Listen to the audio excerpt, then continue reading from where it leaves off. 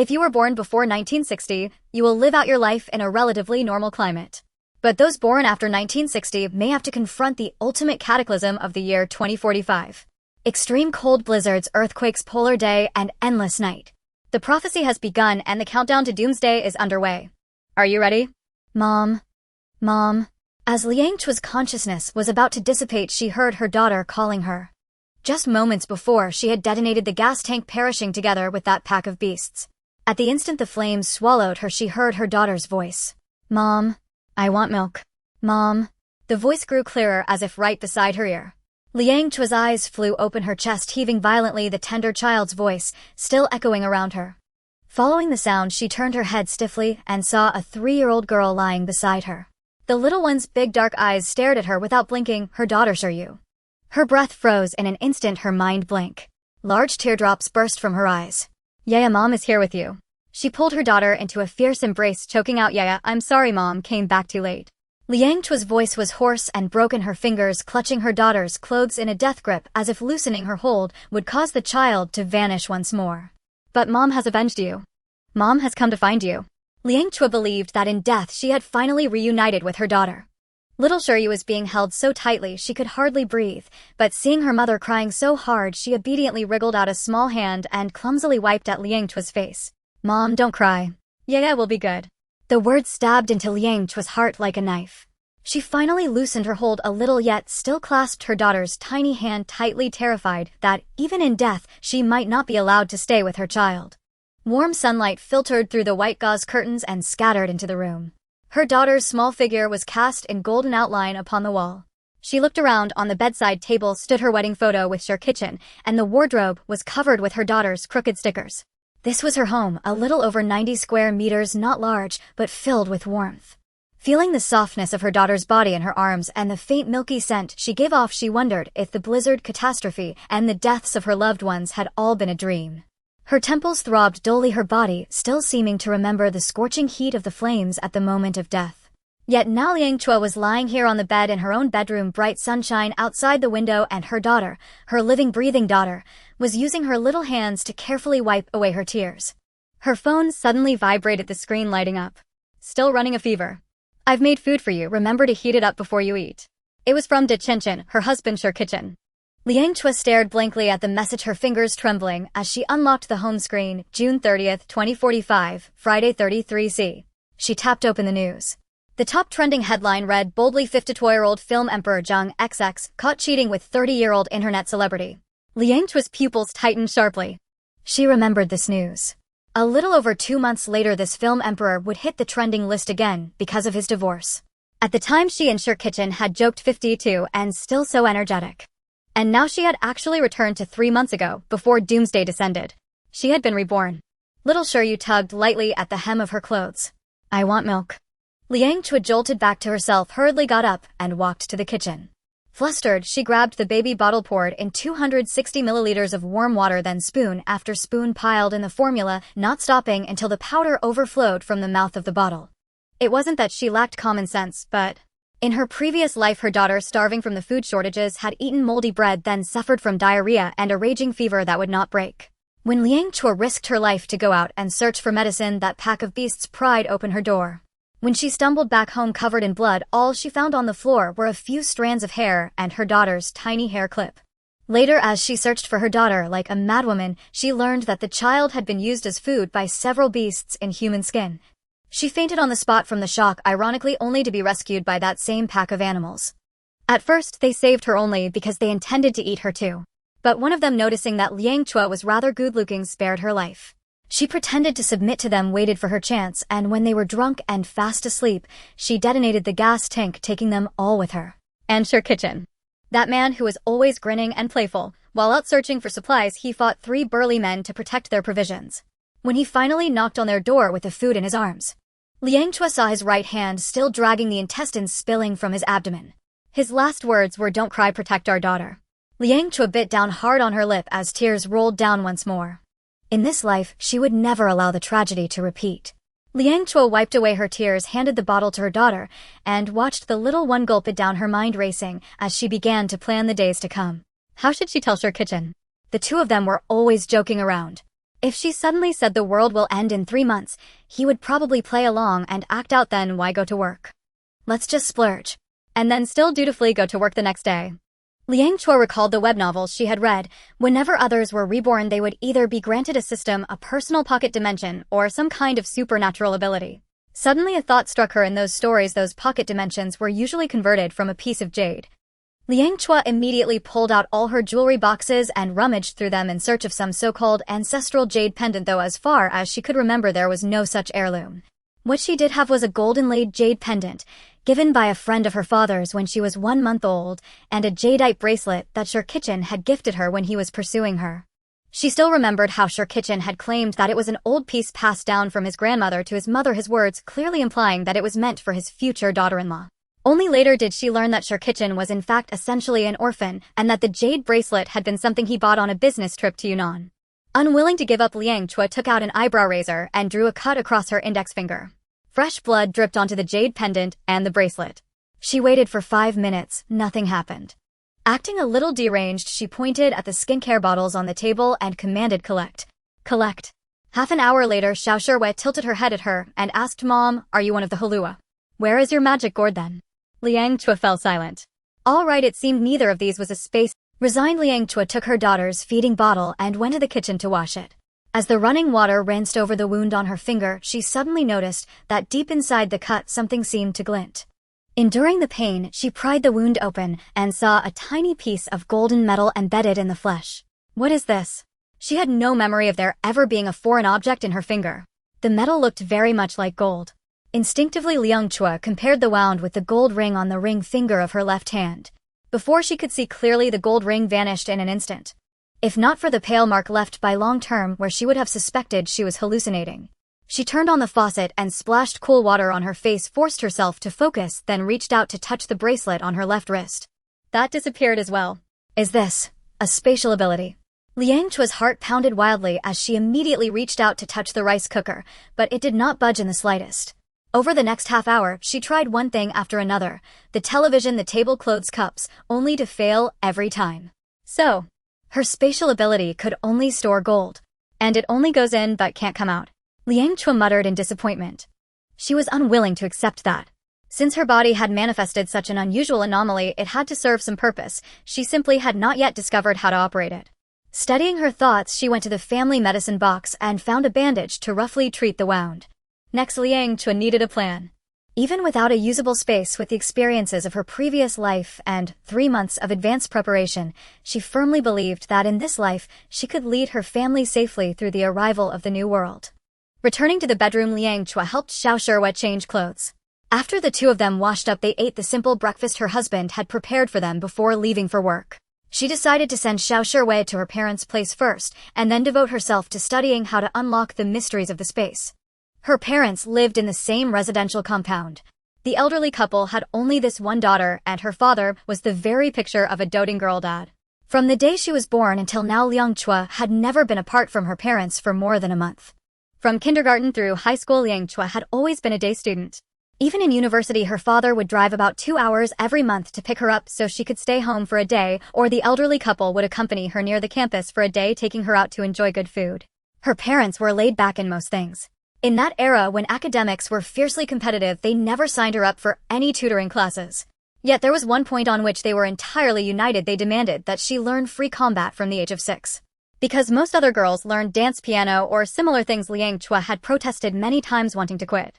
But Liang's mother had only said, when you can beat your cousin right in a unknown fight, you can stop. Later, her cousin Zhang Moyo enlisted in the army, and by then Liang Chao was about to graduate from university. After that, her parents no longer forced her to continue. She understood that they had been worried she might encounter a scumbag, afraid she might suffer domestic violence. She rang the doorbell. Her father Liang Chao opened the door while her mother Li Hongmei was in the middle of disinfecting Xiao Shiyue's toys. Seeing that her parents had spent their whole lives busy for her sake, Liang Chao's nose stung. She tried hard to suppress her emotions, but tears still slid down her face in silence. Her father immediately asked with concern, "What's wrong? Did you argue with Shirkichin?" Liang Chao hurriedly wiped her tears and forced a smile. "No, I just missed you both a little." The elderly couple exchanged a glance, thinking to themselves that their child must have run into some trouble. After all, they practically saw each other every day, and now she was saying she missed them. Liang's mother added worriedly, "If something's wrong, talk to us. Let's see if we can help. You're already a mother yourself, yet you still burst into tears at the drop of a hat." "Really, it's nothing. I just had a bit of a fever last night and had a dream that felt incredibly real. I dreamed that a few months from now snow would fall across the entire world, and at the beginning of the snow disaster you and Dad gave all your food to us. When you went out to search for supplies, you were buried to death by snow falling from the roof." In truth, what Liang Chao spoke of was not a dream at all, but something she had lived through. In her previous life, to keep them living without psychological burden, her parents had lied, claiming they had hoarded plenty of food, when in fact they had already given their last rations to her and her family. So now Liang Chao wove a story that was half truth, half lie. Li Hongmei laughed and shook her head. Silly child, dreams always mean the opposite. But Liang Chao knew that it had not been a dream at all, but a hell she had personally endured. In this life, she would never allow that tragedy to repeat. She drew in her emotions. Now was not the time for grief.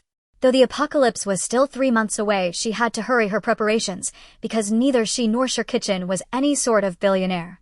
After a brief chat with her parents, Liang Chao hurried back home. She first checked her account balance. It held roughly 300,000 yuan. She opened the safe. The deeds for both her and her parents' apartments were in her name. Their city was neither first tier nor second tier, so real estate was not particularly expensive, and the 2 units together were worth just over 2 million yuan. On the lower shelf of the safe sat a small, surprisingly heavy wooden box. Inside, 25 small 100-gram gold bars lay quietly. Starting from the year she was born, her parents had saved 100 grams of gold for her every year. She had to admit that the elderly couple had quite a knack for investing. She had heard that the earliest of these little yellow ingots had been bought when gold was a little over 400 yuan per gram, and now the price had long since risen to 1,500 per gram.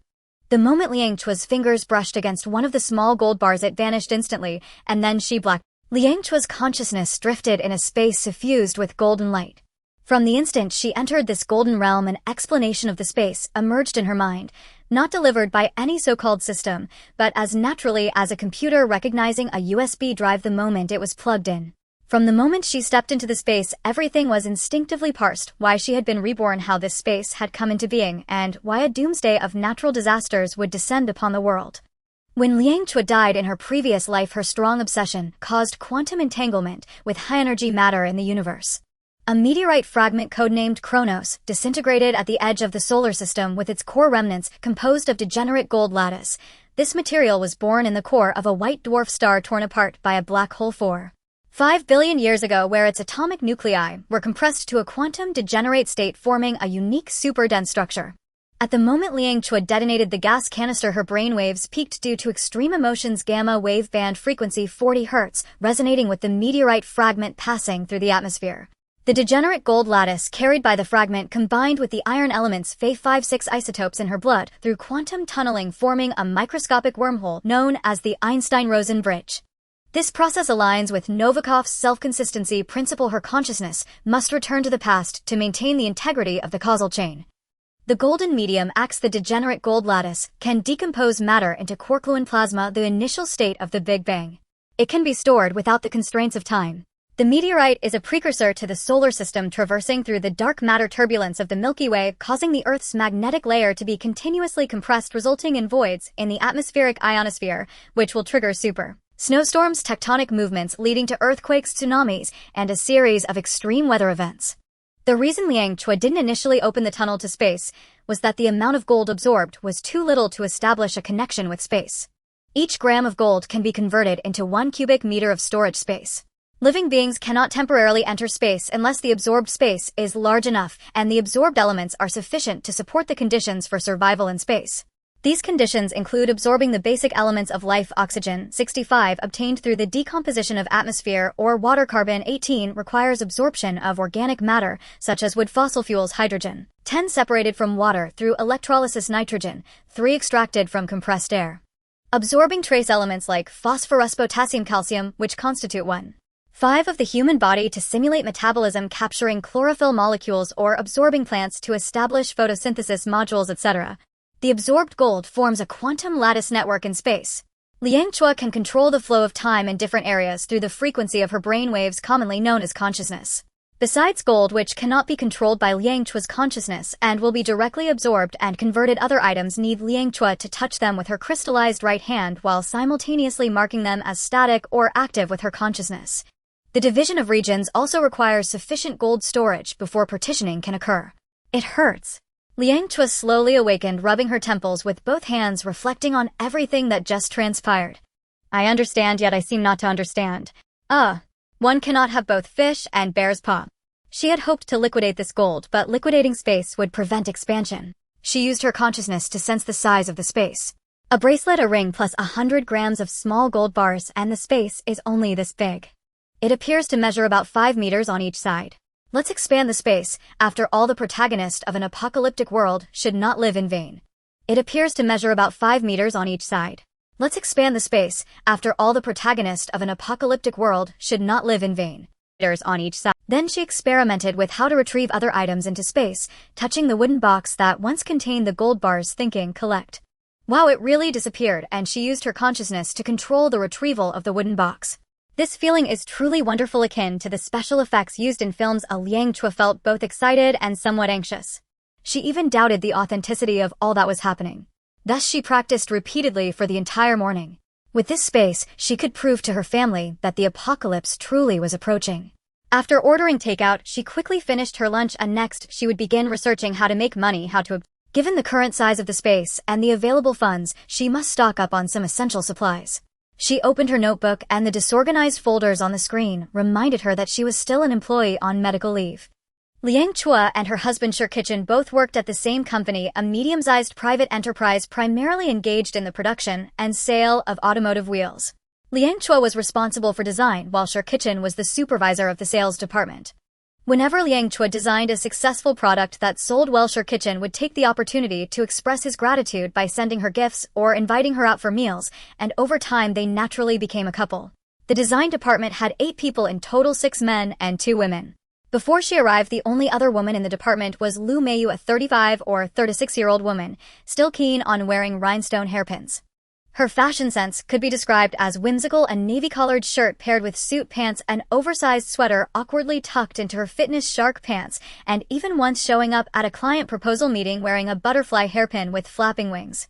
The butterfly seemed to flutter in rhythm with her passionate explanations, as if keeping time with her design philosophy. Being a woman and the cousin of the company's vice president, everyone tended to give her some leeway, and many matters were overlooked. However, since Liang Chao joined the design department, Lu Meiyu, who appeared to offer suggestions on Liang Chao's designs, had actually been plagiarizing them. Liang Chao had tried to reason with her at first, but to no avail, so she often worked from home. To prevent her designs from being unfairly appropriated. Big Moth, some things need to be settled, Liang Chao thought to herself. Liang Chao drafted a resignation letter written in straightforward language to the company leaders due to Lu Mei유's repeated plagiarism of my design work, and after presenting evidence the company failed to address the situation fairly, I hereby resign. Please complete the handover of work within 7 business days. I will not be returning thereafter. Sincerely, Liang Chao, June 30th, 2045. She also wrote a resignation letter for Shirkichan stating, my wife's work has been plagiarized and the company leaders are not taking action, simple and brutal. Without hesitation, she sent it to the HR department. After completing her resignation letter, she needed to list her immediate procurement needs. There were 10 main categories: food, water, energy, medical supplies, tools, protection, information, camouflage, reserves, and transactions. After organizing these, Liang Chao felt overwhelmed as she needed to wait for Shirkichan to return so they could add specific details together. She decided to go out for some fresh air, taking the property deed with her, and snapped a few simple photos of the house before driving to a nearby real estate agency. She communicated with the agent that she urgently needed cash, stating that she would only sell the house, not rent it, and that she could sell it for 20% below market value. Her requirements were full payment, and one of the high-rise units needed to be vacated in 4 months, falsely claiming that their new house would be renovated by then. The agent immediately flattered her, saying, wow, beautiful lady, did you buy a new house? Where did you buy it? At that moment, her husband Shirkichan called, asking what's going on. The HR department just came to find me with a long face, saying you submitted a resignation letter. Did you resign for me too? Are you out of your mind with a fever? Yes, I'm not saying this out of fever, but I don't know how to explain it to you. Trust me, let's talk when you get home. It's not convenient over the phone, Liang Chao replied. Knowing that Liang Chao was not someone who acted impulsively, Shirkichan responded, okay, let's talk when I get home tonight. After hanging up just as the agent walked out of the office, he said, "Miss, you really want to sell these two houses for 20% below market value, right? If that's the case, when can we inspect the houses?" "Of course, definitely. Let's do it the day after tomorrow. I need to tidy up the houses in the next couple of days," Liang Chao replied. The agent said, "I just called my boss. Oh, we can offer a flat price of $1 million for both houses. Once we inspect the houses, we can transfer the funds on Monday. Since you urgently need money, you don't need to go to other agencies, and I can also provide you with a rent-free contract allowing you to move out before November 1st. Liang Chao calculated slightly in her mind and agreed. If following the trajectory of her past life, the apocalypse would begin on October 5th. They exchanged contact information and agreed to meet on Sunday morning at 9 a.m. to view the houses. After leaving the agency, she drove over 40 kilometers to the nearby town. Experience told her that she should rent a factory first to store the supplies as the neighborhood was crowded with people. She drove to a town just outside Zhuozhou searching for rental factories. This time she didn't go through an agency for if she mentioned she wanted a location without surveillance, and with little traffic it would raise suspicions. However, after looking around, she couldn't find a satisfactory warehouse. Just as she was about to head back, an elderly man in his 70s was struggling to push a tricycle towards her. Liang Chao stopped her car and approached the old man asking, "Sir, is your vehicle broken down?" "Oh, my battery is dead and needs replacing," the old man replied awkwardly. "Where are you heading?" "I can give you a lift. I have some rope in my trunk." No, I live in Shenzhen. It's just a half-hour walk home." "It's fine, let me help you tow it back." "I'm heading in that direction anyway," Liang Chao insisted. Saying this, Liang Chao turned her car around, opened the trunk, and took out a thick bundle of rope that her mother had asked her to buy online for hanging blankets to dry, claiming that the sunlight on the balcony was insufficient. Liang Chao tied one end of the rope to the tow hitch of her SUV and the other end securely to the front of the tricycle. The autumn sunlight slanted down on her long dark hair, casting a faint golden outline.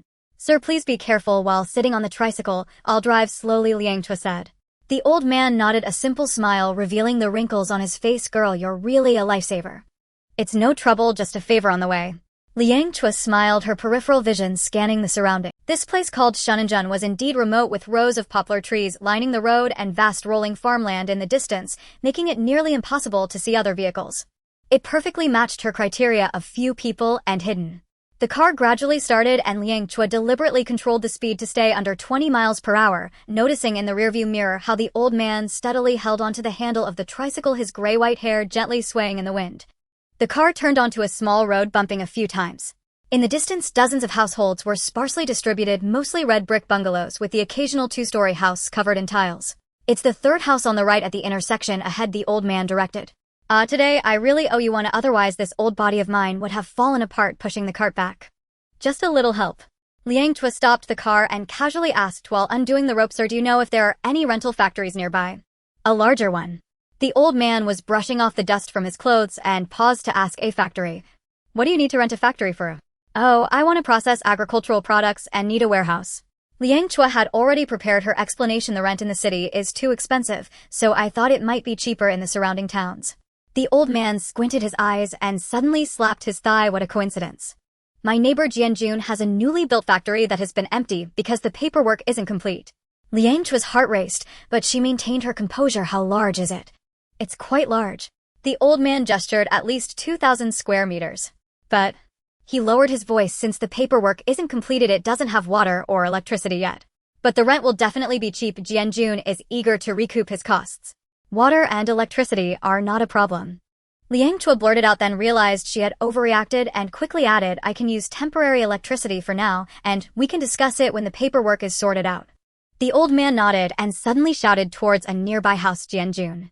Is Jianjun home?" A dark-skinned man in his 40s came out from the yard holding a wrench. "Uncle Zhao, what's up?" From the man's address, Liang Chao learned that the old man's surname was Zhao. "This young lady wants to rent a factory. Aren't you worried about that big building of yours sitting idle?" Uncle Zhao enthusiastically introduced.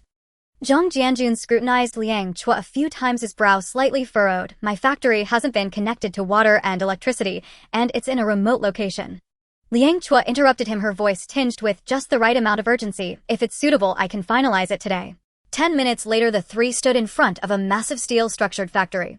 The factory was situated on the edge of a desolate farmland, surrounded by overgrown weeds, with the nearest resident over 100 meters away. Just as Uncle Zhao said, it was indeed secluded to the point of being almost isolated from the world. It was built last year, intended to be a logistics transfer station. Zhang Jianjun kicked a piece of rubble at the entrance, but the land use approval got stuck and the paperwork was delayed. If you want to rent it, it's 8,000 a month with a deposit of 1 month and 3 months rent in advance. Liang Chao walked around the factory. The metal exterior and concrete floor were simple but sturdy enough.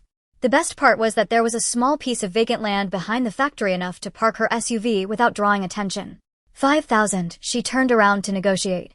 Zhang Jianjun and Uncle Zhao exchanged surprised glances. After some back-and-forth bargaining, they finally agreed on a monthly rent of 6,000 yuan. Liang Chao immediately transferred 24,000 yuan via her phone and received a handwritten receipt from Zhang Jianjun. What business is Miss Liang in?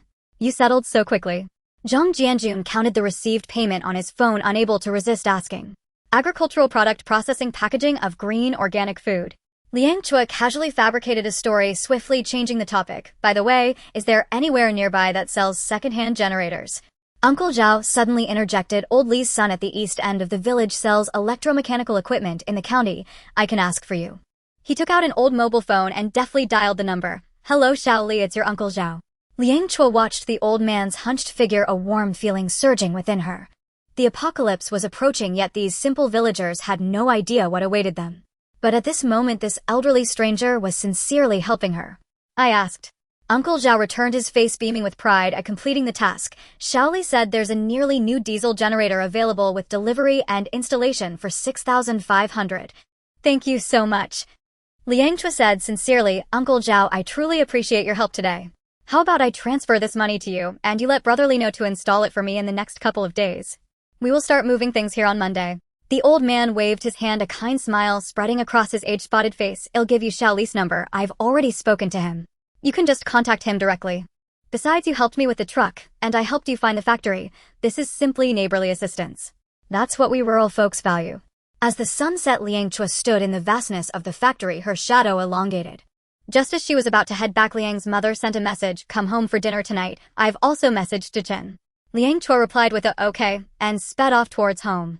By the time she arrived at her parents' house, it was already past 6 in the evening. As soon as she opened the door, Xiao Yu ran towards her, calling out in a sweet voice, Mommy, you're back. Liang Chao picked up her daughter and planted 2 kisses on her little face. Liang's mother smiled as she took Xiao Yu from her. Quick, tell Mommy to wash her hands first, she shouted towards the living room where Liang's father and Shir Kitchen were having dinner. After washing her hands, Liang Chao approached the dining table. Wow, so much delicious food, all of it my favorite. Liang's father immediately beamed with pride. Of course, don't forget that your old man used to be. Before Liang's father could finish Shir Kitchen and Liang Chao chimed in unison, a 5-star head chef. Liang's mother pretended to be disdainful. Even our little Yu knows about it. It's not that impressive. You'll be bragging about it for a lifetime. Steam rising from the dining table carried the aroma of food, and Liang Chao took a deep breath. The spicy and fragrant scent of boiled fish, the rich aroma of garlic lobster tails, and the hearty flavor of pork ribs stewed with potatoes, all intertwined. She picked up a slice of fish, the snow-white flesh coated with bright red chili oil melting in her mouth. Dad, your cooking skills haven't declined at all. Liang Chao squinted her eyes in satisfaction. It's so much better than that Sichuan restaurant downstairs by our company. Liang's father said proudly, of course. My hands have stirred the pots at state banquets. Shir Kitchen and Liang Chao echoed in unison, again their intonations identical, causing Liang's mother to shake her head in exasperation. Xiao Yu sat in the elevated child's chair, her small hands struggling to hold the plastic spoon, attempting to scoop up the seafood soup in the bowl. Liang Chao reached out to steady the bowl for her, watching her daughter eat earnestly, and suddenly felt a tightness in her chest. How long could such peaceful days last? By the way, Shir Kitchen picked up a chopstick full of dry-fried green beans and casually asked, what happened this afternoon? Director Li from HR came to find me with a dark face, saying you submitted 2 resignation letters, one yours and one mine. Liang Chao's hand paused for a moment. The ginger juice from the preserved egg dripped onto the rice, spreading a small patch of yellow. Guess what Lu Meiyu said? Shir Kitchen suddenly pinched his voice, twisting his body into an exaggerated shape. Oh dear, sure, the major supervisor is really getting ahead now. Even resigning has to be done by his wife. Is it possible that he's knelt too much on the keyboard at home, causing his hands to tremble and be unable to write? He intentionally elongated the last syllable, mimicking Lu Mei's signature giggle. Before Liang Chao could respond, he reverted to his usual tone, a sly glint in his eyes. I shot back immediately, sister, you don't understand this. My Chua is just being considerate of me, helping me handle even such trivial matters as resigning. But also someone like you who has divorced can't truly understand what it feels like to be pampered by someone. Father Liang laughed heartily. However, Mother Liang keenly noticed their daughter's unusual silence. Chua, what happened? Let's talk after dinner. Liang Chua wiped the soup stains from Xiaoyu's mouth, saying, first enjoy Dad's feast. After the meal, Mother Liang brewed a pot of jasmine tea, and the sweet aroma filled the living room. Xiaoyu sat on the carpet playing with building blocks, occasionally bursting into fits of giggles. Liang Chua took a deep breath. Dad, Mom, Chichen, her voice was unusually serious. I need to tell you something that might sound absurd, but please believe me. For the next half hour, Liang Chua choked back tears as she detailed her experiences from her past life as well as today, including arranging for the sale of 2 houses and renting a hidden warehouse. When she mentioned the global biological disaster, Father Liang's brows furrowed tighter. When she mentioned that the population of Huagua has decreased by 70%, Mother Liang instinctively tightened her grip on the sofa armrest. So you just believed the dream you had? Father Liang set down his teacup, the porcelain clinking crisply. Chua, you have always been rational. Why the sudden? Dad, this is not a dream. In 2 days on July 2nd, the old man Lu, who often plays chess with you in our neighborhood, will suffer a cerebral hemorrhage and die despite rescue efforts. Liang Chua remembered this so clearly because old man Lu had a good relationship with her father, and the day he died was July 2nd, which also happened to be his 72nd birthday. Additionally, Liang Chua pulled up data from her prepared phone files, Antarctic ice core samples, deep-sea probe data, and observations from the International Space Station. All of this points to the same conclusion: something is approaching Earth, and it's not an ordinary asteroid. Suddenly, Kitchen stood up and walked over to Xiaoyue, squatting beside her. Xiaoyue, do you want to see Daddy perform a magic trick? He took a coin out of his pocket and waved it in front of the child, then made it appear behind her ear.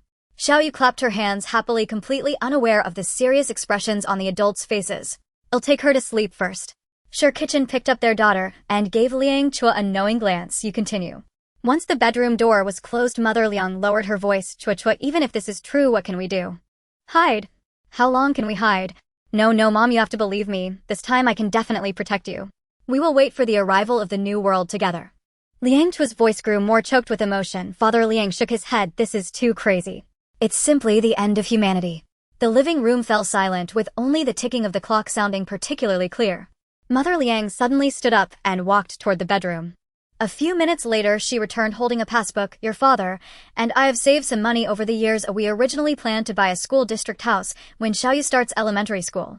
Mom. Liang Chua's eyes became teary. I don't want, I know. Mother Liang replied firmly, but if what you say is true, what use is money? It would be better to exchange it for things that can save lives. At this moment, Kitchen gently closed the bedroom door and returned. He sat next to Liang Chua and held her hand. I talked to Human Resources this afternoon. I will handle my resignation procedures next week. Liang Chua looked at him in surprise. You didn't ask anything and just believe me. I know you're not an impulsive person. Since both of you decided to resign, there must be a valid reason. And since we started dating, your instincts have been scarily accurate. Kitchen smiled slightly. I remember when you were pregnant with Xiaoyue, you said you felt an earthquake coming and insisted on dragging me and your parents to go camping, and that night a magnitude 5.2 earthquake really happened in the neighboring province.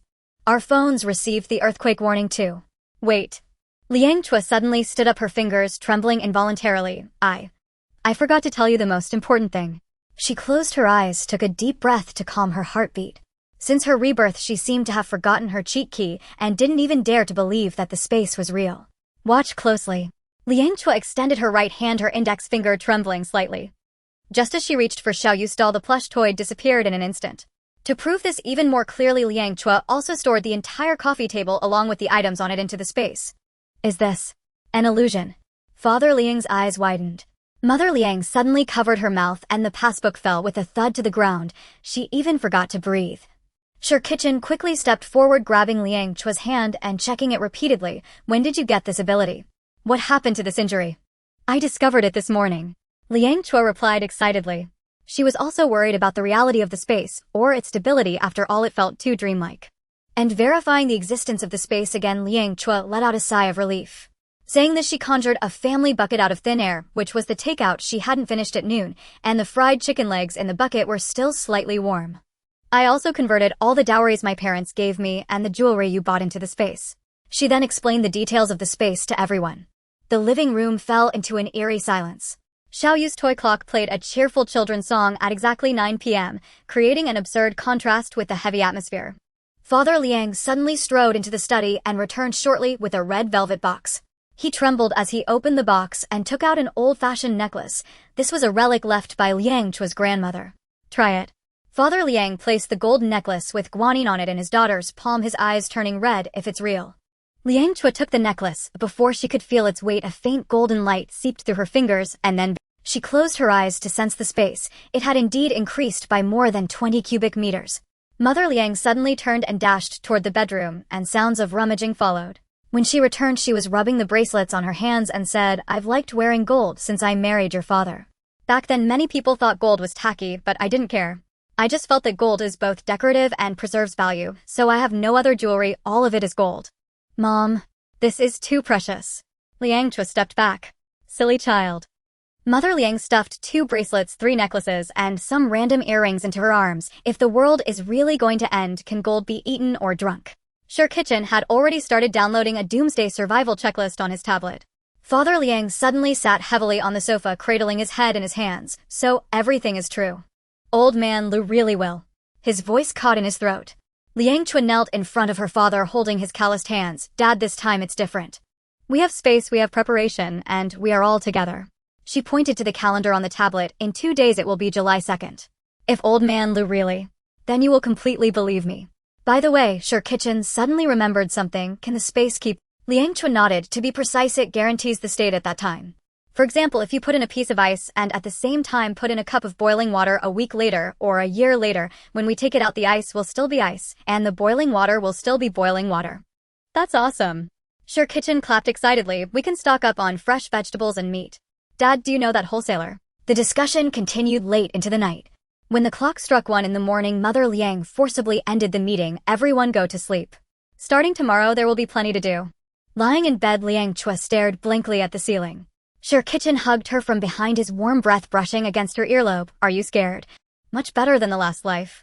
Liang Chao turned and buried herself in her husband's embrace. "In the last life, when you knocked on the door, my gut." Before Liang Chao could finish, Sure Kitchen covered her mouth. "I actually still have such a strong instinct. If something like this happened, I would definitely grab our daughter and run first," Sure Kitchen joked. At 29, Sure Kitchen had been through much, losing his parents in a tragic truck accident when he was just. His grandmother did have a jade bracelet to pass down to his mother, but it shattered beyond recognition in the accident. The compensation from the insurance company and the responsible party became his only lifeline. His greedy aunt attempted to seize this money under the guise of being a guardian, even going so far as to forge IOUs claiming that his brother and sister-in-law had debts. The boy silently clutched the court's verdict and, with the help of his homeroom teacher, managed to preserve the inheritance, learning to view the world with a wary gaze from that moment on. On a cold winter day when he turned 18, his beloved grandmother in her final moments held his hand and said, "Chiner, you must find a warm family."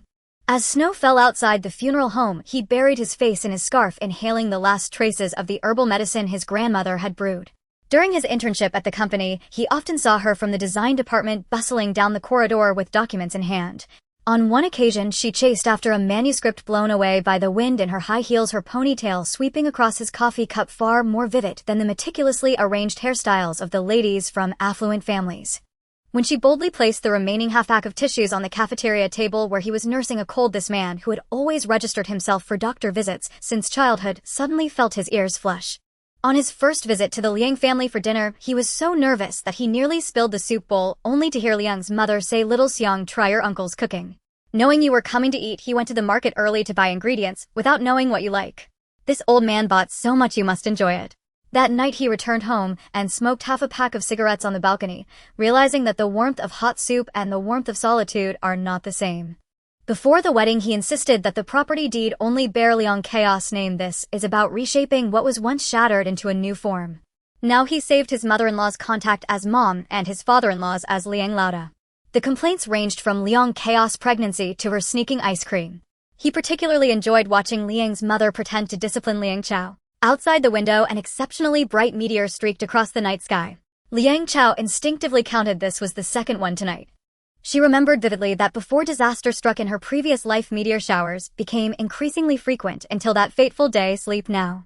Sure Kitchen gently stroked her back, saying, "Tomorrow I'll go with you to check the storeroom." Liang Chao closed her eyes, but saw Uncle Liu's cheerful smile while playing chess.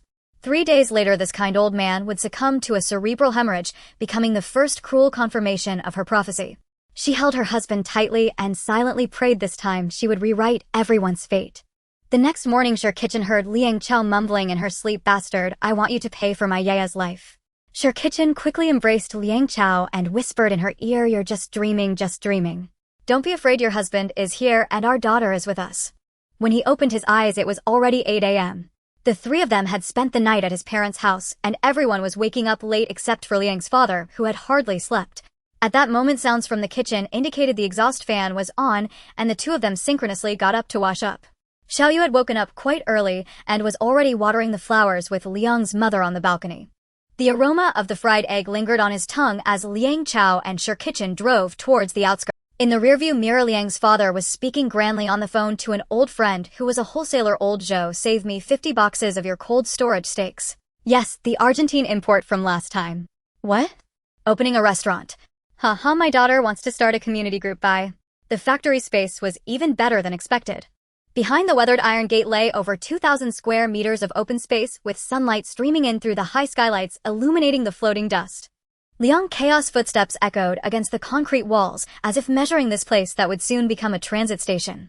Sher Kitchen remarked, "This will only be a transit area. There's no need for electricity or water connections." Just as Liang Chao was about to respond, her phone suddenly vibrated. A message from her mother made her pupils dilate. "Borrowed too. 8 million family banquet tonight. Your aunt said she would bring a thermometer to check on you."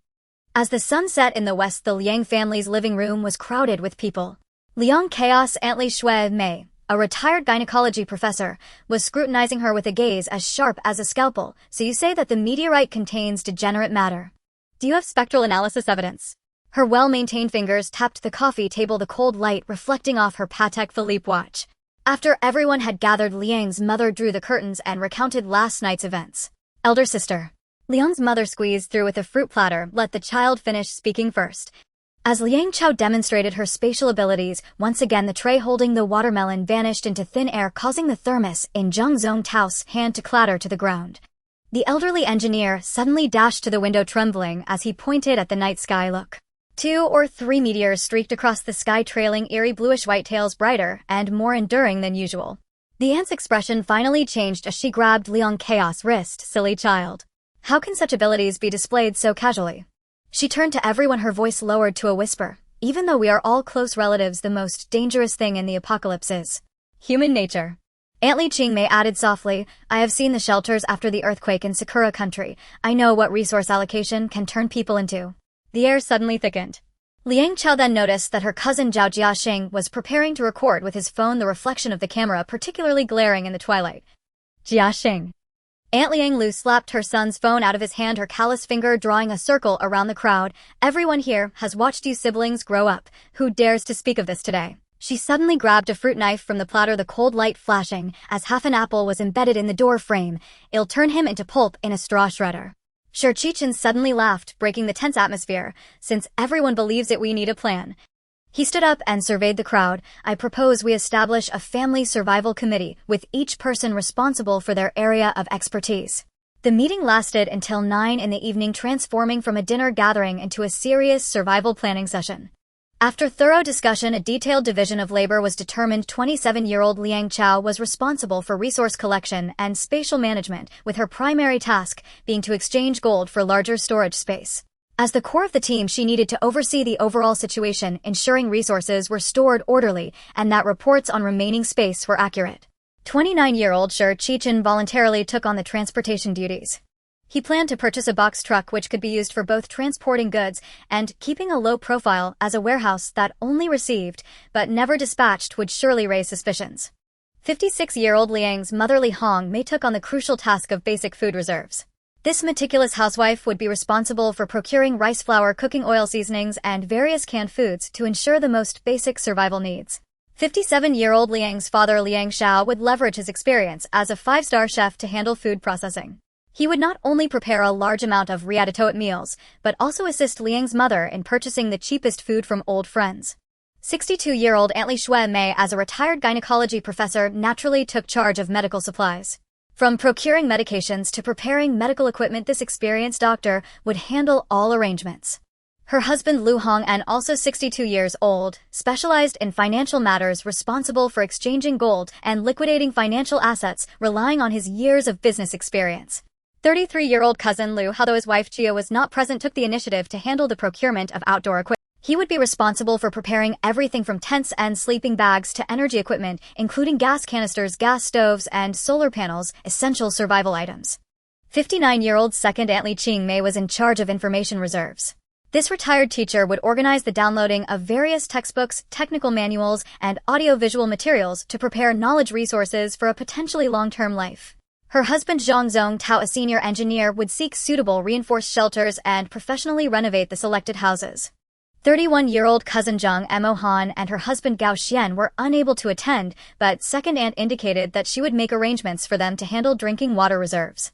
This task would involve procuring a large amount of bottled water as well as preparing water purification equipment and rainwater collection systems. 28-year-old Zhang Mo Yu was one of the youngest members of the team, and this unmarried young man took the initiative to take on the responsibility of weapon protection. From knives and bows to riot gear, he would prepare everything meticulously.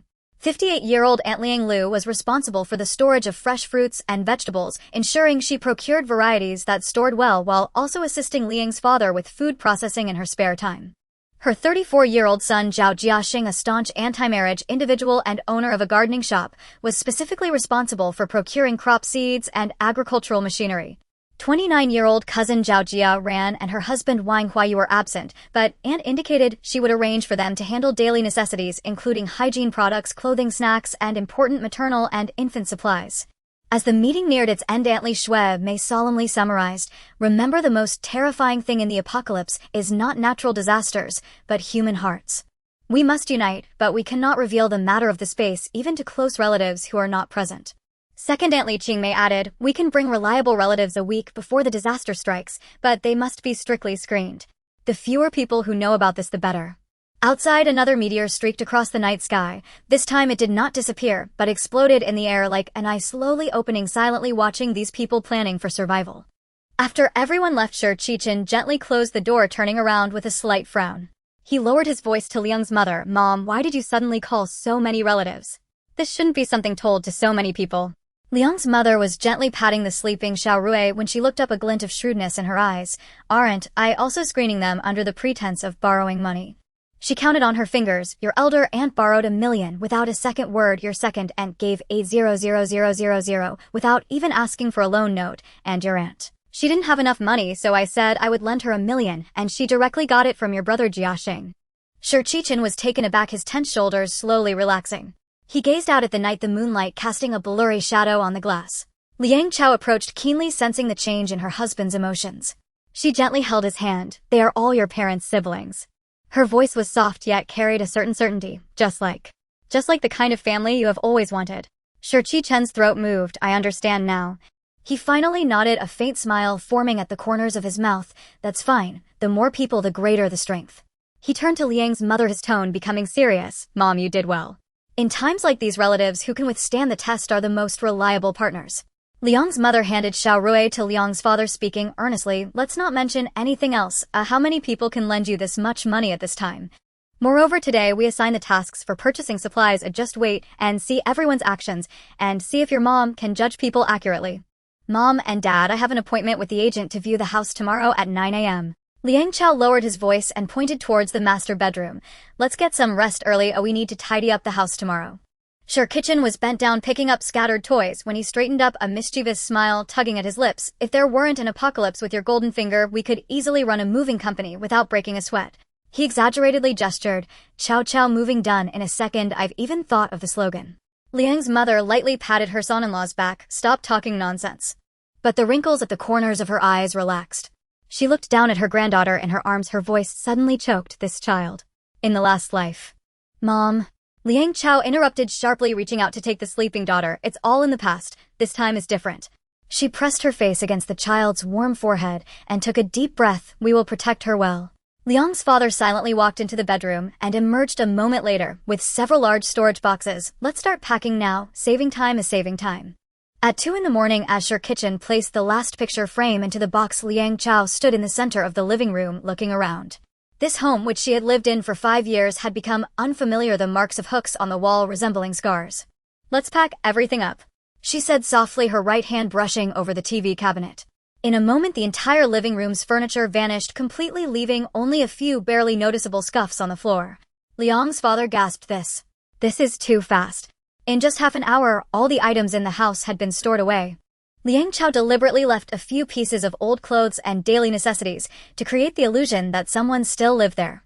As she stood in the empty master bedroom gazing at the particularly conspicuous family photo hook on the wall, Sir Kitchen wrapped his arms around her waist from behind. Don't be sad, his breath brushed against her ear. Once the disaster passes, we will have a new home. At dawn, the family had a simple breakfast in the empty house.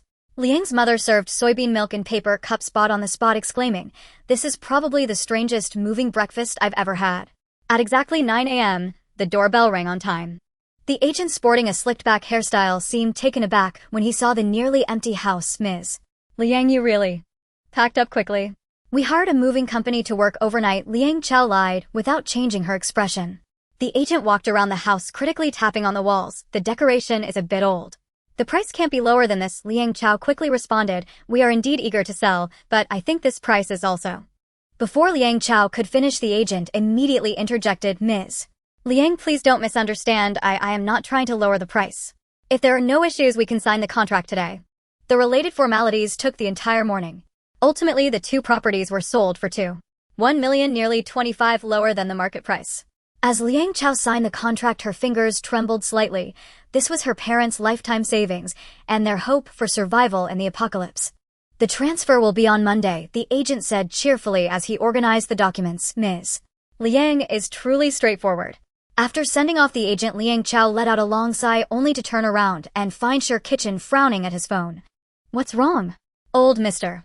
Liu is hospitalized. He looked up, his expression complicated. Dad just sent a message saying he had a sudden brain hemorrhage. Liang Chao's heart sank heavily. Although she had anticipated it, the validation came so quickly that it made her breath tighten. She clearly remembered that on this day in her last life, the amiable old man who loved chess in the community did not survive the night. And old Mr. Liu's critical condition reminded Liang Chao once again that this was not a dream, and the apocalypse would arrive as scheduled. At the corner of the community, the newly opened Four Seasons kitchen boasts bright floor-to-ceiling windows that fill the entire restaurant with sunlight. Liang Chao wiped the table with a disinfecting wet wipe, the stainless steel cutlery reflecting a bright sheen. She ordered a bowl of pumpkin porridge for Xiao Yuyue, the golden surface dotted with a few goji berries exuding a sweet aroma. Dad, you should try their steamed spare ribs. Liang Chao pushed the small steamer in front of her father. It's made with fresh ribs from today. Liang's father mechanically picked up a piece, but paused in midair. His gaze drifted through the glass window, staring straight at the community hospital's inpatient department across the street. Dad, Liang Chao put down her chopsticks, lightly tapping the table with her right index finger. Do you know how space stores items and insurance? She lowered her voice deliberately to divert her father's attention. It's like dividing a grain of sand into 100,000 parts, where all the molecules are broken down to their most basic state, stored in a quantum realm where time does not flow. Sir Kitchen suddenly interjected, drawing a simple model on the table with his chopsticks. It's like pausing a movie at a certain frame. No matter how much time passes outside, the dumplings in the picture will always be steaming. Liang's father's chopsticks trembled slightly, a drop of soup splashing onto the table. He suddenly stood up to the market. Now. At the market, Liang's father's steps grew quicker, finally nearly breaking into a run. His leather shoes splashed through a puddle, soaking the cuffs of his pants. Dad, slow down. Liang Chao called out while chasing after Sir Yuyue, who was quickly catching up with the elderly man. Liang's father suddenly stopped in front of a pork stall. The vendor, old Zhou, was chewing on a cigarette while cleaning the cutting board, and upon seeing them he broke into a smile. Master Liang. Today's ribs are especially fresh. I saved this whole piece just for you. I'll take it all. Liang's father interrupted him, his finger sweeping across the entire pork cut, also some hind leg meat, tenderloin, and belly. Pack it all up for me. Old Zhou's hand holding the cigarette froze in midair. How much? All of it. Liang's father took out his wallet. Sir Kitchen quietly nudged Liang Chao's hand, and they exchanged a glance. They knew that old Liu's sudden cerebral hemorrhage had finally made Liang's father fully believe in the prophecy of the apocalypse. 2 hours later, when Sir Kitchen carried the last 2 bags of flour into the kitchen, the sight before her made her gasp. In the 10 square meter space, various ingredients piled up into small mountains, dozens of lively shrimp bubbling in a plastic bucket, 5 grass fish swimming in a bathtub temporarily converted into a water tank, and at least 30 pounds of fresh red beef piled on the cutting board. Liang's father was already wearing a blood-stained apron, sharpening the chef's knife that had accompanied him for 20 years. The sharp sound of metal grinding against stone pierced the air, the blade glinting coldly under the light. "Dad." Liang Chao began, only to be interrupted by a dull thud. Liang's father cleaved through the pork bone, and the fragrance of marrow instantly filled the air. "Go disinfect those stainless steel lunchboxes we just bought," Liang's father said without looking up, the knife blade precisely separating bone from meat. "Also buy 50 more fresh-keeping boxes." Sure Kitchen silently took out her phone to place an order while Liang Chao began to wash the piled-up kitchenware. The water flowed over her reddened fingertips, mingling with the sweat dripping from her father's forehead, swirling in the sink before disappearing down the drain. At 9 p.m., the kitchen transformed into a steamy battlefield. Both stoves were fired up, and the pressure valve of the pressure cooker hissed, releasing white steam. Liang's father moved like a seasoned conductor, weaving between the frying pan, steamer, and oven. His movements were precise to the point of cruelty. The crushed garlic cloves burst forth with glistening juice under the knife's back, green peppers were torn into neat strips, and the fish gills were swiftly snipped off with scissors. "Dad, take a break." Liang Chao offered a towel, noticing that her father's shirt back was already soaked, clinging to his slightly hunched back. The old man shook his head, sliding the marinated ribs into the hot oil. The sizzling sound erupted violently, golden chunks of meat rolling in the amber waves of oil. His glasses fogged up, but he still managed to accurately sprinkle in each seasoning. "You've already made over 50 dishes." Sure Kitchen tried to take the spatula, but Liang's father sidestepped her. "Do you know why people resorted to cannibalism during famine?" Liang's father suddenly spoke, his voice hoarse like sandpaper rubbing together. "Because when hunger reaches its peak, kinship becomes a second stomach." The ribs in the oil gradually turned an enticing caramel color. Liang Chao suddenly understood that her father was not cooking, he was conducting a silent act of atonement for the self that failed to protect the family. At 10 p.m., Liang's mother stopped her mechanically working husband. "Stop, you'll wake Xiao Yuyue. The clattering noise will disturb the neighbors too." At midnight, Liang Chao watched as her father slumped on a small stool in the corner of the kitchen, still gripping a wooden spatula smeared with sauce. 62 dishes. This number weighed heavily on everyone's hearts like a scale. From jade shrimp dumplings to braised lamb, from sauce beef to a treasured duck, Liang's father completed enough cooked food for the entire family to last 3 months in just one afternoon. Old Liang. Liang's mother squatted down, gently removing her husband's glasses and wiping the greasy lenses with the corner of her apron. "The kids are all tired, we should." Liang's father suddenly grasped his wife's wrist, his bloodshot eyes staring intensely at Liang Chao. "Tomorrow we start pickling vegetables. 1,000 pounds of cabbage, 1,000 pounds of radish, and 10 jars of rice wine." "Dad." Liang Chao knelt down, holding her father's trembling hand. "We have enough time, we still have 3 months. Look." She placed her right hand on the counter, a bowl of garlic lobster tails appearing before them, the steaming heat still rising. Liang's father's pupils widened slightly. He reached out with his rough fingers to touch the edge of the bowl, hot just like when it was freshly off the fire. "Space really can preserve freshness," Sure Kitchen softly added. "The dishes you made will still be the same 10 years from now." Liang's father's shoulders suddenly slumped. He hunched his back, resting his forehead against his daughter's shoulder, letting out a sound that resembled a whimpering sigh. Liang Chao smelled the complex scent of oil, smoke, blood, and sweat mixed on her father's body, feeling the unnatural tremors of that aging body. "I dreamed that you were all looking for food in the snow." Liang's father's voice came muffled. Xiao Yuyue kept saying she was cold. Liang's mother, with red-rimmed eyes, helped her husband up. "Go take a shower and get a good night's sleep. Tomorrow." She glanced out the window. "There's still more to prepare today." As Liang Chao gently closed the door to her parents' bedroom, the messy battlefield in the kitchen had been cleaned up. The morning light filtered through the gauzy window, casting a soft silver glow on the wedding photo in the bedroom. Sure Kitchen embraced his wife from behind, resting his chin on the top of her head. His father was right. They needed to seize the moment, as their relatives would gather, amounting to at least 20 or 30 people. Liang Chao turned and buried her face in her husband's chest. She recalled the veins that bulged on her father's arms when he chopped bones, and the way his pinky would slightly curl up when he added honey to the sauce, a habit he developed while cooking for his daughter because little Liang Chao had a sweet tooth. "I'm scared," she finally uttered these 3 words, her voice as soft as a whisper if the space suddenly disappears. The steady heartbeat from Sure Kitchen's chest resonated in her ears. He said nothing, only held her tightly. Outside, the early rising sparrows began to chirp, signaling the start of a new day. 3 months later, this world would change forever.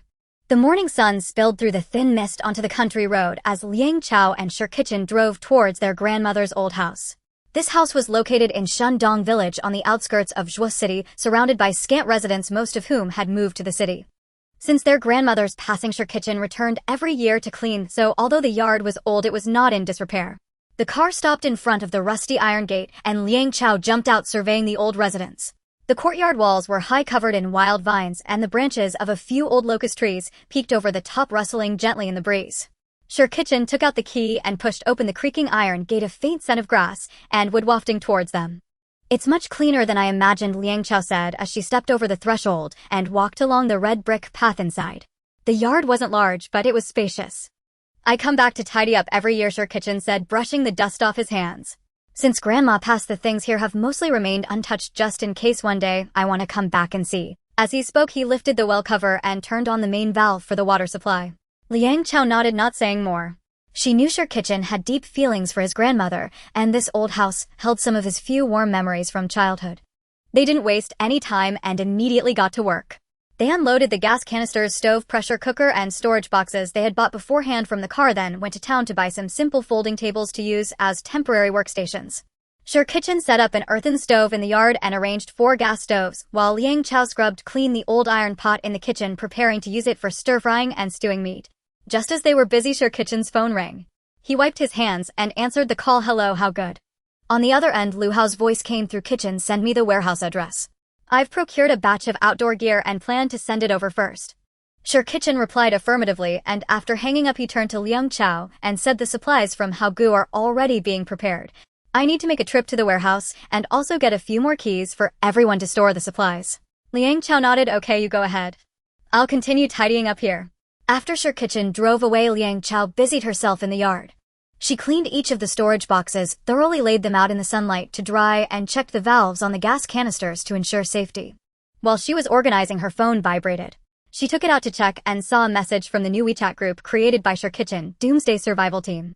Sir Kitchen had sent a message in the group: "Warehouse address, Zhuo City, Shuani Town, east end of Shennam Village. Search Shennam Agricultural Machinery Station and go 200 meters north. I've made 10 keys and I'll distribute them when we meet. After everyone stores their supplies, please report back in the group," attaching photos for Chao Chao to tally and collect. Soon replies began to flood in the group. Lu Hao got it. "I've procured 100 tents, 100 sleeping bags, 100 solar panels, and a batch of gas stoves and canisters. Some will be delivered this afternoon. Aunt Li Xueme, I've started preparing medical supplies, antibiotics, disinfectants, bandages, commonly used medications, and a batch will arrive the day after tomorrow.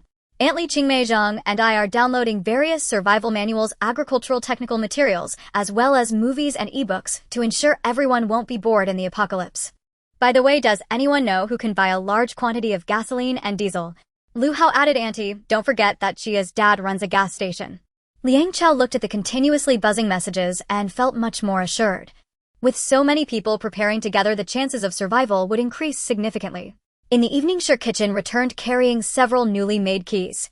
As soon as he entered, he smiled and said, "Haogu is really quick. I just arrived at the warehouse and he already brought a truckload of supplies, 10 solar panels, and so on, filling up nearly half of the warehouse." Liang Chao handed him a glass of water. "You've worked hard. We've tidied up here as well, and tomorrow we can start cooking. We need to prepare more cooked food." Sir Kitchen gulped down the water and wiped his mouth. "By the way, Dad just sent a message saying he and Mom have already contacted the wholesale market and can bring back a truckload of rice flour, oil, and vegetables like pickled cabbage and radishes tomorrow." Liang Chao nodded, planning the upcoming arrangements in her mind. The cooked food area in the space needed proper planning. A fresh produced dried goods, medicines, and daily necessities all had to be stored categorically, or it would be troublesome to find later. As night fell, the two returned home, ate the dinner that Liang's mother had reheated twice, and went to bed early. Tomorrow there would be even more tasks waiting for them.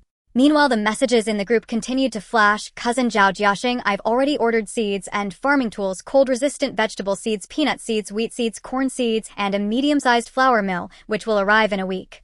Cousin Zhang Mohan, water reserves are in progress. I bought 100 mobile water tanks, each capable of holding 40 tons of water, along with purification equipment, and 200,000 bottles of mineral water are also on the way.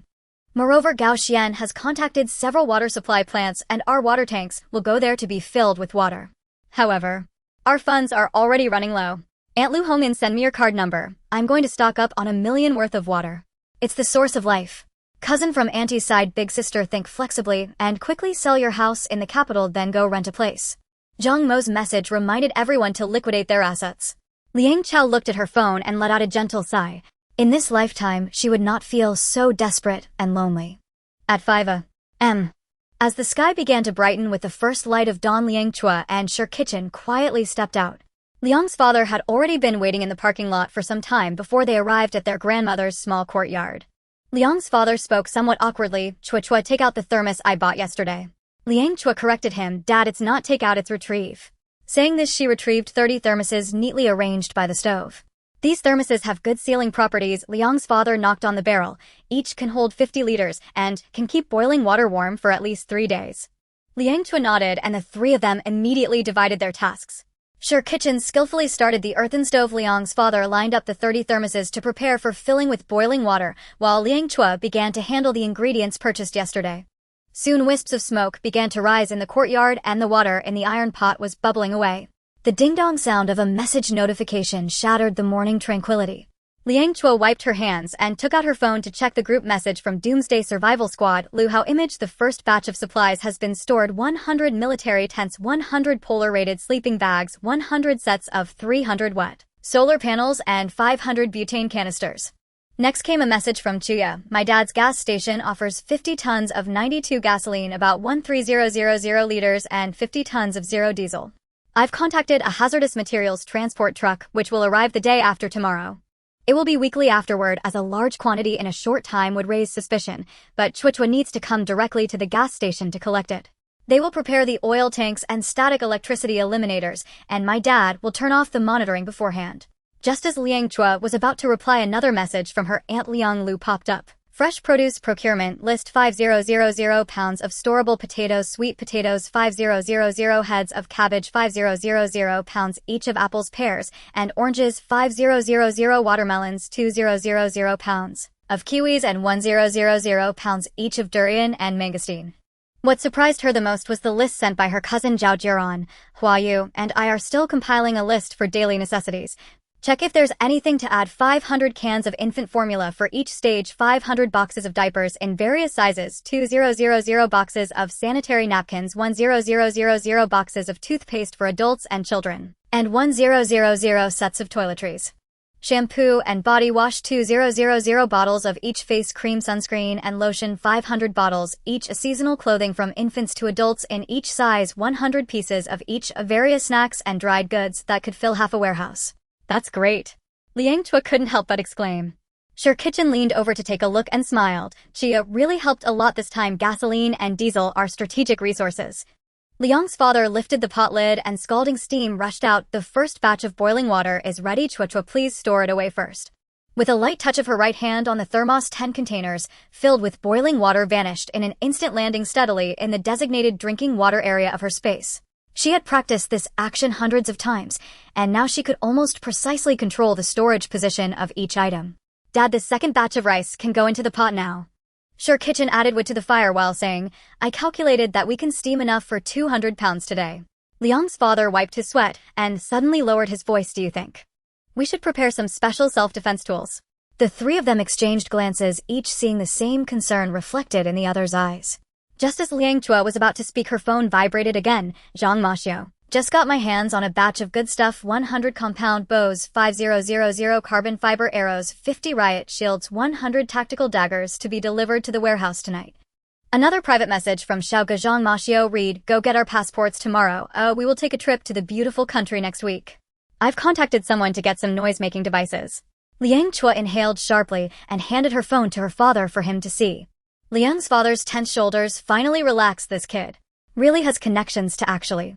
As the sun set, the three of them looked at the empty stove and exchanged smiles. Today they accomplished steaming 200 pounds of rice, stewing 100 pounds of meat, pickling 500 pounds of vegetables, and storing 1000 liters of boiling water.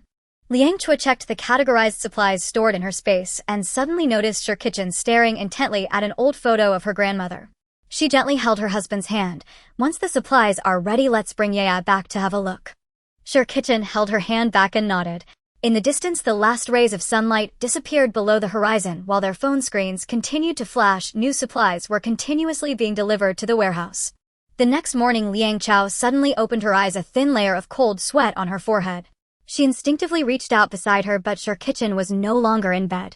The phone screen lit up, displaying 7:40 a.m. with 3 unread messages. Are you awake? I'm taking Xiaoyu to buy breakfast and we'll be back soon. The passport office opens at 9 a.m. It's advisable to go early to line up. Cousin Lu Hao. Designer Liang, have you taken enough sick leave? Zhang said, if you don't come back to work, the new product launch will be handled by Lu Meiyu. Colleague Xiao Wang from the design department. Liang Chao's finger lingered on the third message for a moment, a cold smile curling at the corner of her mouth. She quickly replied to Sure Kitchen, just woke up, remember to buy soy milk and fried dough sticks.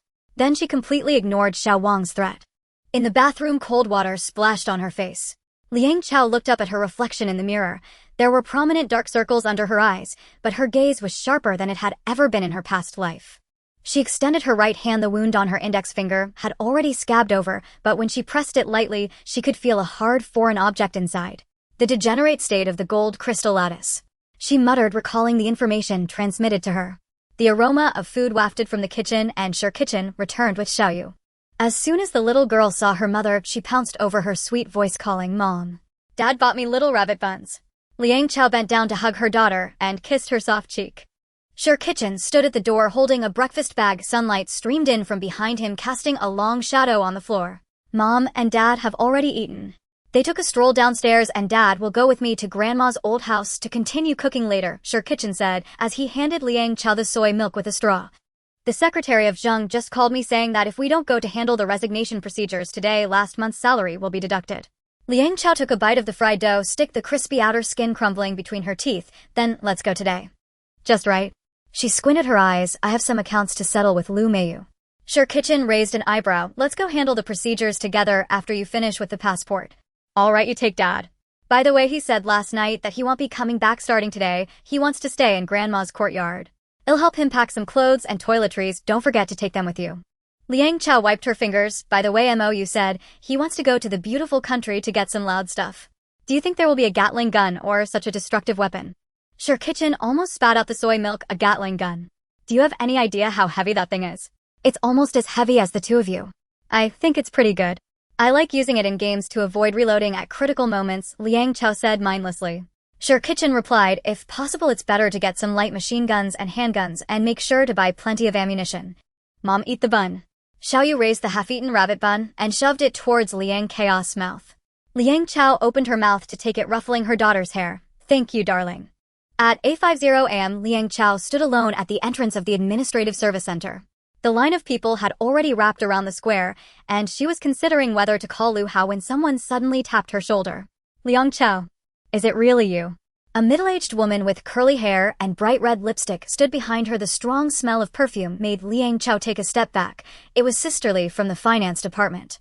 Are you here to apply for a passport too? Sisterly looked Liang Chao up and down. I heard you've taken sick leave. You really don't look too good. Liang Chao forced a smile. I had a slight fever, but I'm fine now. Lu Meiyu said you had a miscarriage and are planning to resign. Is that true? Sisterly lowered her voice. Really? Liang Chao's fingers tightened around her bag strap. Lu Mei유's big mouth was just as disgusting as ever. She got it wrong, Liang Chao said coldly. I just decided to change my work environment. Sisterly showed an enlightened expression. Oh, is it because Zheng assigned the new product design to Lu Meiyu? You should have done this earlier. Liang Chao. Over here. A loud voice interrupted her. Lu Hao was standing at the VIP entrance, waving at her with a uniformed staff member beside him. Liang Chao nodded at Sisterly. A friend helped me line up. I'll go ahead. Before leaving, she heard Sisterly mutter softly, didn't they say she came for an interview? How does she know government people? Lu Hao was wearing a black polo shirt today. His muscles stretched the fabric tight. He handed Liang Chao a form, all filled out. Just take a photo. MOU has already made arrangements. We depart next Wednesday. So soon. Liang Chao took the form in surprise. The tickets have already been booked. Lu Hao lowered his voice. He has comrades who run a shooting range in Texas. They can get good stuff. By the way, how big is the place now? Lu Hao was unsure what term to use in public to describe the space. Liang Chao understood his meaning and estimated about 2,600 cubic meters, but I've already stored some supplies. That's enough.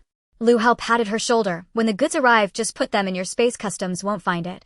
The entire process of taking photos, recording fingerprints, and signing took less than 30 minutes. As Liang Chao walked out of the administrative center with her receipt, her phone rang. It was Sure Kitchen. Chao, something happened. His voice was unusually urgent. Lu Meiyu copied all the design drawings from your computer. For this morning's client presentation, she took your proposal directly. Liang Chaos blood ran cold in an instant. In her previous life, Lu Meiyu had stolen her designs in this way, causing her to miss the opportunity for promotion. She never expected to relive this moment that Snake was still unrepentant. Let's go directly to the company to have a meeting. She hung up the phone and hailed a taxi. Driver to Tingfei Industrial Park, quickly. The taxi weaved through the peak traffic. Liang Chao stared out at the rapidly retreating scenery, her fingers unconsciously tapping on her knee. That wretched Lu Meiyu clearly had decided to resign yet couldn't swallow this grievance. Little girl, are you in a hurry? The driver looked at her through the rearview mirror. Liang Chao took a deep breath. Yes, to catch a thief.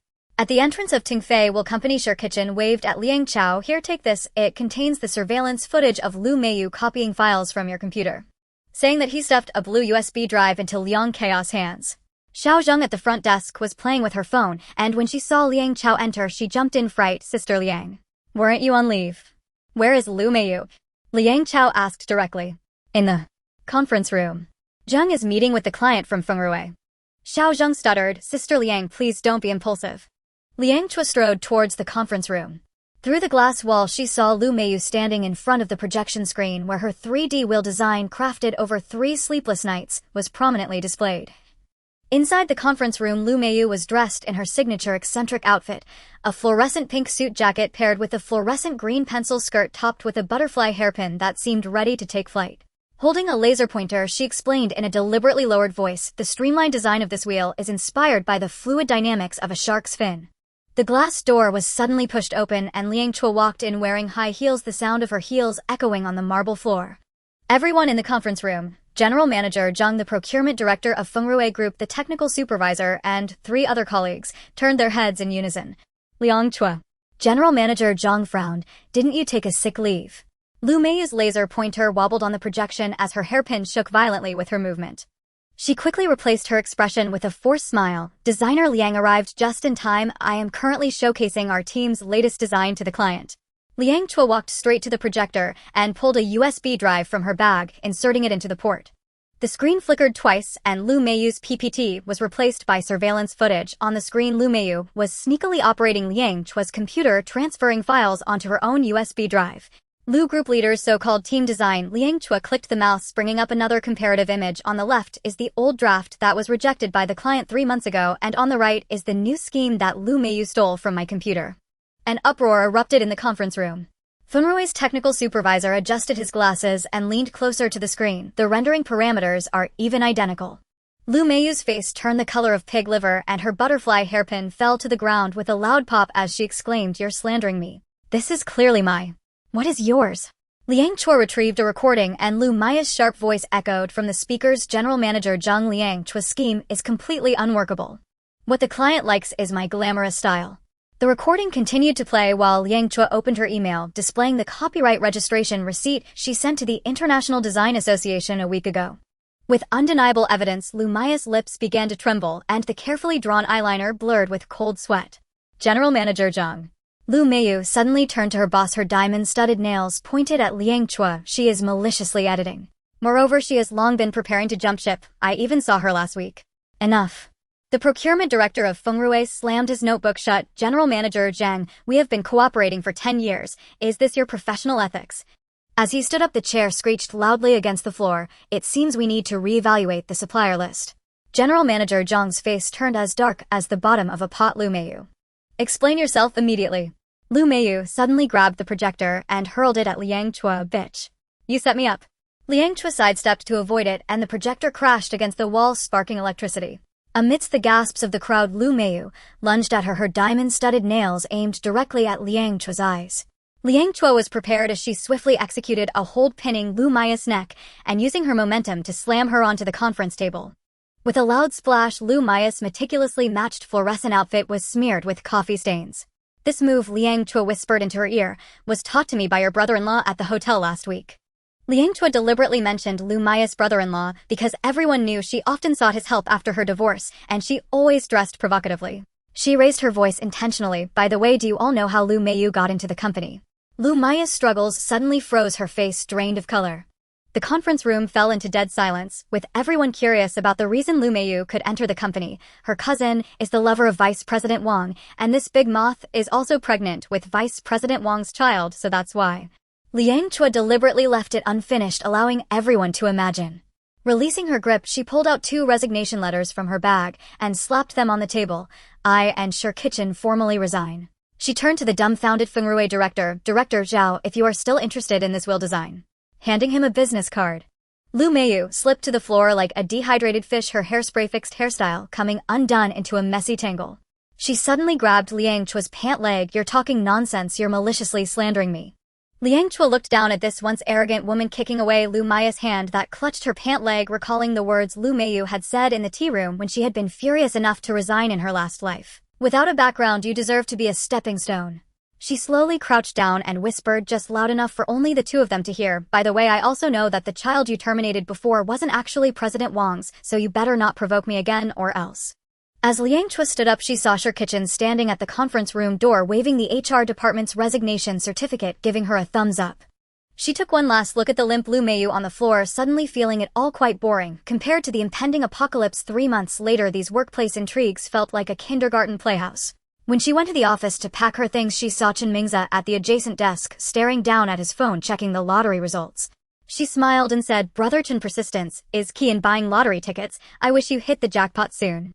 Chen Mingze casually replied, sure, if I win I'll treat you and Xiao Sure to a feast. The sun shone brightly. Sure Kitchen wrapped his arm around her shoulder, feeling relieved now.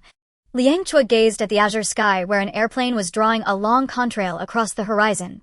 She pulled out her phone to check the messages from the Apocalypse Survival Team group. I'm more concerned about how much diesel generators my cousin managed to buy. Sure Kitchen laughed heartily. He took her towards the parking lot. Behind them, the glass curtain wall of the Tingfei company reflected dazzling light, resembling a melting ice sculpture castle. What were you talking about with Chen Good just now? He looked so happy. Sure Kitchen set his well-defined fingers, lightly tapping the steering wheel as the car smoothly headed towards the old house in the suburbs. Sunlight filtered through the windshield, casting mottled shadows on his sharply defined profile, illuminating his thick eyelashes with a translucent glow. Liang Chao carefully placed the potted succulent she had taken when she resigned on her lap. It was a jade dew that had been nurtured for 3 years, its crystal-clear leaves gleaming with an emerald-like sheen under the sun. She gently stroked the thick leaves of the succulent, feeling its vibrant life force. I wish him a big win in the lottery. She paused and turned to gaze at the scenery flashing by outside the window. Do you think the lottery could be rigged? Without waiting for her husband's reply, she continued, her voice tinged with nostalgia. In the last life, Chen Mingze always bought the same set of numbers, just the combination of his phone number, and he stuck to it for 5 whole years. A mischievous smile tugged at the corners of Sure Kitchen's mouth, the sunlight dancing in his amber eyes. It wouldn't be too coincidental if he only won when the apocalypse arrives, would it? He deliberately elongated his tone, his left hand leaving the steering wheel to gently pinch his wife's cheek. That's just too cruel. Liang Chao laughed so hard that she nearly toppled over in her seat, a few strands of hair escaping from her bun brushing against the seatbelt's buckle. She tucked the loose hair behind her ear, her eyes sparkling with tears of laughter. But it's actually quite close to the truth. In the drawing that he didn't enter, those numbers were drawn. Her voice suddenly grew somber. He took 2 days off work back then, and when he returned his eyes were red as if he had cried a lot. She rolled down the car window, letting the summer breeze, filled with the scent of grass, waft in, dispersing her unpleasant memories from the last life. Sure Kitchen's fingers rhythmically tapped the leather steering wheel, producing a dull thud-thud sound. The cool air from the car's air conditioning brushed against the collar of his shirt, revealing a faint scar on his collarbone. How about? He turned his face, winking at his wife, his eyelashes casting delicate shadows in the sunlight. Shall we buy 100 tickets too?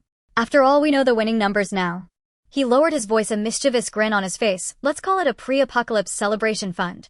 Liang Chao suddenly sat up straight, the seatbelt tightening slightly against her chest. Wait. Her voice trembled slightly with excitement. I remember that draw was in July. She quickly rummaged through her bag for her phone, her fingers tracing shadows on the screen, Chen Mingze's name flashing briefly in the contact list.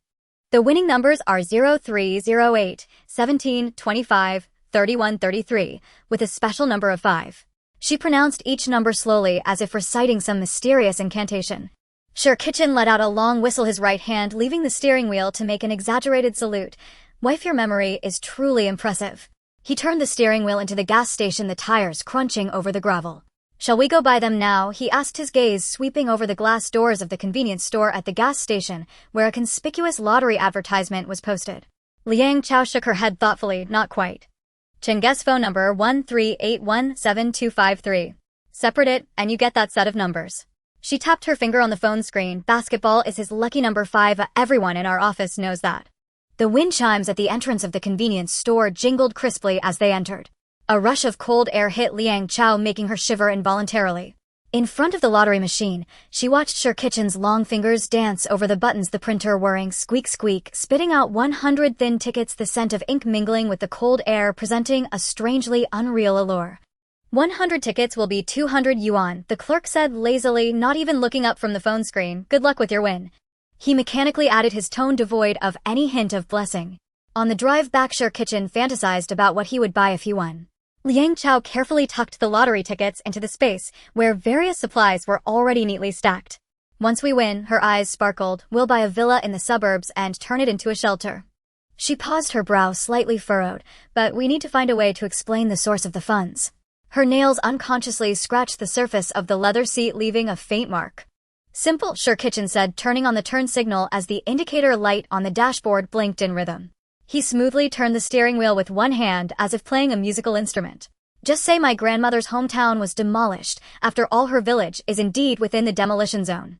He glanced at the rearview mirror and continued, and let's not follow Chen's old path. Remember to buy from different places each time. He suddenly lowered his voice, as if afraid of being overheard by the car system. By the way, you just messaged me. He contacted an arms dealer in Texas who has a batch of retired M249 light machine guns. Liang Chao gasped, her fingers instinctively tightening around the seatbelt. In the rearview mirror, the logo of the Tingfei company had long disappeared at the end of the road, replaced by endless fields and distant rolling hills. The sun remained bright, casting blinding white light on the asphalt road, but she knew that beneath this seemingly calm surface the wheels of fate had already begun to turn. As the car passed through a patch of shade-mottled shadows danced across their faces, Liang Chao gazed at her husband's focused profile while suddenly recalling the days in the last life when she and her daughter relied on each other during the apocalypse. She reached out and covered Sir Kitchen's hand, resting on the gear shift, feeling the warmth of his palm. The July heat in Texas was searing. Liang Chao stood in the shooting range warehouse, wearing sunglasses, sweat trickling down her spine into her jeans. Zhang Moyo was shaking hands with a bearded white man whose snake tattoo peeked out from the sleeves of his t-shirt, rippling with his muscles. Sam said this batch just retired from the National Guard. Zhang Moyo whispered, the translation scars from his military service visible on his tan neck. 20 M249s, accompanied by 50,000 rounds of ammunition plus 50 M9 handguns and 100,000 rounds of 9mm bullets, all for a package price of $500,000. Liang Chao's fingertips unconsciously brushed over the wound on her right hand. A metal box covered with canvas in the corner of the warehouse exuded the scent of gun oil and steel, reminding her of the machetes wielded by looters in her previous life. Can you add 10 sniper rifles? She suddenly asked, preferably Remington R11. Sam's expression turned surprised as he sized up the petite oriental woman with his blue eyes. Do you know guns, ma'am? I've used them in games. Liang Chao smiled. As Sam and his men turned toward the weapons cache, Liang Chao suppressed the urge to immediately stash everything into her space. The transaction was completed at sunset. Over the next 10 days, they traversed a state. At a tech research facility on the outskirts of Los Angeles, Liang Chao and Zhang Moyo stumbled upon unexpected gains. When they pried open a door marked laboratory, they found 50 sets of silver-gray jumpsuits neatly hanging. Is this temperature-regulating suit? Zhang Moyo gently took one down, feeling a peculiar sensation the moment his fingers touched the fabric. It had a unique texture that was between liquid and solid, with countless nearly invisible nano-sized pores covering the surface. Liang Chao picked up a nearby manual and skimmed through it, made with NASA-developed smart temperature control fibers, featuring a built-in micro-thermoelectric conversion system. The outer layer consists of graphene composite armor, the middle layer is phase-change thermal storage material, and the inner layer is a biological sensor network. She tried to slip her hand into the sleeve, immediately feeling a wave of comforting warmth. What's the principle? Zhang Moyo started sending more clothes Liang Chao's way. It utilizes the body's own heat circulation. Liang Chao pointed to a mini controller on the wrist area. It can actively adjust in extreme environments, maintaining the surface temperature around 25 C. It can function normally from -50 degrees to +60 degrees. The most surprising aspect was that these clothes were as lightweight as regular sportswear, yet offered insulation comparable to down jackets. Liang Chao immediately decided to take them all along with 3 boxes of spare materials and blueprints from the storage locker into her space. With these, we won't have to fear extreme cold anymore.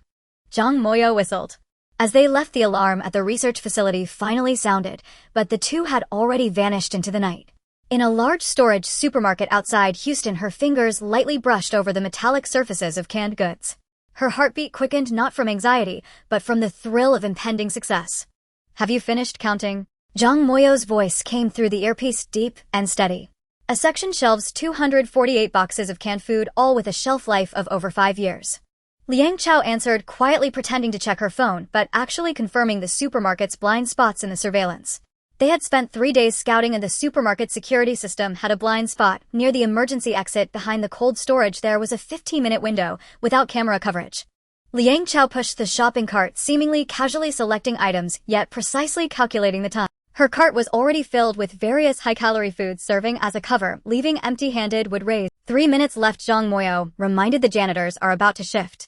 Liang Chao nodded and pushed the cart toward the designated spot. Upon reaching the specified location, Liang Chao took a deep breath and placed her hand on the nearest shelf. In an instant, the entire row of canned goods vanished. 20 meters of shelf space became completely empty. Sweat beads formed on her forehead as stowing away so many items at once was a challenge for her. Area 1 completed, she reported softly, quickly pushing the cart to the next section. A light chuckle from Zhang Moyo came through the earpiece. "Well done, little sister. Everything in the surveillance room is normal." They didn't even notice the temperature alert in the cold storage. Liang Chao's lips curled slightly upward. They had previously placed a few heating packs in the cold storage, intentionally triggering the temperature anomaly alert to divert the guard's attention. This was Zhang Moyo's idea. He always managed to consider every detail in their plans. In the next 45 minutes, Liang Chao systematically cleared nearly 1/3 of the supermarket's stock of dry. Her space was now filled with flour, rice, canned goods, and various dehydrated foods, enough for a small community to last a year. "Time to check out. Let's settle the bill." Zhang Mo reminded her, "The items in your cart are sufficient for cover." Liang Chao pushed the shopping cart full of goods towards the checkout, behaving like an ordinary Asian tourist. She deliberately selected some Texas-themed souvenirs and snacks to make the entire shopping experience seem more credible. "That will be $247.85. The cashier smiled as she spoke. Liang Chao paid in cash. This was part of the plan to leave no electronic payment records. As she exited the supermarket, the setting sun bathed the parking lot in an orange hue. Not far away, Zhang Mo leaned against a rented SUV, waiting for her, his eyes scanning the surroundings alertly behind his sunglasses. "Get in the car," he said curtly, taking the shopping bags from Liang Chao and tossing them into the trunk. The moment the car door closed, Liang Chao let out a long breath, collapsing into her seat. "We did it," she whispered, "at least 5 tons of food." Zhang Mo started the vehicle, a satisfied smile playing on his lips. "The first leg is complete. Next up is the meat processing plant, where the haul will be even more substantial." Liang Chao nodded, closing her eyes to feel the space within her. It was now filled with various supplies as the vehicle drove into the twilight, heading towards the industrial area outside the city. They were now executing Zhang Mo's zero-cost purchase plan. The United States was just the first stop, as gun control here was relatively lax and supplies abundant.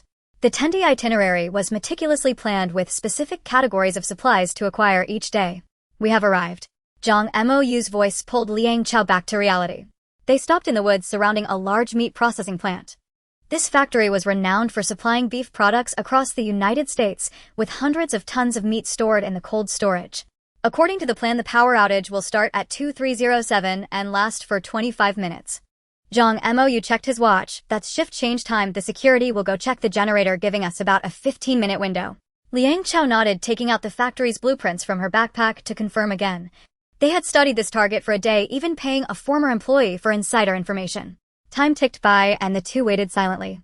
At 2305, Zhang Mo activated the jammer. This was equipment he had procured from the black market, capable of temporarily blocking wireless signals in a specific area. At exactly 2307, the lights in the entire factory suddenly went out, with only a few emergency lights still shining. Just as they had anticipated, the security rushed towards the generator room. "Move," Zhang Mo ordered in a low voice. The two quickly slipped through a gap in the fence, one they had secretly cut open the night before. Liang Chao's heart raced, yet her movements remained precise and calm. Years of combat training enabled her to maintain excellent bodily control in such situations. Upon entering the factory, a chill enveloped them instantly. Liang Chao shivered, but quickly adapted to the environment. In the massive cold storage, rows upon rows of beef, pork, and poultry products hung neatly. "Start from the innermost row," Zhang Mo directed. "That will be checked last." Liang Chao hurried towards the depths of the cold storage, her fingers ready under the gloves. As she touched the first row of beef, the entire row of meat products instantly vanished into her space. Her breathing became rapid, even the shelves were collected into her space. 1 row, 2 rows, 3 rows. Liang Chao operated like an efficient harvester, causing the cold storage to rapidly empty wherever she went. Zhang Mou vigilantly stood at the door, prepared to raise the alarm at any moment. 5 minutes left, he reminded her. Liang Chao quickened her pace, beads of sweat forming tiny ice crystals on her forehead in the low temperature. When the last row of pork appeared in her space, she nearly lost her balance. It was terrifying, as she could now truly be called a Jiangyang de Dao. "We are done," she panted. Zhang Mou immediately supported her. "Can you walk?" Liang Chao nodded, forcing herself to move towards the exit. Just then footsteps and voices echoed from afar. The security was returning earlier than expected. "Plan B," Zhang Mou said calmly, pulling Liang Chao towards another passage. They had prepared 3 evacuation routes in advance to deal with situations like this. The two silently traversed a maintenance corridor, slipping out through an emergency exit on the side of the factory. When they returned to the car, the factory lights just turned back on. Zhang Mou started the vehicle and slowly drove away from the scene. After driving a few miles, he allowed himself a slight smile. "We did it, Chao Chao. At least 1,000 tons of meat, enough for us to last for decades." Liang Chao weakly smiled, taking a lollipop from her bag. The sweetness helped alleviate her tension. "Tomorrow we rest," Zhang Mou said, looking at Liang Chao's exhausted face. "The day after will be the main event." Liang Chao knew what he was referring to, a private armory near the Texas border. That was their primary target for this trip, and the most dangerous part. 2 days later at 3 in the morning, they drove into a desolate stretch of desert. It was only 20 miles from the border, a hotbed for various illegal trades. "Remember," Zhang Mou reminded one last time before stopping the car, "if anything feels off, withdraw immediately. Weapons can be dealt with later, safety first."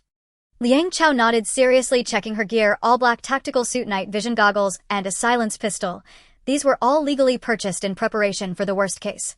The target location was an apparently ordinary warehouse, but Zhang Mou's intelligence indicated that it was actually a transit station for an underground arms dealer storing a large quantity of military-grade weapons. "The power will be cut off at 3:30" Zhang Mou said, "but there will definitely be backup power. We have at most 10 minutes. Under the cover of night, the two approached the warehouse.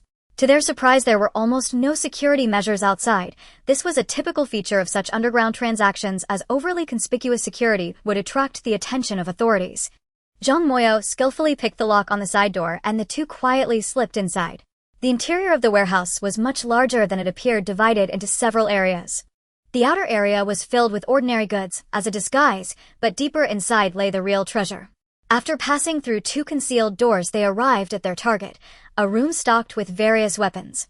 Liang Chao gasped the sight before her, exceeding her expectations: a row of automatic rifles, sniper rifles, handguns, and even several rocket launchers. Shelves stacked with ammunition boxes lined the walls, enough to wage a small-scale war. "Let's get started," Zhang Mou cautioned, standing guard at the door, starting with the most expensive ones. Liang Chao sprang into action, her fingers brushing over the deadly weapons as she stored them one by one into. Unlike food, these metallic items gave her a sense of security as they entered her space, as if reminding her that they would be her shield in the future. Just as she was storing the 5th row of weapons, the alarm suddenly blared, not the power restoration alarm, but the intrusion alarm. "We've been discovered." Zhang Mou growled, "Retreat." Liang Chao did not hesitate, immediately stopping her actions and rushing towards the exit. But it was too late. The warehouse lights blazed on, and chaotic footsteps and shouts could be heard from afar. The back door. Zhang Mou pulled Liang Chao towards another corridor. They had studied the building's layout beforehand and knew there was a maintenance passage leading to the parking lot.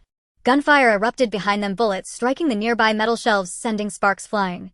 Liang Chao's heart raced, but the well-trained operative did not panic, closely following Zhang Mou's lead. 50 meters to go. Zhang Mou shouted, turning around to fire 2 shots for cover. The two burst out the back door, heading towards the vehicle that had been discreetly parked. The pursuers were hot on their heels, but Zhang Mou was prepared. He pressed a remote, and the pre-placed smoke bomb exploded in front of the pursuers, temporarily obscuring their vision. The vehicle roared into the night, and Liang Chao realized that her hands were shaking uncontrollably. "How much did we get?" she gasped. Zhang Mou gripped the steering wheel tightly, his eyes constantly scanning the rearview mirror. "Enough to arm 10 squads. Although we didn't take it all, it's already beyond expectations." After confirming they had shaken off their pursuers, the two discarded their disguises, a scruffy beard and a yellow wig. Liang Chao casually stowed the disguises into her space. Zhang Mou drove the car onto the highway, heading towards Houston. The sky was already lightening at the horizon, signaling the end of their journey in America. 10 days, Liang Chao remarked, gazing out at the gradually brightening sky. It was worth it. Zhang Moyo rarely revealed a rogue smile. Thrilling, when disaster strikes, we will be the most prepared people. Liang Chao closed her eyes, feeling the mountain of supplies and weapons in her space. There was enough food to last for years, weapons to protect her family, as well as various medicines, tools, and daily necessities. All of this was obtained in just 10 days through meticulous planning and Liang Chao's golden touch. It's about time. Zhang Moyo calculated the gains from this haul. In the distance, waves of the Pacific Ocean crashed against the dock, and the sound of cargo ships' horns echoed in the sunset. Just in case the two planned to take a boat to the land of cherry blossoms. Suddenly the phone rang. In the FaceTime screen, Chi-Ching was waving a lottery ticket while spinning around in the living room. Honey, we won it all. 100 grand prizes. Xiao Yuyu's laughter echoed in the background as she chased after her father's slippers. Liang Chao stood frozen in place. Although she had anticipated it, seeing that familiar string of numbers on the Lottery Center's website still made her 800 million in after-tax winnings just 69 days before the apocalypse. The Pacific was calm at the end of July, and the luxury cruise ship slowly sailed into Yokohama port. Liang Chao stood on the deck, the sea breeze tousling her long hair, and the coastline of the land of cherry blossoms shimmered in the sunlight. I heard there are gold mines in Kagoshima. Zhang Moyo leaned against the railing, lowering his voice. Although the mining rights are currently held by the government, we can try our luck. Liang Chao nodded, her right hand's fingertip wound slightly heating up as if responding to her anticipation. As they disembarked, the dock was bustling with people. A well-dressed man from the land of cherry blossoms hurriedly walked by, accidentally bumping into Liang Chao. Sima Mason, he said, bowing slightly before continuing on his way. As Liang Chao's fingertip brushed against the metal handle of the suitcase, a familiar force suddenly tugged at her fingers. 5 kilograms of gold were instantly drawn into her space. Her pupils constricted, her heart racing. Did that man's suitcase contain a full 5 kilograms of gold? What's wrong? Zhang Moyo noticed her unusual reaction. Nothing. Liang Chao quickly adjusted her expression and whispered, that man's suitcase. It had gold in it. Zhang Moyo raised an eyebrow, smuggling. No matter what it is, it's mine now, she replied with a slight. After a brief stop in Yokohama, the two hurriedly made their way to Kagoshima. Located at the southernmost tip of Kyushu in the land of cherry blossoms, Kagoshima is characterized by its rolling hills and frequent volcanic activity, with unique geological conditions that nurture rich mineral resources. Through a local guide they learned of a relatively remote mountainous area in Kagoshima that contained an undeveloped gold vein. That area was controlled by a large mining company, and as it was an undeveloped vein, there were few personnel on duty. After all, who would expect someone to silently relocate a mountain? During the day, Liang Chao and Zhang Moyu observed the terrain and the patrol routines, while at night they devised detailed plans in a nearby town. After 2 days of reconnaissance, they discovered that although the mine's surveillance system was tight, there was a relatively relaxed period of 20 minutes during the nightly shift change. Moreover, there was a blind spot in the surveillance at the back of the mine where the terrain was steep and difficult for ordinary people to climb, but for the professionally trained Zhang Moyu it was not insurmountable. On a dark and windy night in early August, the two donned lightweight sportswear, carrying necessary equipment, and stealthily approached the mine. With his exceptional climbing skills, Zhang Moyu ascended the steep mountainside first, then lowered a rope to help Liang Chao reach the summit smoothly. The two carefully avoided the sporadic patrols, making their way toward the core area of the gold vein. A subtle tremor was felt at the tip of Liang Chao's index finger. Something's wrong. Liang Chao stumbled to the side, her right hand uncontrollably pressing down toward the ground. An invisible wave of energy spread out, and the gold from the entire vein was being frantically consumed by her space, without anyone noticing. What? Zhang Moyu looked at her in shock. What did you do? Sweat beads formed on Liang Chao's forehead, yet a smile lifted the corners of her mouth. It seems I have absorbed all the gold from the entire vein. Quick retreat. Zhang Moyu's shout mingled with the rumble of the collapsing mountain. Liang Chao caught a final glimpse deep within the vein where the gold was rapidly slithering toward her right index finger like a python. The ground began to tremble violently with 3.2 magnitude seismic waves radiating from the mine. Liang Chao collided with a rock wall as she fled, blood staining her wound, which instead accelerated the process of her space's consumption. As she and Zhang Moyu stumbled out of the mining area, the entire mountain behind them continued to shake, akin to a volcano on the verge of eruption. The next morning, news reported unexplained geological activity in Kagoshima caused a landslide, and the military sealed off the surrounding area for investigation. But no one knew that at that moment the gold from the vein had already transformed into Liang Chaos space. Liang Chao closed her eyes to feel the current space feels like an endless universe probably capable of holding the entire resources of the land of cherry blossoms. Zhang Mo, you remained silent for a long time. It's time to go home. We need to observe the development of the situation, including whether there are any news reports from the beautiful country. He explained. On August 3rd, Liang Chao and Zhang Mo, you took the earliest flight back to their country. In the VIP room of the Provincial Lottery Center, the faint aroma of tea couldn't mask the cold sweat in Liang Chao's palms. You are truly fortunate. The female supervisor handed over the confirmation slip, her gaze lingering momentarily on Liang Chao's empty ring finger.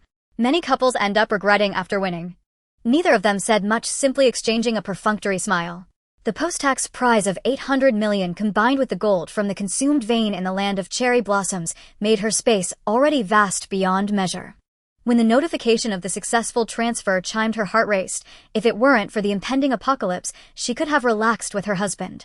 Upon exiting the lottery center, the two immediately jumped into different taxis, circling the city 4 times before returning to the temporarily rented warehouse.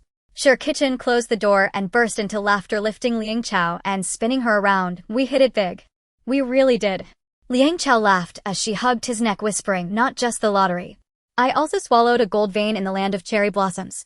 It's enough to hold the resources of the entire island nation, she said softly. Outside the window, the sun continued to shine brightly, but both knew the countdown to the apocalypse had quietly begun. The day after the lottery prize was credited, Liang Chao summoned all family members to convene at the old residence in Shandong village. A temporary sunshade was erected in the courtyard with a list of supplies and a map spread out on the table. Uncle, Liang Chao turned to Lu Hongyan. Let's pause on the gold for now, the space is already ample. Lu Hongyan looked surprised. Chua, are you sure? The gold price is still rising, and we still have a fair amount of cash. Liang Chao raised his right hand, his fingertips shimmering with golden light. I absorbed a vein in Sakura country. The space now. She paused. Should be enough to accommodate an entire island nation. The crowd gasped in amazement. The next focus is energy and food. Sure Kitchen took over the conversation, pointing at the list. Uncle Yu and Cousin Lu Hao are in charge of energy reserves, diesel, gasoline, solar panels, generators. Stockpile as much as you can along with the most crucial supplies, food. Lu Hao grinned. Don't worry, my father-in-law can still arrange several dozen tons of diesel and gasoline, but it will need to be transported discreetly to avoid attracting attention. As everyone discussed the necessary supplies, Cousin Zhang Mofan suddenly spoke up. Sugar, salt, cigarettes, and alcohol. When everyone looked at her, Zhang Mofan adjusted her glasses, a glint of sharpness in her eyes. In the early stages of a disaster, the supermarket shelves will be first emptied of instant noodles and bottled water, followed closely by sugar and salt. She picked up a branch and drew a few circles in the dirt. Sugar is a high-calorie pure carbohydrate. A small piece can quickly raise blood sugar, which is vital during times of hunger and cold.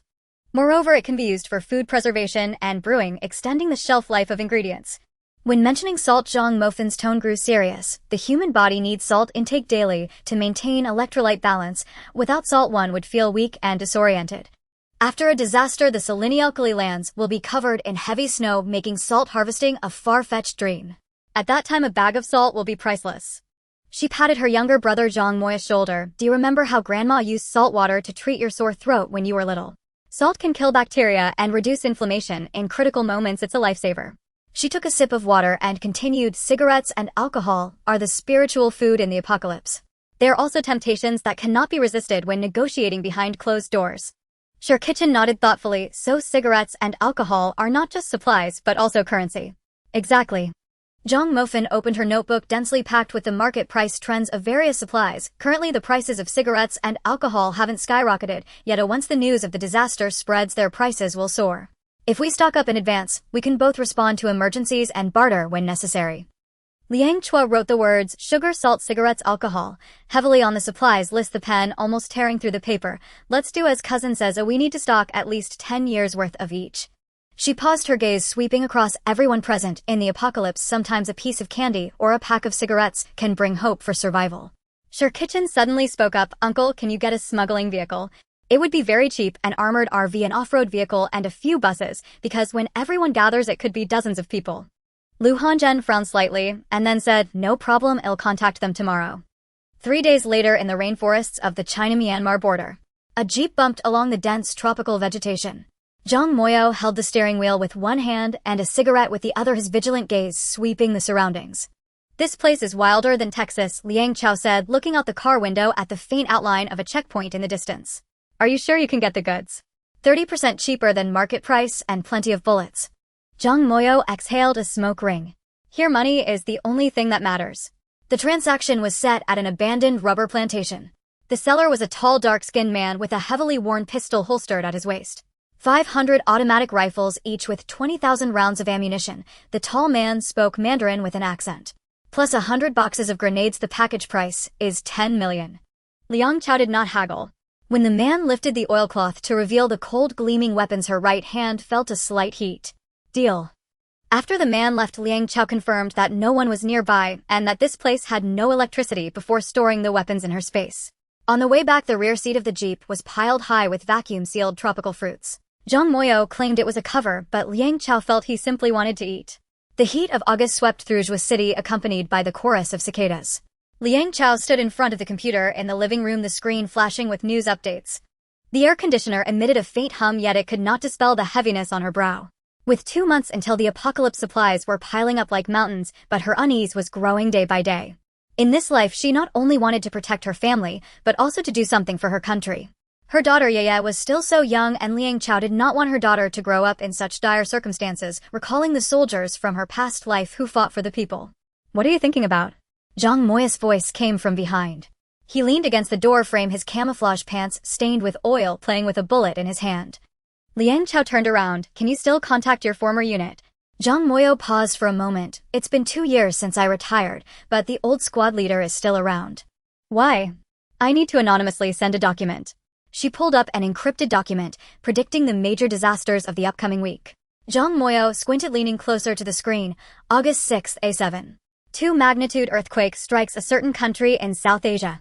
August 8, a volcanic eruption in an eastern island nation, ash covering the capital. August 12, A7. 8-magnitude earthquake strikes the west coast, triggering a tsunami. Where did you get this intel? Zhang Moyo's throat tightened. It really happened in my previous life. Liang Chao opened the geological map. There will be secondary tremors before a volcanic eruption, but this data hasn't been detected yet. Zhang Moyo was silent for a moment, then suddenly smiled. Do you know what this means?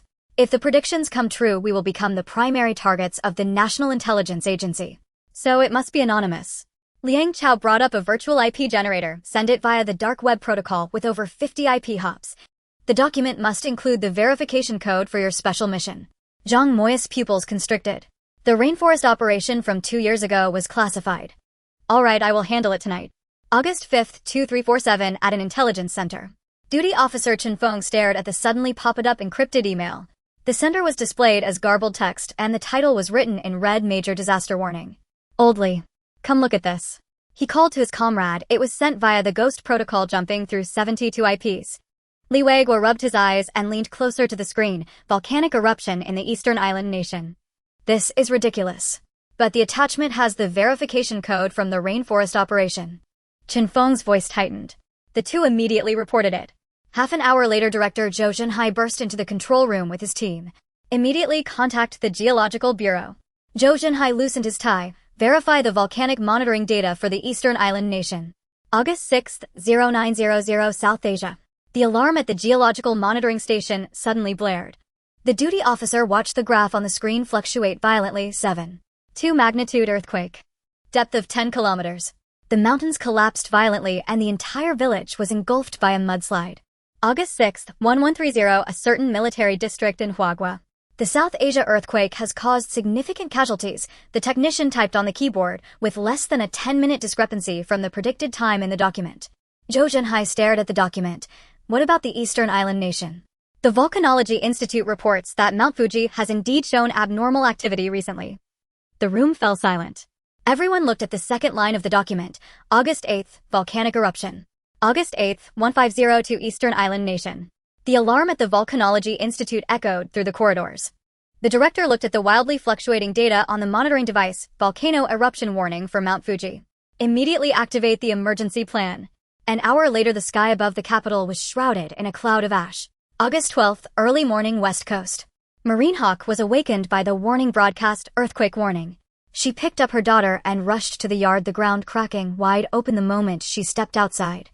A 7.8 magnitude earthquake triggered a tsunami, making the coastline disappear beneath the towering waves. Meanwhile, in the Huagua Intelligence Center, Zhou Zhenhai slammed the document on the table, who is predicting the future.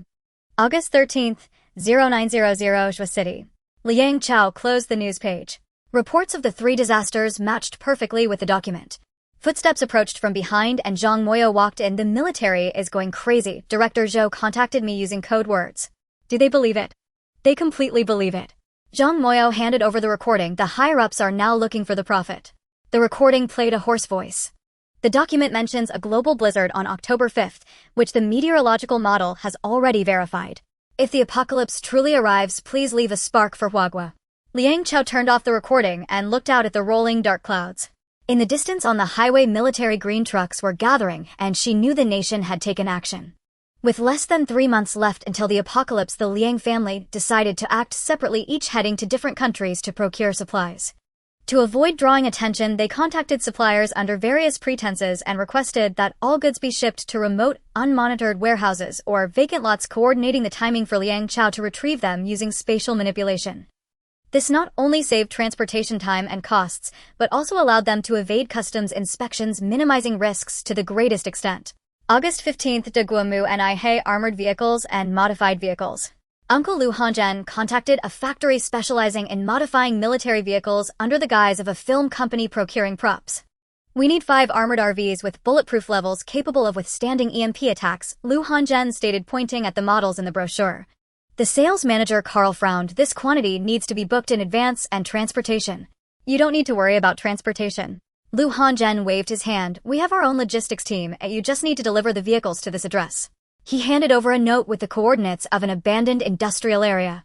3 days later, 5 armored RVs, 2 military off-road vehicles, and 2 modified buses were delivered to the designated location, which was desolate and devoid of any surveillance cameras. That night, Liang Chao and Zhang Mohan arrived by plane, stealthily making their way into the warehouse area under the cover of darkness. With a gentle touch, all vehicles vanished, instantly absorbed into the spatial realm. All done, she clapped her hands and turned to Zhang Mohan, asking where to next. Zhang Mohan checked the recent flight information on his phone. During this time, he had become Liang Chaos assistant, primarily responsible for scheduling with procurement personnel from various countries. August 17th, Helan Lute Dan agricultural machinery procurement. Cousin Zhao Jiaxing carefully selected 3 fully automatic wheat harvesters, each capable of handling 50 acres of crops per day, and equipped with a threshing function, a 3 corn combine harvesters with straw crushing capabilities, and 3 rice harvesters suitable for both wet and dry conditions, featuring a special anti-sinking design. Additionally, they procured 2 sets of intelligent flour milling machines, each capable of processing 1 ton of wheat per hour, and 2 sets of grain drying towers equipped with solar-assisted heating. All equipment needs to be delivered to this coordinate. Zhao Jiaxing handed over a note with the location of an abandoned farm on the outskirts of Lute Dan. We will inspect them there. 3 days later, Liang Chao and Zhang Mohan flew to Helan. Under the moonlight, she looked at the neatly arranged agricultural machinery and nodded in excitement. With a gentle touch, these machines, valued at tens of millions, were absorbed into the spatial realm. With these, we won't have to worry about food processing, at least. August 19th, Jiagua when Nibo food reserves. Lu Hao contacted a major grain exporter posing as a transnational food trading company. We need 5,000 tons of flour, 5,000 tons of rice, 5,000 tons of soybeans, and an additional 5,000 boxes of canned goods. Lu Hao adjusted his glasses. We are doing international aid and require a stable supply. This is just the first order, the next will be 10 times this amount. Although the other party was surprised, they agreed due to the substantial order. Lu Hao emphasized, we will arrange transportation ourselves and deliver to this coordinate. They followed the same method, and a few days later, trucks loaded with food arrived one after another at a vacant lot on the outskirts of Nibo, far away from any road and devoid of street lights. August 22nd, Tai Guamangu tropical fruits and seafood. Cousin Zhao Jiran placed a large order for tropical fruits and seafood at the Mangu wholesale market under the name of Hind Fruit Import and Export Merchant. Durian mangosteen mango, all vacuum-packed with a shelf life of over a year, Zhao Jiran said to the suppliers. Also, we need 500 boxes of frozen seafood, including tuna, lobster, and king crab. The supplier cheerfully agreed, but seemed puzzled upon hearing the shipping request. Are you sure you want it delivered to that dock? It's been abandoned for a long time. We have special uses for it, Zhao Jiran said with a mysterious smile. Money is not a problem. After all the goods were delivered, Liang Chao and others stealthily entered the dock under the cover of night. In the dilapidated dock hall, which had no doors, Zhao Jiran anxiously waited, watching over the supplies. Inside were stacks of well-packaged fruits and seafood. When Liang Chao and the others arrived, Zhao Jiran was almost in tears, saying, "I've been waiting here all day without even eating." Zhang Mohan smiled apologetically, "Sorry, I forgot about the time difference." Liang Chao instantly absorbed all the supplies into the spatial realm, her eyes filled with exhaustion. "These days have worn you out, you look so thin," cousin Zhao Jiran concernedly remarked. Liang Chao shook her head, saying, "Once the apocalypse arrives, I won't even have time to be busy, I'll rest then." August 25th, Ao Gua Shi Ni Medical Supplies. Aunt Li Xuemei contacted a medical equipment company under the guise of medical aid for remote areas. "We need portable surgical equipment, antibiotics, disinfectants, and 10 diesel generators." Li Xuemei coughed awkwardly twice, but insisted on completing the order. "Where should these supplies be sent?" the sales representative asked. "To a private warehouse in New South Wales. I will send you the address." Li Xuemei handed over a note. A few days later, Liang Chao and Zhang Mohan flew to Xian'ai, where they collected a batch of medical supplies from a rented warehouse. Zhang Mohan said, "Aunt, why did you rent a warehouse? That's such a waste of money." Li Xuemei shot her a glance. "I don't have the energy to look for a dilapidated dock. I rented this warehouse for just a week." Everyone laughed, not wanting to provoke her further. August 28th, summary final preparations. In the evening, family members held a video conference. "Food, vehicles, fruits, and medical supplies are all set," Lu Hongzhen reported. "All agricultural machinery is also in place," Zhao Jiaxing added, "including 3 complete grain processing lines." "What about fuel?" Liang Chao asked. "I've already contacted the Aogwa channel. It will arrive next week." Lu Hao adjusted his glasses. Liang Chao nodded. "All right, once they are delivered to the designated location, I will go and retrieve them." Due to her travels to different countries during this period, Liang Chaos' biological clock was already out of whack. She hung up the phone, did not freshen up, and fell asleep immediately. Zhang Mohan opened his phone, calculating the time. Only 2 months were left until the apocalypse. After gathering all supplies, Liang Chao was taken by Zhang Moyo to inspect their doomsday fortress. The car wound upward along the mountain road of Lai City's tourist district, and halfway up the slope, a massive gray-black structure gradually emerged against the mountainside. The site comprised a villa complex with private courtyards, mostly high-end homestays operated by local residents, with a 3-story villa near the periphery still under construction. The setting sun bathed the Muscovite rock face in amber light, while the villa, like a shard of obsidian embedded into the cliff, reflected cold steely glints from its triple-layered bulletproof windows. The building adopted a terraced architectural form with 2 subterranean levels and 3 above-ground floors, totaling 1600 square meters, artfully recessed into the mountainside. Its exterior was clad in matte-finish ballistic steel plates and its roof camouflaged as ordinary clay tiles concealed a subtly vibrating antenna array, the hidden wind turbine generator. "We selected this location precisely for the mountain's natural protective qualities," Zhang Zontao said, gesturing toward the rear of the villa, where it seamlessly fused with the bedrock. "Its seismic resistance rating is exceptionally high. This entire villa complex was built by our group 3 years ago." Auntie Tu was supervising the final touches by a renovation team from southern China. The workers' footsteps echoed dully against the metal facade as they hauled materials. At the main entrance, newly installed hydraulic blast-proof doors underwent pressure testing, emitting a deep resonant hum characteristic of heavy machinery as their hinges rotated. "This place is even more extreme than a military base," Zhang Moyo remarked, rapping his knuckles against the outer wall, its triple composite structure producing a muffled thud that drew curious glances from passing laborers. Liang Chao noticed surveillance cameras disguised as landscape lamps at the corners of the perimeter wall, silently panning to track their movement. Pushing open the blast-proof door at the foyer, the interior space unfolded before them, vast and luminous. The 6-meter-high entrance hall featured non-slip basalt floor tiles. Along the left wall stood a concealed weapons cabinet. Behind a seemingly ordinary decorative painting on the right, the faint whisper of airflow betrayed the presence of the ventilation system. "The ground floor serves as the communal activity zone," Uncle Zhang Zontao explained. "To the left is the kitchen, the center houses the conference room, which doubles as the dining area, and the right side is the children's playroom." The conference room was spacious and sunlit, anchored by 6 solid wood tables, each accommodating 10 to 12 people, with integrated wireless charging pads and hidden power outlets embedded seamlessly into the tabletops. A 100-inch smart screen hung on the wall, supporting touch interaction and remote conferencing, while a compact projector rested unobtrusively in one corner. "This screen connects to our privately built intranet, granting instant access to stored ebooks, technical manuals, or live surveillance feeds," Zhang Zontao explained. The open-plan kitchen adjoined the conference room, fully equipped with stovetop oven, microwave, dishwasher, and even a commercial-grade freezer dedicated to storing fresh provisions. While the primary food supply comes from the walk-in cold storage on the lower basement level, this kitchen is fully capable of meeting everyday culinary needs. Zhang Zongtao patted the freezer. Moreover, we've stocked ample propane canisters and induction cooktops, ensuring uninterrupted cooking even during extended power outages. The children's playroom was cushioned with soft mats, its walls adorned with cartoon decals and corners piled high with building blocks, illustrated storybooks, and toys. Liang Chao picked up a plush toy and gently squeezed it, discovering its filling was antimicrobial cotton. "Yaya will love it here," she murmured softly. Zhang Zongtao smiled. Anticipating children's need for physical activity, we've also included educational toys and a compact climbing frame so they can expend energy indoors. That was all Auntie Tu's idea. Basement level to the equipment room, the fortress's heart. Descending the stairs, Liang Chao and Zhang Moyo arrived at the second basement level. Walls and ceilings here were fully wrapped in sound-dampening material. As they pushed open the heavy fire-rated door, a faint, clean scent of machine oil wafted out. "This is the very heart of the villa," Zhang Zongtao said, gesturing towards several large-scale devices positioned at the center of the chamber. The power generation system occupied one corner. 5 diesel generators stood in precise alignment beside dozens of sealed fuel drums, storing enough diesel to sustain electricity for 6 months. On the opposite side, battery banks for solar panels and wind turbines ensured auxiliary energy reserves, even under extreme weather conditions. We've also installed EMP shielding, guaranteeing these systems remain fully operational even after an electromagnetic pulse strike, Zhang Zongtao added, tapping the generator's reinforced casing. The water purification system occupied another section, a large-scale reverse osmosis filter, ultraviolet sterilization units, and a rainwater harvesting and filtration setup.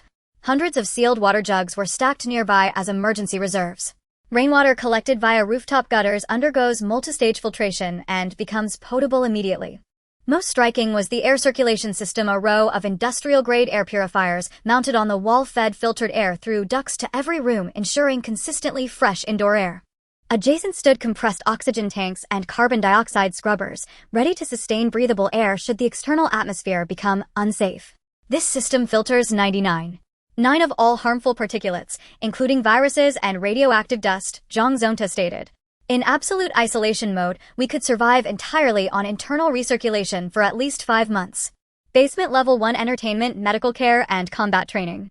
The media room occupied half of the basement floor, a 150-inch laser projection screen mounted on one wall with dozens of recliners and beanbag chairs scattered across the floor. In one corner stood a professional-grade audio system flanked by stacks of hard drives containing over 10,000 films, television series, and ebooks. When boredom strikes, there's always cinema or gaming. Zhang Moyo grinned.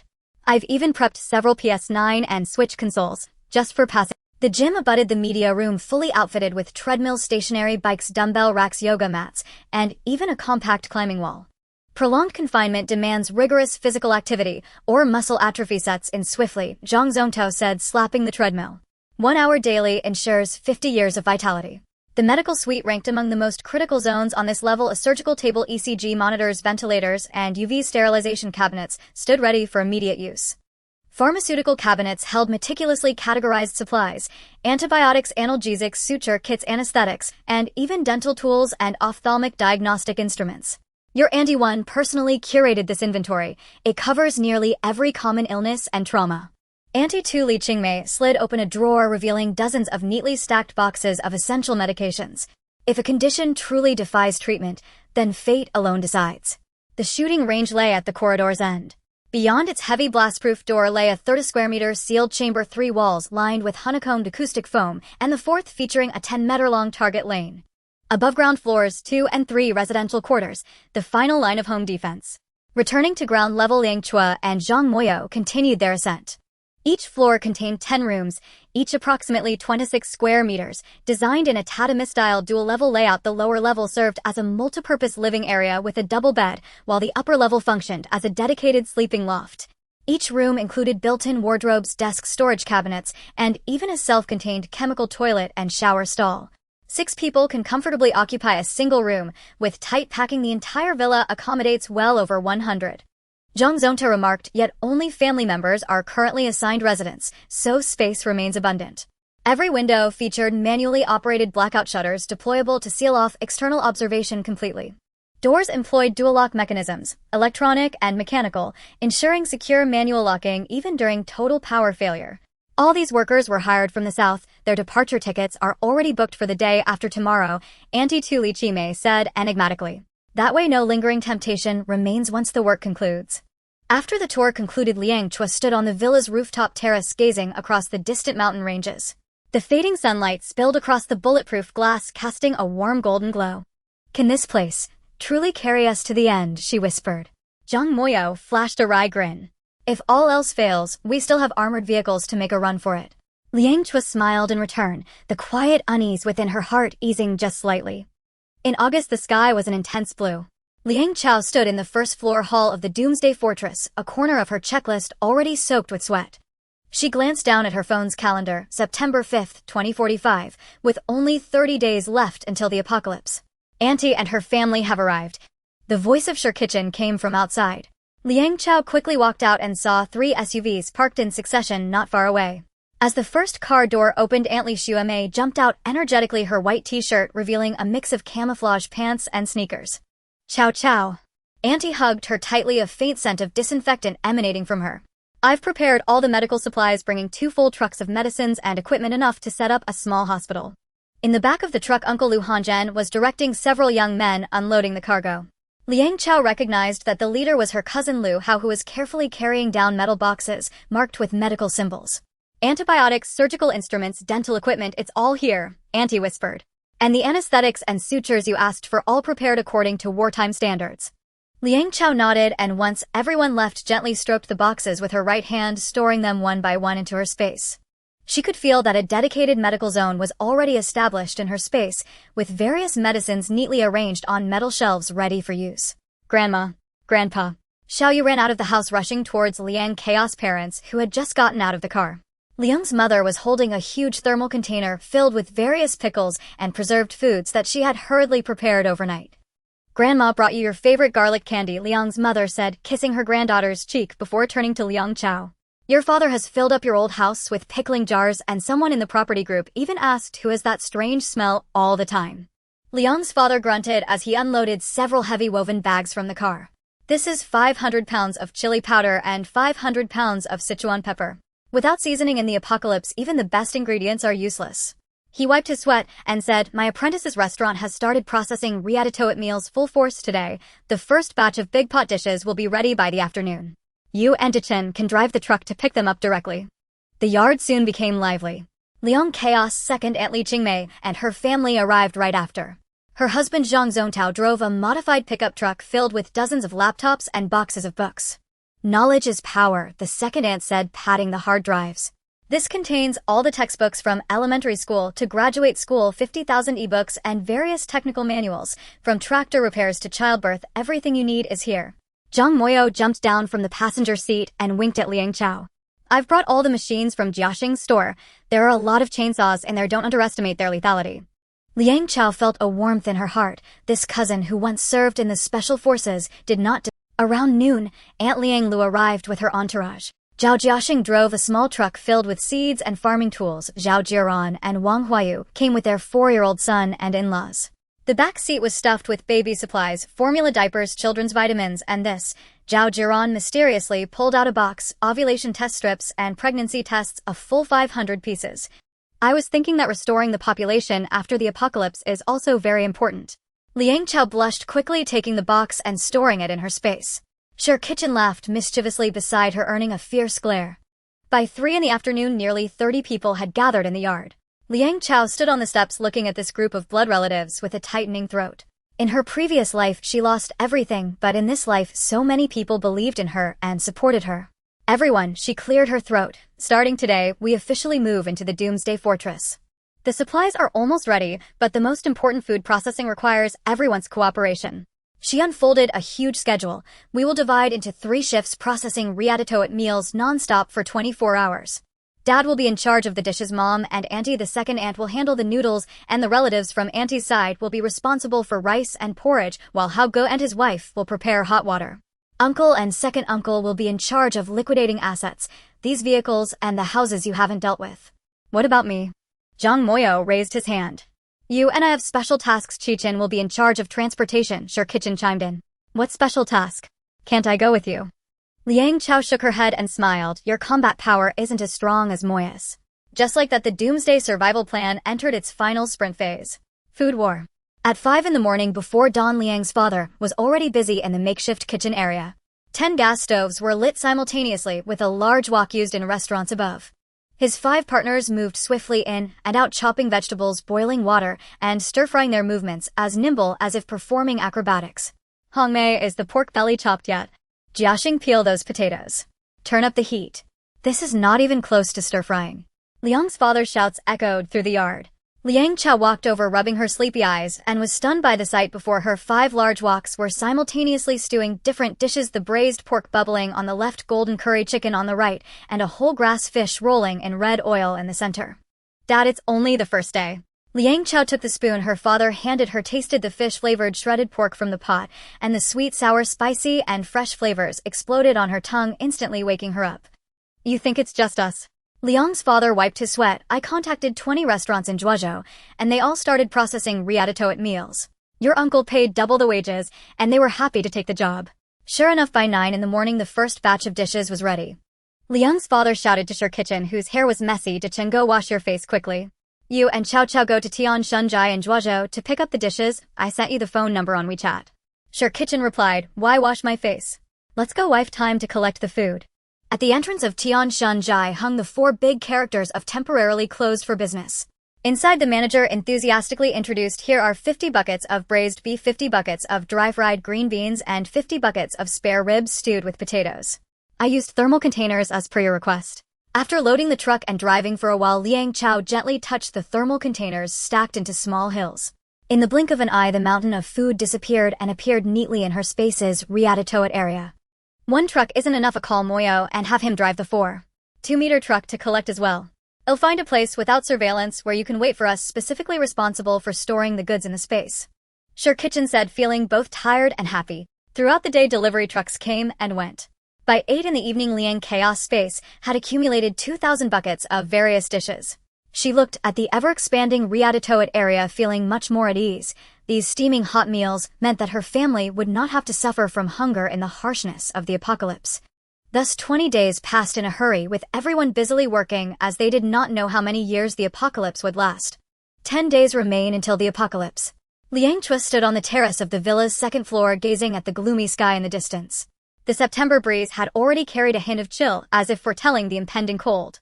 Her right index finger felt slightly warm, the golden glow from the scar flickering faintly. This was the space, reminding her that it could accommodate more. Chua, about your space. Zhang Mohan adjusted his glasses, the lenses reflecting the sunlight. Since it can preserve items, theoretically, can it also preserve living beings? Liang Chua looked up at her cousin, who worked at the Academy of Sciences, as she stared at the golden scar on her right index finger. You mean? Liang Chua's voice tightened. According to your previous description, the space can maintain the state of objects when they enter it. If it absorbs enough conditions to support life in the space, such as oxygen, carbon, hydrogen, nitrogen, phosphorus, potassium, calcium, and other trace elements. Zhang Mohan took out a notebook filled with hastily drawn diagrams of chemical element symbols. Then if we put in living beings, theoretically, they would also remain in a living state. Sure Kitchen was the first to break the silence. Isn't that immortality? If we put a person in, would they come out the same after 100 years? Theoretically, yes, she replied. If in a completely static state, the living being is essentially paused with no metabolism or conscious activity. She turned to Liang Chua, but you mentioned being able to adjust the flow of time within the space. Liang Chua nodded, unconsciously rubbing the scar on her right hand. I tried putting a cup of hot water and a block of ice in at the same time, setting different time flow rates in different areas. The hot water area accelerated, the ice area slowed down. That's right. Zhang Mohan suddenly patted Liang Chua on the shoulder. We can divide the space into 3 areas. Static area for preserving perishable items, acceleration area for planting crops, and a synchronized area with the outside serving as an emergency shelter. Aunt Li Xuemei frowned, but life requires more than just time, it also needs oxygen, water, and food. That's precisely the key. Zhang Mohan pulled up a set of data. Chua space needs to absorb basic elements to build an ecological environment. According to calculations, each cubic meter of space requires approximately 65 grams of oxygen, 18 grams of carbon, and 10 grams of hydrogen. Liang Chua closed her eyes, her consciousness plunging deep into the space. Ever since absorbing the gold veins of the Sakura nation, her space had expanded to be boundless. In that void she could feel a faint hunger. The space yearned to absorb more elements to improve itself. We can give it a try. She opened her eyes. Let's start with plants. They immediately took action with Liang Chao and Shirkichan driving to the outskirts. In the morning mist, Shirkichan swung a shovel, uprooting a lush bush. Is this okay? He wiped his sweat dirt, tracing comical lines on his face. Liang Chao lightly touched the damp soil, and the entire bush instantly vanished, absorbed into the newly opened, experimental area of her space. She could feel the space greedily absorbing the oxygen released by the plant and the carbon elements from its roots. It's alive, she exclaimed in delight. The space is automatically adjusting the temperature and humidity according to my conscious requests. The two of them worked tirelessly for the entire morning, collecting over 20 kinds of local plants. The most surprising was a small apple sapling once placed in the space. Liang Chao deliberately accelerated the flow of time around it, completing the entire process of blooming and fruiting in just a few hours. This means... Shirkichan bit into an apple produced by the space, juice dripping down his chin. We can grow. Liang Chao nodded, her eyes shining, and the growth rate is 100 times that of the outside world. 8 days until the apocalypse. A family meeting was held in the basement of the Doomsday Fortress. Zhang Mohan projected the experimental results onto the wall. According to tests, the space's support for living beings has the following characteristics: completely static area, time stagnates, suitable for preserving perishable food and medicine.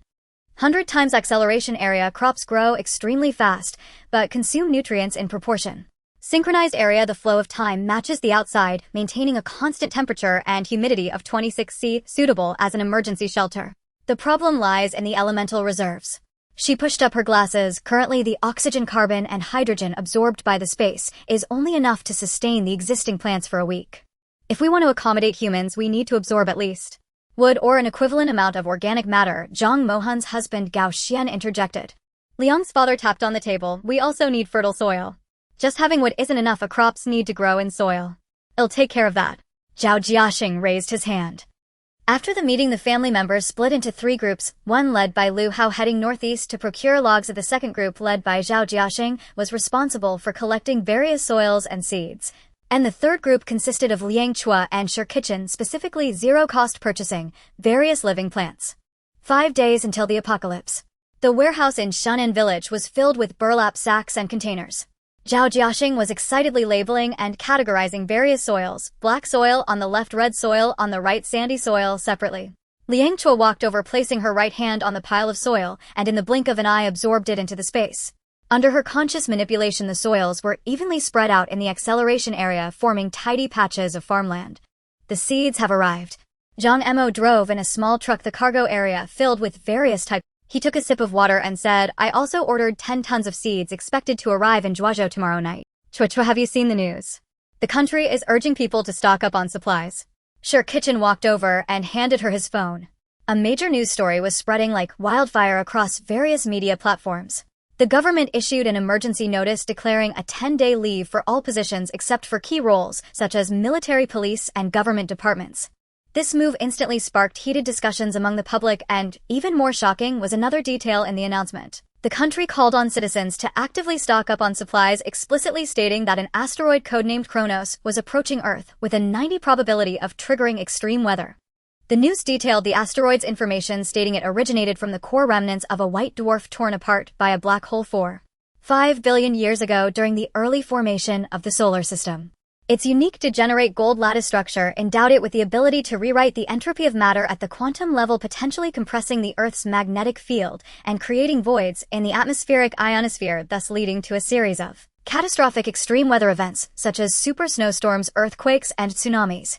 The relevant government department stated in the news that they had activated the highest level of emergency response, while also emphasizing the importance of individual preparedness. Citizens were advised to stock up on at least a month's worth of essential supplies, including food, drinking water, warm clothing, and common medications. The notice also specifically reminded people to prioritize high-calorie, long-lasting foods, such as rice, flour, canned goods, and to ensure adequate warm clothing and blankets. This news was like a boulder thrown into a calm lake, creating ripples throughout society. Supermarkets were suddenly overcrowded and shelves were emptied in a frenzy. People stood in long lines, pushing overflowing shopping carts, their faces marked by anxiety and tension. Gas stations also experienced congestion as everyone rushed to fill their tanks, while simultaneously purchasing portable fuel containers. In hardware stores, generators, flashlights, batteries, and other emergency supplies became hot commodities. After seeing the news, Liang Chao intensified her preparations. Additionally, her kitchen held a stack of lists and said, "Don't panic, this is our stockpile for 3 months." Liang Chao glanced at it. Grains 200,000 tons of rice, 200,000 tons of flour, 50,000 tons of various grains, 50,000 boxes of instant noodles, 10,000 boxes of compressed biscuits. She didn't even count the several thousand gene of other items. Meat, 50,000 tons of frozen pork, 50,000 tons of beef, 20,000 tons of chicken, and 10,000 tons of seafood, including lobsters, king crabs, and tuna. Vegetables and fruits, 50,000 tons each of cucumbers, tomatoes, celery, cauliflower, spinach, oil, wheat potatoes, and sweet potatoes, 3,000 tons of cabbage, and 1,000 tons each of various vacuum-packed fruits. Durian, mangosteen, mango, watermelon, apples, oranges, pears. Prepared dishes, 50,000 barrels, 50 liters each of dishes in thermal containers covering 8 major cuisines from braised pork to Buddha jumps over the wall. Everything is included. Energy, 50,000 tons of diesel, 50,000 tons of gasoline, 1,000 solar panels, 200 generators. Medical, 1 million boxes of antibiotics, 50 sets of surgical instruments, and various medications sufficient to supply a tertiary hospital. Weapons, 20 M249 light machine guns, 500 AK-47s, 200 handguns, millions of rounds of ammunition, along with grenades, compound bows, and other cold weapons. That's not enough. Liang Chao closed the list with a determined look. Once the apocalypse breaks out and the global supply chain collapses, we must ensure everything is foolproof. Send a message in the group to clear everyone's funds and buy what they need. Sure, Kitchen frowned, but our funds are already drained. The lottery winnings along with the cash from selling assets are basically spent. Liang Chao raised an eyebrow. Who says we have to spend money? Zhang Mou appeared behind them playing with a tactical dagger, smiling meaningfully. $0 purchase. Ever heard of it? Target Sakura Country, the last straw. Liang Chao harbored a deep-seated hatred for Sakura Country, and if possible, she truly wished to collect all the supplies from Sakura Country into her space. On National Day, the two took a flight and landed at Tokyo Haneda Airport. This operation involved only the two of them with a clear objective: cruise ships, speedboats, snowmobiles, and all movable supplies. Sakura Country's port management is lax, especially at Yokohama Port, where many wealthy individuals' private yachts are docked. Zhang Mou lowered his voice, handing her a map. "I checked on the dark web and have scouted the area. The operation is tonight." Liang Chao nodded, her right hand unconsciously rubbing her scar. Since devouring that gold mine, her space had grown so vast it was immeasurable. Even with so many supplies stored, she did not feel the boundaries of her space. As night fell, the two disguised themselves as tourists and blended into Yokohama Port. The port was brightly lit, but security personnel were few. After all, who would think that someone could steal a ship? That one, the Royal Princess, with a displacement of 0,000 tons, can accommodate over 1,000 people. Zhang Mou pointed to a luxury cruise ship in the distance and whispered, "It even has a helipad and 2 helicopters, essential for escaping the apocalypse." Liang Chao squinted. "What about the people on board?" Zhang Mou replied, "Well, take them in." Liang Chao. She thought to herself, well, it's just in time for a real-life experiment. The little devils once used our people for experiments. Zhang Mou led her around to the side of the cruise ship, easily climbing over the railing under the cover of darkness. There were only a few crew members on the cruise ship, lazily playing on their phones. The two quietly infiltrated the cruise ship. Swish. The entire cruise ship instantly vanished, along with the fuel, food supplies, and even lifeboats, all absorbed into the space. Without having a chance to observe the situation of those who were taken in, Liang Chao and Zhang Mou hurriedly slipped away, heading straight for the next target, the speedboat dock. Quick check the condition of those people inside. Liang Chao held her breath. This was her first time bringing people into her space, and the expressions of the more than 10 crew members seemed frozen, as if they had not been taken in. Forget it for now, let's move to the next stop, the speedboat dock. 20 speedboats, take them all. Liang Chao executed her plan, and as her right hand passed, speedboats disappeared one after another. The dock's surveillance cameras flickered a few times, but captured nothing. The last stop was a snowmobile specialty store in Sapporo. In extreme cold conditions, snowmobiles are even more practical than armored vehicles. Zhang Mou pried open the store door, revealing 50 of the latest model snowmobiles neatly arranged inside, each worth several $1,000s. Liang Chao waved her hand, taking them all, leaving no spare parts on the display stand. "Done, let's retreat." Zhang Mou whistled. The two worked through the night filling shipping containers at major ports in the island nation with supplies along with the cargo ships into their space, with no time to check if anyone was on board. After all, they entered the space like vegetative patients. By 7 a.m., the two logged onto their flight back home, completing the entire operation in less than 24 hours. In Liang Chao's space, there was now an additional luxury cruise ship, 20 speedboats, 50 snowmobiles, and hundreds of tons of seafood conveniently purchased from the dock's cold storage along with blind box containers. Liang Chao stood on the top terrace of the Doomsday Fortress, overlooking the assembled family members. Everyone was busy with the final preparations. Liang's father, along with several temporary disciples, was frantically cooking in the makeshift kitchen of the Villa Flames, leaping high from the stove. Liang's mother and her second aunt Li Xuemei were organizing medicines, categorizing boxes of antibiotics into the medicine cabinet. Sher Kitchen and Zhang Moyo were debugging the generator, the pungent smell of diesel permeating the air. Cousin Liu Hao and Chia were counting weapons, the metallic sheen of the AK-47 glinting coldly under the lights. Xiao Yuyue and several children were playing in the children's area, completely unaware that the outside world was about to be turned upside down. Liang Chao took a deep breath, closed her eyes, and looked into her space, an endless reserve of supplies enough to feed 10,000 people for 100 years. She slowly opened her eyes and gazed at the distant sky. The stars were particularly bright tonight, but she knew that soon they would be obscured by a blizzard. Chua Sher Kitchen walked over and wrapped his arm around her shoulder. Everything is ready. Liang Chao leaned against him and said, "This time we will definitely survive to the end. The doomsday has arrived, the final tranquility." October 4th night.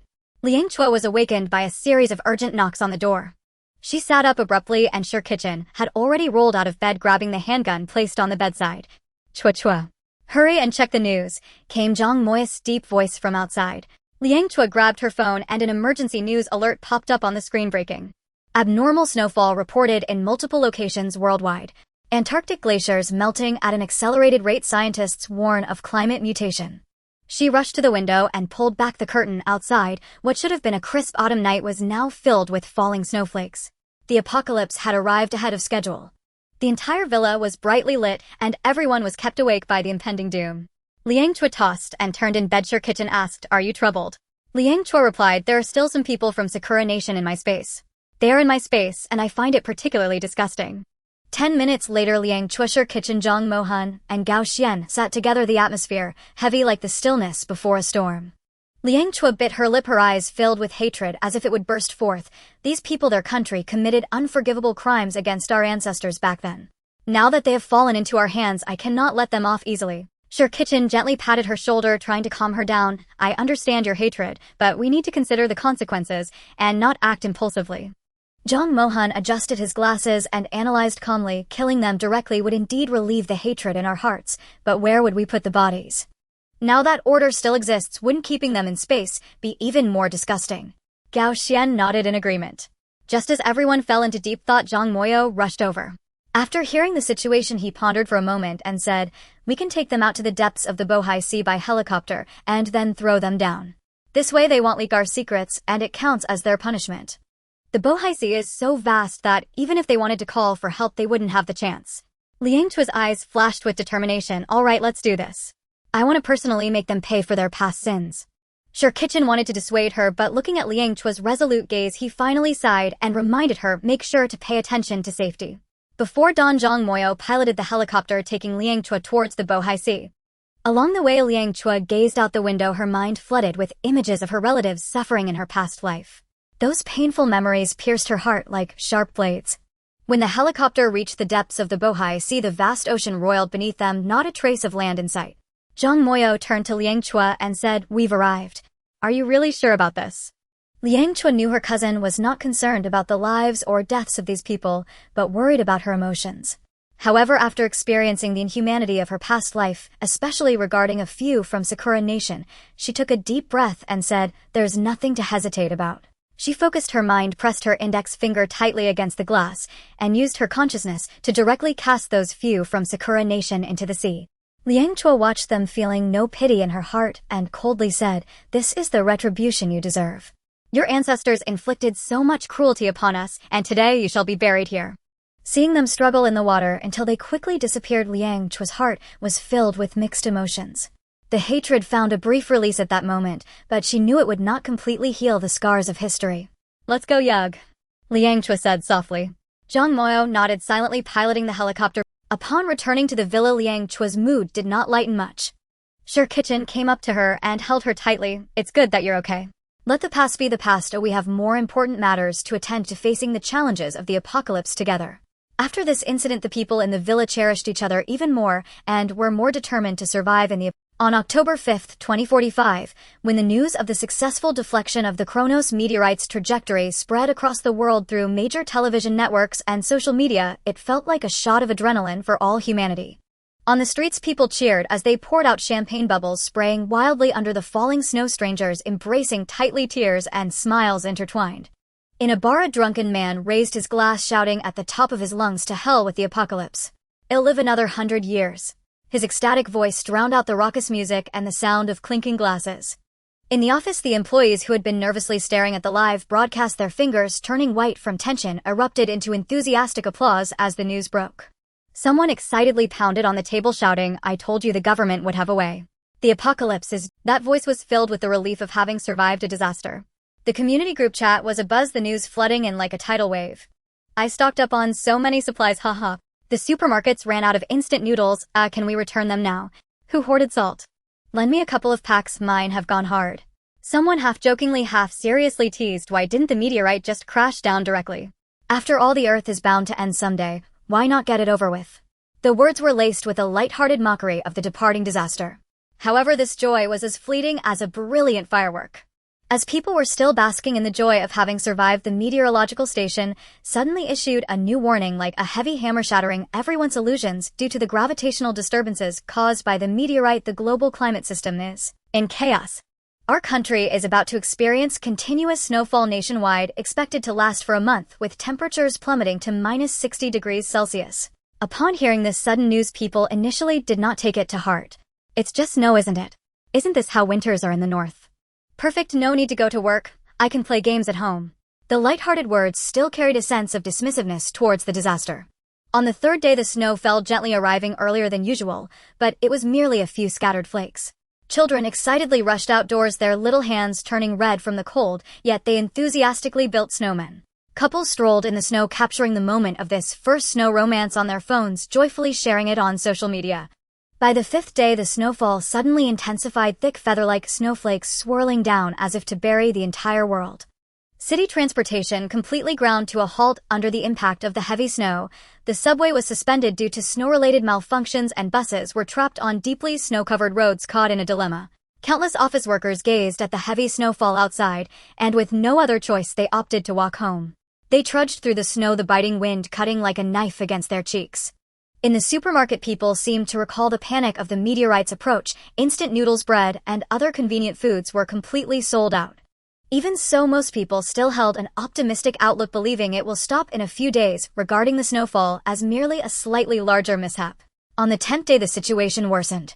The power system began to collapse under the continuous heavy snowfall and low temperatures, plunging some areas into darkness, and heating was simultaneously interrupted.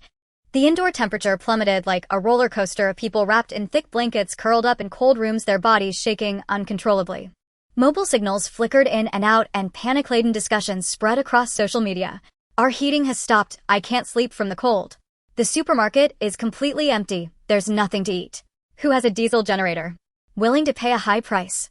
Messages filled with anxiety and despair flooded the internet.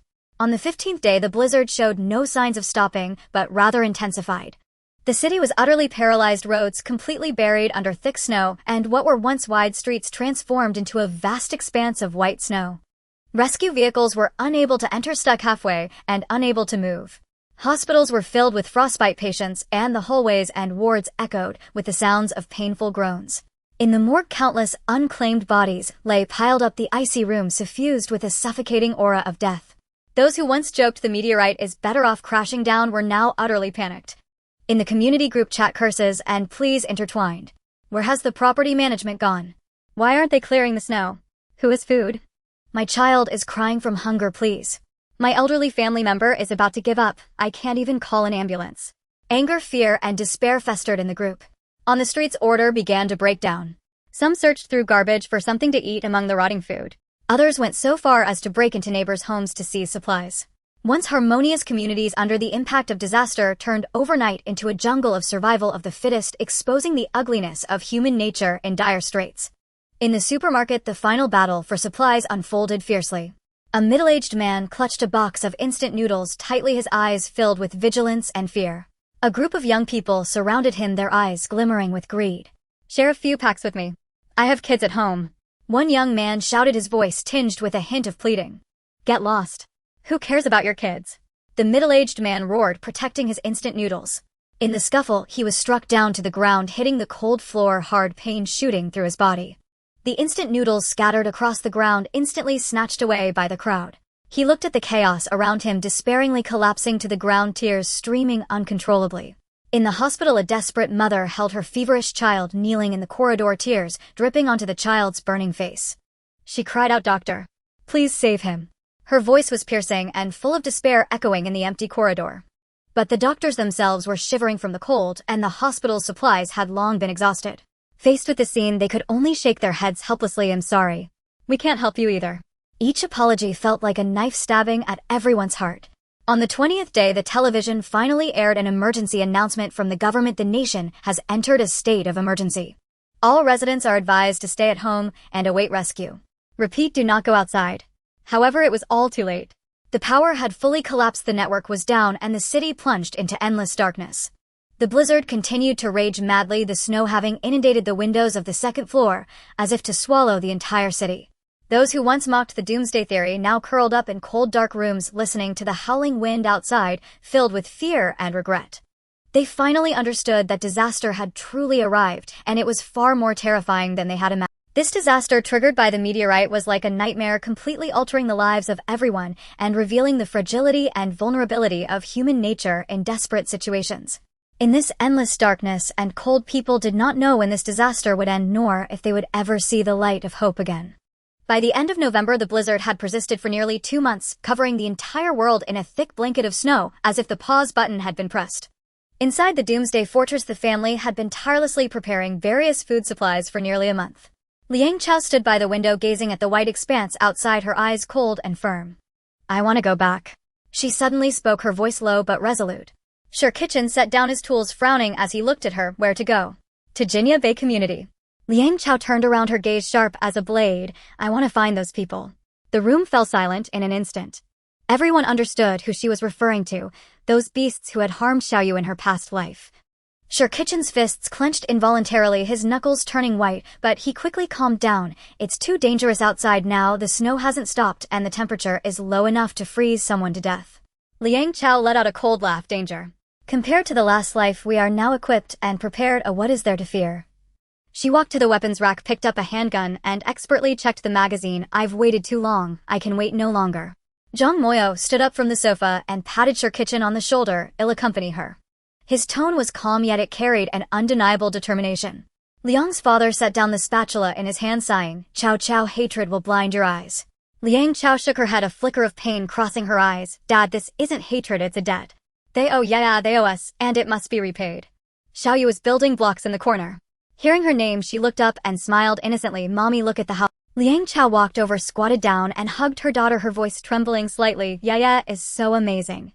Mommy will be back quickly, okay?" Yaya nodded obediently. "Mommy, be careful." Preparation before departure. That night, Liang Chao and Zhang Moyo were counting weapons and supplies in the equipment room. Thermal suits, snowmobiles, ample ammunition, nano walkie-talkies. Each item was meticulously checked.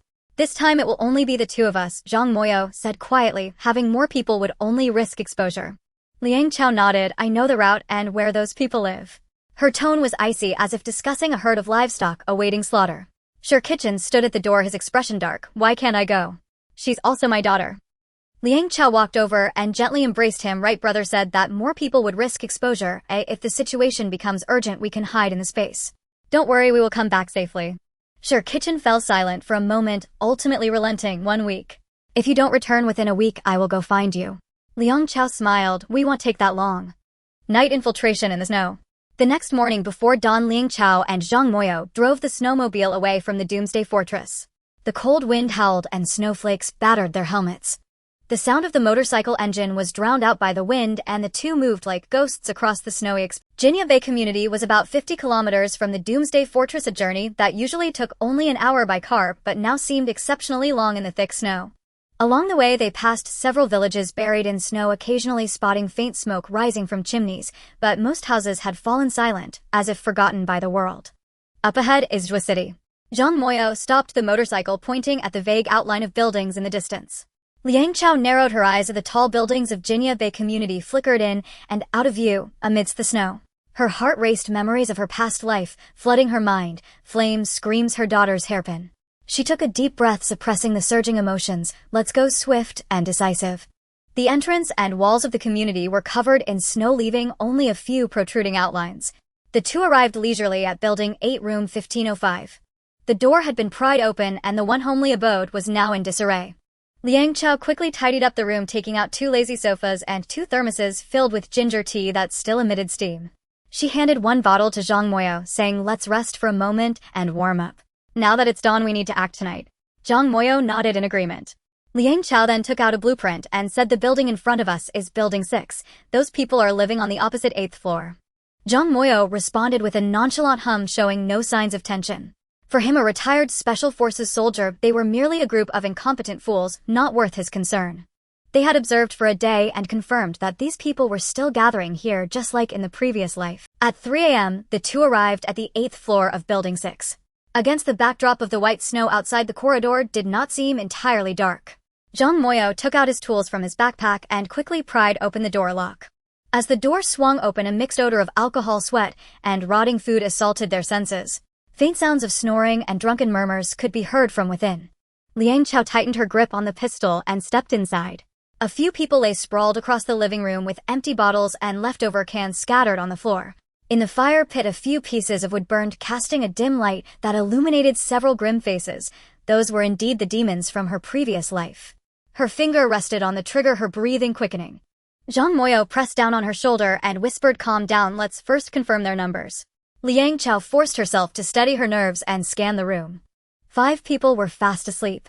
In the corner, a few bulging backpacks were piled up with food packaging peeking out. Clearly they had survived by seizing the resources of others.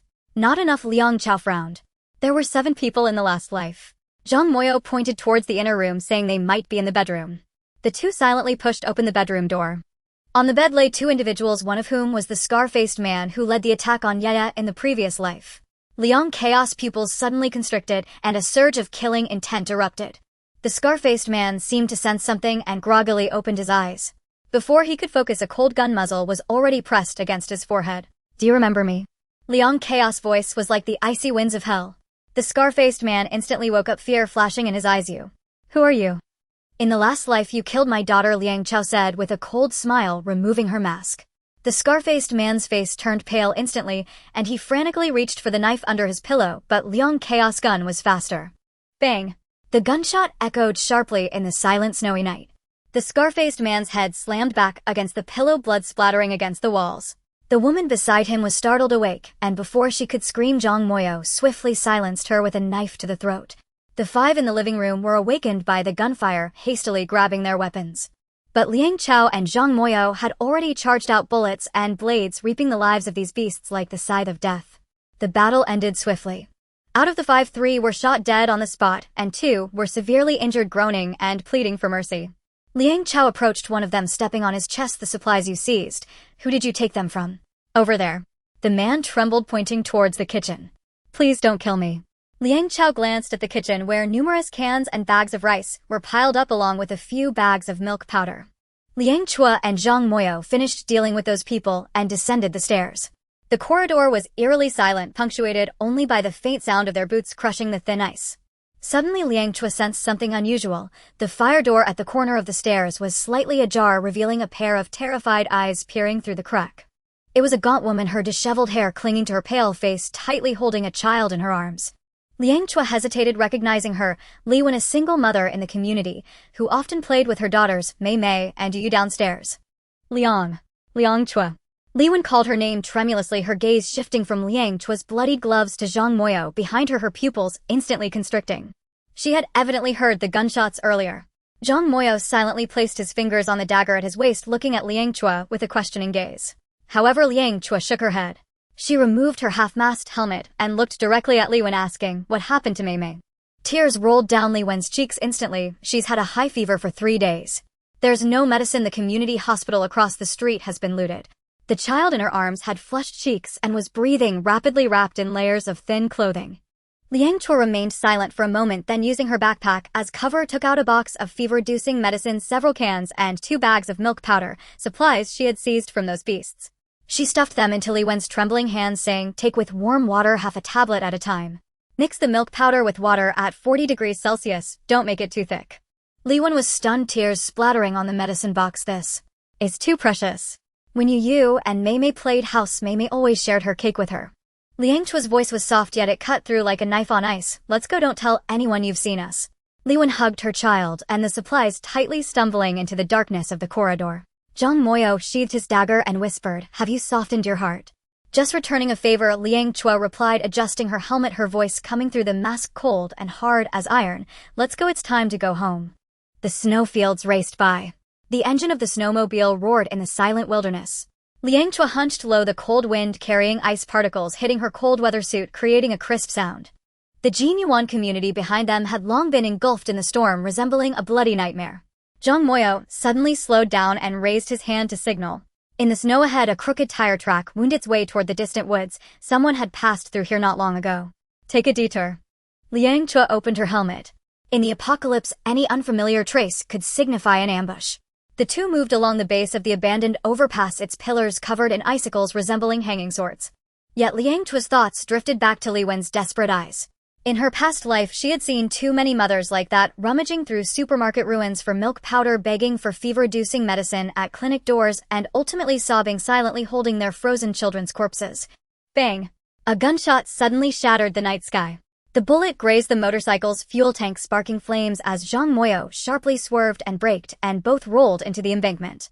Liang Chao's right shoulder slammed into the frozen ground, causing her vision to darken from the pain, but she immediately drew her handgun from her waist. 3 o'clock. Zhang Moyo lowered his voice and pointed to the dimly lit gas station in the distance. In the shadows, 3 armed men were crouching forward, cursing. "Damn, it almost hit the fuel tank.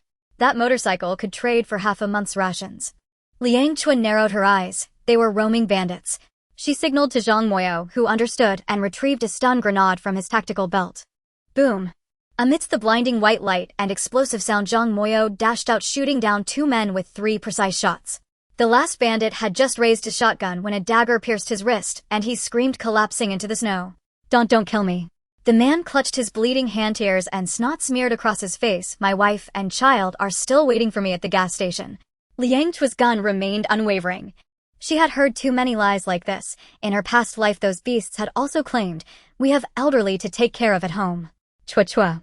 Zhang Moyo suddenly grasped her wrist, pointing toward the gas station. Behind the broken window there indeed curled up 2 figures, one large and one small. Liang Chao gritted her teeth and ultimately reversed her gunstock, knocking the bandit unconscious. She kicked the shotgun on the ground and fished out half a pack of compressed biscuits from the bandit's pocket, tossing them toward the gas station window. "Are you crazy?" Zhang Moyo frowned. "Yu is waiting for us to come home."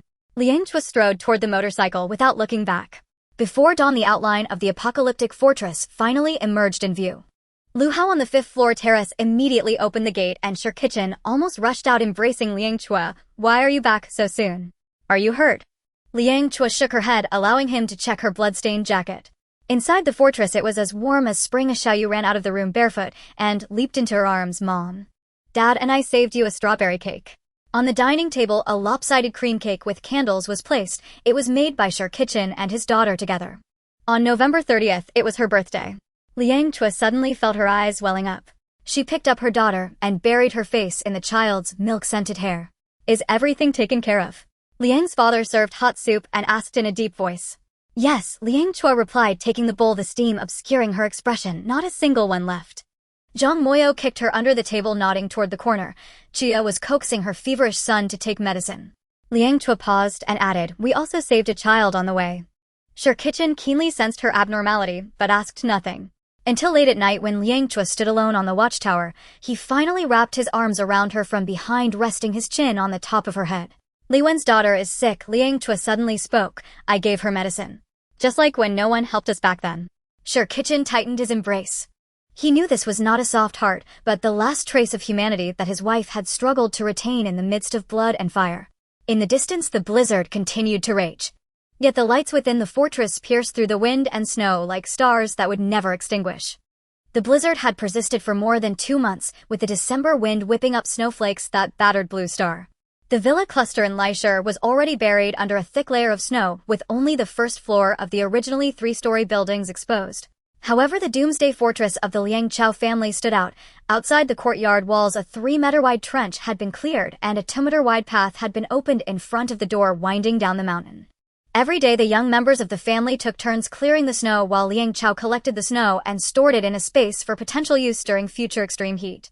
That evening, Liang Chao was preparing dinner in the kitchen with Shi Qiqing.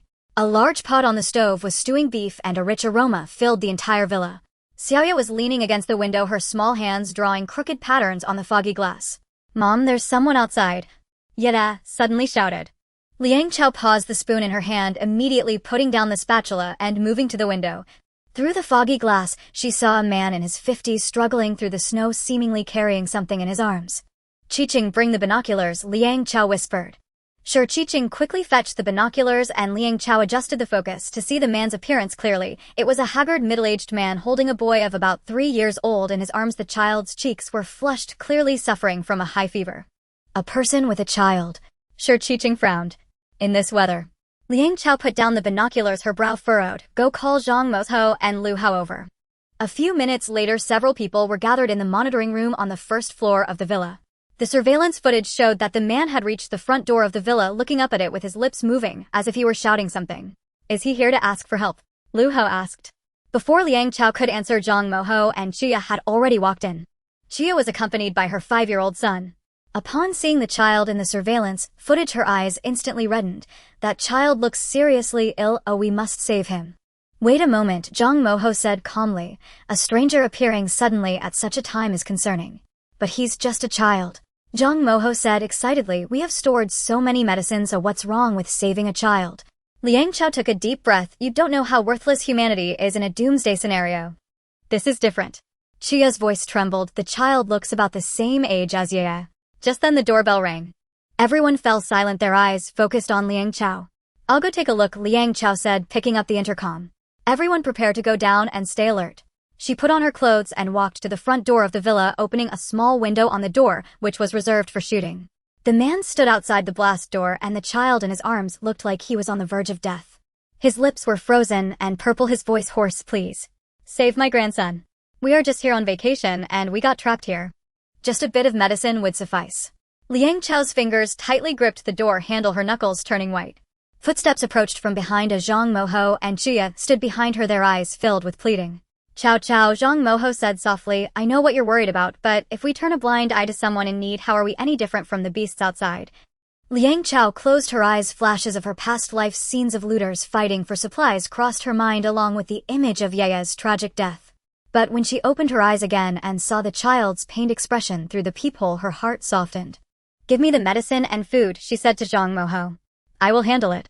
Moments later, Liang Chao opened the small window of the blast door and handed out an insulated bag. Inside are antipyretics, antibiotics, and a few cans.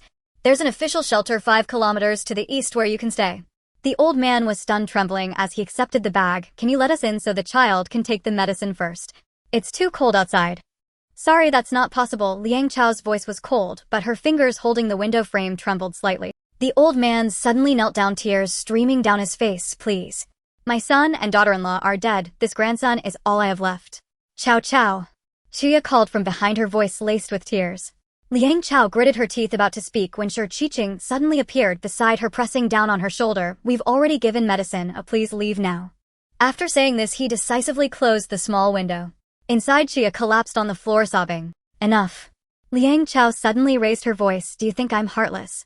I've witnessed so many scams like this in my past life. Those people will feign helplessness, using a child's cries to lure you to open the door, and then, her voice abruptly stopped as Xiaoya stood on the stairs looking at the adults arguing in fright. Liang Chao immediately suppressed her emotions, walked over, and picked up her daughter. Yet be good, and go back to your room. After the child left, Zhang Moho stepped forward to mediate. Everyone, let's calm down. Sister-in-law, we understand your feelings, but Chao Chao's concerns are valid. How about this? I will secretly follow them to see if they really go to the shelter. This compromise momentarily quelled the dispute. Zhang Moho donned snow camouflage gear and quietly followed the elderly man and child. 2 hours later, Zhang Moho returned, his face grim. They didn't go to the resort. Instead, they went to a warehouse at the foot of the mountain. There were at least 20 people there armed. The room fell into a deathly silence. Chia's face instantly turned ashen and Zhang Moho covered his mouth in shock. So that child? Chia asked, trembling. Is bait, Zhang Moho said coldly. I got close enough to hear their conversation. That old man isn't even the child's grandfather. The child was taken from a nearby village, specifically used to garner sympathy. Chia jumped up suddenly and rushed into the bathroom to vomit. Liang Chao did not say, I told you so, but silently checked the villa's defense system. It was late at night and most people in the villa had fallen asleep. Liang Chao stood in the monitoring room staring at the dozens of screens. Sure, kitchen brought a cup of hot tea, go get some sleep, I'll keep watch. Liang Chao shook her head, I have a bad feeling. As soon as she spoke, a few figures suddenly flashed across one of the surveillance screens. Liang Chao immediately enlarged the image. On the snow-covered ground, a dozen dark shadows were quietly approaching the villa, armed with various weapons, iron rods, machetes, and even a few hunting rifles. Alarm. Everyone take your positions. Sure Kitchen pressed the alarm button and the shrill sound of the siren instantly echoed throughout the villa. Within minutes, the young people had gathered in the monitoring room. On the screen, the group had surrounded the villa, and at the forefront was the old man. From earlier in the day, his face twisted with rage as he struck the blast-proof door with an iron rod. Open the door. We know you have food and medicine. If you don't open the door, well, burn this place down. Another burly man shook a gasoline can in his hand. Zhang Moyo quickly assigned weapons. Lu Hao, guard the east side kitchen, and I will defend the front door. Tell the old man and the child not to come downstairs. However, Liang Chao stood still, her gaze fixed on the child being held by the burly man in the surveillance feed. He was still burning with fever, his small face contorted in pain. Chua. Sure Kitchen looked at her in confusion. Liang Chao suddenly pulled out a handgun from her space. I need to save that child. Are you crazy? Zhang Moyo blocked her. There are at least 20 thugs outside. That child is innocent. Liang Chao's eyes sparkled in the darkness. You all guard the front door, I'll go around from the side. Before anyone could object, she had already put on her snow camouflage suit and was about to climb out of the back window when Zhang Moyo grabbed her. I'll go, he said, and with that he jumped out. Outside the villa, the thugs' shouts grew louder. Someone began to hack at the blast-proof door with an axe, sparks flying. Suddenly an arrow shot through the air, accurately piercing the gasoline can held by a burly man, spilling gasoline all over the ground. It's a trap. The thugs panicked. Zhang Moyo, using the cover of the night, quickly moved to their flank. His gaze locked onto the thug holding the child. He was hiding in the back, using the child as a shield. Put down the child. Zhang Moyo's voice was calm, devoid of emotion. Otherwise, the next arrow will be aimed at your eyes. The thug hesitated for a moment, then snarled, come on. First shoot that little brat. Zhang Moyo didn't waste words, drawing back the bowstring. Just then a crack appeared in the front door of the villa and Sure Kitchen's voice came through the loudspeaker. Final warning, leave immediately. The thugs not only didn't retreat, but instead excitedly charged towards the door. Sure Kitchen sighed, raising his slingshot. This was not an ordinary toy, but a steel ball slingshot used by special forces, powerful enough to crush a skull. Bang! A steel ball accurately struck the left eye of the thug at the front, eliciting a scream as he fell to the ground, clutching his eye. The other thugs were startled by this precise hit, their assault momentarily halted. The next one will be aimed at your throats, Sure Kitchen said coldly. Taking advantage of the chaos, Moyo quickly approached the thug holding the child. Before the thug could react, a swift shot struck his carotid artery. The thug fell limp and Moyo securely caught the child, turning to flee. Catch him. Someone spotted Moyo, but it was too late. He disappeared into the snowfall with a few quick leaps, and the bullets, fired by the thugs, all hit empty air. Back in the village, Zhang Moyo immediately handed the child over to Chia. Quick, call auntie to take a look, he has a severe fever.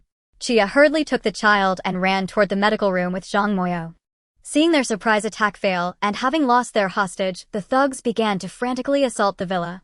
But they quickly discovered that this building was far sturdier than they had imagined. Bulletproof glass remained unscathed and the walls showed no signs of scratches. Even more terrifying, several bright lights suddenly illuminated the roof, blinding them. Retreat. Quick retreat. The thugs finally realized they had kicked a hard shell, dragging their injured men as they fled in disarray. In the monitoring room, Liang Chao let out a long breath and slumped in her chair. Sure Kitchen walked over and gently embraced her. We saved that child. Liang Chao shook her head, her voice weary. I was just trying to make up for my mistakes. If I had insisted on not giving them the medicine back, then perhaps tonight's attack wouldn't have happened. No, Zhang Moyo said as he walked in holding a map seized from one of the captives. They had been targeting us long before. That child was just an excuse. Your intuition was right. In the medical room, the child's fever gradually subsided. Chia gently stroked his forehead, tears falling onto the pillow. I don't even know his name, or if his family is still around. Zhang Moyo thought for a moment. Let's wait until he wakes up and ask him. If his family is still around, well, find a way to send him back. If not. Chia and Zhang Moyo both fell silent. After this incident, neither dared to express compassion. That night, everyone in the villa found it hard to sleep. For the first time, they truly experienced the cruelty of the apocalypse. Kindness could be exploited and mercy could invite disaster. But it was precisely in such dire straits that the brilliance of humanity appeared even more precious. In the early hours, the blizzard gradually subsided. Liang Chao stood by the window watching the dawn break in the east. She knew this was merely a small respite in a long winter, and more severe trials lay ahead. But at this moment, looking at her sleeping daughter and listening to her steady breathing, she suddenly felt a different kind of happiness. Before the apocalypse, she and Shirkichin had to work every day, and the time spent with their daughter was limited, causing Xiaoyu to become somewhat timid and shy. She bitterly smiled, realizing that only in the apocalypse did she have time to accompany her child. On the morning 2 days later, the door of the medical room was gently pushed open. Chia entered with a bowl of hot porridge, discovering that the little boy on the bed was already awake. He curled up in a corner of the blanket, his large dark eyes cautiously surveying the unfamiliar environment like a frightened little beast. Chia softened her voice, placing the bowl of porridge on the bedside table. Are you hungry? The little boy suddenly shrank back, pressing his back tightly against the wall, his fingers gripping the edge of the blanket. His eyes were a mix of fear and confusion, his lips trembled, but no sound came out. Chia did not rush to approach him, but squatted down to meet his gaze. Don't be afraid, it's very safe here. No one will hurt you.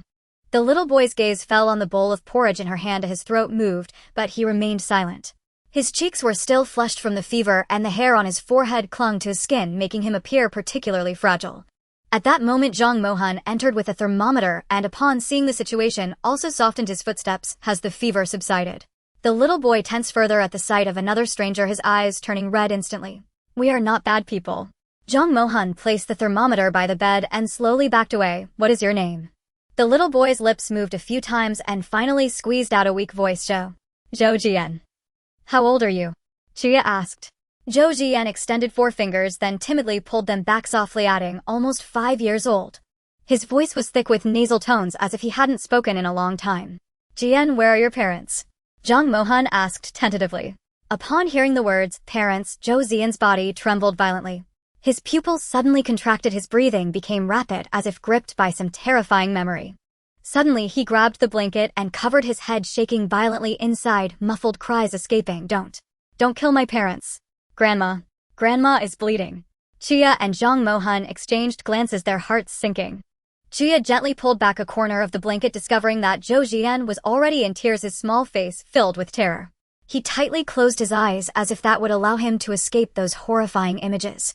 It's okay now, it's all over. Chia gently stroked his hair, only to be pushed away by Zhou Jian. They hit Dad with sticks. Dad isn't moving. Mom screamed so loudly. Zhou Jian cried incoherently, tears rolling down his face. Grandma hid me in the cupboard. Then she fell. So much blood. His fragmented description was enough to piece together that tragic scene. Zhang Mohan's eyes turned red as she quietly exited the room to find her Aunt Li Xuemai. The child needed a sedative, otherwise such emotional turmoil would make him feverish again. Moments later, Li Xuemai arrived with a syringe. Upon seeing the needle, Zhou Jian cried even harder, struggling to hide in the corner of the bed. No injections. Injections hurt. Be good, once you get the injection you won't feel uncomfortable anymore.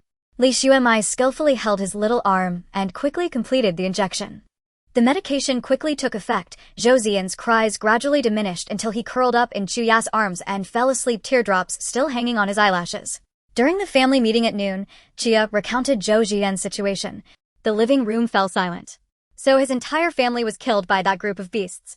Lu Hao clenched his fists, his knuckles turning white. Chia nodded, her voice choked. He witnessed his parents being murdered, and his grandmother was also. When that group discovered him, they used him as bait. Liang Chao's nails dug deeply into his palm. In his previous life, Yaya experienced similar fear. The difference was that Zhou Jian lost even his last family member. This child cannot stay. Zhang Moyo suddenly spoke, his tone cold and hard. We already have enough elderly and children, who has the energy to take care of a 4-year-old child? What did you say? Chia suddenly stood up, he's only 4. It's below freezing outside, where do you expect him to go? I'm not cold-blooded. Zhang Moyo frowned, but you all saw even though we have many people, the elderly and children take up a large portion. Before Zhang Moyo could finish, Zhang Mohan retorted, but if we don't save him, what's the difference between us and those thugs? The argument grew increasingly heated until Liang's father knocked on the table, enough shouting. Let's hear Chao Chao's opinion. All eyes turned to Liang Chao. After a moment of silence, she asked, what about Yaya? She's playing with blocks in the toy room, Sure Kitchen answered. Liang Chao stood up and walked towards the toy room. Upon opening the door, she saw little Yaya intently building a small castle, humming an out-of-tune nursery rhyme. Sunlight streamed through the bulletproof glass onto her, warm and peaceful. Mom. Yaya saw her and happily raised a block. Look at the fortress I built. Liang Chao squatted down, stroking her daughter's hair. Yaya, would you like to have a little brother to play with? Yaya tilted her head. Little brother. Yes, his name is Jian, and he's a little older than you. Liang Chao said softly. His parents went to a faraway place. He feels very lonely right now. Yaya's big eyes blinked, suddenly jumping up. Where is the little brother? I can share my strawberry cake with him. Liang Chao smiled and picked up her daughter to return to the living room. The crowd was still arguing, but upon seeing them enter, they fell silent. Yaya wants to meet that child, Liang Chao simply stated. Chia's eyes lit up and she immediately went to the medical room to bring Zhou Jian, who had just woken up. The little boy was wrapped in a blanket, his face pale. Upon seeing a room full of strangers, he shrank further into Chuya's arms. Brother Jian. Yaya slid down from Liang Chao's arms and ran to Zhou Jian, looking up at him. I'm Yaya. Do you want to eat cake? My dad made it, it's really delicious. Zhou Jian was stunned, staring blankly at the smiling little girl in front of him. Without giving him a chance to refuse, Yaya grabbed his hand. Come on. I'll take you to see my toys. Surprisingly, Zhou Jian did not resist, allowing Yaya to lead him slowly toward the toy room. The adults exchanged glances, realizing this was the first time Zhou Jian had reacted to anyone since waking. Through the half-open door, they saw Yaya enthusiastically showing her toys to Zhou Jian, who, despite remaining silent, gently accepted the blocks Yaya handed him, carefully placing them on the small castle. Let him stay, Liang Chao suddenly said. Yaya needs a playmate her age, and this child is already homeless. Zhang Moyo wanted to say something, but Sure Kitchen patted his shoulder. It's just one more mouth to feed. We have enough supplies to last for generations. But who will take care of him? Zhang Moyo frowned. I will take responsibility for him, Zhang Mohan interjected. It just so happens that Gao Xian and I don't have children yet. In the end, the family voted to keep Zhou Jian. After the meeting, Liang Chao stood alone in front of the window, gazing at the snowy expanse outside. She knew that taking in an unknown child meant something, but the joyful laughter of Yaya from the toy room reminded her of her daughter's cries before her death in her previous life. In the evening, Zhou Jian curled up on the small bed in the guest room. Yaya had already returned to her room to sleep. Zhang Mohan gently pushed the door open, discovering that the little boy was not asleep, but staring at the ceiling with his eyes wide open. Can't sleep. Zhang Mohan sat by the bed. Zhou Jian nodded and quietly asked, is this heaven? Zhang Mohan was taken aback. Why do you ask that? Because there's cake here and toys and Yaya too. Zhou Jian's voice was very soft. Grandma said that good people go to heaven when they die and there's everything there. Zhang Mohan's tears almost fell. She stroked little Zian's hair. This isn't heaven, but we will take care of you like family. Zhou Jian remained silent for a while before suddenly asking, will those people come back? No, they won't, Zhang Mohan said firmly. It's very safe here with thick walls and many uncles and aunts protecting us. Zhou Jian seemed to relax a bit, but his fingers still tightly gripped the edge of the blanket. Zhang Mohan took out a brown bear plush toy from her pocket. It was her nephew's toy from when he was little. Here, hug it while you sleep and you won't be scared anymore. Zhou Jian accepted the plush toy, carefully cradling it in his arms. His eyelids gradually became heavy, but just before sleeping he softly said, thank you, Andy. I will be good, please don't chase me away. Zhang Mohan gently closed the door and leaned against the wall in the hallway, finally unable to hold back her tears.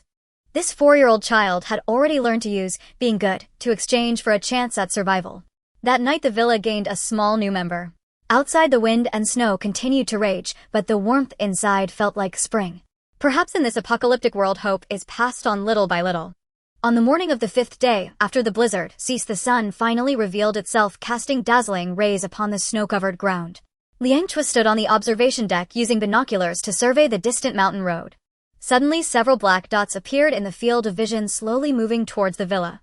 Someone is coming. She pressed the intercom, her voice calm. 5 individuals dressed in military uniforms armed with weapons. Inside the villa, a flurry of activity ensued. Zhang Mo and Lu Hao quickly checked their weapons while Shi Kitchen was responsible for relocating the elderly and children to the basement. Liang Chao took out several boxes of canned goods and medicine from storage, placing them in a conspicuous spot. Should the military come to requisition supplies, these would be enough to send them away. Half an hour later, 5 soldiers stood at the door of the villa. They appeared exhausted, their faces marked by frostbite with cracked and bleeding lips. Leading them was an officer around 30 years old with faded major insignia on his shoulders. "Hello, we are the census team from the Leisure shelter." The major's voice was hoarse, yet he maintained the upright demeanor of a soldier. "May I ask how many survivors are here?" Liang Chao opened the small window on the blast door and cautiously replied, 11 adults, 4 children, 13 elderly. The major nodded, taking out a form from his folder. According to national emergency decrees, all survivors must be registered. The Leisure shelter is now open, providing food, accommodation, and medical security. You may consider relocating. The young soldier behind him added, "The shelter is protected by the military. It is very safe. Moreover, a point-based work system is implemented, allowing for the exchange of daily necessities." Liang Chao did not respond immediately, but instead scrutinized the soldiers. Their uniforms were tattered and their boots were worn, evidently having trekked for a long time in the harsh cold. The youngest soldier, appearing no older than 18 or 19, had frostbite on his fingers that had already festered, yet he still gripped his rifle tightly. "Come in for a cup of hot water," Liang Chao suddenly said, opening the blast door. The major paused for a moment, then shook his head. "No need, we have a mission." "Just 5 minutes," Liang Chao insisted. "Your complexions are quite poor." Ultimately, the 5 soldiers were allowed into the villa's entrance. This was the safe distance Liang Chao had established, indicating goodwill without exposing the true situation inside the villa. Chia brought in hot tea and a few compressed biscuits, but the soldiers shook their heads in refusal. "We can't." Just as they spoke, their stomachs grumbled, clearly starved. "How are the conditions at the shelter?" Zhang Mo asked casually. The major set down his teacup, offering a wry smile. "To be honest, we are still improving it. The facility was originally designed to accommodate 100,000 people, but now there are less than 50,000 survivors, and the supply of heating and food remains tight." He pointed outside to the snow-covered ground. "This snow has destroyed much of the power grid in the north, and we can only rely on diesel generators to maintain basic electricity." "Why have you only come to take a census now?" Lu Hao asked. "The blizzard blocked the roads. The passage to this mountainous region was only opened 3 days ago." The major sighed. "We send out 20 teams every day to search for scattered survivors. Many did not survive these past few months." Liang Chao noticed that the young soldier's eyes reddened slightly upon hearing this. She turned and took a medical box from the cupboard, handing it to the major. "Here are some frostbite ointment and anti-inflammatory medicine. Please take these."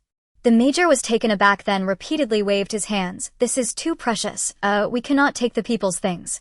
"Take it," Liang Chao insisted, pushing it into his hands. "You protect the people. We should do something too." The major's eyes glistened slightly as he solemnly accepted the medical box. "Thank you. If you change your mind, you can come to the shelter at any time." He left behind a simple map marking the location of the shelter, approximately 5 kilometers from the villa situated at the former underground military base of Leisure. After sending off the soldiers, a family meeting was immediately convened. Everyone gathered in the living room, the atmosphere heavy. "I think we should go." Chia was the first to speak. "With military protection it's safer, and there are proper medical facilities." Zhang Mo interrupted her. "Did you not hear clearly just now? 50,000 people crowded together. What is the risk of disease transmission? Not to mention the issue of food shortages." "But we are on edge all day here," Chia countered.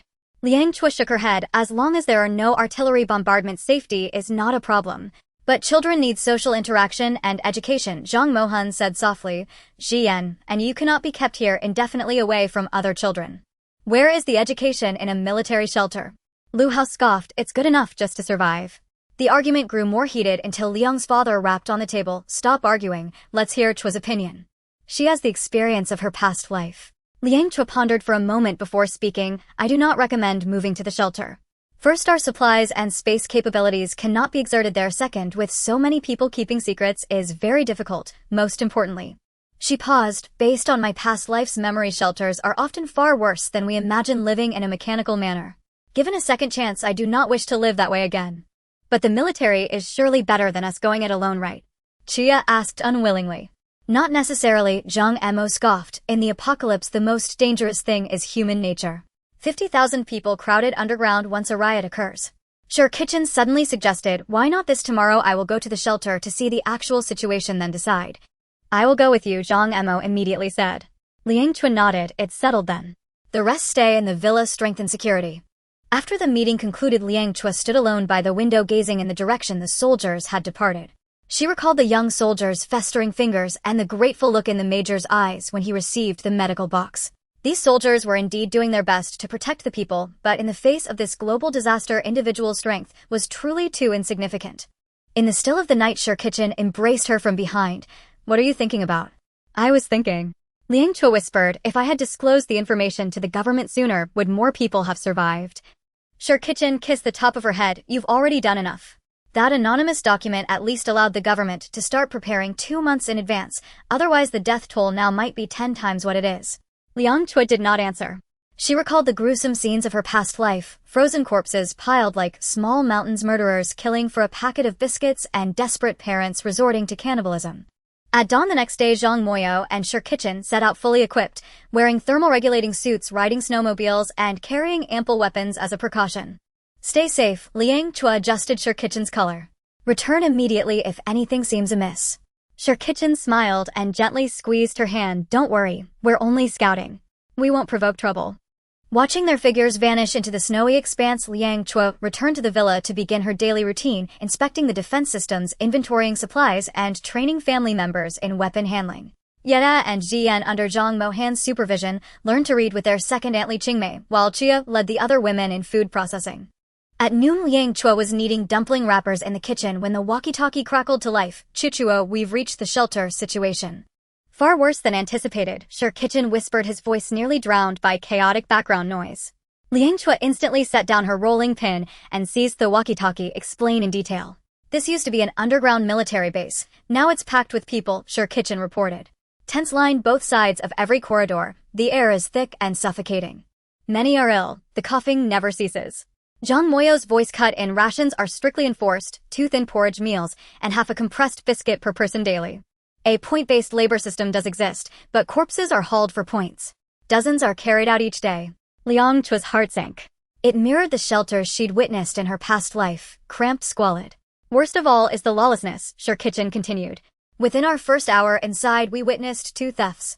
The military strives to maintain order, but personnel are critically overstretched. Understood. Return at once, Liang Chao commanded decisively. A pause lingered on the other end before Zhang Moyo spoke again. We'd like to stay longer, return tonight. Leaving by day draws too much attention, and I want to study their defensive layout, just in case we must engage with them later. After a moment's hesitation, Liang Chao agreed, maintain contact, and report your status hourly. As dusk fell, Liang Chao stood atop the watchtower, anxiously awaiting their return. The sun dipped below the horizon, its last golden light faded, and the snowfields slowly surrendered to darkness. Suddenly 2 distant silhouettes appeared on the snow, racing toward the villa. Liang Chao snatched up her binoculars. The figures were Sure Kitchen and Zhang Moyo, but something trailed behind them. On alert. Liang Chao slammed the alarm button. They're being followed. Lu Hao and several young men instantly seized their weapons and took cover behind the courtyard wall. Minutes later, the roar of the snowmobile grew louder. Sure Kitchen and Zhang Moyo burst into the courtyard, 3 ragged men brandishing iron rods and knives close behind them. Close the gate. Zhang Moyo shouted, leaping off the vehicle with a sharp brake. Lu Hao hit the switch. The heavy metal gate began its slow, grinding descent. Seeing the gate close, the 3 men charged forward frantically. One even thrust his arm into the narrowing gap, trying to jam it open. Get back. Zhang Moyo drove a hard kick into the man's chest, sending him sprawling several meters away. The gate sealed shut at last. Outside, furious curses and pounding fists echoed for minutes before fading into the distance. What happened? Liang Chao rushed down the stairs, checking them for injuries. Sure Kitchen shook his head. We were shadowed, leaving the shelter. They mistook us for easy prey, hoping to seize our supplies.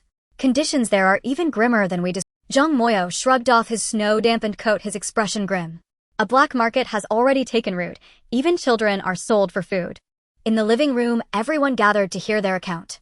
Zhang Moyo produced covertly taken photographs, overcrowded corridors, refugees queuing for rations, an elderly man barely clinging to life in a corner. The military is doing all it can, but resources are catastrophically scarce, Sure Kitchen sighed. We met the lieutenant colonel. He hadn't slept in 2 days, still coordinating distribution. Liang Chao stared at those photos, faces hollow with despair, and felt a tightness grip her chest. Memories from her past life surged like a tide, her cradling feverish Yaya outside a medical tent waiting an entire day in line only to receive half a stale antipyretic tablet. "We will not go to the shelter," she declared, suddenly her voice unwavering. "It is unsafe and utterly unsuitable for children." To everyone's surprise, no one objected, not even Chia, who had long advocated relocation. She held her son tightly, her eyes wide with fear. "Yet complete isolation is also untenable," Liang Chao continued. "Starting tomorrow, we'll make regular visits to exchange intelligence and offer aid where needed, especially to the military personnel." Zhang Moyo nodded. "I agree. They uphold the last vestiges of order. If they collapse, society collapses entirely." Zhang Moyo harbored deep respect for the military. After the meeting, Liang Chao went alone to the storage room and retrieved additional medicine and food from her spatial storage. She resolved to supply more provisions to the soldiers during their next census visit, not out of sentimentality but cold pragmatism. In this apocalyptic world, preserving ties with the military meant securing another lifeline. Late into the night, Liang Chao stood by the window gazing toward distant mountain ridges veiled in darkness. The shelter's lights were too faint to discern, but she knew tens of thousands struggled there battling frost and famine. Meanwhile, her family slept soundly within the warmth of their villa, a privilege made possible only by her rebirth and spatial ability. "Mommy?" Xiaoyu rubbed her eyes at the doorway. "I can't sleep." Liang Chao lifted her daughter and softly patted her back. "Bad dream." Yaya shook her head and whispered, "Jian brother said many children outside have no food. Is that true?" Liang Chao's heart clenched. "Yes, sweetheart." "Can I share my biscuits with them?" Yaya asked innocently. "I've saved 3 whole packs." Liang Chao kissed her daughter's forehead and remained silent. How could she explain to a 3-year-old that the world's cruelty ran far deeper than any number of biscuit packs could mend? Outside, snow began falling anew. Liang Chao knew winter stretched long ahead, and humanity's suffering had only just begun. The blizzard had persisted for a full 3 months, and the temperature in Lai City had dropped to -50 degrees. A thick layer of ice had formed on the walls of the Doomsday Fortress, shimmering with a cold brilliance under the sunlight. That evening, Zhang Moyo and Shirkichin returned once again from the military shelter after trading the roar of the snowmobile's engine cutting sharply through the silence of the snowy expanse. "Brother, when do you think this snow will stop?" Zhang Moyo did not respond, his gaze fixed on a blurred figure lying in the snow ahead, the military green uniform starkly contrasting against the white backdrop. "Someone." Zhang Moyo immediately braked the snowmobile, leaping off to dash towards the figure. Shirkichin followed closely behind, and together they turned the person over, revealing a youthful face, lips already turning purple from the cold with frost clinging to his eyebrows and eyelashes. "It's the young soldier who came for the census last time." Shirkichin recognized him. "What was his name?" How something. How Yibing." Zhang Moyo quickly checked his vital signs. "There's a weak pulse, but his body temperature is too low. He needs immediate medical attention." The two exchanged glances, tacitly lifting the young soldier onto the snowmobile. Shirkichin took off his coat to wrap around him while Zhang Moyo twisted the throttle, speeding towards the villa. Inside the villa, Liang Chao was in the kitchen teaching Yaya and Ji Yan how to make dumplings. Suddenly, the alarm sounded, and she immediately put down the rolling pin and grabbed the intercom. "What's going on?" "We rescued a soldier. The situation is critical." Shirkichin's voice came through, accompanied by the howling wind. "Prepare the medical room." Liang Chao stood up instantly. 5 minutes later, when Zhang Moyo rushed into the medical room with the unconscious Hao Yibing in his arms, his aunt Li Xueme had already prepared the emergency equipment. Body temperature at 28 degrees, severe hypothermia, Li Xueme quickly assessed. "Chia, get the warming blanket." "Zhang Mohan, go to the medicine cabinet and get the adrenaline." The medical room was bustling with activity. Liang Chao stood at the door, watching the pale face of the young soldier. He looked no older than 18 or 19, still bearing a boyish innocence, yet his hands were covered in frostbite and calluses, clearly having endured a lot of hardship in the shelter. 3 hours later, Hao Yibing's body temperature finally rose to 35 degrees. He weakly opened his eyes, his dazed gaze sweeping across the unfamiliar surroundings, finally resting on Zhang Moyo, who was guarding his bedside. "Zhang. Brother Zhang." His voice was so hoarse it was barely audible. "Don't talk, drink some water first." Zhang Moyo helped him sit up and handed him a cup of warm water. Hao Yibing greedily drank the entire cup of water, then noticed the other people in the room. When he saw Liang Chao, his eyes suddenly brightened. "You are Ms. Liang, right? I'm here specifically to find you." Liang Chao raised her eyebrows in surprise. "Looking for me?" Hao Yibing struggled to sit up, but Li Xueme pressed him back down. "Don't move. 2 of your toes have already suffered frostbite and necrosis. You need to rest." Hao Yibing said anxiously, "I snuck out during my break. I must tell you." This snow disaster will last at least 6 months. This news mustn't get out or it will cause panic among the people. The room fell silent in an instant. Everyone knew what this meant. The existing shelters couldn't possibly last that long and social order would completely collapse. How do you know this? Liang Chao asked in a low voice. It's an internal report from the meteorological department. Hao Yibing coughed weakly. Li's squad leader asked me to tell you secretly. He said you've been helping the military all along. This is a way to repay you. Zhang Moyo and Shirkichin they indeed often provided supplies to the military under the guise of trade, but they never expected this goodwill would yield such critical intelligence. Furthermore, Hao Yibing's voice grew fainter. The situation outside is getting worse. There are already rumors of cannibalism. Squad leader Li said, "You must not go." His eyelids grew heavier and eventually he succumbed to the effects of the medication, falling asleep. Li Xuema checked his vital signs, temporarily stable, but further treatment is needed. Liang Chao nodded, signaling for everyone to gather in the living room for a meeting. Once everyone was seated, the atmosphere became so heavy it felt almost tangible. 6 months. Chia murmured to her son, I wonder if the current shelter can last until then. We must strengthen our defenses. Zhang Moya's fingers tapped on the table. Once the shelter collapses, a flood of refugees will surge towards the villa cluster. Lu Hao frowned. Our supplies are sufficient, but the villa cannot accommodate more people. No refugees will be accepted, Liang Chao said decisively. The lessons from the last life are too profound. But what about that young soldier? Zhang Mohan asked softly. Liang Chao pondered for a moment. Once he has recovered a bit, let you go and Shirkichin send him back to the military base. Since squad leader Li took the risk to send him to deliver the message, we must protect this channel of information. After the meeting ended, Liang Chao went to the storage room alone, retrieving more medical supplies and food from the space. She decided to have Shirkichin and the others take it to squad leader Li next time. During this disaster, the military is the last line of defense for maintaining order, and they must be supported as much as possible. As night fell, Liang Chao stood by the window gazing at the swirling snow outside. On the morning 3 days later, Hao Yibing's injuries had improved significantly. When Liang Chao entered the guest room, he was leaning against the headboard, clumsily attempting to change his own bandages. Let me do it. Liang Chao took the gauze from his hands and skillfully tended to the frostbite on his foot. Hao Yibing felt somewhat awkward. Ms. Liang, there's no need to trouble you. Just call me Sister Liang. Without lifting her head, Liang Chao replied, You took a risk to deliver the message. This little care is nothing. After finishing the bandaging, Hao Yibing hesitated for a moment and whispered, Sister Liang. Captain Li has some words for me to convey. Liang Chao raised an eyebrow. Oh. The military wants to establish a secret alliance with you. Hao Yibing's voice dropped even lower. The supplies in the shelter won't last until the snow stops. Captain Li said that if you can trade with the shelter regularly, the military can guarantee not to requisition your villa and will share intelligence. By the way, those points are universally applicable. Captain Li mentioned that even when the new world arrives, the points will not expire. His voice became softer as he realized that what he was saying was akin to painting a bright future for Liang Chao and the others. After all, no one knew when the apocalypse would end, and the supplies at hand were the true priority. Liang Chao paused her movements. This proposal was very tempting. The villa complex they were in would indeed be requisitioned after the earthquake. In the apocalypse, the protection from the military is more reliable than any defensive structure. But the risks were equally evident. Once the secret of their space was exposed, the consequences would be unimaginable. We need to consider it. She finally said, You should focus on healing, and this matter is not urgent. After leaving the guest room, Liang Chao immediately called a meeting with the core members. After listening to her recounting, Shirkichin was the first to express his opinion. We can cooperate, but it must be limited. We provide supplies and they provide protection and intelligence, but they must not know about the space.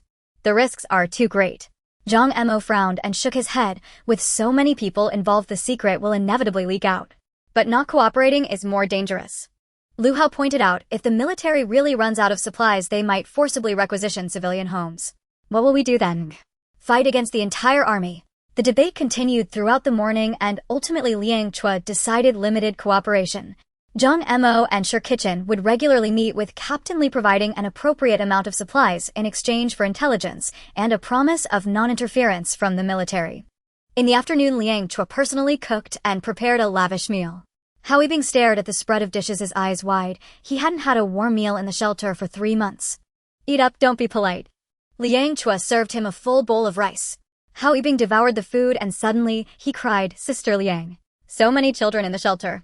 Haven't had enough to eat for a long time. Didn't the government notify in advance? Why weren't they prepared? Liang Chao asked. Hao Yibing replied, they were prepared as some were robbed and others didn't expect the snow to keep falling.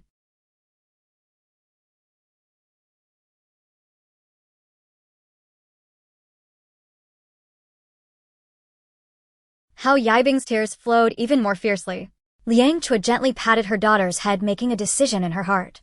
That night, she had Sure Kitchen take out 10 boxes of children's nutritional milk powder and compressed biscuits from the space. When you send Hao Yibing back tomorrow, bring these to Captain Li and just say, they're for the children in the shelter. Sure Kitchen kissed her forehead. You've softened your heart again. Liang Chao shook her head. It's not soft-heartedness, it's an investment. Those children are the future of humanity. And this favor the military will remember. The next morning at dawn, Zhang Mo and Sure Kitchen prepared to set out. Hao Yibing's foot injury hadn't completely healed, but he insisted on returning to report. Liang Chao prepared him thick warm clothing and a backpack full of medicine. Be careful on the road. Liang Chao instructed, tell Captain Li that we agree to cooperate, but the fewer people who know the better. Hao Yibing nodded solemnly. Sister Liang, rest assured, I won't betray you even if I die. The three of them disappeared into the morning fog on a snowmobile. Liang Chao stood on the observation deck until their figures were completely out of sight before returning inside. She knew that from today on, the delicate bond between the villa and the military would become the key to survival in the apocalypse. 2 days later, Zhang Moyo and Sure Kitchen returned with a letter from Commander Li. The military high command had tacitly approved this secret alliance and provided the latest weather report. The situation is worse than we imagined. Sure Kitchen spread out a map pointing at the meteorological cloud chart. The Arctic cold vortex continues to move south, and this snow disaster may last until May next year or even longer. Li Yanzhang remained silent because she knew that the earthquake triggered by tectonic movements would follow the snow's cessation, meaning the existing social order would completely collapse and humanity would regress to a primitive state of survival of the fittest. Commander Li also gave this.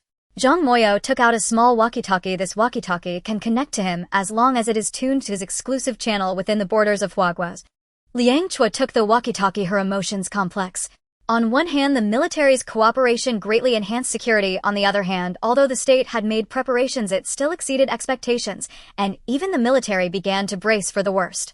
That evening, Liang Chao convened a family meeting. After hearing the latest intelligence, everyone fell silent. 6 months of extreme cold. This means they would be trapped in the villa for an entire winter and half a spring. We have plenty of supplies. Liang's father broke the silence. The food in Chuachua space is our safety net. But the mental pressure will be immense. Zhang Moyo said worriedly, in a long-term confined environment, the elderly and children won't cope well. We can establish a strict schedule. Li Xuemai proposed reasonably arranged time for study, exercise, and entertainment to avoid psychological issues. The meeting lasted until late at night, ultimately formulating a detailed survival plan, increase indoor entertainment activities, regularly organize skill training, and even plan a small indoor greenhouse to grow fast-growing vegetables, both to supplement fresh ingredients and to boost morale. After the meeting, Liang Chao returned alone to her room. They lived on the second floor. Her daughter was already asleep, still clutching the lollipop drawn by Jiyan. Liang Chao gently stroked her daughter's hair, her heart a tumult of emotions. This winter would be the greatest test since her rebirth, not only to protect her family's safety, but also to guard their spirits from being shattered by the apocalypse. Outside, snowflakes continued to flutter. Liang Chao knew that the outside society had just begun to change. Time flew and the year-end was rapidly approaching. The atmosphere in the villa became delicate due to Zhang Moyo's pregnancy. That morning, when Zhang Moyo stared at the clear 2 lines on the pregnancy test in the bathroom, her first reaction was not joy but confusion. She had been married to Gao Xian for 5 years, had never used contraception, yet had never been able to conceive. Over time, both had tacitly accepted the reality that they might never have children. But in this apocalyptic winter, the small life had quietly arrived. Really? Pregnant? Gao Xian's voice trembled slightly as he took the pregnancy test, repeatedly confirming the 2 red lines, the light in his eyes growing brighter. I'm going to be a dad. He hugged Zhang Moyo tightly, excited like a child. Zhang Moyo forced a smile, her fingers unconsciously brushing over her flat abdomen. Her emotions were as tangled as a ball of yarn. In times of peace, pregnancy was a joyous occasion, but in this resource-scarce, crisis-ridden apocalypse, the arrival of a new life meant more responsibility and risk. When Gao Xian's parents heard the news, they were overjoyed to tears. Gao's mother took Zhang Moyo's hand, chattering about making her nourishing soups, completely forgetting that the outside world had already turned upside down. This is great. Aunt Liang Lu smiled as she patted Zhang Moyo's shoulder. This child choosing to come at this time must be a destined blessing, bringing us good fortune. Liang Chao was genuinely happy for Zhang Moyo. She understood how rare and precious the birth of a new life was in an apocalypse. In her previous life, she had hardly seen newborns. Most pregnant women had not survived the extreme cold and hunger, let alone delivered safely. She walked over and gently embraced Zhang Moyo. If you need anything, just say it. There are plenty of nutrients in the space. Zhang Moyo nodded and softly said thank you. Zhao Jiran and Zhang Moyo were not blood-related, but they were the closest of friends. After hearing the news, she immediately pulled her to a corner and shared all the pregnancy precautions she knew. The first 3 months are the most dangerous. Be very careful, Zhao Jiran said. Seriously, you absolutely cannot have intercourse during the first 3 months. Zhang Moyo blushed and silently nodded, feeling heavy-hearted. When she looked up, she inadvertently caught sight of Zhou Jian standing not far away. The little boy had originally been secretly watching them, but when he met her gaze, he immediately lowered his head, pretending to fiddle with the toy in his hands. His expression was somewhat forlorn, even tinged with a hint of unease.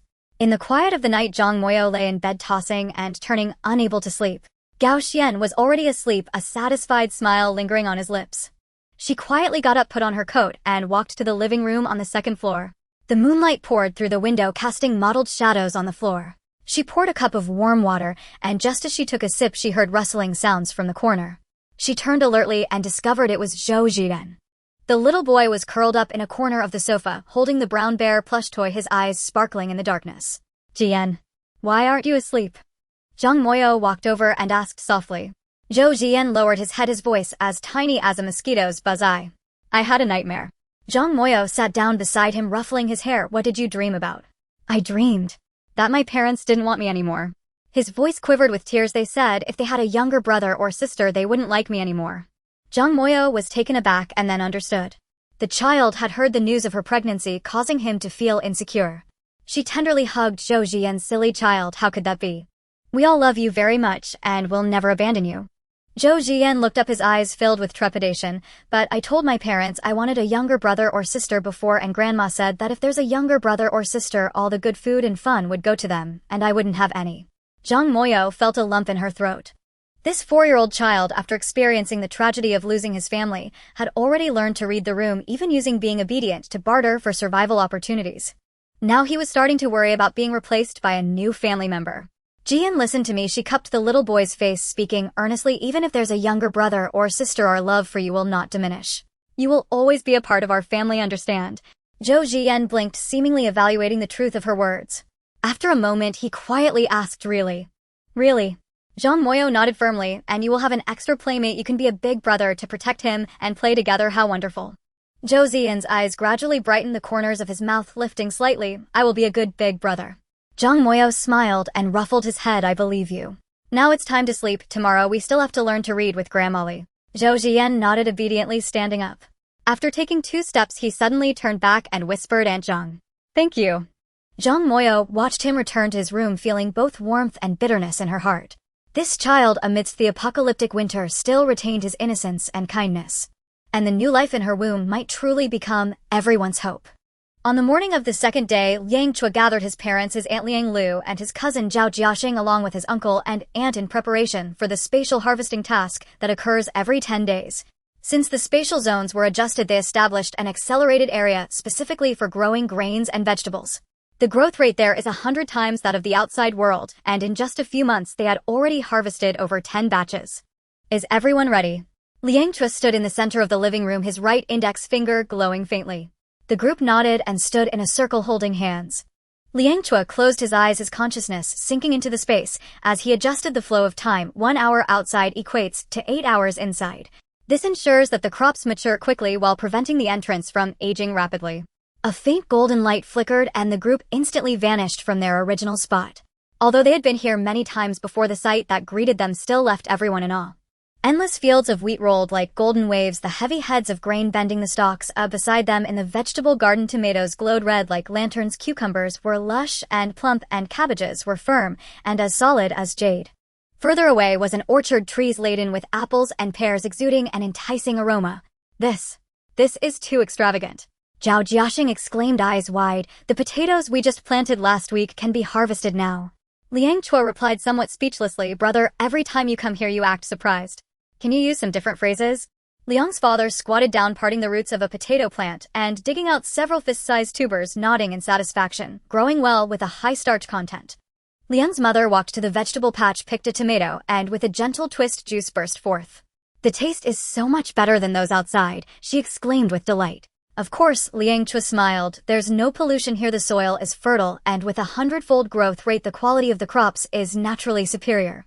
Aunt Liang Lu had already begun skillfully harvesting cabbages, moving with the expertise of a professional farmer. "With so many vegetables we need to hurry up, otherwise they won't taste good once they age."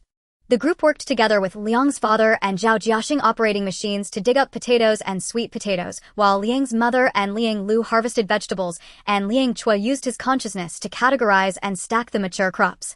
The magic of the space lies in the fact that with just a thought the harvested grains and vegetables automatically return to the storage area, maintaining the freshness of their freshly harvested state. "Chua, the corn over here is ready to be harvested too," Liang's mother called out. Liang Chao walked over to find a field of corn, the stalks tall and sturdy, and the ears of corn plump with kernels. "This ability is really convenient." Zhao Jiaxing wiped the sweat from his brow and said enviously, "Without you how could we enjoy so much fresh food?"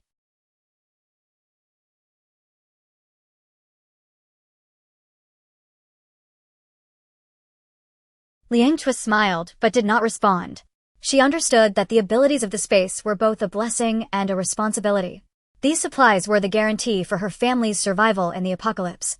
After a busy day, only 1 hour had passed in the outside world. They finally finished harvesting this batch. In the storage area, the freshly harvested grains piled up like small hills: 5,000 pounds of wheat, 3,000 pounds of corn, 2,000 pounds each of potatoes and sweet potatoes, along with countless vegetables and fruits. "We can't even finish eating all of this," Liang's father said happily. "We need to collect more land, we can't let the space go to waste." Liang Chao replied, "After the extreme cold there will be earthquakes, and many people outside are still starving." As they left the space, the aroma of food had already wafted through the villa. Shirkichin and Zhang Moyo had just returned from the shelter and were in the living room taking off their heavy winter gear. "Why are you so late today?" Liang Chao walked over to help Shirkichin brush off the snow from his clothes. "The sled broke down halfway," Shirkichin said with a wry smile. "We too were like huskies pulling the sled. Luckily it broke down on the way back, otherwise we would have had to drag the supplies for several kilometers on the way there." Zhang Moyo gulped down a large mouthful of water and added, "Squad leader Li said the situation at the shelter is getting worse with signs of riots starting to emerge. He advised us not to go there for the time being." Liang Chao nodded. "Just right, the space has just harvested a batch of grains, so we have plenty to keep us busy for a while." During dinner, the whole family gathered around the dining table sharing their experiences from the day. Zhang Mohan's morning sickness seemed to have eased and her appetite had improved. Zhou Jian sat beside her, occasionally sneaking glances at her belly, his eyes filled with curiosity and anticipation. "Jian, do you want to feel it?" Zhang Mohan suddenly asked. Zhou Jian was taken aback, then nodded with a blush. Zhang Mohan took his little hand and gently placed it on her lower abdomen. "Although you can't feel it yet, there really is a little baby inside." Zhou Jian's eyes widened, cautiously asking, Will he like me?" "Of course," Zhang Mohan said softly. "You are going to be his protective older brother." Zhou Zian's face blossomed with a radiant smile, as if all the gloom had been dispelled. The others at the dining table watched the scene, feeling their hearts warm. In this apocalyptic world covered in ice and snow, the arrival of new life and Zhou Zian's growth brought hope to everyone. On another snowy morning, Liang Chao and Shirkichin stood in the storage room counting the supplies to be sent to the military. 50 boxes of frostbite ointment, 10 packs of cigarettes, 10 baskets of fresh bean sprouts, and 20 cans of Liang Fuss special chili sauce were neatly arranged on the table. "Aren't the bean sprouts too conspicuous?" Shirkichin picked up a tender white bean sprout and examined it under the light. "It's hard to find even dried vegetables outside, yet we bring such fresh produce."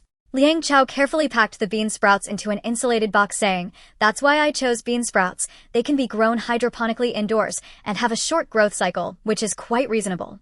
She paused. "Moreover, squad leader Li has long been suspicious, but it's a silent understanding." Shirkichin nodded, dividing the cigarettes into 2 portions and packing them in a black plastic bag. "This time let's not exchange for points, but trade for soil instead. Just say we remodeled the greenhouse and need a lot of fertile soil." Liang Chao chuckled. "That's a bit of a flimsy excuse, but squad leader Li won't ask too many questions." As usual, Shirkichin and Zhang Moyo went out to make the trade. The two dressed neatly, with Shirkichin carrying a fully loaded backpack while Liang Chao tucked 2 handguns and several magazines into his pockets. Although they had established a good relationship with the military, there were still roaming thugs in the snowy wilderness, so they had to be cautious. "Be careful on the road." Liang Chao stood at the doorway handing them a walkie-talkie. Contact us immediately if anything happens. Sure Kitchen nodded and kissed the little girl who ran over to see them off, saying, "Be good and listen to your mother, daddy will be back soon." The outside temperature was frighteningly low. The snow on the road to the shelter was pressed into deep ruts by their vehicle. Do you think Squad Leader Lee will believe the greenhouse story? The white mist from Sure Kitchen's breath crystallized in the air. Zhang Moyo tightened his scarf. Whether he believes it or not doesn't matter. What's important is that we've given them a way to save face. The military was in urgent need of supplies. As long as they didn't threaten the order of the shelter, they were happy to turn a blind eye. An hour later, the two arrived at the shelter. Squad Leader Lee and two soldiers were already waiting at the door. Upon seeing them, a faint smile appeared on Squad Leader Lee's weary face. "Comrade Zhang, mister. Sure, thank you for making the trip." Squad Leader Lee rubbed his frostbitten red hands, his gaze sweeping over the backpack Sure Kitchen placed down and the supplies on the sled. Sure Kitchen untied the rope and took out the supplies, saying, "These are frostbite ointment, cigarettes, and some bean sprouts.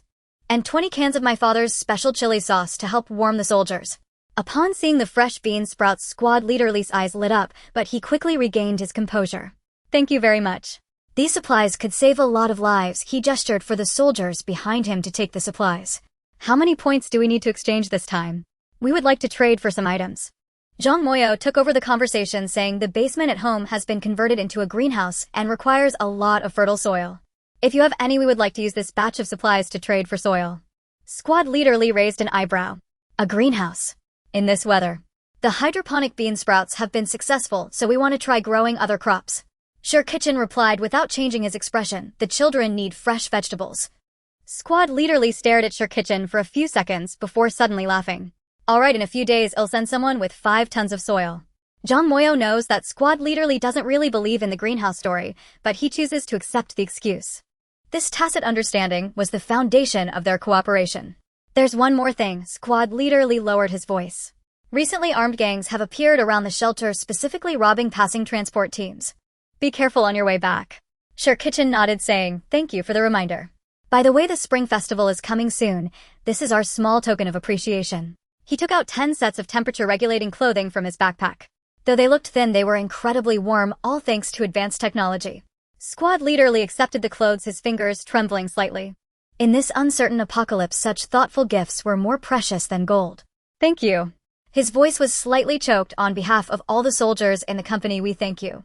On the way back, Zhang Moyo and Sure Kitchen were both silent. The weary faces of Squad Leader Lee and the soldiers, their frostbitten fingers, and the moment of emotion when they received the temperature-regulating clothing made their feelings complex. "They're struggling a lot." Sure Kitchen finally broke the silence. Zhang Moyo nodded, saying, "What we can do is limited. The matter of the spatial ability is too shocking. Once leaked, the consequences would be unimaginable." "I know." Sure Kitchen pulled down his helmet's visor. "But every time I see those soldiers, I can't help but think if only we could help a little more." "We are already helping," Zhang Moyo said softly, "and it's not just in terms of supplies. For Squad Leader Lee and the others, knowing that there are still people living relatively normal lives outside is hope in itself." When the two returned to the villa, it was already dark. The whole family was waiting for them to have dinner, and even Zhou Jian had forced herself to stay awake, her eyelids heavy as she insisted on waiting for Uncle Zhang and Uncle Sure to return. "How was it?" "Smooth." Liang Chao took over Sure Kitchen's backpack. "Very smooth," Sure Kitchen replied, taking off his frost-covered coat. "In a few days the military will send 5 tons of black soil over." Liang Fu's eyes lit up. "That's great. The space needs to replenish the soil."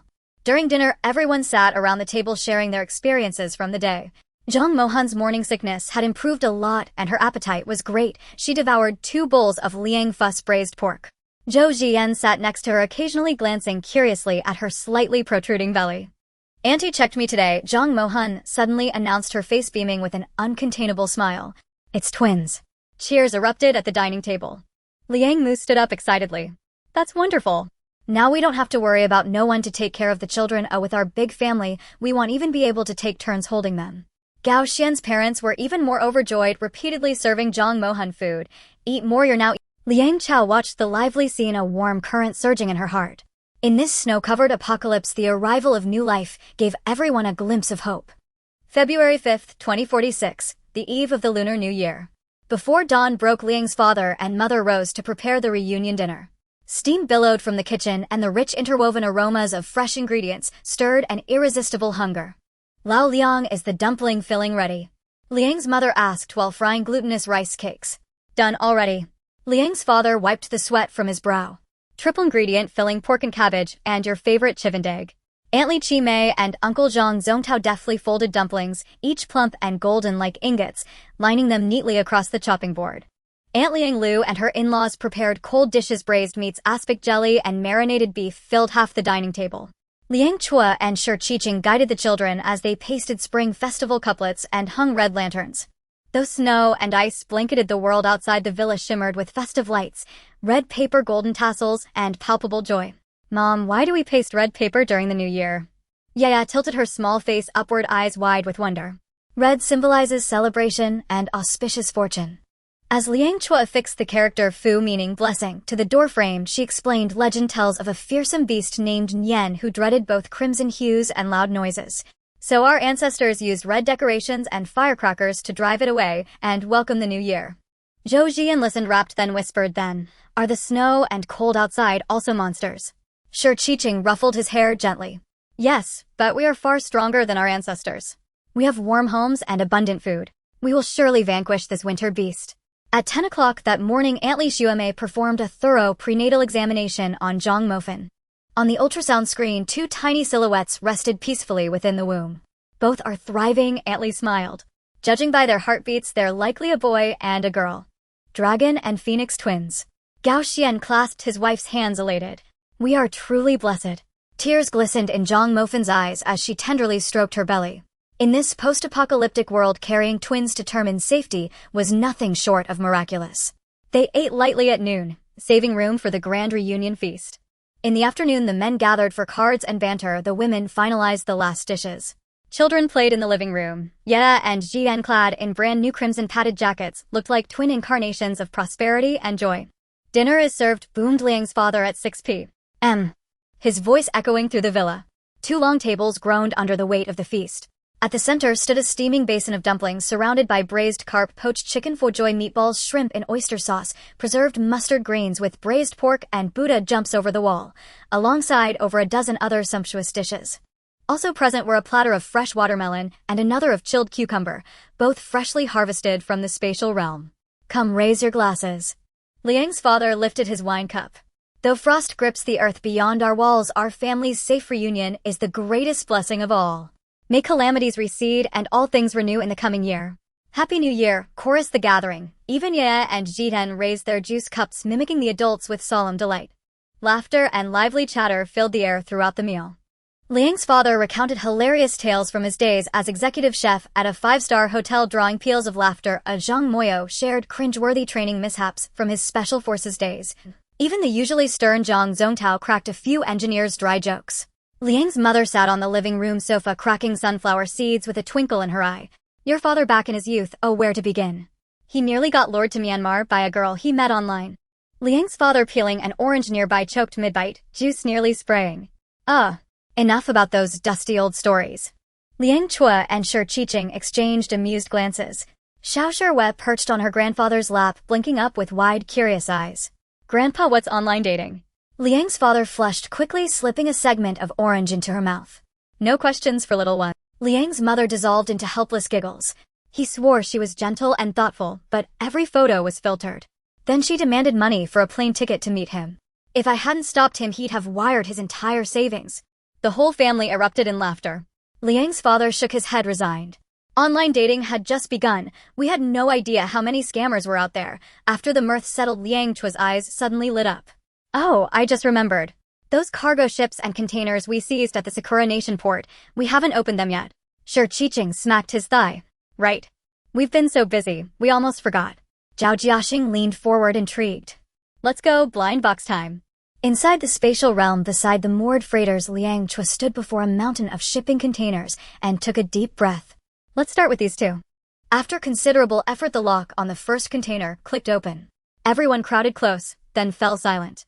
What is this? Lu Hao's lips twitched. Inside, thousands of small boxes were stacked with military precision, vibrantly colored packaging emblazoned with foreign script. Liang Chao picked one up and read aloud, ultra-thin, long-lasting, lubricating, holy condoms.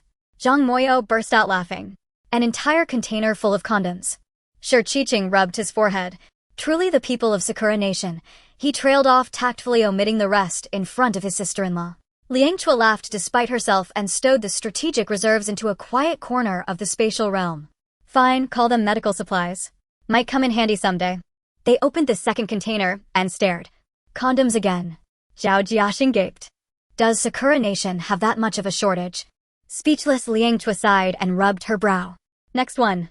The third container creaked open, releasing a faint earthy scent of animal feed. Feed. Liang's father leaned in. Looks like pig feed. The fourth container swung wide, revealing a chorus of soft squealing grunts. Alive. Shi Qiqing exclaimed, stunned. Dozens of plump, healthy piglets huddled together, snuffling and nudging each other playfully. Piglets, live ones. Liang Chao cried, delighted. At least 50 in this one alone. Zhang Moyo rushed to open the fifth, likewise teeming with lively piglets. 2 containers, 100 piglets. Lu Hao rubbed his hands together, grinning. Now we've secured a stable source of meat. The 6th and 7th containers opened to reveal calves lowing softly, 30 per container, 60 in total. Cattle, beef, and milk. Xia clapped, thrilled. The 8th and 9th held hundreds of cheeping chicks and quacking ducklings, thousands by rough estimate. Chickens and ducks lay eggs and breed rapidly. Our egg supply is guaranteed. Liang's mother beamed, unable to contain her joy. We've been hoarding grains, but completely forgot live livestock. Liang Chao exhaled deeply. Protein security is now assured. Shi Qiqing grinned. This 0 yuan acquisition from Sakura Nation was pure gold. The next openings brought further marvels. The 10th container held premium pasture grass seed, ideal for feeding livestock. The 11th contained veterinary medicines and vaccines to safeguard animal health. The 12th revealed an entire compact feed processing facility. They've practically shipped us a full-scale farm. Zhao Jiaxing stared, dumbfounded. Beaming, he added, this must have been a major Sakura Nation agribusiness's reserve stock, now ours for the taking. Shi Qiqing stroked his chin. No wonder the first 2 containers held feed. It's all part of an Subsequent containers yielded 2 crates of beehives with apiculture tools, a 1 crate of premium fruit saplings, a several crates of fishing gear and aquaculture net cages, and even 1 crate of pet food and accessories. By now, opening containers had become second nature, yet fatigue set in. Zhang Mofin smiled gently. We'll take it slow. There are easily 1 or 2,000 more. 20 a day should do nicely. Everyone nodded in agreement. Chia and Zhao Jiran beamed with delight at the final container, stacked neatly with complete sets of ESC brand convex lenses. Back in the villa, Liang Chao flicked her fingers, and several steaming home-style dishes drifted effortlessly from the spatial realm. As the family gathered around the table, chopsticks hadn't yet lifted before conversation erupted, animated retellings of today's discoveries, laughter mingling with the warmth of freshly cooked food, creating a radiant hearth of comfort amid the frozen wasteland. Liang's father mused, our spatial realm has truly become an ark, holding everything we need. Liang Chao nodded. Once livestock reproduce, meat, eggs, and dairy will be plentiful, and surplus can be traded with other survivors. Shi Qiqing suddenly clapped his hands. Tomorrow we must map out pastures, poultry farms, and orchards. These living creatures can't remain indefinitely in stasis. We must put them to use immediately. Lu Hao frowned. But we don't even have basic infrastructure, no fencing, no feed troughs. First thing tomorrow, survey the land and draft a detailed materials list, Zhang Moyo said, turning to Liang Chao. I'll join you on supply runs. Zhao Jiaxing yawned. That's settled then, I'm off to rest. Utterly spent. Nods and murmurs of assent followed. Together they cleared the dining area, then drifted away in small groups. The next morning, as Liang Chao rubbed her sleepy eyes and walked downstairs, she found the living room bustling with activity. Her uncle Zhang Zongtao and her father were leaning over the dining table examining a hand-drawn planning map, while several elders gathered around discussing passionately. This spot would be best to allocate 2 acres for a ranch raising cattle and pigs separately, Zhang Zongtao indicated on the paper with a pencil. The containers can be converted into livestock shelters, waterproof and sturdy. Liang's father nodded in agreement. Yes, those empty containers are just perfect for this purpose. As Liang Chao approached, she noticed the paper on the coffee table was densely filled with construction plans. Ranch construction transformed 20 40-foot containers into livestock shelters, 10 for cattle, 10 for pigs. Fencing approximately 1,200 meters, a 30 feeding troughs, 2 disinfection pools, a transformed 10 containers into chicken coops and 10 containers into duck houses, a 1,000 meters of wire fencing, a 30 automatic feeders, 100 nesting boxes. You started planning this early? Liang Chao asked in surprise. Liang's mother walked out from the kitchen. Once he gets older, he sleeps less. Your dad woke up around 5 a.m., tossing and turning, unable to sleep, so he just got up to draw up the plans. Zhang Zhongtao chuckled and explained, I started pondering how to build it while lying in bed last night, and this morning I hurried to jot down my ideas. These containers are truly treasures, waterproof and insulated. With a little modification, they become ready-made animal shelters. Around 8 a.m., others started coming downstairs. Shi Qiqing looked at the planning document on the dining table and said to Liang Chao, there are too many items, it will probably take you both a long time to gather everything. I'll go with Jiaxing and Hauge too, let's all go together, Zhang Moryu nodded. That works, the sooner we gather everything the sooner we can return. We plan to check the building materials market first, Zhang Moryu said while tying his shoelaces. As for the materials on the list, let's gather as much as we can and alternatives are fine too. Liang Chao put on her thick down jacket, donned a wool hat and gloves. With this heavy snow the roads might be tough to navigate, let's try to come back early. The five of them set off in a modified off-road vehicle. The buildings on both sides of the street were covered in thick white snow and the entire world was dressed in silver, eerily silent. The apocalypse has just begun, these supplies should be unwanted by anyone, Zhang Moryu said, carefully avoiding obstacles in the road as he gripped the steering wheel. The first stop was the building materials market on the outskirts of the city. Just as they expected, it was nearly empty. Thick snow buried most of the shops, with only a few rooftops still visible. Let's split up, Liang Chao said while taking out 2 entrenching tools from her space, and bring back anything used. As Liang Chao collected a batch of steel frames just as she stored them in her space, the accumulated snow above suddenly collapsed, threatening to bury her. Fortunately, she reacted quickly and managed to store the falling snow into her space as well. That was close. Liang Chao patted her chest, her heart racing. The collection at the building materials market went swiftly, and then they headed to the livestock equipment wholesale market. They found a wealth of supplies here. Almost everything needed for livestock was available, and aside from the complicated road conditions, the trip went very smoothly. After all, in this apocalypse, no one wanted these items. On the way back, the five discussed the construction plan for the afternoon. Transforming the containers shouldn't be difficult, Liang Chao said, looking out at the white scenery. Uncle is an engineer by training, so this will be a piece of cake for him. At 5:30 p.m., they returned to the villa right in time for a steaming hot dinner. Liang's mother had prepared braised lamb and several refreshing side dishes. The aroma was enticing. How was the hall? Liang's father asked as he helped them take off their coats. It was even better than expected, Liang Chao said, rubbing her red cold hands. Not only did we gather everything on the list, but we also got quite a few extra good items. At the dining table, everyone discussed the work arrangements for the coming days while eating. We'll start work tomorrow, Liang's father said with great enthusiasm, and we aim to complete the infrastructure within 3 days so that the livestock can be moved out of the stagnant zone as soon as possible. Zhao Jiaxing was picking at the rice in his bowl when he suddenly thought of something. By the way, those piglets and calves in the stagnant zone won't go hungry, right? Don't worry, Zhang Moryu explained, their metabolism has also stopped in a stagnant state, just like hitting. 5 days later, their farm was completed and Liang Chao began to sort the poultry and livestock, chickens, pigs, cows, and sheep, into their respective places. 3 Akita dogs were also named Dufu, Erfu, and Sanfu. That morning, Liang Chao saw through the surveillance monitor that Team Leader Li's truck was heading their way. Team Leader Li, I trouble you again this time. Liang Chao stepped out to greet him, watching as the soldiers carried frozen soil blocks on their shoulders, with Hao Yibing's eyebrows still adorned with unmelted ice crystals. Team Leader Li took off his gloves, revealing clear frostbite scars on his hands. Madam Liang, you're too polite. This batch of soil is humus from an abandoned botanical garden rich in nutrients. Liang Chao noticed that the soldiers maintained a neat formation while transporting the soil, walking in an orderly manner even on the snowy ground. When they saw the shoe mat at the entrance, they all unconsciously stopped, bowing their heads to wipe the snow off their boots, as if about to step into a sacred place. Would you like to have some ginger tea before you go? Liang Chao held up a thermos with steam still rising from it. I added brown sugar to keep you warm. Team Leader Li was about to decline, but Hao Yibing accidentally sneezed. The young soldier immediately stood at attention in a panic. Team Leader, I'm not sick. Liang Chao took the opportunity to shove the ginger tea into Team Leader Li's hands. Look, the soldier's lips are already turning purple from the cold. If you can't finish it, take it with you, don't waste my kindness. Team Leader Li paused for a moment, then accepted the teapot to share with the soldiers. Hao Yibing held the paper cup, his fingers leaving faint traces of dirt on the cup's surface, yet he was reluctant to drink. He knew that in the shelter such hot drinks were considered luxury items. Thank you, Madam Liang. Team Leader Li tilted his head back to finish the tea, raising the cup upside down to indicate it was empty. We won't go inside to avoid disturbing you. Liang Chao was prepared as she took a step back, blocking Team Leader Li's path. Today is the Lantern Festival, let the younger brothers celebrate. Besides, our whole family has been preparing for an afternoon. Team Leader Li, are you treating us like outsiders? Then we won't trade with the military in the future. Liang Chao pretended to threaten. Team Leader Li wanted to say something, but he noticed Hao Yibing behind him, his throat visibly moving as his stomach involuntarily grumbled and his gaze instinctively swept toward the dining room.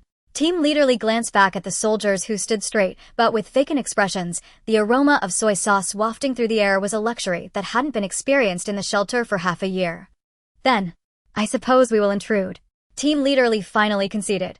The soldiers entered the dining room, their steps as light as cats. Hao Yibing stared at the enamel bowl on the dining table as if looking at some artifact. The blue rim pattern was exactly like the old items from his grandmother's house. Please sit, don't be formal. Liang's mother approached with a pot of stew, deliberately using the largest stainless steel basin. Children eat more. If it's not enough, there's plenty more. The soldiers looked at Team Leader Li, who nodded slightly, allowing them to sit. The moment the chopsticks touched the braised pork, the young soldier's fingers trembled, almost unable to grip the meat. The rich aroma of fat reminded him of the New Year's Eve dinner when he was 7. Eat slowly, no one is competing with you. Liang Chao smiled as she added a spoonful of rice, for Hao Yibing, noticing the old wound peeking out from his sleeve. It was from last week when he was moving supplies, as she had secretly stuffed a band-aid in his backpack. Team Leader Li hadn't touched his chopsticks until he saw all the soldiers starting to eat. Then he picked up a piece of green vegetable. Liang Chao noticed he was eating rice very slowly, a habit formed from long-term hunger. Try this. Liang's father brought a pot of steaming dumplings, pork and cabbage filling. Eat as much as you want. In the moment a young soldier bit into the dumpling, tears suddenly streamed down his face. The scalding soup burned his tongue, but he was reluctant to spit it out, desperately blinking to hold back the tears. Seeing this, Team Leader Li gently patted his back, though his own throat involuntarily moved slightly. After the meal, Liang Chao loaded gifts into the truck: 30 boxes of frostbite ointment, 15 boxes of luncheon meat, 2 boxes of milk powder, and 2 thermoses of ginger tea.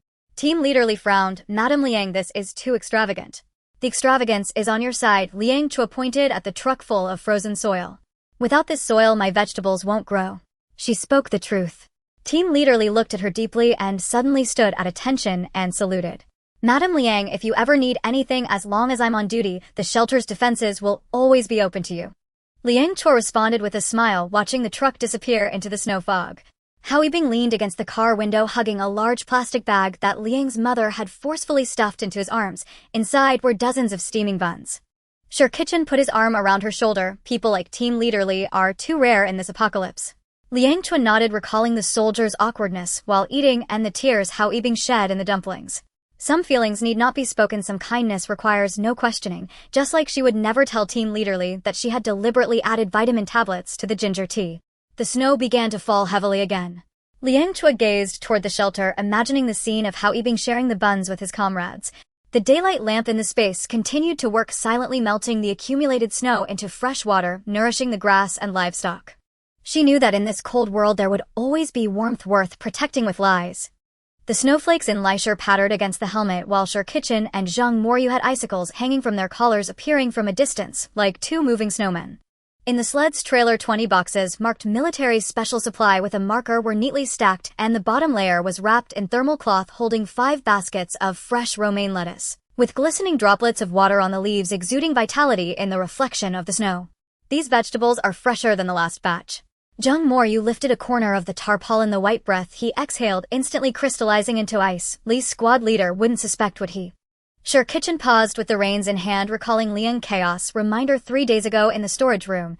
Next time, send some celery with roots covered in soil. Just say they were freshly pulled from the greenhouse.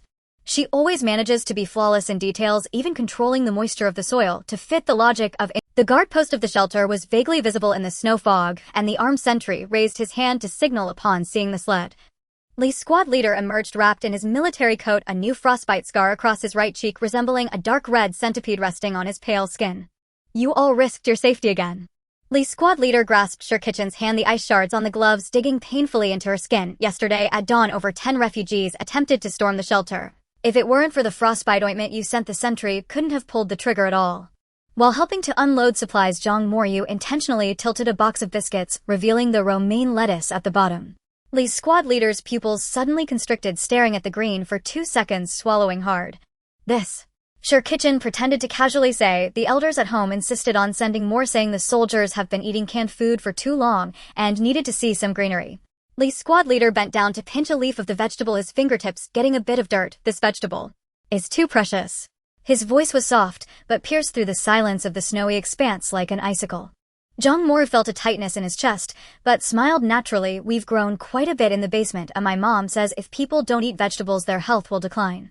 He picked up a stalk of celery with soil, still clinging to it with moisturizing cotton wrapped around the root. We water it 3 times a day with warm water, like taking care of our ancestors. Li's squad leader stared at the moist dirt, suddenly recalling the bean sprouts received last month. Uniform roots, evidently carefully selected. He straightened up the hem of his military coat, sweeping across the snow, leaving a neat mark at his feet. Thank the elder for me. These vegetables are more precious than gold. On the return trip, Zhang Moru took off his windproof goggles, rubbing his frozen fingers against his aching eyes. Li's squad leader's gaze was off. He's guessing our bottom line. Kitchen brushed the snow off her helmet and said, Chao Chao mentioned that suspicion is a common human nature. As long as they don't ask, we don't need to explain too much. When night fell, the two returned to the villa. Liang Chao was in the kitchen teaching Yaya how to make fruit and vegetable chips, with slices of apple neatly arranged on a stainless steel tray, the dehydrator buzzing nearby.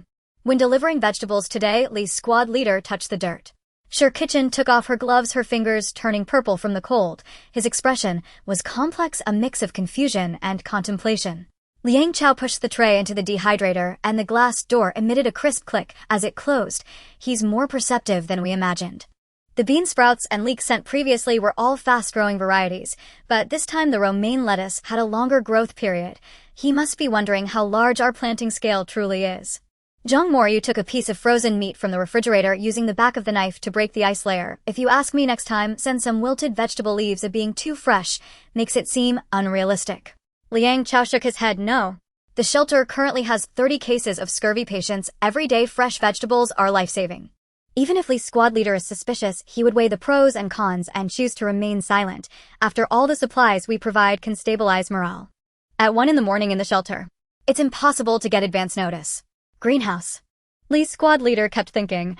At first, he suspected that Liang Chao and the others had connections with high-ranking officials and had prepared 2 months in advance like the military, but as the freshness, variety, and quantity of the vegetables increased, he dismissed this assumption. Even if there is a greenhouse, Liang Chao's family has dozens of people, how could they have surplus? He tossed and turned in bed, unable to sleep. A week later, when Kitchen and Zhang Moru arrived at the shelter again, they were greeted not by Li's squad leader, but by a young platoon leader they did not recognize.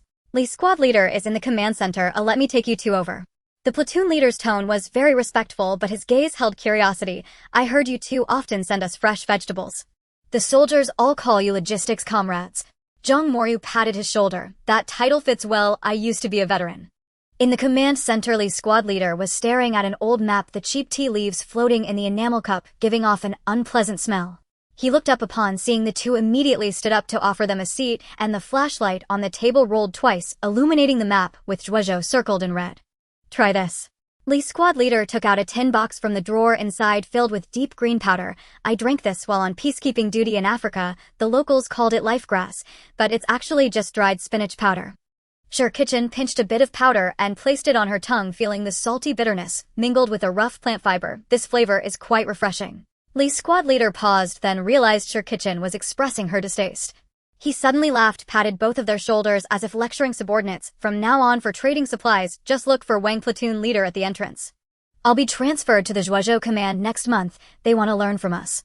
He said with a bitter smile. What can we teach them? It's all thanks to you guys. Can I? He didn't continue, just looking at the two young people, unsure how to break through this relationship. On the return sled, Zhang Moru gazed at the swirling snow and suddenly said, he knows we are lying, but chose not to expose it.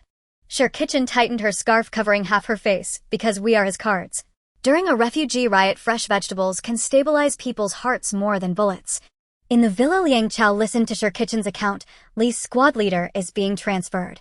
What he was trying to say was whether he could reveal the matter of our supplies. Kitchen played with Liang Chao's hair as she spoke. Liang Chao turned around and buried her face into his arms. Can we trust Li's squad leader? Kitchen froze. You want to tell them about the space? He probably already guessed that these did not come from the... It's just that Li's squad leader didn't want us to have concerns, so he never asked. Kitchen replied, how about we ask you tomorrow or discuss it with everyone? Okay, it's too tiring like this. I want to help them, but don't want to be treated as a guinea pig. After all, this is really too absurd. The two whispered for a while before falling asleep. The next morning, Liang Chao gathered the whole family for a meeting. The living room was filled with people, and even Zhou Jian and Xiao Shiwei were allowed to listen in. After briefly explaining the conversation he had with Sir Kitchen the night before, Liang Chao posed the central question: should we disclose the secret of the space to Lieutenant Li?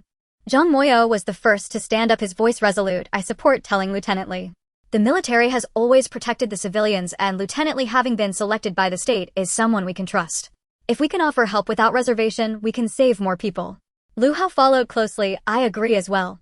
The situation outside is getting worse. If the military collapses, we won't fare any better. Rather than hiding things, it is better to cooperate openly. Most of the young people nodded in support, but the older generation displayed looks of concern. Liang's father furrowed his brow. Chua, the matter of the space is too shocking. If it leaks out, you could be treated as a test subject. It's not that we don't want to help the country, but we are worried about your safety. Liang's mother tightly held her daughter's hand. Yes, human hearts are hard to fathom. Now the military needs supplies and naturally won't harm you, but what about the future? Aunt Liang Lu sighed. We the old folks are not afraid of anything, but the children are still young and cannot take risks. The debate continued throughout the morning, with both sides holding their ground. In the end, Liang Chao made a decision. We will not proactively disclose the secret of the space for now, but we can continue to increase the supply of materials. If the military asks, we will decide whether to inform them based on the situation. This compromise was accepted by everyone. 3 days later, Sir Kitchen and Zhang Moyo returned to the shelter, bringing twice as many supplies as before: 20 boxes of compressed biscuits, 10 baskets of fresh vegetables, 5 boxes of frostbite ointment, and 2 boxes of precious antibiotics. Lieutenant Li looked at the mountain of supplies, a hint of shock flashing in his eyes, but he quickly regained his composure. Ms. Liang is too generous, Lieutenant Li said seriously, his rough fingers gently brushing over the green leaves in the vegetable basket. These supplies can save many lives. Zhang Moyo smiled. We are all one family. Lieutenant Li was silent for a moment before suddenly saying, we've also prepared 2 trucks of soil, which we will deliver to you tomorrow. Sir Kitchen was taken aback. Soil? Yes, Lieutenant Li nodded. Last time you mentioned the greenhouse needed it, so we dug some from the abandoned agricultural research station. It should be quite fertile. Zhang Moyo and Sir Kitchen exchanged glances, understanding in their hearts. This was the military's reciprocation as well as a tacit agreement. At 10 o'clock the next morning, the military truck arrived punctually at the villa entrance. 6 soldiers jumped out of the vehicle, led by the squad leader introduced to them by Lieutenant Li yesterday, named Wang Jin. Ms. Liang, squad leader Wang saluted with a standard military gesture. On the orders of Lieutenant Li, we are delivering 2 trucks of high-quality humus soil to you. Liang Chao nodded in thanks. Thank you for your hard work. Please come in for a cup of hot tea. The squad leader shook his head. No need. He turned and pointed to the 4 soldiers behind him. Hao Yibing, Wang Mengli, Hao Songwen stepped forward. The 4 soldiers immediately stepped forward, standing straight. These 4 will be stationed here, the squad leader said calmly, responsible for guarding the villa's perimeter and ensuring the safety of the supplies. Lieutenant Li specifically instructed. He deliberately slowed his speech. They will not disturb your normal life and will not step into any places they shouldn't go. Liang Chao frowned slightly. We did not request for guards. This is the military's decision. The squad leader's gaze was steady. There are increasingly more rampaging criminals outside. Lieutenant Li said. He paused. That the medicine you provided saved his niece's life. This is a personal favor. The 4 soldiers had already efficiently unloaded their backpacks, and Hao Yibing, who had been there twice before, was relatively familiar with Liang Chao. Sister Liang, we will set up our tents by the wall, and we absolutely won't disturb you. Liang Chao looked at the 4 of them quickly. Setting up military tents? You're going to live in tents at -60 degrees. Are you crazy? Wang Ming, who was securing the windproof ropes, looked up and smiled. Ms. Liang, we have undergone extreme cold training. This is nothing. Just come in. What we have the least of here is houses. Liang Chao walked over directly and pulled Hao Yibing's backpack strap. There are empty rooms on the 3rd floor. A move-in right now. The 4 froze in place. Hao awkwardly looked at the squad leader. The squad leader cleared his throat. Ms. Liang, military orders are like mountains. The 3rd floor isn't considered the main living area. Liang Chao was unyielding. Either you move in, or I will send these 2 trucks of soil back right now. In the end, with the squad leader's tacit approval, the 4 came to a compromise. They cautiously followed Liang Chao into the villa and collectively froze as they stepped into the entrance. A warm breeze infused with the aroma of food enveloped them. Hao Yibing's combat boots creaked softly against the solid wood floor. Such a sound was a luxury in the shelter. Even the beds weren't this clean. Songwen looked up at the crystal chandelier hanging from the ceiling, the light fracturing into countless sparkles in his pupils. It had been a long time since he had seen such beautiful lighting. This way. Liang Chao led them upstairs. As they passed the 2nd floor, Li Hao suddenly stopped. At the end of the corridor, Xiao Yuyue was running by, clutching a plush toy, her little cotton slippers making a pattering sound. He hadn't seen such a clean child in a long time.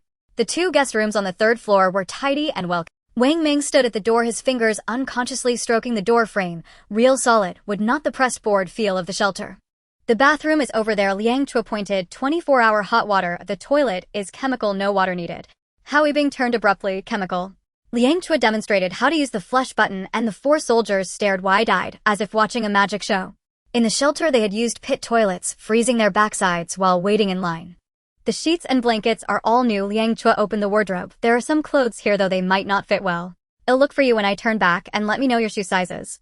She stopped mid-sentence. Li Hao was gently touching the down comforter with his fingertips, being as cautious as if he were touching a landmine. This special forces soldier, who could lie in the snow for 3 days without flinching, now had red-rimmed eyes. That evening Liang Chao brought hot milk to the third floor. After knocking and waiting for a minute, Hao Yibing finally opened the door. The four big boys were already dressed, even their combat boots were laced, as if ready for an emergency assembly. Relax, this isn't a military camp. Liang Chao placed the tray on the table. Her gaze swept across the room. The beds were meticulously made, the blankets folded into neat squares, toiletries lined up straight along the sink. Even the slippers were neatly arranged at the foot of the bed, perfectly spaced. Today there are no tasks, everyone should take a shower and rest early. Liang Chao gently closed the door. In the corridor she heard Hao Yibing lower his voice. I said we should shower first, so we don't dirty Sister Liang's blankets. In the days that followed, the third floor became a special military zone. The four soldiers strictly adhered to an invisible boundary. They only moved about their own floor. The bathroom faucet always turned to the minimum. They wrapped the soles of their shoes in old newspapers, fearing their combat boots would dirty the floor. Even during midnight shift changes they would tiptoe downstairs like cautious cats. Only once did Liang Chao wake up in the middle of the night and find Hao Yibing standing at the end of the second floor corridor. There was a window facing down the mountain. He immediately straightened up. Report. I am checking. I know. Liang Chao handed him a cup of hot cocoa. That direction allows you to see the lights of the shelter. The young soldier's hand trembled slightly as he held the cup. Under the moonlight Liang Chao saw the bloodshot veins in his eyes. This foolish kid must have been secretly guarding here every night, counting the distant lights to ensure their safety. The snow season lasted for more than 4 months, yet the life in the villa gradually warmed up. Liang Chao mandated that the four soldiers change from a 24-hour guard duty to a shift from 6 p.m. to 8 a.m. the next morning. They no longer needed to patrol. Each person would take duty in the monitoring room for over 3 hours. The remaining time was free for activities. One day Hao Yibing stood at the kitchen door, his back straight, but his gaze couldn't help but glance at the preparation table. There sat 5 round watermelons, their vibrant green skins glistening with droplets reflecting a tempting sheen under the light. His throat moved slightly, yet he swallowed back his question. Why are you dazed? Liang Chao said without looking up, peeling an apple. Come over and move the table. We're having hot pot in the living room today. Yes. Hao Yibing instinctively stood at attention, then relaxed with a slight smile at the corner of his mouth. Sister Liang, should we call the others? Nonsense, do you want to eat alone? Liang Chao stuffed the apple into his hand. Go call Wang Ming and the others, and let you go bring up the lamb rolls stored in the basement. Hao Yibing took the apple, his fingertips trembled slightly as they touched the cold fruit flesh. The apple was bright red and its surface so smooth it could reflect a person's image. As such fruit only existed in people's memories in the shelter. He cautiously took a bite, and the sweet juice instantly filled his mouth, almost causing him to bite his tongue. But he asked nothing. During lunch the four soldiers sat side by side at the outermost edge of the dining table, their backs still straight, but their eyes no longer held the same vigilance as before. The hot pot bubbled with steam, the table laden with fresh vegetables, hand-sliced lamb, and even a plate of translucent shrimp paste. This shrimp paste. Song-Wen picked up a piece, his voice trembling slightly. Is it really made from shrimp? Just eat. Hao Yibing playfully tapped the back of his head. The others exchanged smiles, none of them continued the topic. Li Hao bowed his head and devoured his rice, swallowing back the questions that nearly escaped his lips with each bite. After lunch in a room on the third floor, 4 young people lay on a double bed speaking in hushed tones. That Song-Wen turned over. I secretly counted there were 37 of them, all plump without a single scar. Wang Ming stared at the tatami bedboard above. Last week's durians were even more outrageous. Those things are tropical crops, and we barely have greenhouses here. How did they? Hao Yibing suddenly raised a finger. How many times have I said it? Don't be curious, don't ask. Asking means it's from the basement. The room fell silent, occasionally interrupted by their burps. I'm not trying to inquire about anything, Wang Ming sighed, it's just that Sister Liang and the others clearly could choose not to give us this. Li Hao suddenly sat up, pulling out a small notebook from under his pillow, writing down today's date in the moonlight, and then drawing a small watermelon icon at the back. This was his secret record. Every kind of non-existent food provided by the Liang family was quietly noted down by him. do you think? Song-Wen's voice was barely audible. Could the basement be sleep? Hao Yibing abruptly pulled the blanket over his head. You can't let your guard down for a moment. The next morning, Hao Yibing ran into Liang Chao in the yard, coming up from the basement, holding a basket of bright red strawberries, some still glistening with morning dew. His footsteps faltered, and he immediately turned to pretend to check the surrounding wall. Little Hao, Liang Chao called out to him, wash these and provide everyone with some vitamin C. Yes. Hao Yibing took the basket, his fingers trembling slightly. It was the middle of winter with the outdoor temperature at -60 degrees, yet these strawberries looked like they had just been picked from the vine. He mechanically washed the strawberries, the warm water flowing over the bright red fruit, a few of them bursting under his vigorous scrubbing, the sweet juice staining his fingertips. This scene happened to be seen by Xiao Shirwei coming downstairs. Brother Bing, the little girl tiptoed. It's not blood. Hao Yibing squatted down, showing her the strawberry in his hand. It's strawberry juice. Yeah, tilted her head. I like to eat strawberries. Hao Yibing gently picked the smallest strawberry and fed it to the girl. Tried, it's especially sweet. That afternoon, the 4 soldiers routinely cleared the accumulated snow in the yard. Liang Chao took Sher Kitchen and Zhang Moho to the basement, saying they needed to organize supplies. Hao Yibing immediately made a gesture, and the 4 dispersed around the villa, standing guard with their backs to the building. Wang Ming even took out the Walkman Liang Chao gave him, turning the volume up high. Military songs played loudly enough to cover any sound. 2 hours later, the basement door opened. Liang Chao and the others pushed out 3 carts, filled with supplies, the carts stacked with traditional Chinese herbs, yet they were fresh. They will be delivered to the shelter tomorrow. Liang Chao wiped the sweat from his brow. Captain Li said there has been another outbreak of flu over there. Yes.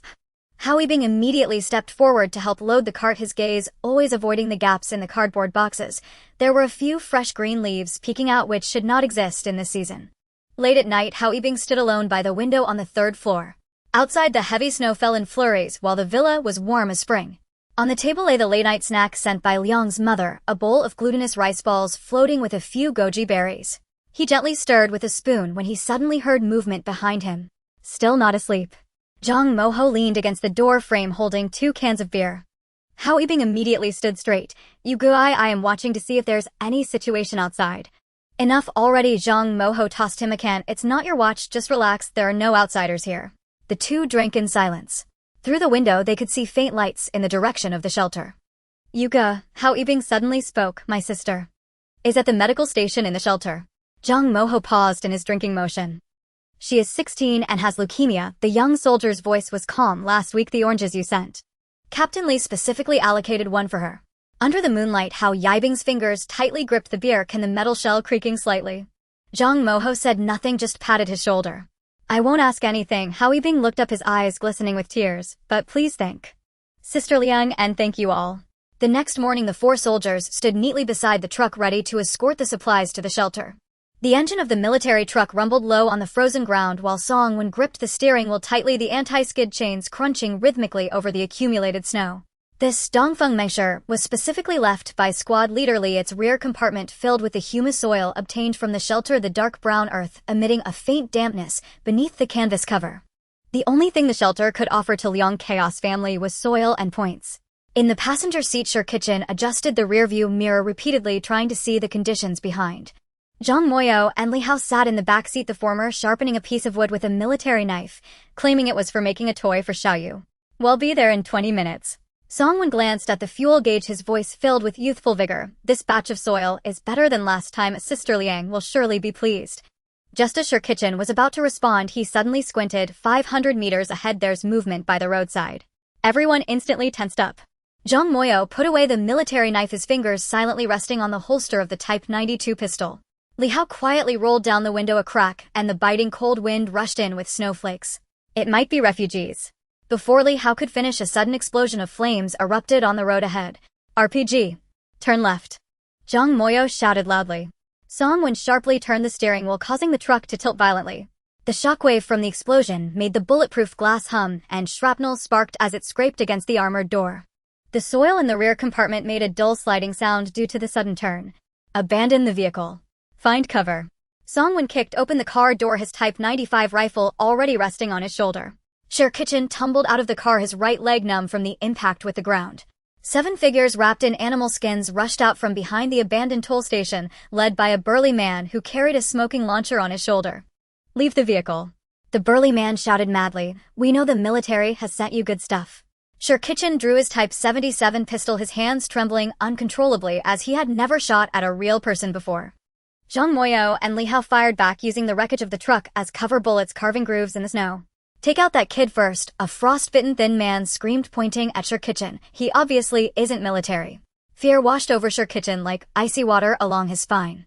He forced himself to steady, recalling the standard shooting posture Zhang Moyo had taught him. The burly man had already raised his spear and charged, the spear tip glinting coldly in the sunlight. Gunfire erupted. Unbeknownst to him, Song Wen had circled to the flank, hitting the burly man's shoulder with a shot. The assailants immediately scattered, the roar of the shotgun ringing painfully in their ears. "Get down, Chen." Before Shirkichin could react, Song Wen tackled him to the ground. A steel spear grazed past his scalp, embedding itself deep into Song Wen's abdomen. "Song Wen." Shirkichin's cry was heart-wrenching. Blood instantly soaked through the military coat, yet Song Wen gritted his teeth, raising his rifle to shoot the thrower dead. His complexion faded visibly, but his fingers remained tightly gripping the trigger. "Hold on." Shirkichin stripped off his outer jacket, his trembling hands failing to staunch the gushing blood. The steel spear pierced through the abdominal cavity, dark red blood mingling with snow water spread across the frozen ground. The firepower suppression from Zhang Moyo and Li Hao finally took effect. As the last assailant fell in the snow, the entire snowy expanse was left with only the howling wind and Song Wen's labored breaths. "The truck can still drive." Li Hao examined the damaged engine, but the soil in the rear compartment needs to be unloaded to reduce weight. "No, don't." Song Wen weakly grasped Shirkichin's hand. "The soil needs to be brought back." Sister Liang's vegetables. Tears from Shirkichin fell on their clasped hands. This foolish kid was on the brink of death, yet still worried about a truckload of soil. The three carefully lifted Song Wen into the driver's seat. Zhang Moyo started the truck, the damaged diesel engine sputtering like it was dying, yet miraculously it managed to run. "Why?" Shirkichin choked as he asked, his fingers still pressing against the makeshift bandage on Song Wen's abdomen. Song Wen's pale lips moved. "You are Sister Liang's life." The truck staggered forward across the snowy expanse. Through his blurry, tear-filled eyes, Shirkichin saw in the rearview mirror the truckload of soil stained red with blood on the dark brown humus. The dark red bloodstains resembled the red lilies that Liang Chao had planted. The truck jolted through the snow, its diesel engine coughing like a creature clinging to life. Zhang Moyo pressed a hand to Song Wen's steadily bleeding wound while snatching up the radio with the other. "Villa, this is Moyo. Respond, please." His voice was kept low, yet it cut like a blade. Liang Chao's voice answered immediately over the radio. Footsteps hurried in the background. "Receive, speak." "We were ambushed." Song Wen has a rough hand throw wound to the abdomen, rebars still embedded. He's losing a lot of blood. Zhang Moyo spoke rapidly. "Estimated 15 minutes. He needs surgery immediately." "Understood. We'll prepare at once." Liang Chao called to others over the radio. "Hao Yibing, get people to make a stretcher. Hao Gatilda E to prepare for surgery." Shirkichin gripped the wheel so hard his knuckles paled. In the rearview, Song Wen's complexion had gone from ashen to a leaden gray, his lips a foreboding bluish-purple. The truck barreled through the gate, and at that instant Hao Yibing and Wang Qi came running with an improvised stretcher. They moved with practiced efficiency, transferring Song Wen onto the stretcher. Liang Chao looked up at Zhang Moyo and said straight to the basement. "Da E is ready." At the word basement, Shirkichin noticed the faintest lift of Wang Meng's eyebrow. This was the first time the four soldiers had been invited into the villa's subterranean spaces. "This way." Liang Chao opened a door tucked in the corner of the living room, revealing stairs leading down. The stairwell was lit in cold white, each face beneath it seeming to wear a thin frost. Shirkichin followed behind the stretcher and saw Li Hao's steps hesitate, imperceptible yet telling. The basement's scale clearly exceeded their expectations. On either side of the underground corridor were heavy blast doors. Through a half-open gap, Li Hao glimpsed orderly medical apparatus in a room to the left, and to the right a small shooting range with target sheets and firearms mounted on the wall. Still the soldiers' gazes remained fixed on Song Wen atop the stretcher, and none of them spared a look around. Liang Chao pushed open the door at the corridor's end. Beneath the operating lamp lay a surgical table. Li Xuemei, dressed in scrubs, was calibrating the monitors. Hao Yibing and Wang Meng carefully slid the stretcher onto the table. Li Xuemei performed a rapid assessment in a calm voice. "Rebar has pierced the lower right abdomen. We must operate immediately. Prepare tetanus antitoxin and antibiotics." She handed over 2 syringes. "Ready." Shirkichin stood in a corner watching Li Hao and Wang Meng like statues flanking the table. Their eyes never strayed from Song Wen's ghastly face. Even in this underground medical center that defied explanation, the 2 warriors showed only concern for their comrade. "He's lost too much blood. We need transfusion immediately." Li Zuimai's voice broke the silence. Do you know his blood type? Hao Yibing answered without hesitation. Type. Sure, Kitchen was the first to step forward. I'm B type. Draw mine. Li Xuemei's sharp gaze swept over him. Test it first. The blood test passed in silence. When Sure Kitchen's blood was confirmed compatible, Li Xuemei nodded. Prepare for transfusion. A reclining chair was set up beside the operating table. As Sure Kitchen's blood flowed through the transparent tubing into Song when he noticed Li Hao's eyes linger for a second on the transfusion apparatus, an advanced model typically imported from abroad. Blood pressure is still dropping, Zhao Jiran reported softly. Sweat beaded along Li Xuemei's brow. Increase the transfusion speed. A wave of dizziness washed over Sure Kitchen and the light above him began to dim. Liang Chao immediately adjusted the transfusion rate. Don't overdo it. You must retain at least 1800 milliliters. The transfusion continued for 40 minutes. When Sure Kitchen's complexion matched Song Wen's pallor, Li Xuemei at last announced a halt. That's enough. Go rest. She removed the tubing and turned to the two soldiers waiting outside the room. You two go wait out here. It's too crowded in here. Outside the door, Li Hao and Wang Meng stood like guardian sentinels. Sure Kitchen slumped onto a bench by the wall. Hao Yibing had been down to the basement before, but then he had been on a mission and unwell, so he hadn't taken it anew. Now he noticed across the corridor a home theater, its luxurious sound system, and an entire wall of Blu-ray discs visible through a half-open door. Want some water? Liang Chao handed him a cup of warm water. Sure Kitchen shook his head, but his gaze drifted to a slightly ajar door at the corridor's end through which lush green plants could be seen. They used that as their cover. 3 hours later, Li Xuemei finally emerged. She removed her mask, revealing a face that was exhausted yet relieved. We saved him, but he'll need rest. Li Hao's shoulders visibly relaxed. Hao Yibing pressed his back to the wall and exhaled. You may go in to see him, but no noise. Li Xuemei stepped aside.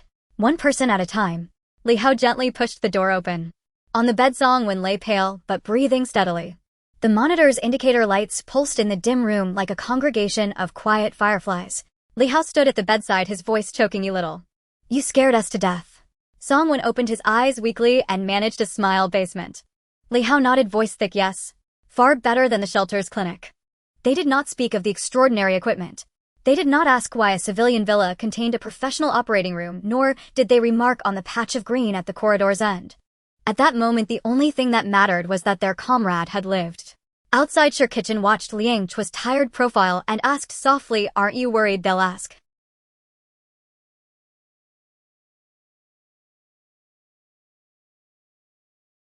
Night deepened and the villa fell silent again. Liang Chao stood in the basement corridor, her gaze sweeping over the half-open doors, the home theater, the shooting room, the medical center, and the door to the so-called greenhouse. Perhaps trust is reciprocal.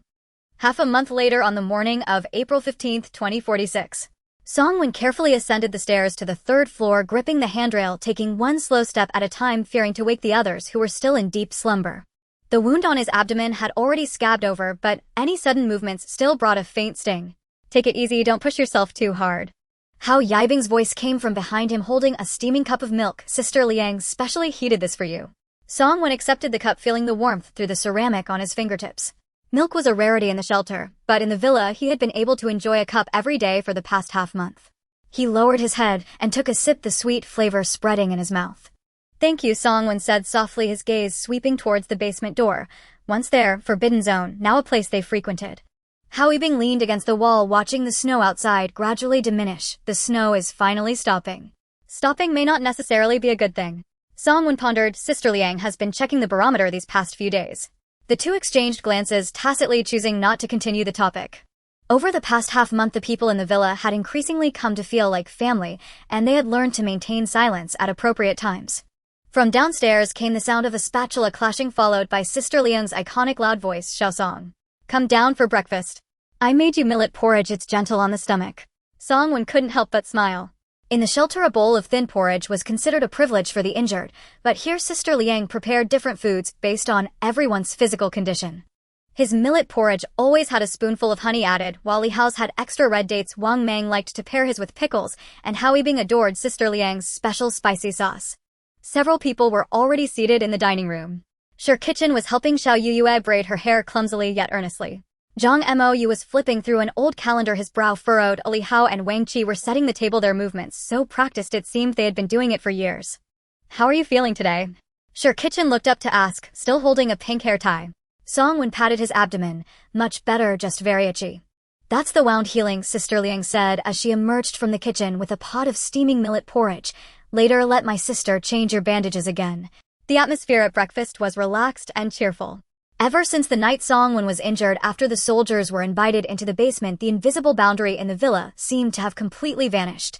Everyone chatted about the weather and food and occasionally shared harmless jokes. By the way, Zhang Mou suddenly put down his chopsticks. Squad leader Li set off for Jua City this morning. The dining table fell silent. Jua City was another shelter concentration area over 60 kilometers away, with complex road conditions and many dangers. Before he left, Zhang Mou glanced at the 4 soldiers.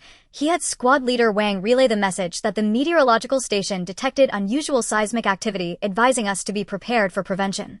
Liang Chao lightly tapped her fingers on the table. What's the specific time? Uncertain, possibly with Zhang Mou's voice was low. However, the epicenter is expected to be near Jin City, but we will also experience strong tremors here.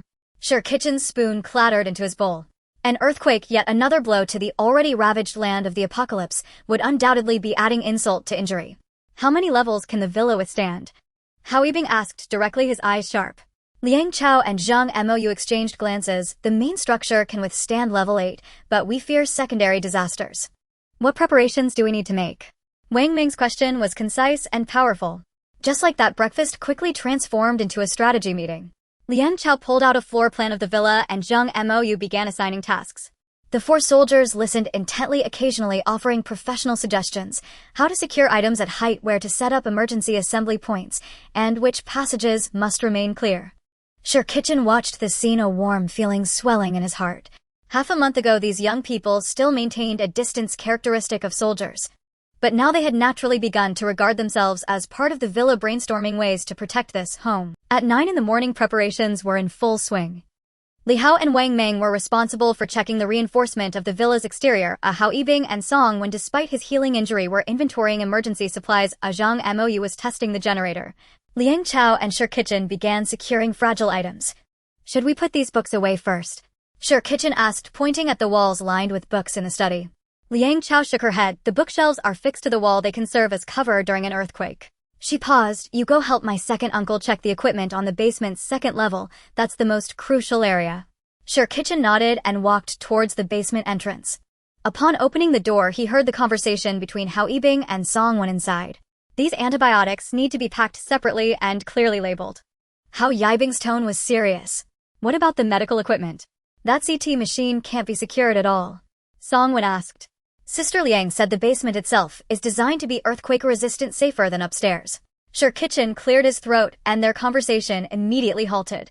He walked down the stairs and saw Hao Yibing and Song Wen standing at the medical room's door holding a checklist. I'm going to check the stability of the 2nd level of the basement, Sure Kitchen explained. The atmosphere between the 3 grew subtly tense for a moment. Then Song Wen suddenly broke into a smile. Brother Chen, do you know what surprised us the most when we first came down? Sure Kitchen's heart skipped a beat. What? That media room. Song Wen pointed to the room on the left, the extended version of the Lord of the Rings trilogy on Blu-ray. In our shelter, even a DVD player has become an antique. Hao Yibing chuckled as well. Wang Meng's eyes went wide when he saw the shooting training room. Sure Kitchen let out a breath, joining in the laughter. This was their unspoken understanding. All of them knew the villa held secrets, but they all chose to respect this trust. In the afternoon, the snow noticeably eased, and occasionally they could see the blurred outline of the sun behind the clouds. Liang Chao stood in the yard gazing at the unusual weather, her brow furrowed. Strange weather often occurs before an earthquake. Zhang Mou walked up beside her, handing her a cup of hot tea. The intel from squad leader Li and yours. Matches. Liang Chao took the cup, her expression somewhat obscured by the rising steam. It's not a premonition. Although I didn't experience these in my past life, when I entered the space, these natural disasters flashed through my mind like slides, but back then I wasn't sure. She suddenly stopped, turning to Zhang Mou. How much do the soldiers know? Zhang Mou shook his head. They only know to obey orders and protect the civilians. Other things are not important. The two stood in silence, watching Li Hao and Wang Meng inspecting the surrounding wall in the distance. The 2 young men moved with dexterity and professionalism, occasionally reminding each other of potential safety hazards. They've changed, Liang Chao suddenly said. Zhang Mou nodded. From soldiers to family. Dinner was more sumptuous than usual, like a kind of unspoken comfort. Sister Liang made her signature century egg and lean meat porridge, chia baked bread, and there was even a bowl of fresh fruit salad, something that should have been impossible in the sub-zero temperatures. No one asked where the fruit came from, just as no one questioned why the milk was never finished or why the medicines were always within their expiration dates. The people in the villa quietly enjoyed this potentially last peaceful dinner before the earthquake. After the meal, Xiao Yuyue tugged at Song when asking him to tell a story.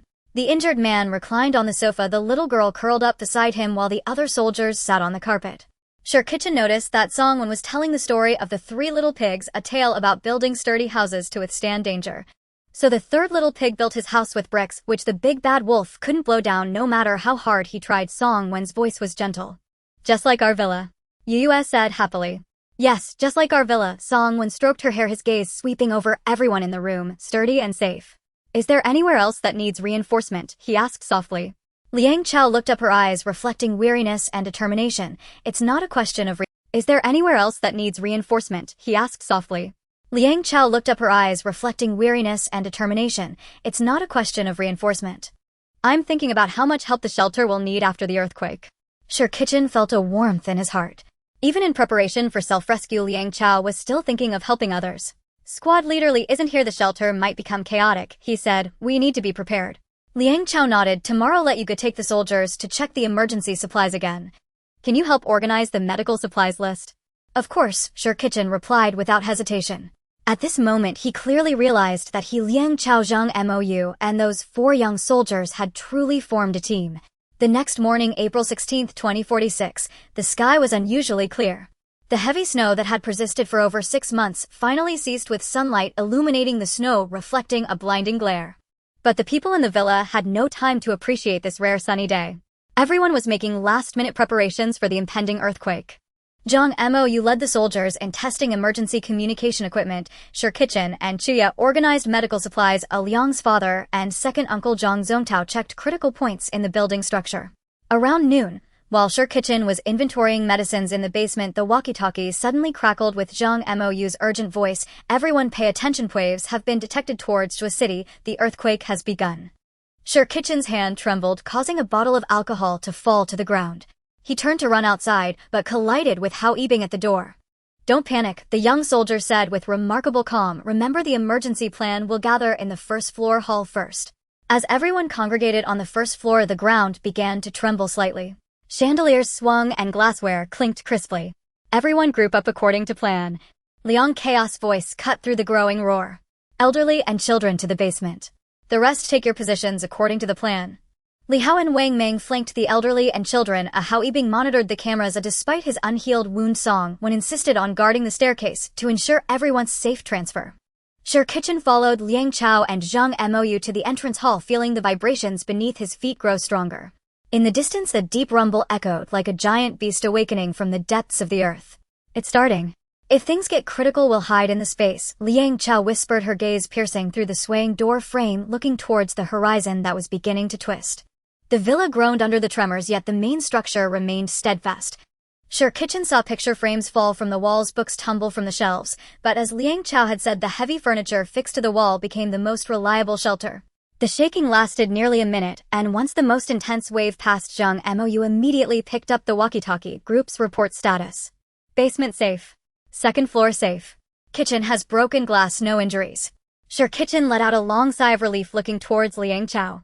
However, the hostess' expression remained grave. It's not over yet, this is just the beginning. As if to validate her words, the ground shook violently again, this time more fiercely than before. Kitchen had to grab onto the door frame to steady himself. Through the window, he saw trees in the distance start to fall in clusters, the snow-covered ground cracking open in dark fissures, sometimes closing again. In the midst of this chaos, he saw the 4 soldiers diligently executing the emergency plan, maintaining their composure and professionalism. There was no panic, no confusion, only the instincts honed through rigorous training and the familiarity and value they had developed for this home over the past half-month. As the second wave of tremors gradually subsided, small cheers erupted in the villa. But Kitchen noticed that Liang Chao and Zhang Mou's expressions had grown even more serious. The shelter. Kitchen suddenly understood their concern.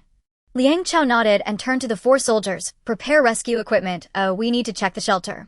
Without hesitation or doubt, the 4 soldiers immediately sprang into action.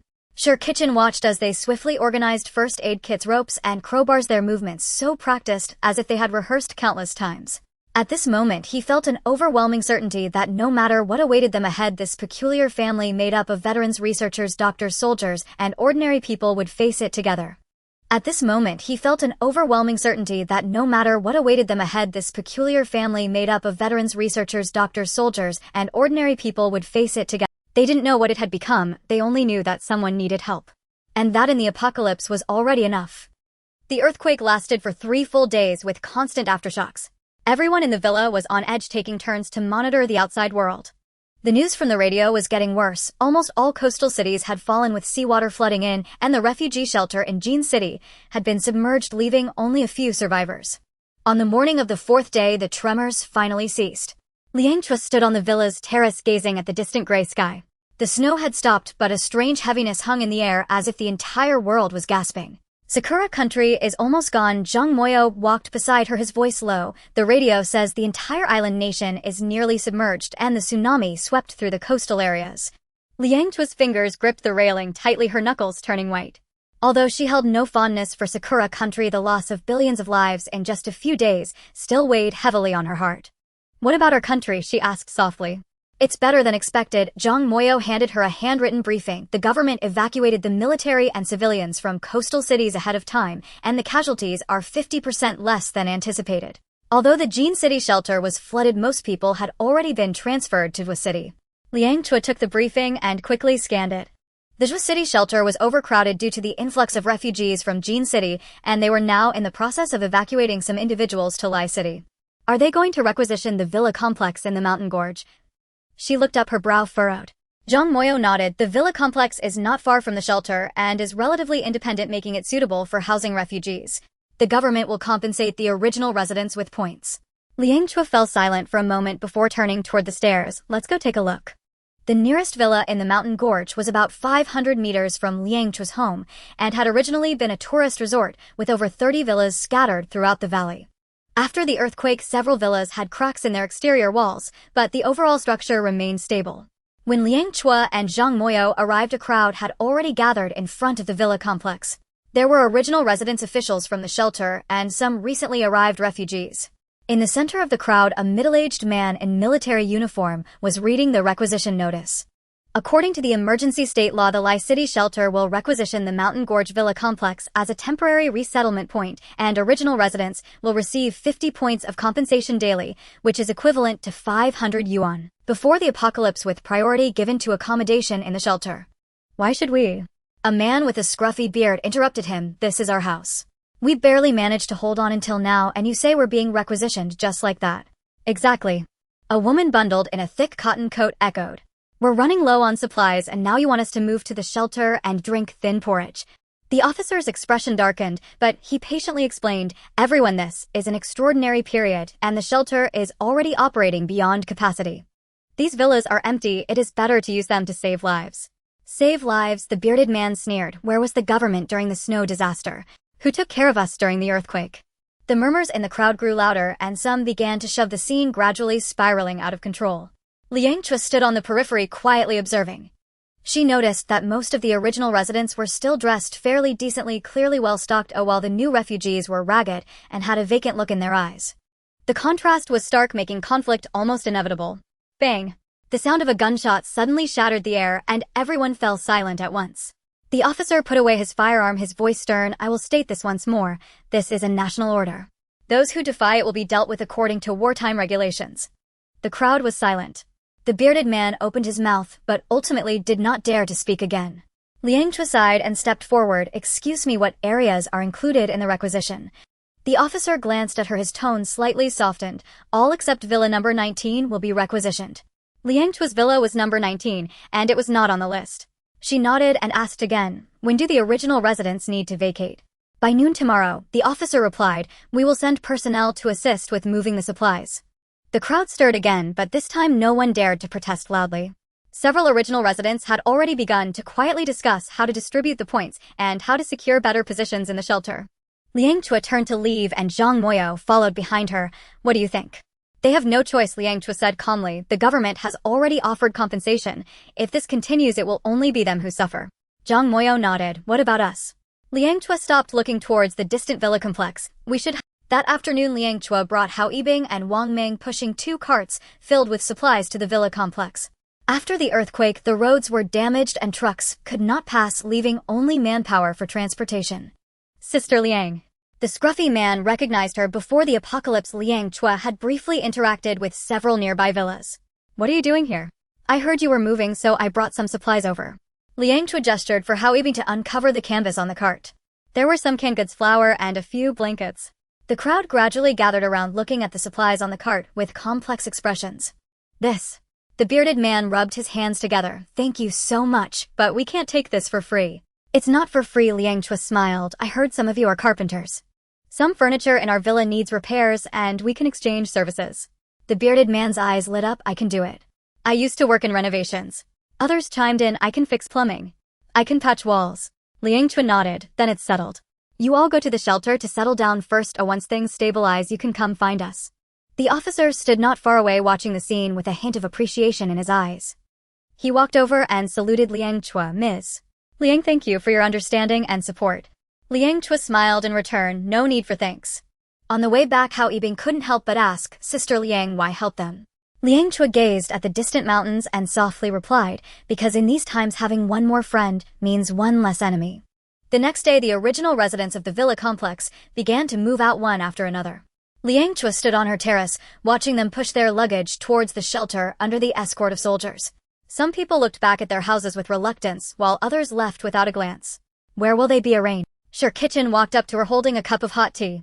Liang Chao took the cup, steam rising. The officer said they will be prioritized for warm dormitories, and their points are enough to exchange for a period of food. Sure Kitchen nodded, paused for a moment, and asked, how many people are at the shelter now? Over 100,000, Liang Chao replied heavily, and it's still increasing. After the earthquake, the Lai City shelter became the largest gathering place for survivors in the surrounding area. The facility, originally designed to accommodate 100,000 people, was now crammed with so many. Food, water, and medical resources were all in short supply. When will Li's squad leader return? Sure Kitchen asked. Liang Chao shook her head. The radio said that the disaster in Jua City is more severe. He won't be back for the time being. Just as she spoke, Zhang Moyo hurried over, his expression grave. Latest news: the seawater intrusion has caused most areas of the North China Plain to become salinity, and food production will sharply decrease in the coming years. Sure Kitchen gasped. Does that mean? Yes, Zhang Moyo nodded. Future food rations will be stricter. Liang Chao put down her teacup, her gaze resolute. We need to increase our aid efforts. Zhang Moyo and Sure Kitchen exchanged glances and nodded in agreement. In the following days, everyone in the villa became busy. Liang Chao organized the inventory, with the soldiers sorting and packing excess clothing, medicines, and food. Zhang Moyo and Sure Kitchen were responsible for contacting the shelter and coordinating transport. Liang's father helped the older relatives sort crops in Liang Chao's space. On the 7th day after the earthquake, Liang Chao brought the first batch of aid supplies to the shelter. Unlike before, the perimeter of the shelter now had temporary tents erected, densely packed and stretching out of sight. There were 3 times as many guards at the entrance as usual, and everyone had to go through strict checks to enter. Ms. Liang. Squad leader Wang came up from a distance. Squad leader Li instructed that you can go straight in upon arrival. Liang Chao nodded, signaling Hao Yibing and Wang Ming to follow with the supplies. The interior of the shelter was even more crowded than she had imagined. The corridors were filled with people, some staring blankly, others crying softly, and some gently rocking children in their arms. The air was thick with the odors of sweat, medicine, and an indescribable heaviness. The medical station is the most short-staffed, squad leader Wang introduced. As they walked, people are dying every day from malnutrition or injuries. Liang Chao's heart sank. We brought some antibiotics and vitamins. They should alleviate some of the issues. Squad leader Wang looked at her gratefully. Thank you so much. These supplies will save many lives. As he spoke, he handed her a thick stack of points cards and said, you can keep these points. I know you don't lack points, but for the reconstruction of the country in the future, these points will be enough for you to take it easy. Some of these points cards were magnetic, while others were paper, like business cards. Liang Chao said nothing more and directly put them into her backpack. She knew that only fair transactions could maintain a balanced and lasting relationship between both parties. In the medical station, the beds were already lined up in the corridor. Doctors and nurses rushed back and forth, busier than ever. Liang Chao saw a little girl lying on a makeshift stretcher and 4 drip in her arm, her face nearly transparent with pallor. Scurvy, squad leader Wang explained softly. There's 2 little fresh vegetables. Liang Chao tightened her grip and turned to Sure Kitchen. When we return, pick the spinach and cabbage in the greenhouse and send them over tomorrow. Sure Kitchen nodded and took note. On the way back, Liang Chao remained silent. Hao Yibing and Wang Ming followed behind, not daring to speak. That night, Liang Chao called everyone for a meeting. Starting tomorrow, we will transport a batch of fresh vegetables and medicinal materials to the shelter every day. She looked around at everyone, at the same time strengthened the vigilance around the villa. All outings must be in groups of 3 or more. Zhang Moyo added, I along with Xiao Hao and the others will take turns patrolling to ensure safety. Sure Kitchen raised her hand. I can be responsible for organizing the inventory list to ensure our stock is... Liang Chao nodded and finally looked at the 4 soldiers. Squad leaderly said that if you are willing you can stay long-term until the arrival of the new world. Hao Yibing was taken aback for a moment, then stood straight. Sister Liang, we've been here for a long time already. The other 3 nodded in agreement. A hint of warmth flashed in Liang Chao's eyes. Good, then from today on this is your home. As night deepened, the villa gradually quieted down. Liang Chao stood by the window gazing at the dim shelter in the distance. She was not a saint for sending food. It was because in her past life those soldiers preferred to endure hunger and cold to distribute cotton clothes and blankets to the common people. It was also because patriotic blood flowed in her veins, and more importantly it was for her daughter Shiryu. She could not let her daughter grow up facing a broken huagua. There was one more crucial point in this apocalyptic world: they must not become disconnected from the world. The army was the last order and the link to the outside world. If even they collapsed, the surviving humans would truly become a scattered mess, making it even harder to rebuild civilization. On the 20th day, after the snow stopped, the temperature rose to about -40 degrees. The people in the shelter could finally step outside and breathe in air that was not so biting. Those original residents whose villas were requisitioned could not help but discuss after helping the Liang Chao family repair the walls upon returning to the shelter. A middle-aged man rubbed his hands together and whispered in the shelter's cafeteria, "You haven't seen it, that villa is very warm and the glass is bulletproof." "I heard their family has a greenhouse filled with fresh vegetables," another person chimed in, envy evident in it. "Why does their family not have to be requisitioned? Our hard-earned villa can just be taken away." Someone slammed their hand down on the table in indignation. The rumors quickly spread in the shelter, and some even began to suspect that the Liang Chao family had connections with high-ranking military officials. At the shelter's command center, squad leader Wang frowned as he listened to the report and sighed. As expected, it has spread. Squad leader, many people are causing a stir claiming the military is unfair, a soldier said in a low voice. Squad leader Wang rubbed his temples, thought for a moment, and then picked up the intercom. "Notify everyone, all resident representatives gather in the conference hall in half an hour." The conference hall was packed with people and the noisy discussions surged like waves. Squad leader Wang stepped onto the stage and cleared his throat, bringing immediate silence to the crowd. "Ladies and gentlemen, I am here to formally address the requisition issue regarding the Mountain Villa Group." His voice was steady and powerful. Villa No. 19 has not been requisitioned because the area has been designated as military research land containing an important greenhouse planting base that is related to the future food supply of the shelter. Someone in the crowd immediately questioned, "Then why wasn't this mentioned earlier?" Squad leader Wang remained unfazed. "Military secrets cannot be disclosed in advance." "Then how can their families still live inside?" Another person expressed dissatisfaction. "Ms.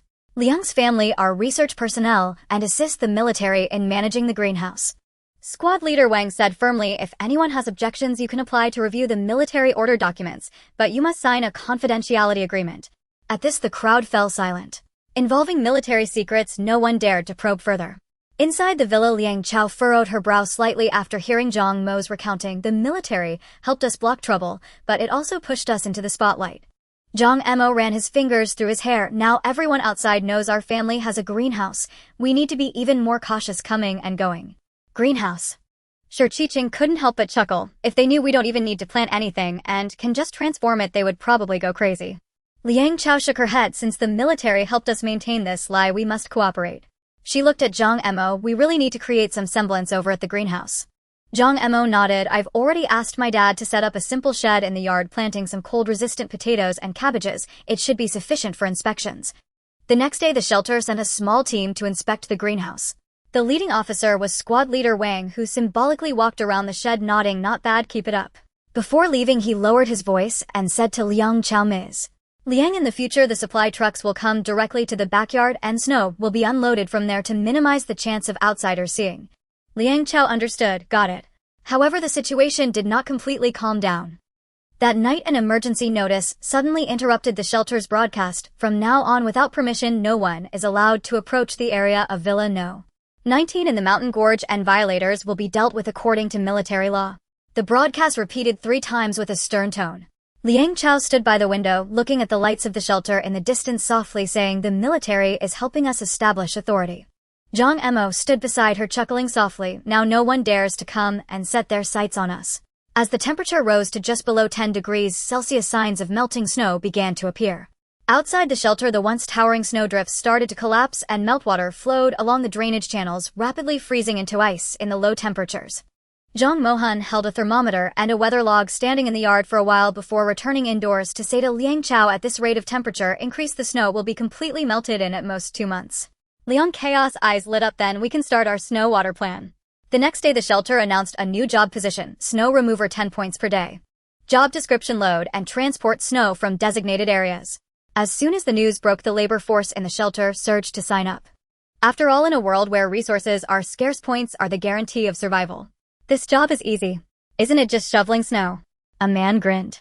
10 points can be exchanged for 2 hearty meals, a good deal. Another person chimed in. What they didn't know was that the ultimate destination of the snow was Liang Chao's villa. The first military truck loaded with snow drove into the villa's backyard in the evening. For soldiers had already been patrolling outside, as instructed by Liang Chao, ensuring no one approached.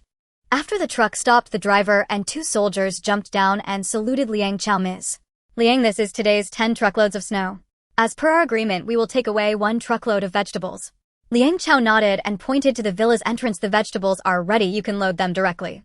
The soldiers quickly began unloading the snow, which piled high in the backyard. Once the truck left, Liang Chao confirmed that no one was around, raised her hand and waved, "Whoosh." The accumulated snow instantly vanished, absorbed into the space's stasis zone. "All done." Liang Chao clapped her hands and turned back inside. This kind of transaction lasted a full month. Initially, the 4 soldiers even offered to help move the snow, but each time they were politely declined by Liang Chao. "You just need to guard outside, I'll handle things here," she always said. Hao Yijing, though puzzled, didn't press further due to the soldiers' discipline. Over time, the 4 of them got used to it. Every time the snow removal truck arrived, they would automatically go out to patrol, and by the time they returned, the snow piles in the yard had vanished without a trace. One night, Song couldn't help but quietly ask Hao Yijing, "Brother E, how do you think Sister Liang got rid of so much snow?" Hao Yijing shot him a glare. "Don't ask what you shouldn't." Wang Ming lay on the bed and said softly, "As long as we follow Sister Liang, we will have meat to eat, so why worry about so much?" Li Hao chuckled lightly. "Exactly, we have hot meals, clean bedding, and can take showers. We couldn't even dare to think of such days when we were in the army." The 4 exchanged smiles, tacitly ending the topic. At 7:58 in the morning, the lights in the basement turned on as scheduled. Liang Chao, dressed in a deep green work uniform with a pen tucked in her sleeve, adjusted the flow rate of the space with her mind. Each time before entering the space, she would set all areas except the stasis zone to synchronization mode. At 8 o'clock sharp, the secret door of the basement opened. Liang's father, wearing reading glasses, was carefully tying the waterproof boots of "Shao sure you be good. When entering the space, stay close to your grandma, don't run around." The little girl nodded vigorously, the red ribbons in her braids swaying with her movements. She had secretly stuffed a leftover strawberry from yesterday into her pocket. This was her secret agreement with the rabbits in the space. Songwen leaned against the porch pillar of the villa, unconsciously stroking the butt of his rifle with his fingertips. The blue light of his watch flickered in the morning light, displaying 080003. He turned to look at Hao Yijing, who was inspecting the electric fence on the wall. The latter nodded slightly, and the 4 dispersed tacitly, taking up positions at the villa's 4 high points. "Today's wind is from the southwest at level 3. Li Hao's voice came through the earpiece, carrying the unique calm of a soldier, and no anomalies within 500 meters outside the east wall. Wang Ming crouched on the roof, using binoculars to scan the direction of the shelter. On the brown land exposed after the snow was cleared, several tents were releasing thin wisps of smoke. In the basement, Liang Chao led everyone into the space. The first thing that greeted their eyes was the neatly arranged farmland where crops stretched their leaves under a specially designed temperature-regulating film, the deep green of spinach intertwined with the tender yellow of cabbage, creating a tapestry of life. "Wow!" Xiao Sherwe suddenly pointed at the livestock area in the distance. "Grandma, look, baby peanuts." A black and white sow was lying on a pile of hay while 7 plump piglets were rooting underneath it to suckle. Zhao Jiran hurriedly stepped forward, pulling out a thermometer from her pocket. "Temperature is normal and the umbilical cord has been handled well." Since entering the villa, her cousin Zhao Jiran had been learning medical principles from Liang Chao's aunt. She looked up at Liang Chao, a hint of a smile flashing in her eyes. "It seems last night's soybean meal was very effective." Liang Chao crouched down and gently touched the little piglet's nose with her fingertip. Let Uncle give the sow more brown sugar water, she turned to Shi Qiqing and said. As they passed through the livestock area, Zhang Mohan suddenly stopped. At the edge of the stasis zone in the distance, a silver-white snow mountain was shimmering in the morning light. This was the massive structure formed by the snow they had collected over 7 months, crystallized within the space's stasis zone. At this rate, we can attempt artificial rainfall by spring next year. Liang Chao walked over to him, her gloves still stained with fresh alfalfa juice. Chao to move some of the snow from the stasis zone, and the snow here is almost melted, Zhang Mohan said. Time quietly flowed by amidst harvesting and tending. Liang Chao stood in the fruit and vegetable area, her fingertips brushing over the heavy fruits hanging from the tomato vines. These ruby-like fruits glistening with dew could exchange for 10 boxes of compressed biscuits in the shelter during the apocalypse. She picked one and put it in her mouth. The sour wheat juice instantly filled her mouth, momentarily recalling an afternoon 10 years ago picking tomatoes at a suburban farm. Chow Chow, it's time to go back, her aunt's voice interrupted her thoughts. Everyone gathered together. Liang's father's backpack was filled with fresh spinach, and Xiao Xi's pocket had been replaced with carrots. This was the gift she exchanged with the rabbits. In the hidden compartment at the bottom of Zhang Mohan's feed truck were about 100 freshly collected free-range chicken eggs, still smeared with some chicken droppings. When everyone exited the basement, Liang Chaos Electronic Watch displayed 1127. Hao Yijing's voice came through the earpiece. Smoke is rising from the kitchen. Lunch is ready. The four walked back to the villa in an orderly manner. Songwon noticed a few green specks on Zhang Mohan's sleeve. Those were the color of fresh grass juice that only existed in the space. Lunch was as lavish as usual. Aunt Liang Lu brought out a large bowl of boiled meat, and Hao Yijing and others no longer held back, eagerly reaching for chopsticks. Eat more vegetables. Liang Chao pushed a bowl of cold spinach in front of Song. When healing wounds requires. The young soldier lowered his head and replied yes, but his peripheral vision caught sight of Zhang Mohan feeding Xiao Sherwei diced carrots. Unlike the shriveled carrots found in the shelter, these carrots glowed with a gentle orange hue, and biting into them produced a crisp sound. In the afternoon sun streaming through the bulletproof glass, Hao Yijing gazed at the gradually melting snow outside the window, suddenly recalling the words he had written in his diary last night. They are not just farming, they are creating miracles. He turned to look at Liang Ji, who was wiping Yaya's mouth. The woman's profile was bathed in sunlight, casting a golden edge, and half of a notebook peeked out from her apron pocket, faintly revealing words like snow-water conversion rate and constant temperature system parameters. As dusk approached, Liang Chao stood on the terrace gazing at the lights of the distant shelter. Zhang Mohan walked over with a plate of freshly washed cherries. Tomorrow, we need to deliver vitamins to the shelter. Liang Chao whispered, let Yug mix the oranges at the bottom of the medical box. Don't let anyone see. Zhang Mohan nodded, his gaze turning to the direction where the soldiers were patrolling. How do they? As dusk approached, Liang Chao stood on the terrace gazing at the lights of the distant shelter. Zhang Mohan walked over with a plate. In the distance, the footsteps of Hao Yijing could be heard, his rifle always pointed toward the most dangerous direction while his back was forever turned to the safest place. That was the secret they guarded with their lives, as well as the unspoken promise they shared. On a sunny day after the snow had melted, Liang Fu stood before the villa's entrance, the white mist of his breath distinctly visible in the sunlight. The temperature at -15 degrees was still bone-chilling for the young, but for the elderly, who had endured the harsh winter, it was warm enough to go outside. Dad, let me tie your scarf properly. Liang Chao wrapped the cashmere scarf around once more, her fingers trembling slightly as they brushed against her father's cheek. His skin was as thin as paper, allowing her to feel the sharp outline of his cheekbones. Liang Fu waved his hand, but his gaze was fixed on the distant cluster of villas. What happened over there? Following his line of sight, the once well-arranged holiday villas now lay in ruin. The roof of Villa No. 13 had completely collapsed, as if a giant had stepped on it. The western wall of No. 17 was cracked open, exposing twisted rebar inside. Further away, several villas were utterly unrecognizable. It was the earthquake combined with the snow melt. Zhang Morio had appeared behind them holding a pair of binoculars. Fortunately, our villa has been well maintained. Aunt Lu Hanjian emerged with her grandson Lu Mingxian and Xiaoyu. The two children held hands and asked in their sweet voices, Grandpa, why are those houses so broken? Liang Fu wiped the fog off his glasses and said, yeah, this is called the passage of time. The crowd silently gazed at this passage of time. What the melting snow revealed was not just the remains of buildings, but also the scars of a collapsing human civilization. Children's bicycles half buried in the mud, trash floating on the water's surface, and golf clubs sticking out of snowdrifts. The most eye-catching was the red sports car sealed in ice parked in front of Villa No. 7 with half a bottle of unfinished champagne resting on its roof. Let's go back, it's too cold outside and there's no one here. Most of them have gone to look for supplies to earn points. Liang Chao said softly, but she found her father and Aunt Lu already walking towards the villas.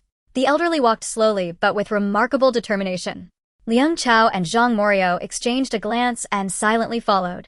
Hao Yibing immediately gestured and 4 soldiers spread out around the elders, forming a protective circle. As they approached, the post-disaster scene became even more shocking. All the glass in Villa No. 8 was shattered, the expensive crystal chandelier lay in ruins and thick frost covered the leather sofa. Lu Hanzhen bent down to pick up a photo frame, and the image of a family of 3 smiling in the Maldives had become indistinct. This is the Zhao family. Lu Hungan's voice trembled slightly. When we first moved in, we added each other as friends, and he boasted to me about his newly purchased yacht. What a tragedy. Lu Hanzhen repeated, this time with a sob in his voice. If I had known it would end like this, I should have advised old Zhao to stock up on food rather than buy those useless things. On the way back, the 2 elders were unusually silent. Passing by Villa No. 3, they saw several frail soldiers repairing the villa's windows with discarded wooden boards. During dinner, Liang Fu unexpectedly asked for a glass of white wine. The old man took a sip and suddenly said, starting tomorrow, we should help repair the villa complex. Dad. Liang Chao nearly dropped her chopsticks. Let me finish speaking. Liang Fu waved his hand. Right now we still have strength, we are well fed and warm. Didn't you see that those soldiers' uniforms didn't fit them? They are starving. Bang. Liang Mu slammed her chopsticks down. Aren't there enough farm tasks for you? If you go out, someone has to follow you. Aren't you just causing trouble? The restaurant fell silent. Xiao Yu was scared and burrowed into Sher Kiching's arms. Eventually, it was Zhang Morio who broke the silence. Auntie, why don't we provide more supplies? It would be more beneficial for them than you going out to help. Lu Hao agreed. What Morio said is right. Anyway, what should or shouldn't appear has already shown up, so why not increase the quantity of supplies we support? Thus the topic was skillfully diffused. However, that night Liang Chao found it hard to sleep. She felt exhausted, a sense of pent-up energy with no outlet. How she wished to provide a large quantity of supplies, but she had yet to break through the barrier with the military. The next day after lunch, Brother Bing, I want to tell you a secret. Little Yu tugged at Hao Yibing's clothing, her round eyes filled with innocence. Mommy has a magical big yard where there are many strawberries and also watermelons and grapes. Hao Yibing paused, his hand washing the dishes. He quickly glanced around. The kitchen only had Liang's mother, who was kneading dough, her back turned to them, seemingly unaware of the child's innocent words. Yeah. Hao Yibing squatted down, his voice dropped to a whisper. Such secrets shouldn't be casually spoken, okay? The little girl tilted her head, the red ribbon on her braid swaying with the movement. Why not? Auntie said good things should be shared. The soldier's Adam's apple moved slightly. He recalled the tragic scenes he saw 3 days ago in the villa area, the refugees in the shelter fighting over half a compressed biscuit, and his comrades who were so hungry that their military uniforms were 2 sizes too big.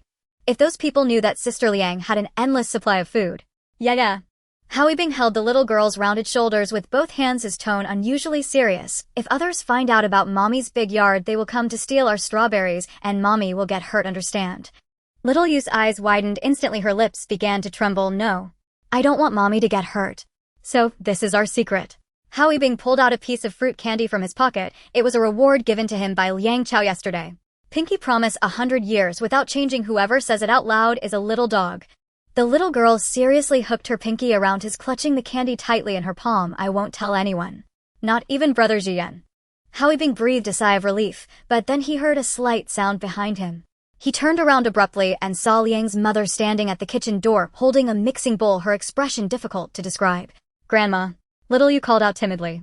Liang's mother took a deep breath and placed the mixing bowl on the table. Little, how do you want steamed buns or flour rolls for lunch? The topic changed too abruptly. Hao Yibing felt as if he had been pardoned. Anything is fine, Aunt Liang's cooking is delicious. After Little Yu bounced away, Liang's mother suddenly said, that child has never lied since she was little. Hao Yibing's back was drenched in cold sweat. Aunt Liang, you did the right thing. Liang's mother interrupted him, her rough fingers kneading the dough forcefully. In this world, soft-heartedness is not a way to survive. The flour creaked subtly between the old woman's fingers like a silent accusation. Hao Yibing suddenly realized that this always smiling elder was much more perceptive than she appeared. That afternoon, Liang Chao took Wang Meng and Zhang Moyo to the shelter to deliver medicine. The roads after the melting snow were muddy, and the military off-road vehicle bumped along the muddy surface, the anti-skid chains clattering over the ice shards. Liang Chao gazed out the car window at the distant gray skyline, her fingers unconsciously rubbing the handgun in the passenger compartment. We'll reach the shelter in 10 minutes. Zhang Moyo glanced at his watch, the rearview mirror reflecting Wang Ming's tense young face. The penicillin and fresh Banlan Gen we are delivering this time will sustain the medical station for half a month. Liang Chao nodded, her gaze falling on the rearview mirror. Wang Ming was carefully checking the straps securing the medicine box stirred on the cuffs of his military uniform. The 20-year-old soldier still did not know where those dewy herbs came from, yet he maintained the discipline of a soldier not to question secrets. There's someone ahead. Zhang Moyo suddenly slammed the brakes. 300 meters away, beside a snowdrift, a thin figure was struggling to drag something. Liang Chao narrowed her eyes, her right hand already resting on the holster as she recalled the people in her past life who were driven by extreme hunger to search for corpses as food. It's a woman. Zhang Moyo slowed the vehicle, the off-road car gradually approaching. The moment she saw the woman's profile, Liang Chao's pupils constricted. Beneath the tangled hair, that haggard face overlapped with her memories, Li Wen, the single mother from Jin Yuan community. What she was dragging was not supplies but a small body wrapped in a bedsheet. Stop the car. Liang Chao's voice trembled slightly. The off-road vehicle came to a halt and Liang Chao pushed the door open and got out. The cold wind after the melting snow laden with moisture hit her face as she hurried towards the stooped figure. Li Wen. The woman turned around sluggishly, her murky eyes gradually focusing. When she recognized Liang Chao, her cracked lips trembled but could not produce any sound. Liang Chao's gaze fell on the small corpse. A few strands of yellowed hair peeked out from under the bedsheet, their length similar to that of the little girl named Mei Mei from her memory, but she was obviously much thinner. This is Mei Mei. Liang Chao blurted out. Li Wen suddenly collapsed in the snow, a hoarse sob escaping her throat. I wanted to find Mei Mei a warmer place to sleep. Liang Chao crouched down, her hand clenched around the bedsheet wrapped around the body. She recalled her past self who could not even protect Yaya's body. Fortunately in this life, thanks to her anonymous prophecy, it had not turned as chaotic as the last time, although there were instances of cannibalism, they were not numerous. Otherwise this mother and daughter duo would likely get in the car. Liang Chao did not want to continue, recalling suddenly standing up. I'll take you to the shelter. In the back of the off-road vehicle, Wang Ming silently moved the medicine box to make room for Li Wen. The woman curled up in the corner, holding the small corpse like a frozen sculpture. Li Wen stared blankly at the snow scenery flying by outside the window, suddenly speaking. Liang Chao. Thank you for the milk powder you gave Mei Mei at least.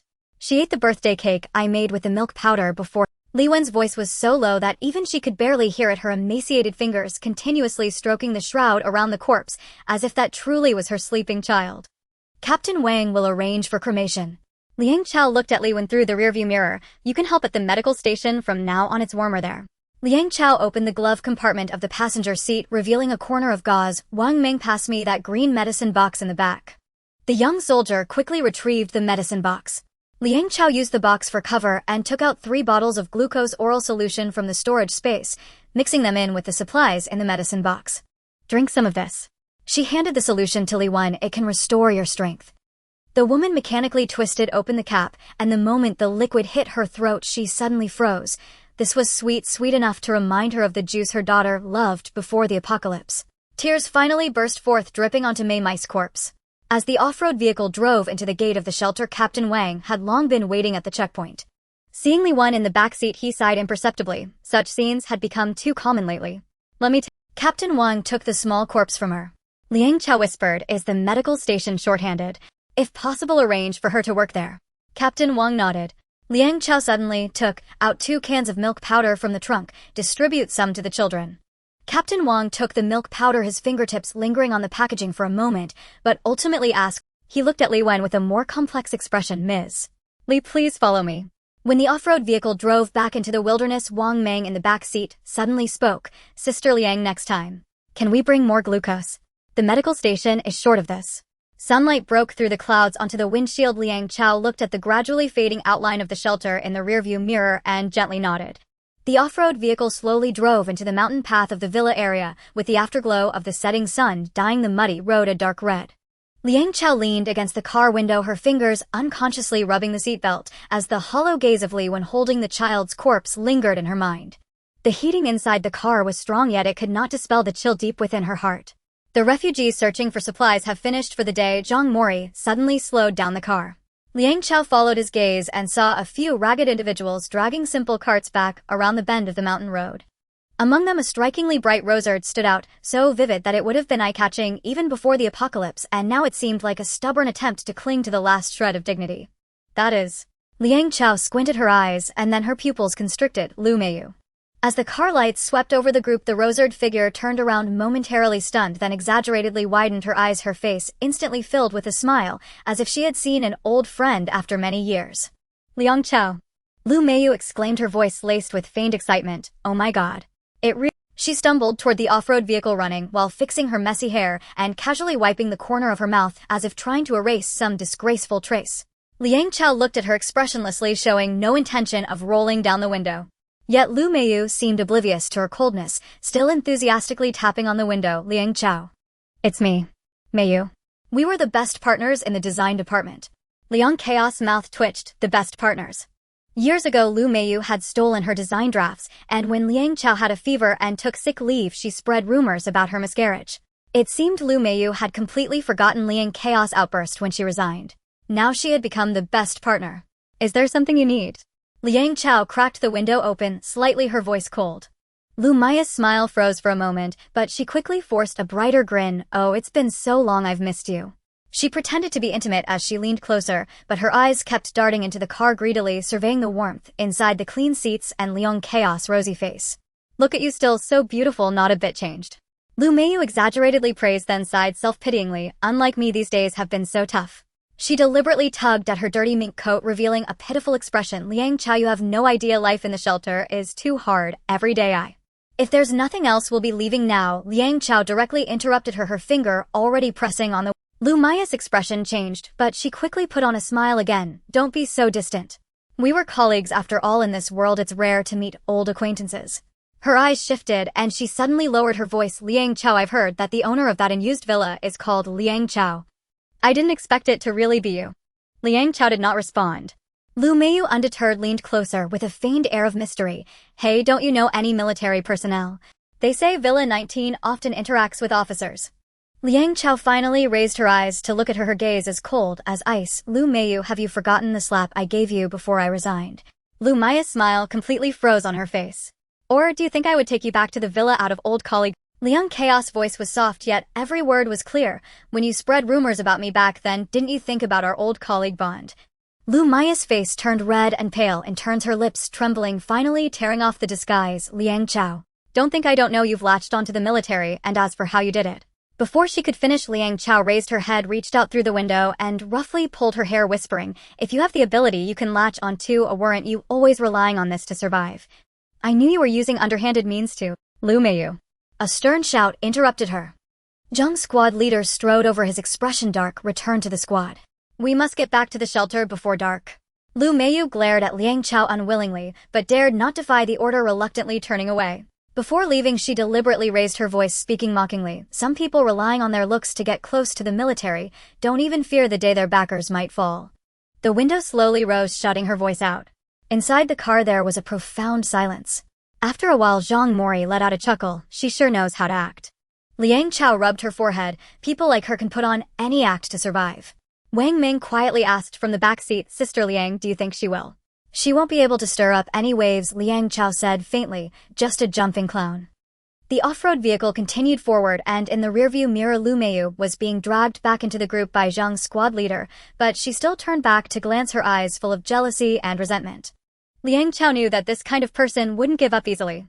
But now she was no longer that little sheep who could be slaughtered at will. If Lu Meiyu dared to provoke her, she wouldn't mind letting her taste the bitterness of being beaten again. When they returned to the villa, dinner was already prepared. Xiao Yuyue bounced over to greet them, but was startled by the lingering chill on Liang Chao's body. Mom is cold, the little girl exclaimed. Liang Chao smiled, squatting down to hug her daughter. The child's warm body and sweet breath swept away her earlier displeasure. Got into trouble. Sure. Kitchen keenly noticed her anomaly and handed her a cup of hot water. Liang Chao held the teacup and briefly recounted the encounter with Lu Meiyu. The atmosphere at the dining table instantly became tense. That gossiping woman is still alive. Liang's mother angrily dropped her chopsticks. How Yibing put down his bowl, his voice steady. Sister Liang, do you need me to talk to Zhang's squad leader to have her reassigned to the shelter in Laishur? No need, people like her should know their place. Sooner or later, she will still stir up trouble. When Lu Meiyu returned to the makeshift shelter in the villa, the sky had completely darkened. The cold air that followed the melting snow seeped into her bones. She wrapped her filthy mink coat tightly around herself, her lips turning purple from the cold, yet her eyes shone with a frightening intensity, burning with jealousy and resentment. Hey Meiyu, why are you back so late today? Lu Jia, her dorm mate, squatted in the hallway sipping freshly drawn hot water. She looked up at her and added, "If you come back any later there will be no hot water left." Lu Meiyu ignored her and walked straight into the crowded dorm. Several bunk beds were crammed into the small space and the air was thick with the stench of sweat, mildew, and low-quality alcohol. Her bed was in the far corner near a drafty window through which cold wind howled. "Guess who I saw today?" Lu Meiyu suddenly raised her voice, a mysterious smile on her face. Several women tidying up their clothes looked up, curiosity etched on their faces. "Who?" someone asked. "Liang Chao." Lu Meiyu spat out the name, deliberately pausing to savor the surprised expressions of those around her. "That's right, the Liang Chao who lives in Villa number 19. Villa number 19. Lu Jia came over with her hot water, her eyes wide open. "The one that hasn't been requisitioned. I heard it's really warm inside and it even has its own greenhouse." Lu Meiyu let out a cold laugh. Of course she's now Ms.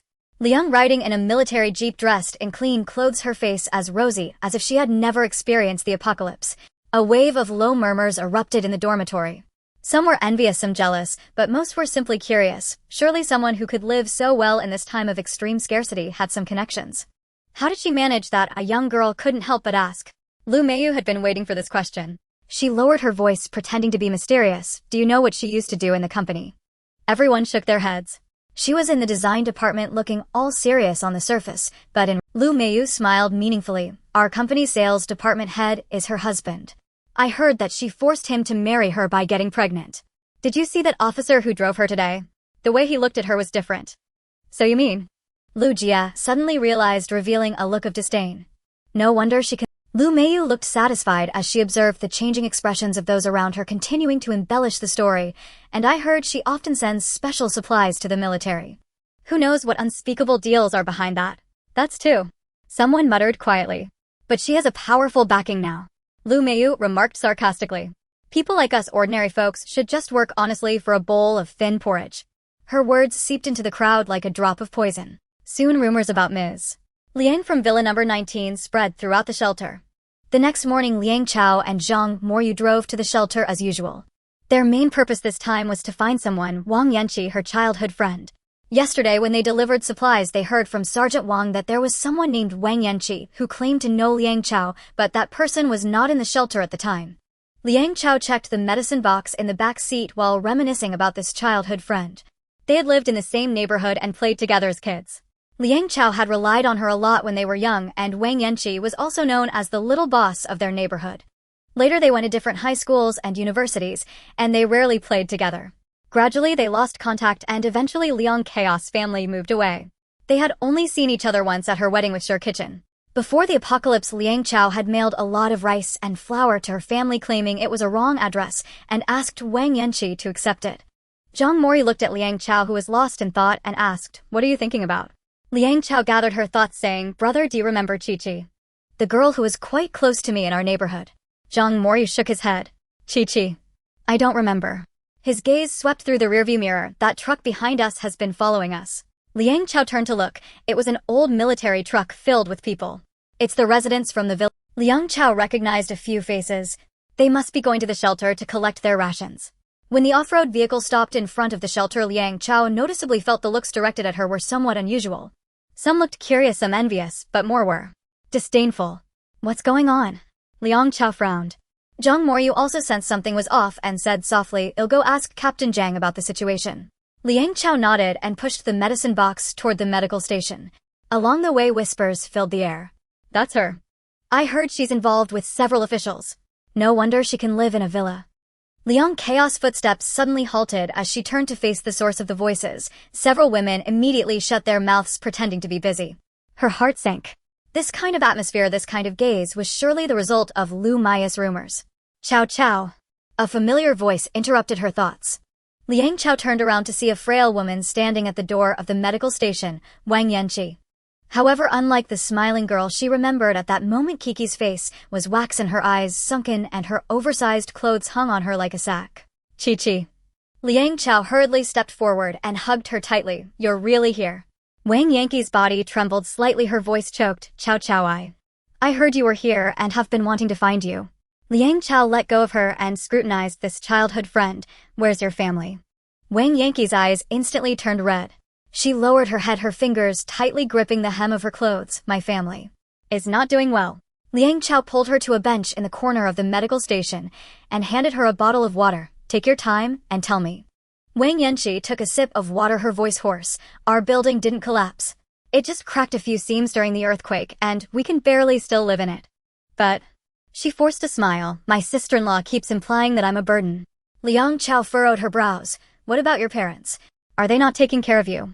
It's chaotic in the neighborhood right now. My dad is injured, lying in bed and unable to move, and my mom has to take care of him.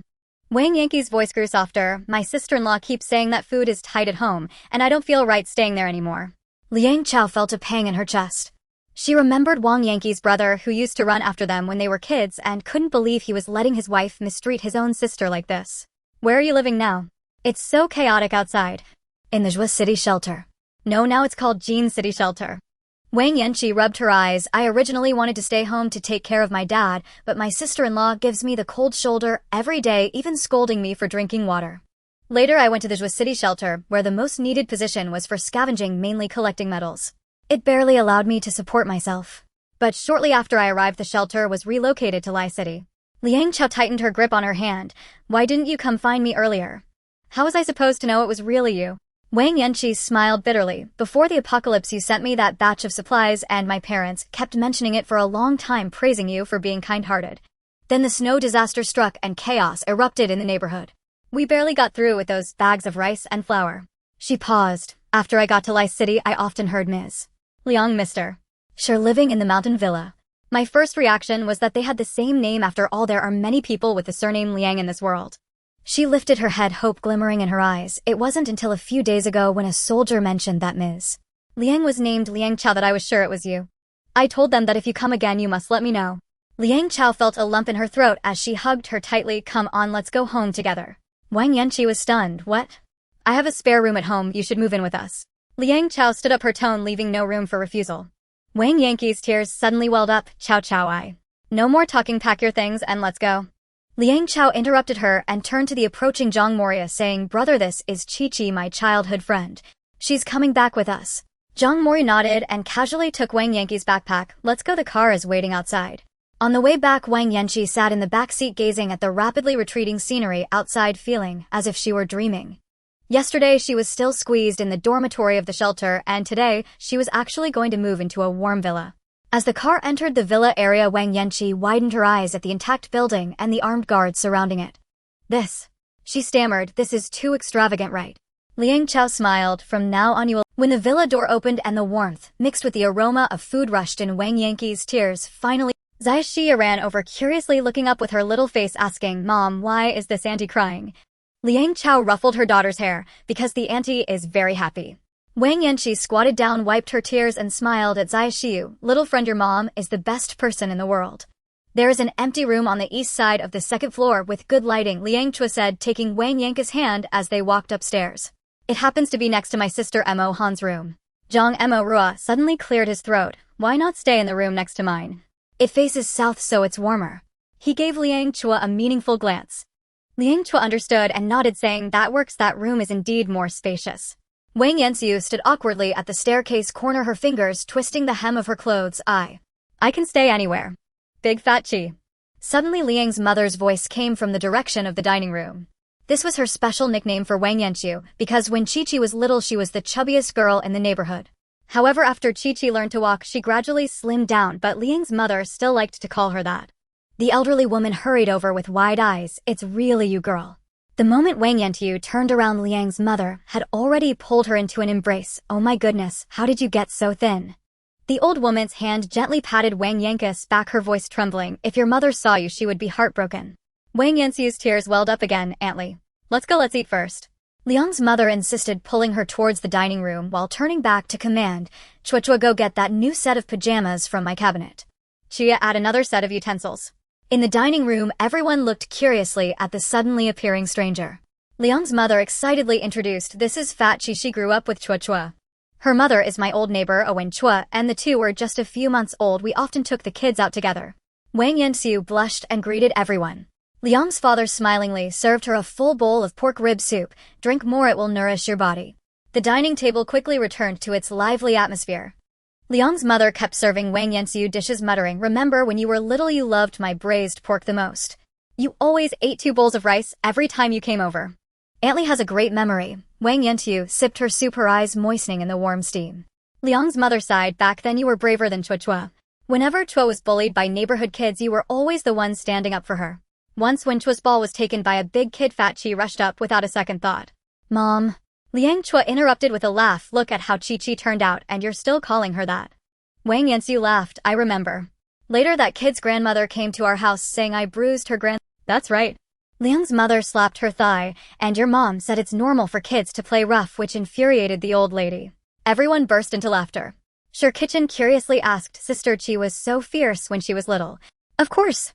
Liang's mother animatedly said Chua relied on her back then, always saying let's play with Chi like a little tail following her around. Liang Chua face-palmed, Mom, leave me some dignity. After the meal, Liang Chua took Wang Yantiu to her room. As she opened the door, Wang Yantiu gasped. Inside the spacious bedroom, the solid wood bed was covered with a fluffy down comforter, and outside the floor-to-ceiling window was a slowly melting snowy landscape. The wardrobe, desk, and even a small sofa, all were there. It's a waste for me to occupy such a large room alone. She stood at the door, hesitant to enter, afraid her dirty clothes would soil the clean room. Liang Chua smiled and pushed her. All the rooms here are this big. The bathroom is over there with hot water available 24 hours a day. I've prepared clean clothes for you, and after washing up you can have a good sleep.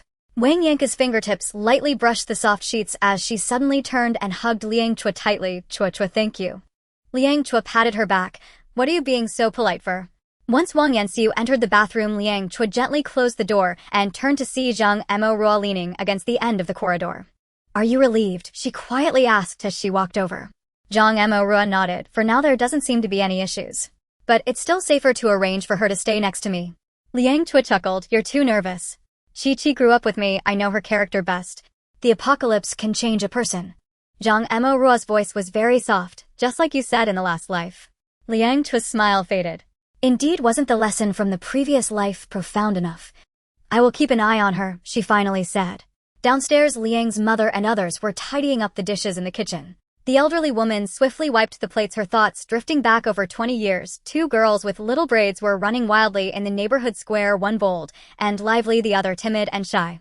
Sister, look at them, they're like real sisters, Chi-Chi's mother often said. Liang's mother's hand paused as she wiped the plate, her eyes becoming slightly misty. Who would have thought that over 20 years later they would reunite under such circumstances? In the bathroom, warm water washed over Wang Yanka's frail body. She stood under the shower, letting the warm water take away the cold and fatigue of the last few months. The mirror quickly fogged up, but she still saw her sunken cheeks and protruding ribs. On the sink, neatly arranged, were brand new towels, toothbrushes, and even shower gel and shampoo. Wang Yantiu cautiously pressed a bit, and the fresh scent of oranges instantly filled the bathroom. She suddenly crouched down, burying her face in her knees and crying silently. These ordinary daily necessities had become luxuries in the apocalypse. After her shower, she changed into the pajamas Liang's mother had prepared. The soft cotton fabric clung to her skin, so comfortable it made her sigh. As she walked out of the bathroom, she noticed a cup of hot milk and some cookies on the bedside table. Wang Yantiu sat on the edge of the bed sipping the milk. Outside the window, the afterglow of the setting sun cast a golden layer over the snow. She gazed at the beautiful scene, suddenly recalling the time when she and Liang Chua built a snowman together in their childhood. How simple it was back then. One snowman could make them happy all day. But now, her gaze fell on the door. She had faintly heard Liang Chua and Zhang Mo's conversation. Though she couldn't hear the content clearly, the vigilant tone made her heart sink. Indeed, in this world, who could trust others without reservation? Wang Yantiu gently set down her cup and walked to the window. In the distance, the outline of the shelter appeared vaguely in the twilight. She knew that Liang Chua had taken a great risk to take her in. If she showed any signs of trouble, that man called Zhang Mo would definitely not hesitate to. She shook her head, cutting off her wandering thoughts. No matter what, she would never betray Liang Chua's trust. She would remember this kindness in her heart. Laughter from the children came from downstairs. Wang Yantiu wiped her tears, took a deep breath, and opened the door to go out. In the corridor, she ran into the patrolling Hao Yibing. The young soldier politely nodded, but his gaze was scrutinizing. Wang Yantiu returned a smile, calmly accepting the scrutiny. After all, in this broken world, caution was the first rule of survival. And she would prove her loyalty through actions. When Wang Yantiu woke up the next day, sunlight had already streamed through the gaps in the curtains into the room. For a moment she was dazed, realizing that she was no longer in the crowded dormitory of the shelter. The soft bed, the warm quilt, and the unique scenery outside the window, everything felt too beautiful to be real. She dressed in the clothes prepared for her by Liang Mu and opened the door, inhaling a rich aroma of food. Following the fragrance downstairs, she saw that breakfast was already laid out in the dining room: steaming porridge, fried eggs, pickled cucumbers, boiled eggs, and even a plate of fresh strawberries. Wang Yanqi's gaze was instantly drawn to the plate of strawberries. They were plump and vibrant, their skins gleaming as if just picked. She instinctively swallowed hard. In the shelter, fruit had long become something of legend, and even the most ordinary apple could only be savored in dreams. Pengqi, are you awake? Liang Mu poked her head out from the kitchen, holding a plate of freshly made scallion pancakes. Come and eat. Wang Yanqi nodded and walked over to the dining table, her gaze unable to resist stealing glances at the plate of strawberries. Eat up, don't be shy. Liang Chao came down from upstairs, casually picked a strawberry, and stuffed it into her mouth. Try it, it's quite sweet. Wang Yanqi chewed carefully, and the sweet and sour juice immediately burst forth. She almost cried. She hadn't eaten such fresh fruit in so long. Is this really grown in a greenhouse? She couldn't help but ask. Liang Chao paused for a moment, then smiled. Yes, there's a greenhouse in the basement where we grow some fruits and vegetables. Wang Yanqi's eyes lit up. Can I go see it? As soon as she asked, she sensed a subtle shift in the atmosphere at the dining table. Liang Mu's smile froze for a moment, and Liang Chao's chopsticks also paused in midair. Just as Liang Chao was about to speak, Zhang Moi walked in from outside holding a list. Hearing their conversation, he directly took over. The military control area is off limits to ordinary people. His tone was calm, but his eyes held an undeniable firmness. Wang Yanqi was taken aback, quickly realized, and flushed. I'm sorry. I didn't know. It's fine. Liang Chao smiled gently. Mainly we worry someone might accidentally damage the equipment. After all, resources are scarce now, and repairs are not even possible. Wang Yanqi nodded quickly. I understand. She lowered her head, continuing to eat, but couldn't help but recall the rumors she had heard in the shelter. Some said Liang Chao had moved into the villa through special connections, while others claimed she supplied the military with special resources for privileges. But now, seeing the living conditions in Liang Chao's home and hearing Zhang Moi's explanation of the military control area, she suddenly found those rumors utterly ridiculous. Clearly, Liang Chao could live here because she had a formal cooperative relationship with the military, not because of some unsavory transaction. Chi, don't overthink it. Liang Chao seemed to sense her thoughts and gently patted her hand. You just arrived, you'll get used to it slowly. Wang Yanqi nodded, but secretly resolved. Since she lived here, she wouldn't want to take advantage of their hospitality.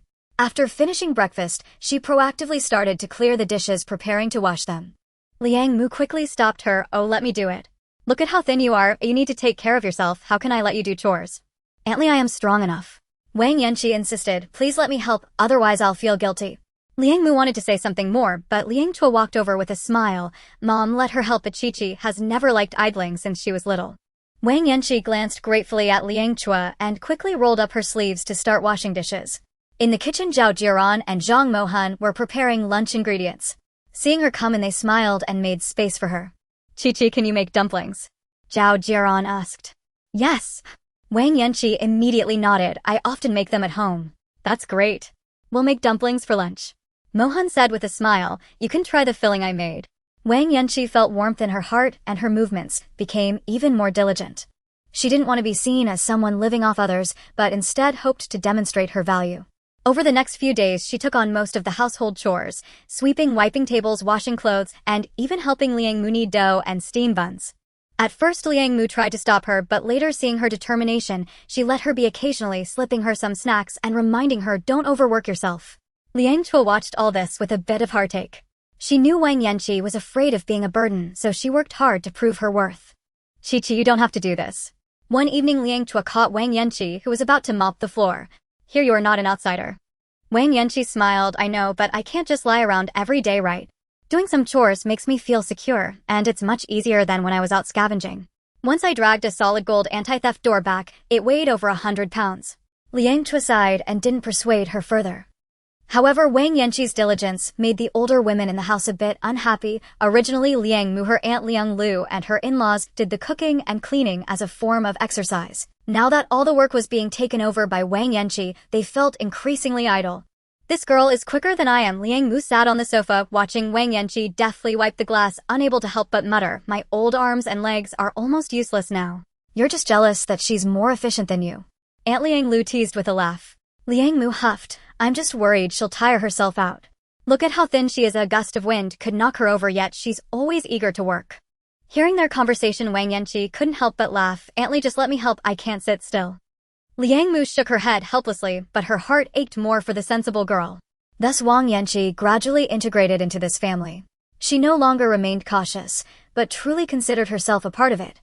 And those questions about the greenhouse, she never brought them up again. Some boundaries she understood not to cross. The iron gate of the refuge in Laishur slowly opened in front of the off-road vehicle. Zhang Mohu instinctively returned a military salute to the soldier at the entrance, while Hao Yibing sat in the passenger seat in sync. Liang Chao and Wang Yanqi sat in the back seat. Wang Yanqi scanned the crowd outside the car window and suddenly grabbed Liang Chao's arm. Quick look, it's her. Following her line of sight, Lu Meiyu was leaning against the announcement board of the refuge, animatedly gesturing about something. The faded rosary coat she wore stood out starkly against the gray crowd surrounded by 7 or 8 women. Their expressions of curiosity and disdain made alarm bells ring in Liang Chao's heart.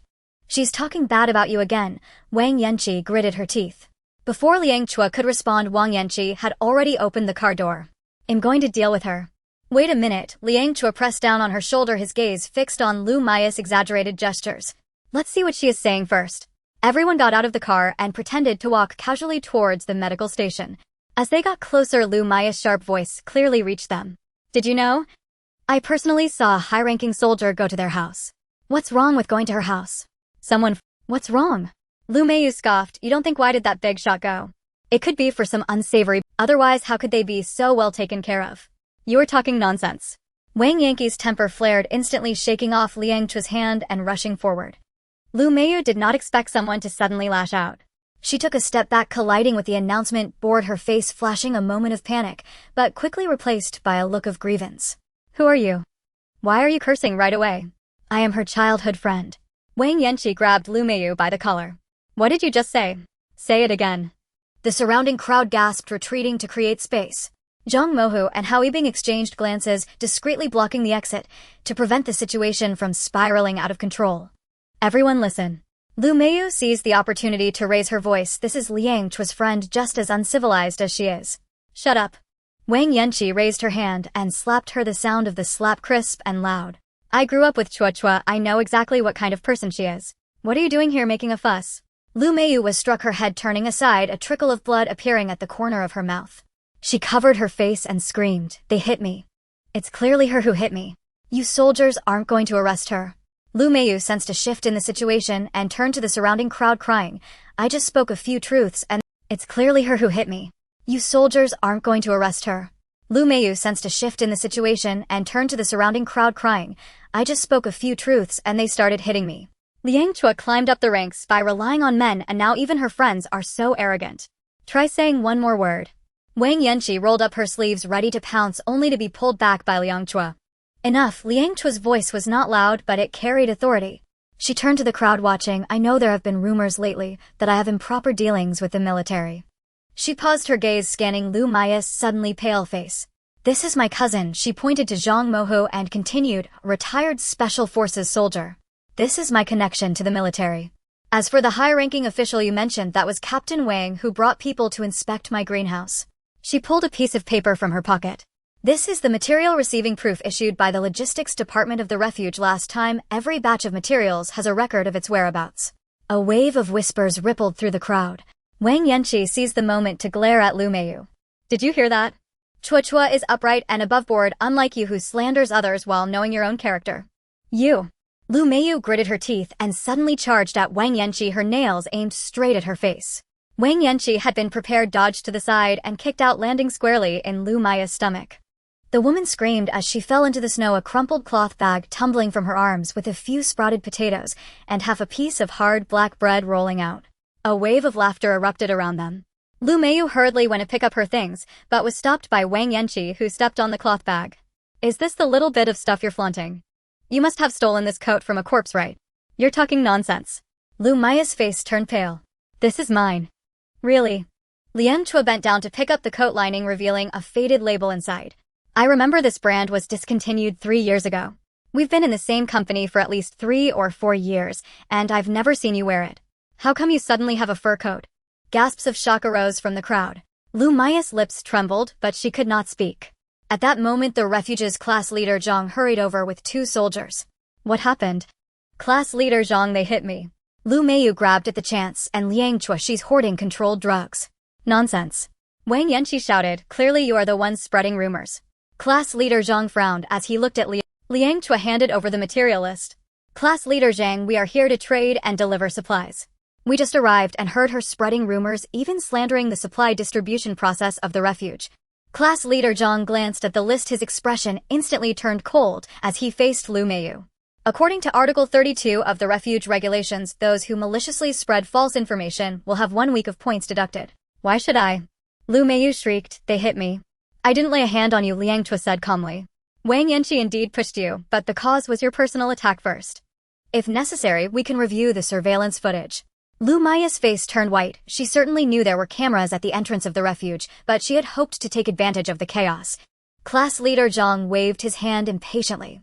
You will lose a week's worth of points, and if there's a next time you will be expelled from the refuge. No. Lu Meiyu panicked. I was wrong, I won't say anything anymore. Get out. Class leader Zhang gave her a disgusted glance, then turned to Liang Chao. Ms. Liang, I'm sorry for the trouble you faced. Liang Chao shook her head. It's fine, the innocent will clear themselves. By the way, this is a stack of handwritten herbal planting guides. These Isa is root and dandelion can be tried for cultivation in the greenhouse, which can alleviate the shortage of medicinal materials. Class leader Zhang's eyes lit up. That's great. We've been worried about this. Ms. Liang has really been a great help. While the two were talking, Wang Yanqi was still glaring in Lu Meiyu's direction. Zhang Moha gently nudged her. Let it go, people like her aren't worth getting angry over. Wang Yanqi huffed, if she dares to speak again, I'll hit her every time I see her. All right, Liang Chao smiled and tugged at her sleeve. Let's go check the medical station to see if there's anything we can help with. The 4 of them walked towards the medical station with Lu Meiyu's sobs and the surrounding discussions trailing behind them. Wang Yanqi took a few steps and suddenly stopped. Chua, I'm sorry, I was too impulsive just now. Liang Chao shook her head. It's not your first time, just try not to be so reckless in the future. What if she really scratched your face? She wouldn't dare. Wang Yanqi held her neck high. When I was little, I wasn't afraid of the stray dogs in the neighborhood. Why would I be afraid of her, an old woman? Wang Yanqi's mother was from northeast China, so she often spoke with a strong dialect. Zhang Moha suddenly laughed. No wonder Liang Chao calls you baby boss, it truly lives up to the name. Wang Yanqi scratched her head, feeling a bit embarrassed. I didn't understand when I was younger, I just knew how to fight. You're still quite fierce now, Hao Yibing rarely made a joke. At least I wouldn't dare provoke you casually. Everyone burst into laughter. As the door of the medical station opened, Li Wen greeted them. Her face had a bit more color than the last time they met. Liang Chao, you finally made it. We have 3 patients with external injuries today. Her words suddenly halted as her gaze fell on Wang Yanqi. Who is this? Liang Chao introduced, this is my childhood friend Wang Yanqi. Wang Yanqi greeted warmly, hello. If you need help with anything in the future, just let me know. Li Wen nodded shyly, but her gaze couldn't help but glance behind her. Far away, Lu Meiyu was being supported by her companions as she walked out of the refuge, occasionally looking back with eyes full of resentment. Liang Chao noticed her strange behavior and gently patted her shoulder. Don't mind her, just focus on your own work. Li Wen lowered her eyes and whispered, I just feel. How did the world change like this? Wang Yanqi sighed. It's the end times of the evil in human nature has been magnified. But don't worry, with Chua here we will all be fine. Liang Chao looked at them, a warm current suddenly surging. Once isolated and helpless in the apocalypse, she now had trusted companions and family. Perhaps this was the future she had worked so hard to change. After a busy afternoon in the medical station, as Liang Chao and the others were about to leave, class leader Zhang hurriedly approached with an oil paper bag in hand. Ms. Liang, these are freshly baked sweet potatoes for you to eat on the way. Liang Chao was about to decline when class leader Zhang lowered his voice. Don't be picky, this is a small token from the soldiers. She hesitated for a moment before accepting the oil paper bag. Thank you, class leader Zhang. On the way back, Wang Yanqi held the steaming sweet potato and suddenly said, Chua, do you think Lu Meiyu will cause trouble again? Let her be, if she wants to make trouble no one can stop her. Liang Chao fixed her gaze on the turning steering wheel. Today, class leader Zhang deducting her points is secondary. The key is to let everyone know what kind of person she is. In the refuge, losing integrity is far more terrifying than losing points. Hao Yibing glanced at her through the rearview mirror. But we still have to be cautious of people like her. Once pushed to the edge can do anything. Liang Chao nodded and remained silent. The car entered the villa area as night fell completely. Xiao Sherwei heard the commotion and stumbled out, Mom. Liang Chao got out of the car and hugged her daughter, smelling the faint scent of milk on her. Did you listen to your grandma? I did. Xiao Sherwei held up the cloth doll in her hand. I played house with Brother Jian. Wang Yanqi looked at the little girl's flushed face and suddenly remembered the malnourished children she saw in the refuge, feeling her eyes get a little wet. She reached out and touched Xiao Shi's hair. You're so good, Xiaoyu. Xiao Sherwei tilted her head and looked at her. Auntie, why are you crying? Because Auntie is so happy. Wang Yanqi smiled and wiped her tears, pulling out a piece of fruit candy from her pocket. Here you go, strawberry flavored. Xiao Shi's eyes lit up as she turned to Liang Chao. Mom, can I eat it? Yes, but you can only have one. Liang Chao pinched her daughter's small nose. Make sure to brush your teeth after eating. The group chatted and laughed as they walked into the villa, the warm light instantly dispelling the chill outside. Liang's mother came out of the kitchen carrying hot soup. You must be exhausted. Come and have a bowl of soup to warm up. Wang Yanqi took the soup bowl, looking at the home-cooked dishes on the table, and suddenly felt her eyes sting again. This seemingly ordinary warmth was the most precious luxury in the apocalypse. As the night deepened, Liang Chao sat at her desk, organizing the material list for tomorrow. Outside the window, the moonlight draped a silver veil over the distant snow. She took out the handgun from the drawer and gently wiped the barrel. This was a lesson from her past life. In this world, one must never let their guard down. Far away, Lu Meiyu curled up on the bed in the refuge, staring at the cracks in the ceiling.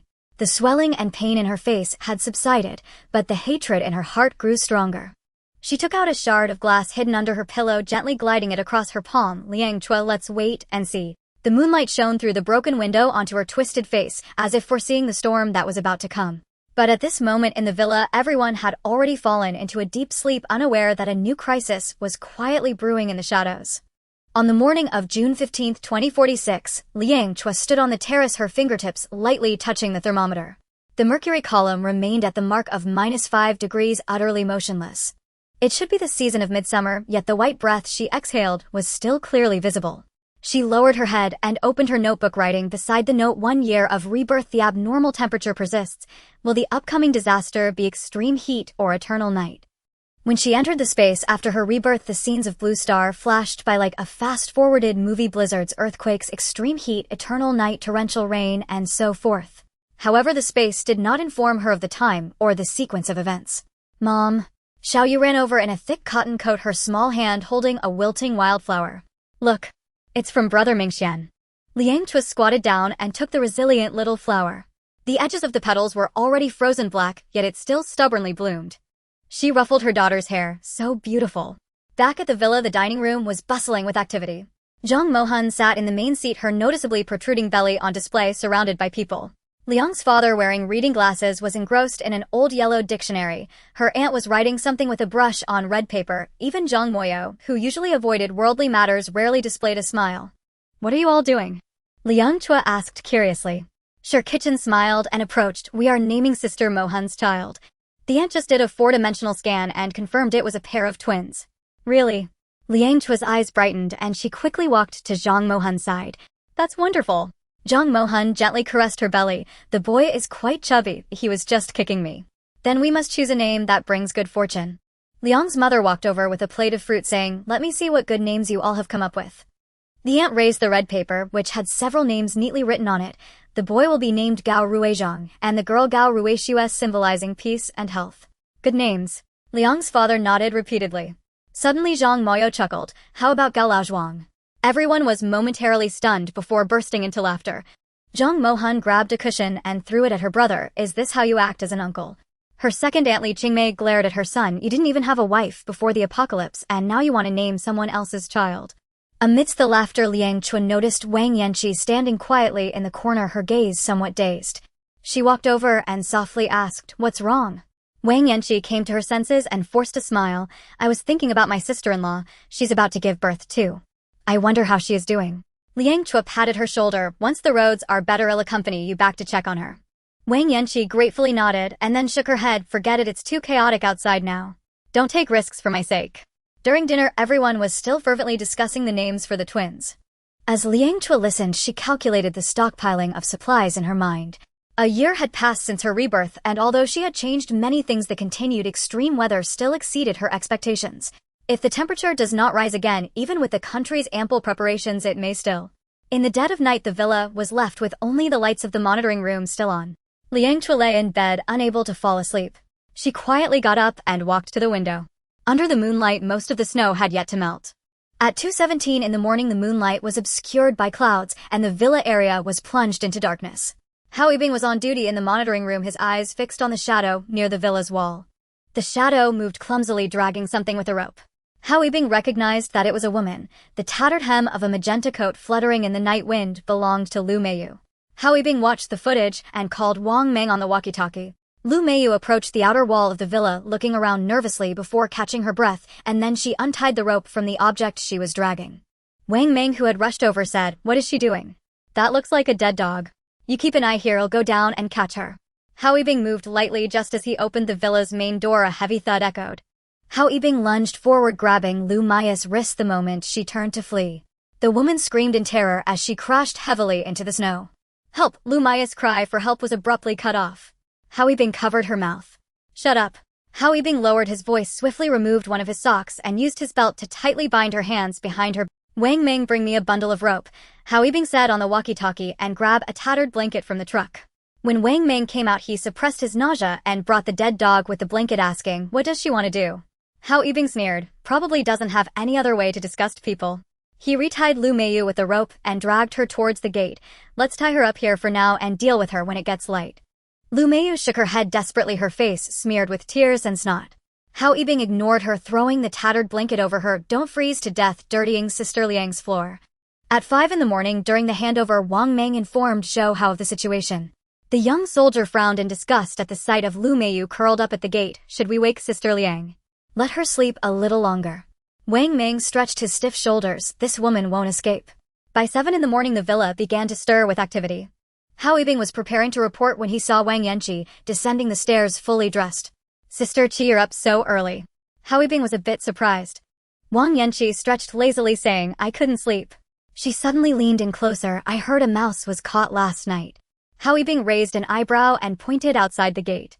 Wang Yanqi's eyes lit up as she quickly walked outside. A few minutes later, Hao Yibing looked through the window and witnessed a shocking scene. Wang Yanqi was using a rope to tie Lu Meiyu and the dead dog face to face, even thoughtfully adjusting the dog's head position. "This." Wang Meng gaped. Hao Yibing couldn't help but laugh. Let her have her fun. During breakfast, everyone gradually arrived at the dining room. Liang Chao counted the heads and asked in confusion, "Where's Qi?" "Outside. Handling some matters." Hao Yibing stifled a laugh and briefly recounted last night's events. Liang Chao's expression changed immediately, and she got up to walk outside. The others followed, only to see Lu Meiyu and the decaying dead dog tied together in a bizarre combination outside the gate. The dog's mouth was wide open, its rotting tongue hanging on Lu Mei's face, and the woman had fainted from. Zhang Emo stood with his arms crossed, suddenly laughing. "Wang Yanqi, with your fierce methods, you sure don't look like someone bullied by a sister-in-law to the point of having nowhere to go." Wang Yanqi rolled her eyes. "After all, the sister-in-law is family and she's pregnant." She squatted down and patted Lu Mei's face. "Hey, stop playing dead." Lu Meiyu weakly opened her eyes, seeing the dog's face so close she gagged again, but her mouth was still stuffed with Hao Yibing's sock. Liang Chao took a deep breath. "Let's untie her first." Hao Yibing quickly approached and untied the rope, casually pulling out the sock stuffed in her mouth. Seeing the crowd around her, Lu Meiyu immediately curled up. "Don't kill me." "Kill you." Liang Chao sneered. "I wouldn't want to get my hands dirty." She squatted down, looking directly into Lu Mei's eyes. "Now tell me, why did you come to my house in the middle of the night to throw a dead dog?" Lu Mei's lips trembled. "To just wanted to disgust you. That's it." Lu Mei's lips trembled. "To just wanted to disgust you. That's it." Lu Mei's eyes flickered as she caught a whiff of the delicious food wafting from the villa. She swallowed hard and said, "Liang Chao, give me something to eat, and I'll tell you an important message." Liang Chao looked at her coldly. "You think you're worthy of making a deal with me? Hand her over to squad leader Zhang," she said as she turned to leave. Lu Meiyu hurriedly added, "Hage is planning to rob your supplies in a few days." "Who is Hage?" Liang Chao turned back and asked. "He is someone I met in Jua City before, previously a loan shark. After the disaster, this group resorts to burning, killing, and looting. They have guns, but after the earthquake, most of them went out together with soldiers, so they can't act easily now," Lu Meiyu explained. Liang Chao narrowed her eyes, signaling Hao Yibing to loosen her grip. "Continue." There are 3 of them, and they have 2 handguns." Lu Mei's voice trembled. "Originally, they planned to rob the supplies warehouse at the shelter in 3 days, but after seeing me getting beaten, Hage said that I should first scout your villa's defenses, and if caught, just say it was to disgust you." Zhang Emo suddenly stepped forward, so throwing the dead dog was a ruse mainly to assess our defenses. Lu Meiyu shrank back hurriedly nodding. Hage said, "That if you let your guard down." Rob your supplies." Lu Mei's voice grew smaller. He said you must have stocked up on a lot of— Liang Chao's expression darkened instantly. She turned to Hao Yibing saying, "Contact squad leader Wang immediately and report the situation." "Wait." Lu Meiyu suddenly lunged to hug Liang Chao's leg. "I've told you so much, you have to protect me. Hage will kill me if he finds out I've leaked information." Wang Yanqi kicked her away. "Now you're scared. Why didn't you think about the consequences when you were helping the bandits harm others?" Liang Chao looked coldly at the woman on the ground. "Hao Yibing, take her to squad leader Zhang. Tell squad leader Zhang that this group has guns and must strengthen defense measures." "No. You can't send me back." Lu Meiyu screamed hysterically, "I will die." Hao Yibing swiftly dragged her up and shoved her into the off-road vehicle. Wang Yanqi watched the vehicle drive away, her brow furrowed. "Chua, this matter isn't that simple." "I know." Liang Chao turned to Zhang Emo. "Do you think Hage will let this go?" Zhang Emo shook his head. "People like that are either reluctant to come or come to play for keeps." That afternoon, Hao Yibing returned from the shelter to report squad leader Zhang has sent people to hunt for Haig's group, but they seem to have received wind of it and have already escaped. "What about Lu Meiyu?" Wang Yanqi asked. "She's locked up in the confinement room." Hao Yibing shrugged, crying and claiming she was coerced. Liang Chao pondered for a moment. "Increase the patrols around the villa, especially at night." In the following days, the vigilance in the villa area was raised to the highest level. Hao Yibing and Zhou Hao took turns monitoring the surveillance room while Zhang Emo and Wang Ming set more traps around the perimeter. However, Haig's group seemed to have vanished without a trace, never appearing again. Just when everyone thought they had escaped far away, an unexpected change suddenly occurred. At 3:52 in the morning, Zhou Hao's eyes were glued to the surveillance screen. On the snow-melted mountain road, 3 dark figures were stealthily approaching the villa area under the moonlight. The stout figure at the front had a scorpion tattoo faintly visible on his neck. He was the black brother mentioned by Lu Meiyu. "Attention, 3 o'clock direction, 3 individuals approaching." Zhou Hao pressed the intercom, his voice barely above a whisper, confirming the presence of black brother armed. On the second floor of the villa, Zhang Moyo suddenly opened his eyes wide. He silently rolled out of bed and retrieved a Type 92 pistol from the drawer of the bedside table, expertly checking the magazine. In the corridor, Hao Yibing and Song Wen were already fully armed, their Type 95 rifles glinting in the moonlight. Wang Ming goes to the east wall, Song Wen guards the west side. Zhang Moyo quickly assigned tasks in a voice that was almost a whisper. "Hao Yibing, intercept them hidden with me. Remember, they might have mercenaries, do not be careless." Downstairs, Lu Hao and Shir Kitchen stood guard at the entrance of the hall. Shir Kitchen's hand gripping the Glock 19 began to sweat slightly. Liang Chao was also watching everything from the second floor window and did not wake anyone else. In the first wave of confrontation, Black Brother suddenly raised his hand to signal a stop 50 meters away from the villa. Under the moonlight, this former gang leader squinted his eyes, surveying the silent villa, instinctively sensing a hint of unease. "Go take a look." He gestured to the lean man on his right. This mercenary, nicknamed Scorpion, was once a professional killer in the Golden Triangle who had fled to the country before the natural disaster and was bought off by Black Brother for a hefty sum. Tai moved forward, crouched like a cat, when suddenly his pupils constricted sharply. Under the moonlight, the electric fence on the wall flickered with an unnatural glow. The instinct of the mercenary made him immediately lean back. Bang! The bullet shot from Wang Ming's second-floor window whizzed past Tai's ear, spraying a flurry of snow on the ground. "There's a sniper." Tai executed a tactical roll to take cover behind a rock while drawing a Glock 17 from his waist. Black Brother and Biaozi instantly scattered to hide their movements, surprisingly agile. "Damn it, they really are prepared." Black Brother cursed as he pulled out a homemade shotgun with a sawed-off barrel from his coat. "Biaozi, draw their fire." Biaozi trembled as he raised the makeshift pistol and randomly fired 2 shots towards the villa. The bullets hit the bulletproof glass, leaving just 2 white dots. In the direct confrontation, Zhang Moyo emerged like a ghost from the shadows of the porch, leaping toward Black Brother's hiding spot in a few swift steps. Black Brother hurriedly turned his gun, the homemade shotgun spewing forth a burst of flames. Boom! Iron pellets fanned out in a spray. Zhang Moyo anticipated this, rolling to the side as the pellets whizzed past his tactical vest. In the moment when the smoke had not yet cleared, he lunged forward, his right leg sweeping toward Black Brother's knee like an iron whip. Crack! With a sharp sound of bone breaking, Black Brother screamed and knelt on the ground. He quickly reached for his waist with his left hand, pulling out a homemade revolver. Zhang Moyo was faster. His right hand, clad in tactical gloves, clamped down on Black Brother's wrist like a steel vise and twisted hard. Black Brother's wrist twisted at an unnatural angle, causing the revolver to fall to the ground. Without mercy, Zhang Moyo delivered an elbow strike to his temple, causing this once feared leader to roll his eyes and collapse like a pile of mush. Meanwhile, A Tai had already engaged in a firefight with Wang Ming. This professional mercenary's marksmanship was impeccable, with 2 bullets narrowly grazing Wang Ming's scalp, forcing him to shift his position. "The east side needs backup," Wang Ming said urgently into the intercom. Hao Yibing immediately changed direction, only to see Biaozi suddenly lunging from the side, brandishing a gleaming machete. Song Wen reacted quickly, stepping forward in a rush and smashing the butt of his rifle down on Biaozi's wrist. Clang! The machete dropped to the ground as Biaozi clutched his wrist, howling in pain. As Song Wen was about to subdue him, he suddenly heard a light click sound from behind. A Tai had somehow circled behind them, the safety on his pistol already disengaged. In a critical moment, a shadow leaped down from behind. Zhang Moyo, like a hunting eagle, slammed onto A Tai's back. The two rolled in the snow, the pistol accidentally firing in the tussle, bullets striking the ground and kicking up debris.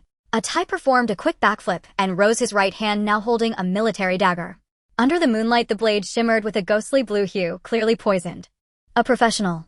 Zhang Moyo squinted, readying himself for combat. A Tai did not answer, suddenly fainting before stabbing toward Zhang Moyo's throat with lightning speed. Zhang Moyo seemed to have anticipated this, dodging to the side while his right hand sliced down, striking A Tai's wrist, holding the knife. Crack! The sound of the wrist bone snapping rang particularly clear in the quiet night. A Tai let out a soft grunt, the dagger clattering onto the snow. But as a professional mercenary, he swiftly raised his left leg, delivering a kick aimed at Zhang Moyo's head. Zhang Moyo crouched to evade, then retaliated with a sweeping kick. A Tai lost his balance and fell, yet in the instant he hit the ground, he drew a backup dagger, the cold blade aimed straight at Zhang Moyo's heart. Bang! A gunshot rang out. A Tai suddenly had a bloody hole appear in his forehead, his eyes widening in disbelief as he slowly collapsed. Zhang Moyo turned to see Hao Yibing's rifle still smoking. "Thank you." Zhang Moyo stood up, panting. In the cleanup, 416420, Biaozi, realizing the situation was dire, turned to flee. Wang Ming jumped down from the wall, tackling him into the snow. The two wrestled, Biaozi punching and kicking wildly as Wang Ming struggled to subdue him. "Be honest." Song Wen rushed over to help, smashing the butt of his rifle into Biaozi's skull. Biaozi instantly collapsed like a deflated balloon, limp on the ground. By the time Liang Chao came downstairs, the battle was already over. Black Brother lay unconscious, frothing at the mouth, A Tai's corpse gradually growing cold, and Biaozi was bound like a zongzi, with Hao Yibing's sock stuffed in his mouth. "Check the weapons." Zhang Moyo wiped the sweat from his forehead. 2 homemade shotguns, 1 homemade revolver, 1 Glock 17, and this. "Check the weapons." Zhang Moyo wiped. Wang Yanqi curled up behind the curtains on the second floor, her fingers tightly gripping the fabric, her nails nearly piercing through the thin cotton gauze. She didn't know how she had awakened, perhaps it was the sound of the gunshot or maybe some indescribable instinct. At that moment, she desperately wished she was still dreaming.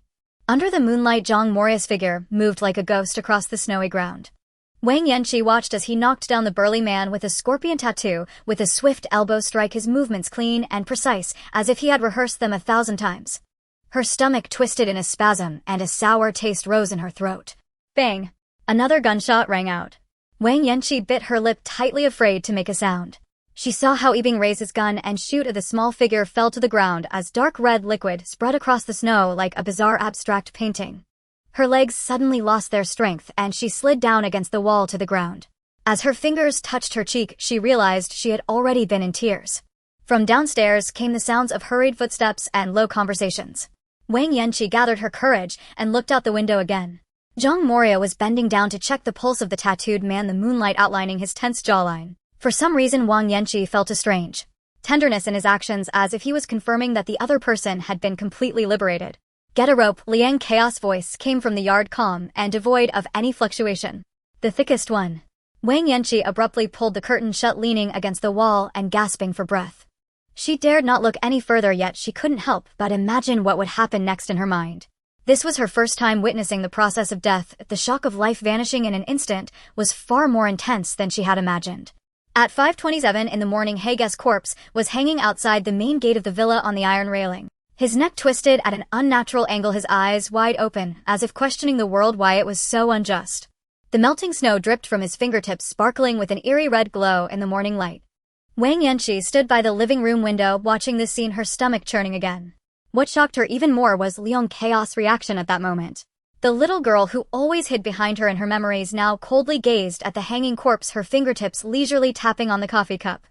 Wang Yanqi vaguely remembered Liang Chao from her childhood, the child who needed her help when toys were snatched away, the child who would only get angry by herself after quarreling with others.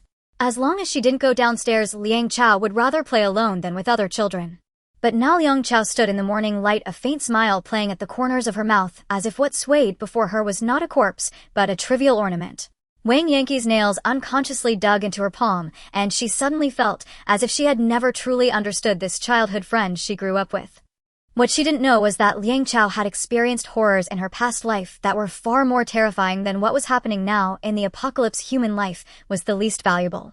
The unimaginable atrocities that Wang Yanqi could not fathom, those scenes 1,000 times more brutal than the one before her, had long since tempered the girl who needed protection into who she was today.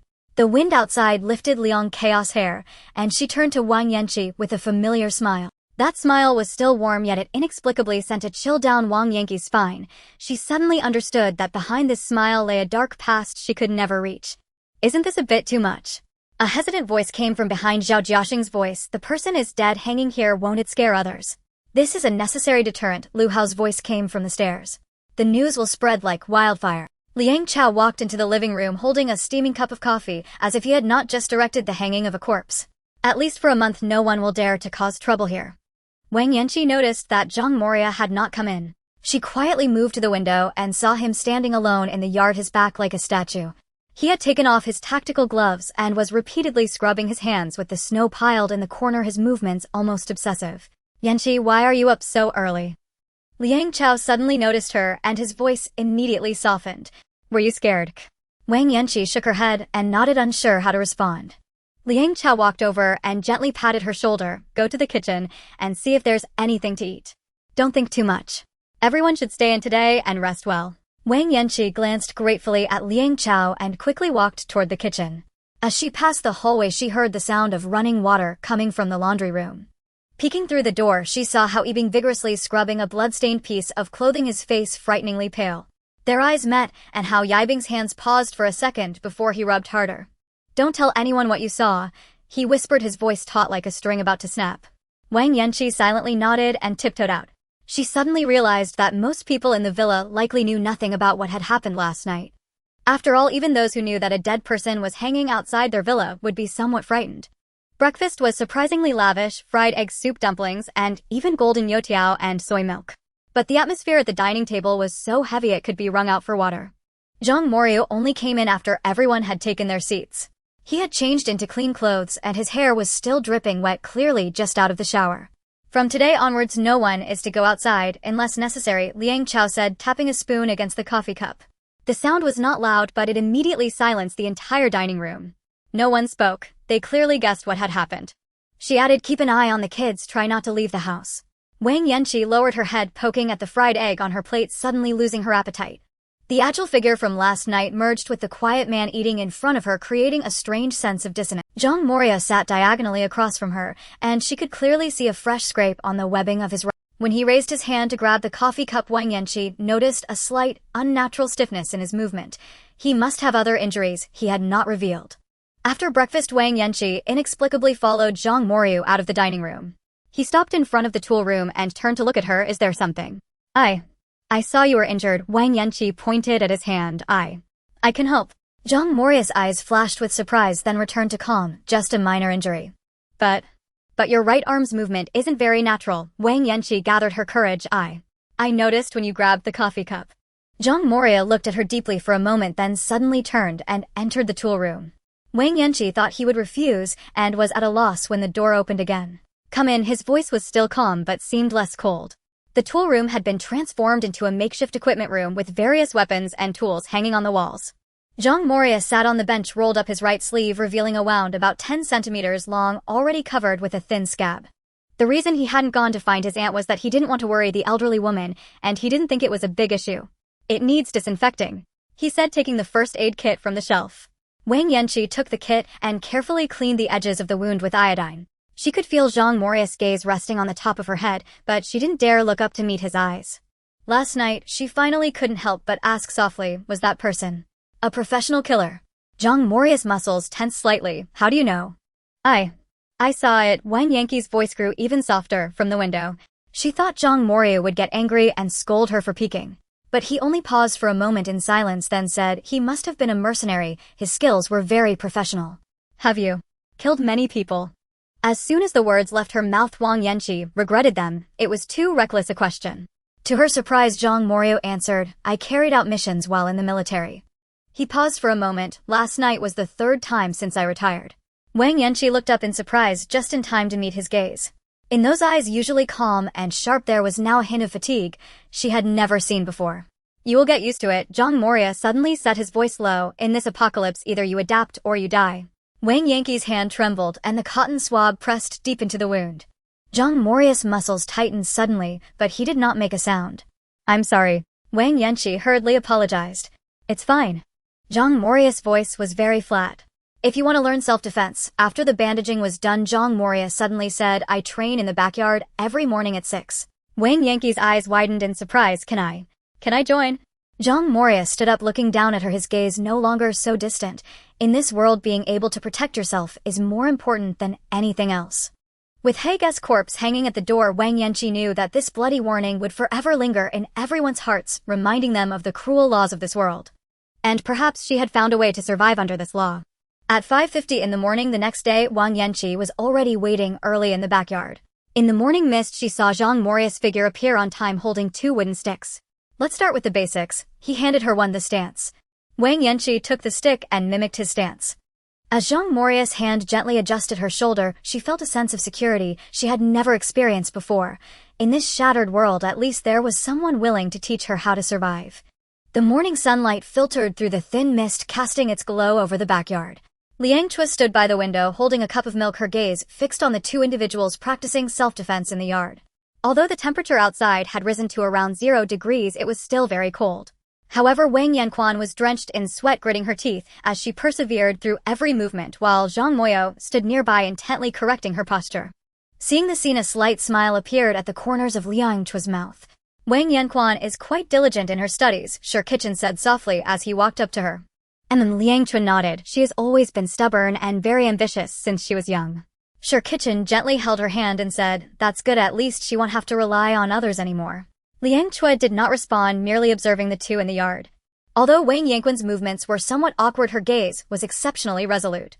Zhang Morio remained as calm as ever, occasionally reaching out to adjust her shoulders or demonstrating a proper blocking technique. The sunlight shone upon them as if the tranquility of this moment could last forever. News of Black Brothers Group's demise quickly spread throughout the shelter and the surrounding villa area. Their bodies were hung outside the villa like a blood-red banner, silently declaring the authority of Villa No. 19. From that moment on, no one dared to approach this place easily. Occasionally wanderers would observe from a distance, only to be frightened away by this horrifying sight. New rumors began to circulate. Anyone who dares to go to Villa No. 19 to beg for supplies will end up like Black Brother. When Liang Chao heard these rumors, she could only smile helplessly, too lazy to clarify. This kind of deterrent suited her just fine, as it could save her a lot of trouble. Days passed in a mundane manner for half a month. Every morning Wang Yanquan would appear in the backyard on time to learn self-defense from Zhang Morio, while Liang Chao organized supplies with the others or went into the space to tend to crops and livestock. During this time, the 4 soldiers and Wang Yanquan would invariably find various excuses to avoid them. Life in the villa was orderly, as if the outside world had nothing to do with them. However, the peaceful days could not last long. That afternoon, Sir Kitchen and Zhang Morio drove to the shelter to trade for supplies as usual. When they returned, both of their faces were unusually grave. What happened? Liang Chao sensed something was off, putting down her work and stepping forward to inquire. Sir Kitchen spoke in a low voice. Captain Wang told us some news. The rotation speed of Blue Star is slowing down. Liang Chao furrowed her brow. What does that mean? Zhang Morio took over the conversation, his tone serious. In simple terms, the Earth's rotation speed has decreased. If this trend continues, the day-night cycle will gradually extend, potentially leading to eternal night. Eternal night. Liang Chao's heart sank. She recalled the images that had flashed in the space: blizzards, earthquakes, extreme heat, eternal night. Could this be the next disaster? Captain Wang said that scientists have observed the Earth's rotation slowing down by about 30 seconds over the past month. Sir Kitchen added, though the impact is not yet obvious, if it continues the consequences would be unimaginable. Liang Chao fell silent for a moment before asking, what is the cause? Zhang Morio shook his head. It's still unclear. It could be due to abnormal activity in the Earth's core, or it might be influenced by some external force. Wang Meng has called everyone to gather in the living room. Liang Chao's voice carried an undeniable authority. 10 minutes later, everyone assembled in the living room. The elderly sat on the sofa, while the young ones either stood or sat, and the 4 soldiers stood straight. Liang Chao scanned the room and took a deep breath. Captain Wang has sent word that the Earth's rotation speed is slowing down, and in the future we may experience extremely long nights, even eternal night. The living room erupted into chaos. Eternal night. Does that mean it will always be dark? Liang's mother dropped the ball of yarn in her hands, which rolled to Xiao Ryu's feet. The sun won't come out. Xiao Ryu asked, tilting her head as she picked up the ball of yarn. Zhang Mohan rubbed his protruding belly, his brow furrowing. Prolonged absence of sunlight will severely deplete vitamin D in the human body, increasing the risk of rickets in newborns. Not just that, Liu Hao adjusted his glasses. Without sunlight, plants cannot photosynthesize, leading to a drastic decline in greenhouse crop yields. Wang Yanquan's face suddenly turned anxious. She stole a glance towards the kitchen, her lips trembling. Then, the food.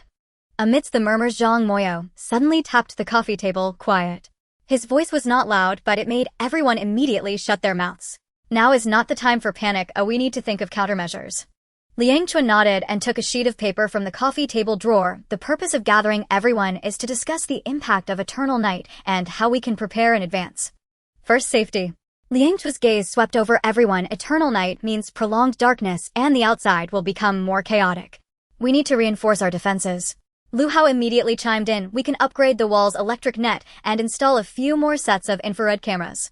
The monitoring room should have someone on duty 24 hours a day.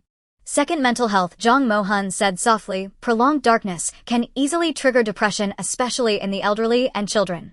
We can create a schedule to simulate day-night cycles with artificial light, Sure Kitchen suggested. The discussion continued into the night.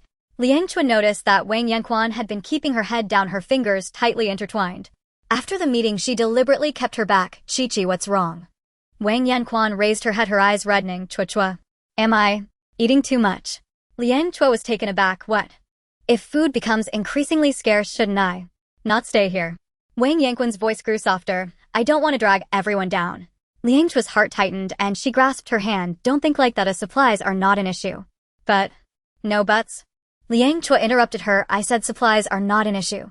You can stay here comfortably and don't worry about these things. Wang Yanquan nodded reluctantly, but the worry in her eyes did not dissipate.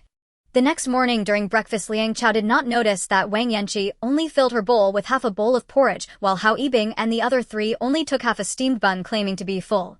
Is that all you're eating? Liang's mother frowned. You young people are still growing. I'm really full, Aunt Liang. Hao Yibing chuckled, patting his belly. I ate too much last night.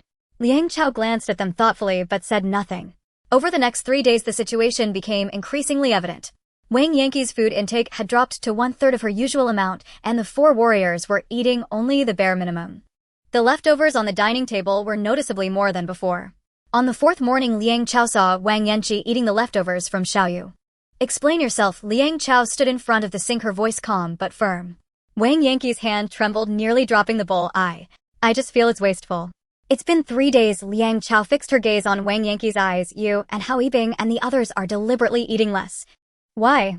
Wang Yanqi's lips trembled and she suddenly broke down in tears. We don't want to be a burden. As the eternal night arrives, food will become scarcer. If we eat one more bite, you all will eat one less. I would rather starve than add to your burden. Liang Chao was taken aback. She hadn't realized that Wang Yanqi and the soldiers felt this way. Gently holding her trembling friend, she sighed. You're so foolish. That evening, Liang Chao gathered Zhang Moria's kitchen and Liu Hao in the study for a meeting. They think we're sacrificing our own rations to feed them. Liang Chao rubbed her temples. We need to come up with a way to explain the source of our supplies. Can't we just say it's from our space? Sure Kitchen asked. Zhang Moria shook his head. Too risky. The fewer people who know, the better. Liu Hao pondered for a moment. What if we say we have a secret warehouse elsewhere? That reason is too far-fetched. Liang Chao smiled bitterly. Who would believe that there's still a warehouse that hasn't been discovered by the military or the bandits? But they need an explanation, just like Captain Li and Sergeant Wang did. Zhang Moria's voice was calm, a reason that will allow them to eat in peace. After a moment of silence, Zhang Moria spoke again. Just say it's a secret warehouse.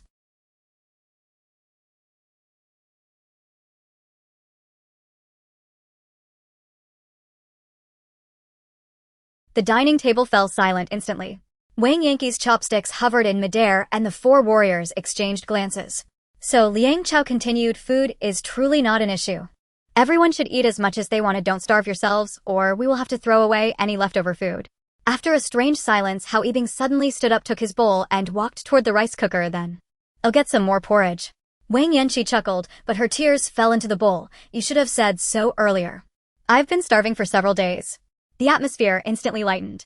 Liang's mother, not understanding the situation, kept adding food to Wang Yanqi's bowl. "Exactly. Look how skinny the child has gotten." Watching everyone return to their normal eating habits, Liang Chao quietly sighed in relief. She looked at Zhang Moria, who subtly nodded in acknowledgement. After lunch, Liang Chao found Hao Yibing in the tool room, cleaning his firearm. "Hao Yibing," she called softly. The young soldier immediately stood up. "Sister Liang." "Thank you." Liang Chao looked directly into his eyes. "Thank you all for not asking." Hao Yibing's gaze flickered for a moment before he broke into a knowing smile. "Sister Liang, we are soldiers, but we are also human." He paused. "Some things don't need to be explicitly stated." Liang Chao felt a lump in her throat.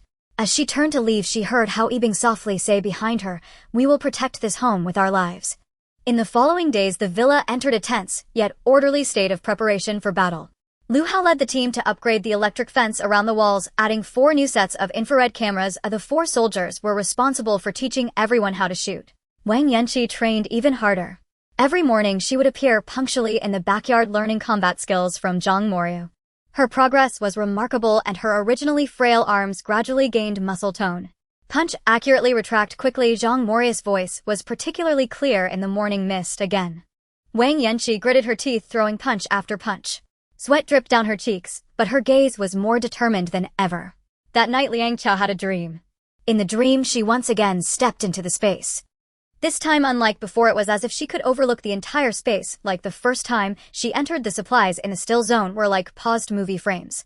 The crops in the acceleration zone resembled fast-forwarded images, without prompts. Only a peculiar sense of resonance echoed deep within her consciousness.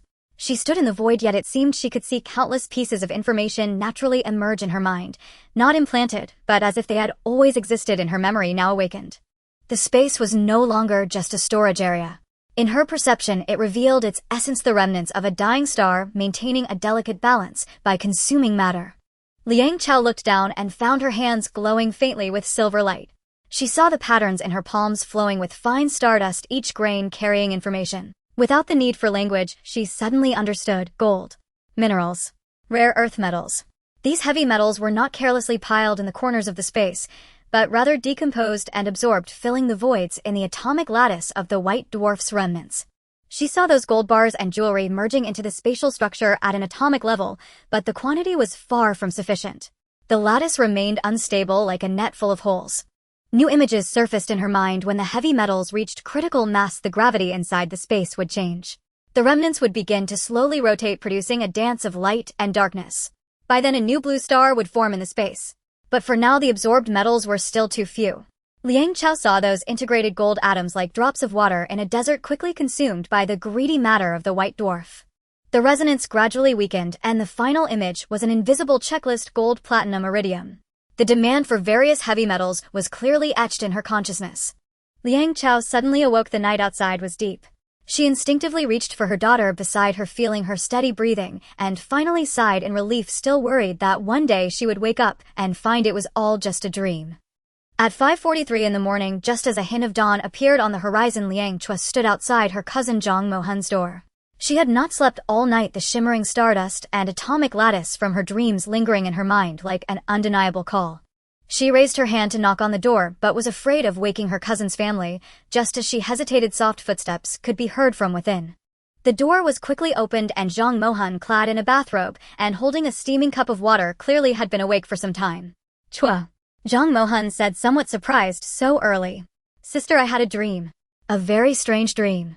Liang Chua's voice was low, but her urgency couldn't be concealed. "I have to tell you now, or I'm afraid you'll forget." Zhang Mohan's gaze lingered on her face for 2 seconds before she stepped aside to let her in. Inside the room, Gao Xian had just finished getting dressed, nodded at Liang Chua as she entered, and went to wash up. "Go ahead, what was the dream?" Zhang Mohan handed her a cup of hot water, the warmth soothing Liang Chua's tense nerves. Taking a deep breath, Liang Chua recounted the dream's imagery: materials frozen like a movie in the still zone, crops rapidly growing in the acceleration zone, stardust flowing in her palms, and that invisible list: gold, platinum, iridium. Zhang Mohan listened, her fingers subconsciously tracing the rim of her teacup, her brow gradually furrowing. Gao Xian happened to come out of the bathroom excitedly saying, "You said you could see the whole picture of space." Liang Chao nodded, then shook her head. To be precise, it was a perception. Zhang Mohan exchanged a glance with Gao Xian, remaining silent for a few seconds. Then Zhang Mohan set down her cup and softly asked, "Chua, have you heard of the Hiawawa prophecy?" Liang Chao shook her head. In 1987, a French landscape architect named Mishi wrote. Zhang Mohan's voice was soft, but carried a strange certainty. He claimed he was taken by aliens to a 9th-level literary star called Hiawawa, where he received answers about the origins of humanity and the laws of the universe. For instance, what exactly was prehistoric civilization about? What were the pyramids used for? Is the cycle of life and death real? He also repeatedly emphasized that everything he experienced was real. Zhang Mohan took a sip of water and continued. One night in 1987, Mishi woke up. When he stepped outside to check for anomalies, a blue light suddenly descended from the sky, and he was drawn up by a mysterious force. Soon everything around him turned pitch black, and after an unknown amount of time, a figure over 3 meters tall gradually approached. Just as Mishi questioned whether he was dreaming, a voice rang in his mind assuring him that everything was real. Due to certain special reasons, Mishi was chosen and taken on a unique journey. The figure introduced himself as Tao, a being from the Hiawawa planet fluent in various languages of the universe. Since this journey would take around 40 years, Tao used a time-space lock to freeze the current time to ensure that Mishi would not be affected when he returned. Then Mishi was taken aboard a giant spherical spaceship traveling through the universe at faster than light speed. Before long, they arrived near a planet called Alum, where he randomly deployed 3 probes and transmitted images of the planet back to the ship. Alum was very similar to Earth, with many ruins of cities and gigantic creatures. Behind a shelter there were aliens resembling humans. However, these beings appeared to be disabled, as if suffering from an illness. He explained to Mishi that this planet had once experienced a nuclear war, and those he saw were the survivors. Due to the effects of nuclear radiation, they were in great pain. He also mentioned that humans on Earth and those here share the same ancestor. Humans on Earth migrated from different planets, and wherever there are humans, nuclear war is inevitable, as humanity in its development will discover atoms and the immense energy they contain, leading to unavoidable nuclear conflicts due to uncontrolled desires. However, due to the ruthless laws of the universe, advanced civilizations like Hiawawa cannot help those suffering from nuclear wars. They then arrived on the Hiawawa planet, where Tao assigned Mishi a task to record everything he saw and narrate his experiences in book form upon returning to Earth, allowing him to ask any questions to which Tao would provide answers.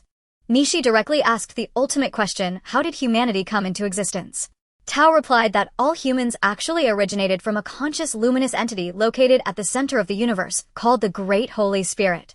He used 4 powers to create the universe. The first power triggered the Big Bang, generating the cosmic space. The second power created numerous planets and life forms. The third power created the physical body of humans. The fourth power placed fragments of souls into those bodies. Since the Great Holy Spirit itself had no capacity to perceive the external world, it sought to create a material universe, placing soul fragments into human bodies to experience feelings and cognitions. When a person dies, all memories and experiences return to the Great Holy Spirit, allowing it to perceive all information.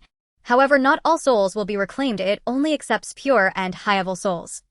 Thus, when a person dies, they do not return to their previous place, but rather ascend to higher dimensions through the elevation of their spiritual realm, ultimately reaching civilizations like the 9th level Hiawawa.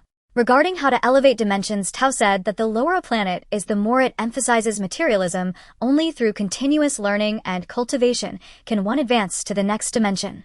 If one does not complete their tasks in a lower civilization, they must return to start anew, which may explain why many have a sense of déjà vu. As for why he was chosen, it was because Mishi had once reached a level 7 civilization, but due to certain special reasons he was directly dropped to level 1, making him a highly spiritual individual, and this experience was an opportunity for him to ascend again. According to Hiawa's records, Mishi had reincarnated 80 times. This was his 81st life. Soon after, Mishi returned to Earth as he wished to get close to nature to facilitate his ascension, moving to Vietnam and penning his experiences into a book. Seeing Liang Chao captivated, Zhang Mohan said, "Perhaps you are meant to carry certain missions like saving more, to return to the essence of the Great Holy Spirit." Liang Chao, feeling a bit shy, curiously asked. Mishi had once made a metaphor in an interview, saying that what he saw and heard was something he couldn't comprehend at the time. He merely recorded those experiences. Many did not believe the content. He spoke of much like a fish leaping out of the sea, seeing everything on the surface, while the other fish, having never seen it, couldn't comprehend his words. In 2018, Mishi passed away in Vietnam. Gao Xian interjected, in simple terms, we are the perception terminals of the Great Holy Spirit. Liang Chao frowned, what does that mean? Zhang Mohan set down her cup and gestured with her hands to form a sphere, assuming the Great Holy Spirit is a super brain that created the universe. It itself cannot directly feel this world. Thus it disperses its soul fragments, namely us, into the material universe, allowing us to experience and perceive. When we die, all memories and experiences return to the Great Holy Spirit, becoming the data for its understanding of the universe. Liang Chao's breath slightly halted at this metaphor, reminding her of the static materials in space. They were like paused data waiting to be read by a higher dimensional consciousness. Then my space, she murmured. Could be a starseed. Zhang Mohan said thoughtfully, an awareness carrier left by advanced civilizations to assist lower civilizations in evolution. It needs heavy metals to stabilize its structure just like the human body needs iron to maintain blood function, Gao Xian chimed in. Liang Chao's thoughts surged as the images from her dream began to overlap with the theories in the book. She looked down at her palm momentarily, seeing the stardust flowing within. So the space absorbs gold minerals and other heavy metals to repair itself or evolve. Zhang Mohan softly said, just as Mishi described, everything in the universe is ascending to higher dimensions. Outside the window, the sky gradually brightened, a beam of sunlight piercing through the clouds and slanting into the room. Liang Chao gazed at the light and suddenly asked, if the space is really evolving, then I should quickly help it replenish its energy. Zhang Mohan remained silent for a moment. You might want to broaden your perspective. On the morning 2 days later, sunlight streamed through the half-drawn curtains, casting a golden line on the floor of the study. Liang Chao sat at her desk, her red pen slowly moving across the map, drawing one bold circle after another. Abandoned mines, electronic waste, recycling plants, hospital, pharmacy, warehouses. Each mark represented elements urgently needed in the space. Her fingers lingered a little longer over the location of the gold mine. Recalling the gold vein she absorbed in Kagoshima last year, she wondered if absorbing another gold vein would cause the space to continue expanding or to upgrade. Knock, knock, knock, a gentle knocking sound came from the door. Come in, Liang Chao said without looking up. The door was pushed open and Zhang Mohan entered, carrying a cup of steaming jasmine tea. The aroma of tea immediately filled the study, diluting the scent of ink. How is the planning going? Zhang Mohan placed the teacup in front of Liang Chao, her gaze sweeping over the densely marked map. Liang Chao took the teacup, the warm steam enveloping her face. She gently blew on it, took a small sip, and the fresh fragrance of jasmine blossomed on her tongue. It's almost done, she said, pointing at the map. First we'll go to the gold mine, then the electronic waste processing plant, and finally to the hospital pharmacy warehouse. The total distance is about 500 kilometers. If all goes well, we can return in half a month. Zhang Mohan sat next to her, her slender fingers lightly tapping on the red circle on the map. It's likely that no one will care about the gold mine after the apocalypse. Yes, the road conditions will probably be terrible. Liang Chao's voice was soft but firm. The study fell silent for a moment, the only sound being the ticking of the second hand on the wall clock. Outside the window, the sound of Hao Yibing leading the soldiers in their morning exercises echoed, along with the cheerful voices of Wang Yanqi guiding Xiao Riyue and Lu Mingxian in their morning routine. Who are you planning to take with you? Zhang Mohan suddenly asked, her gaze sweeping towards the closed door. Liang Chao put down her teacup, her voice dropping even lower. Yugo will definitely go, his skills are the best. We also need to take Jiaxing Ge, someone needs to take care of the crops and livestock in the space. And Hao Ge, he knows a lot, has a high level of knowledge, and his skills are also decent. Zhang Mohan nodded, slightly unconsciously stroking her belly as she said, come back early, I want you to be there when my 2 babies are born. Liang Chao looked at her cousin's frail body, which was protruding with an exaggerated belly, and asked, when is your due date? September 20th, but my aunt says twins usually come early. If all goes well, I might give birth at the beginning of September. Zhang Mohan said. Have you prepared the maternity bag? Liang Chao asked. Jiran prepared it for me a long time ago. Everything is in double portions. Zhang Mohan revealed a smile that was both happy and a bit shy. Liang Chao nodded. I'll get you a box of imported formula milk later, just in case there's no milk or you can't manage both babies. Right, don't forget to prepare the supplies needed for the villa during this time. Zhang Mohan suddenly thought of this crucial issue. Leave enough rice and flour for 3 months. Liang Chao's voice was barely audible. The two fell into a comfortable silence, listening to the faint footsteps outside the door. Wang Yanqi was leading the children to the dining room for breakfast. Some secrets cannot be shared even with the most trusted people. What about weapons? Each person gets a handgun and 2 magazines. Liang Chao took a list from the drawer. This is the type and quantity of supplies I left behind. Zhang Mohan took the list, quickly scanned it, and her brows gradually relaxed, well prepared. When do we leave? 3 days later, Liang Chao put away the map, folding it neatly and placing it in her inner pocket. Tomorrow let you go and Qiqing make a trip to the shelter and greet Captain Wang. Zhang Mohan suddenly grasped Liang Chao's hand, the strength making Liang Chao wince slightly. You must be careful. Her voice trembled a bit. It's dangerous outside now. Liang Chao held her hand back, but did not respond.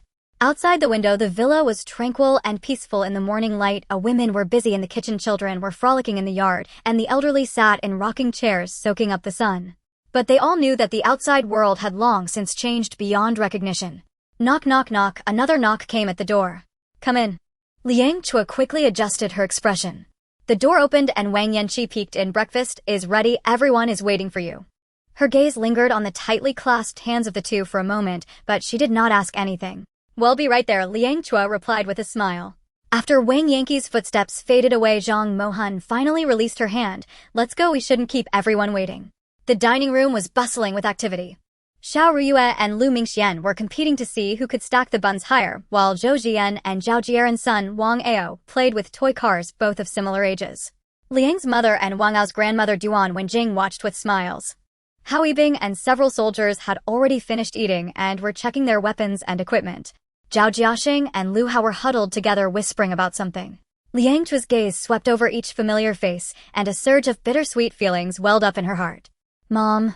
Xiao Ruyue spotted her and excitedly waved her small hand. I stacked 5 buns. Higher than Mingxian Gich. Liang Chao walked over and kissed her daughter's flour-dusted little face. So impressive. The breakfast ended in a warm atmosphere. Liang Chao noticed that Wang Yanqi occasionally glanced at her, looking as if she wanted to say something but held back. She knew that her childhood friend must have sensed something, but fortunately Wang Yanqi understood the situation and did not ask further. In the afternoon, Liang Chao went alone to the basement. She locked the door, confirming that no one was around before entering the space. The space was as quiet as ever. The supplies in the still area were neatly arranged and the crops in the acceleration zone were thriving. She closed her eyes, once again feeling that peculiar resonance. An invisible list appeared in her mind: gold, platinum, iridium. The demand for various minerals clearly floated into view. Especially for gold, the space's craving for it had almost become tangible. Just wait a little longer, Liang Chao said softly, as if the space could understand her words. You'll be replenished with energy soon.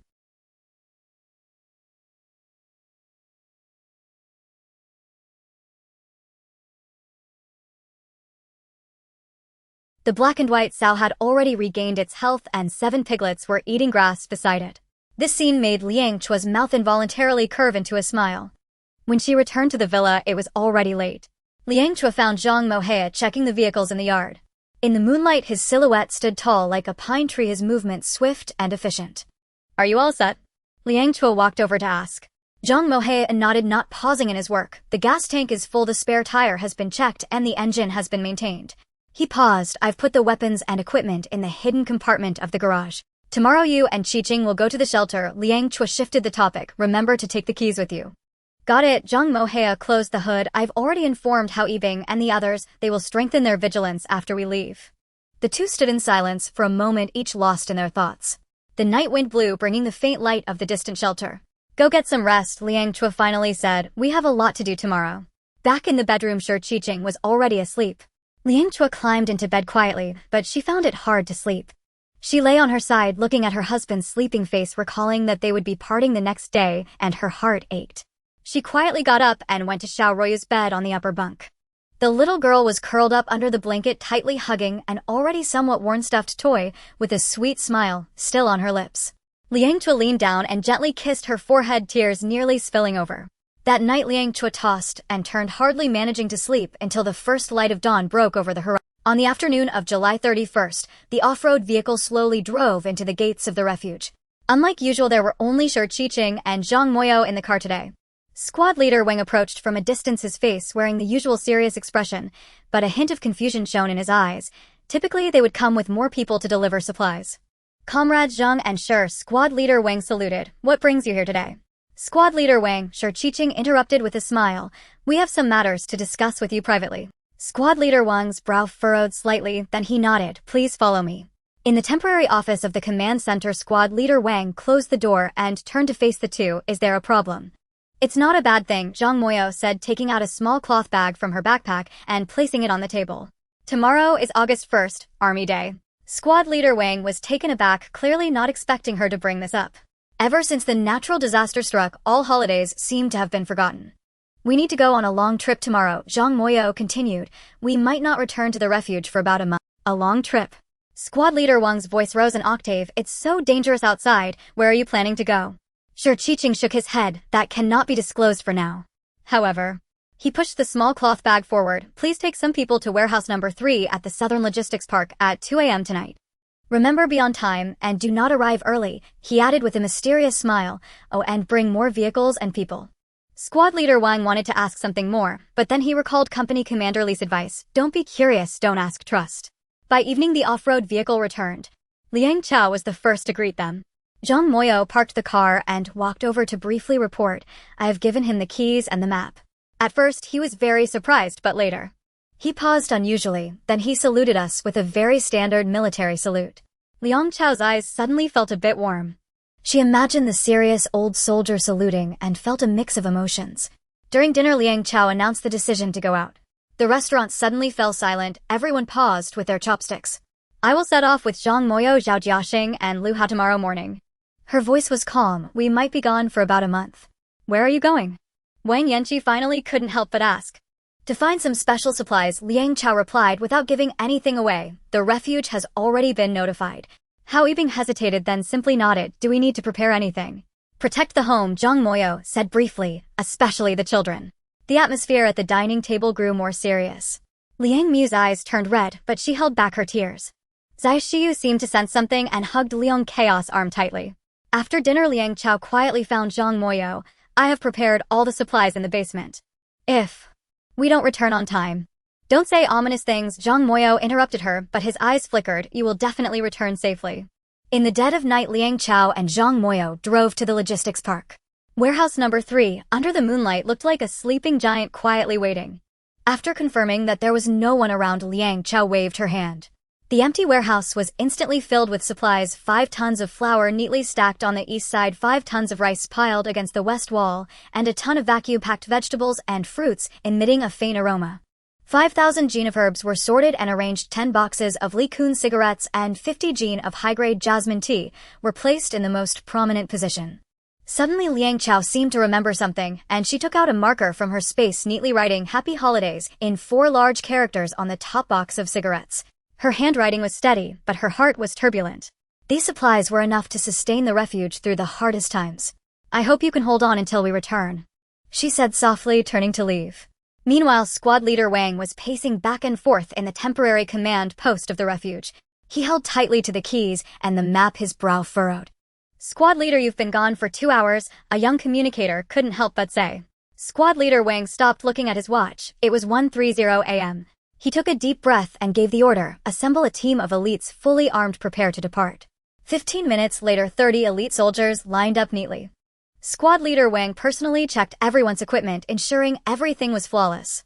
Remember, his voice was deep and powerful. This operation is absolutely confidential. Whatever you see or hear, it's strictly forbidden to leak it out. The soldiers responded in unison, though they all did not know what they were going to do. At exactly 2 a.m., the convoy arrived at the logistics park on time. Under the moonlight, warehouse number 3 stood quietly, showing no signs of abnormality. 3 teams on guard, others follow me, squad leader Wang commanded, his hand already reaching for the pistol at his waist. As he unlocked the warehouse door, the beam of the flashlight shone inside, and this veteran, who had experienced countless life and death tests, suddenly froze in place, the flashlight falling to the ground with a clatter. Squad leader, the soldier behind him approached curiously, only to be stunned as well. The moonlight slanted in through the open door, illuminating the mountain of grain bags, the neatly stacked boxes of fruits and vegetables, and the piles of medicine boxes. And in the most visible position, 10 boxes of cigarettes were neatly arranged with the words, Happy Holidays, clearly visible in the moonlight. Squad leader Wang's legs suddenly lost strength, and he staggered to hold onto the door frame, his rough fingers trembling as they reached toward the supplies, as if confirming this was not an illusion. For the past year, he had thought he was protecting that villa, but it turned out that they had been guarding the entire refuge all along. The soldiers exchanged glances, not knowing. Company Commander Li.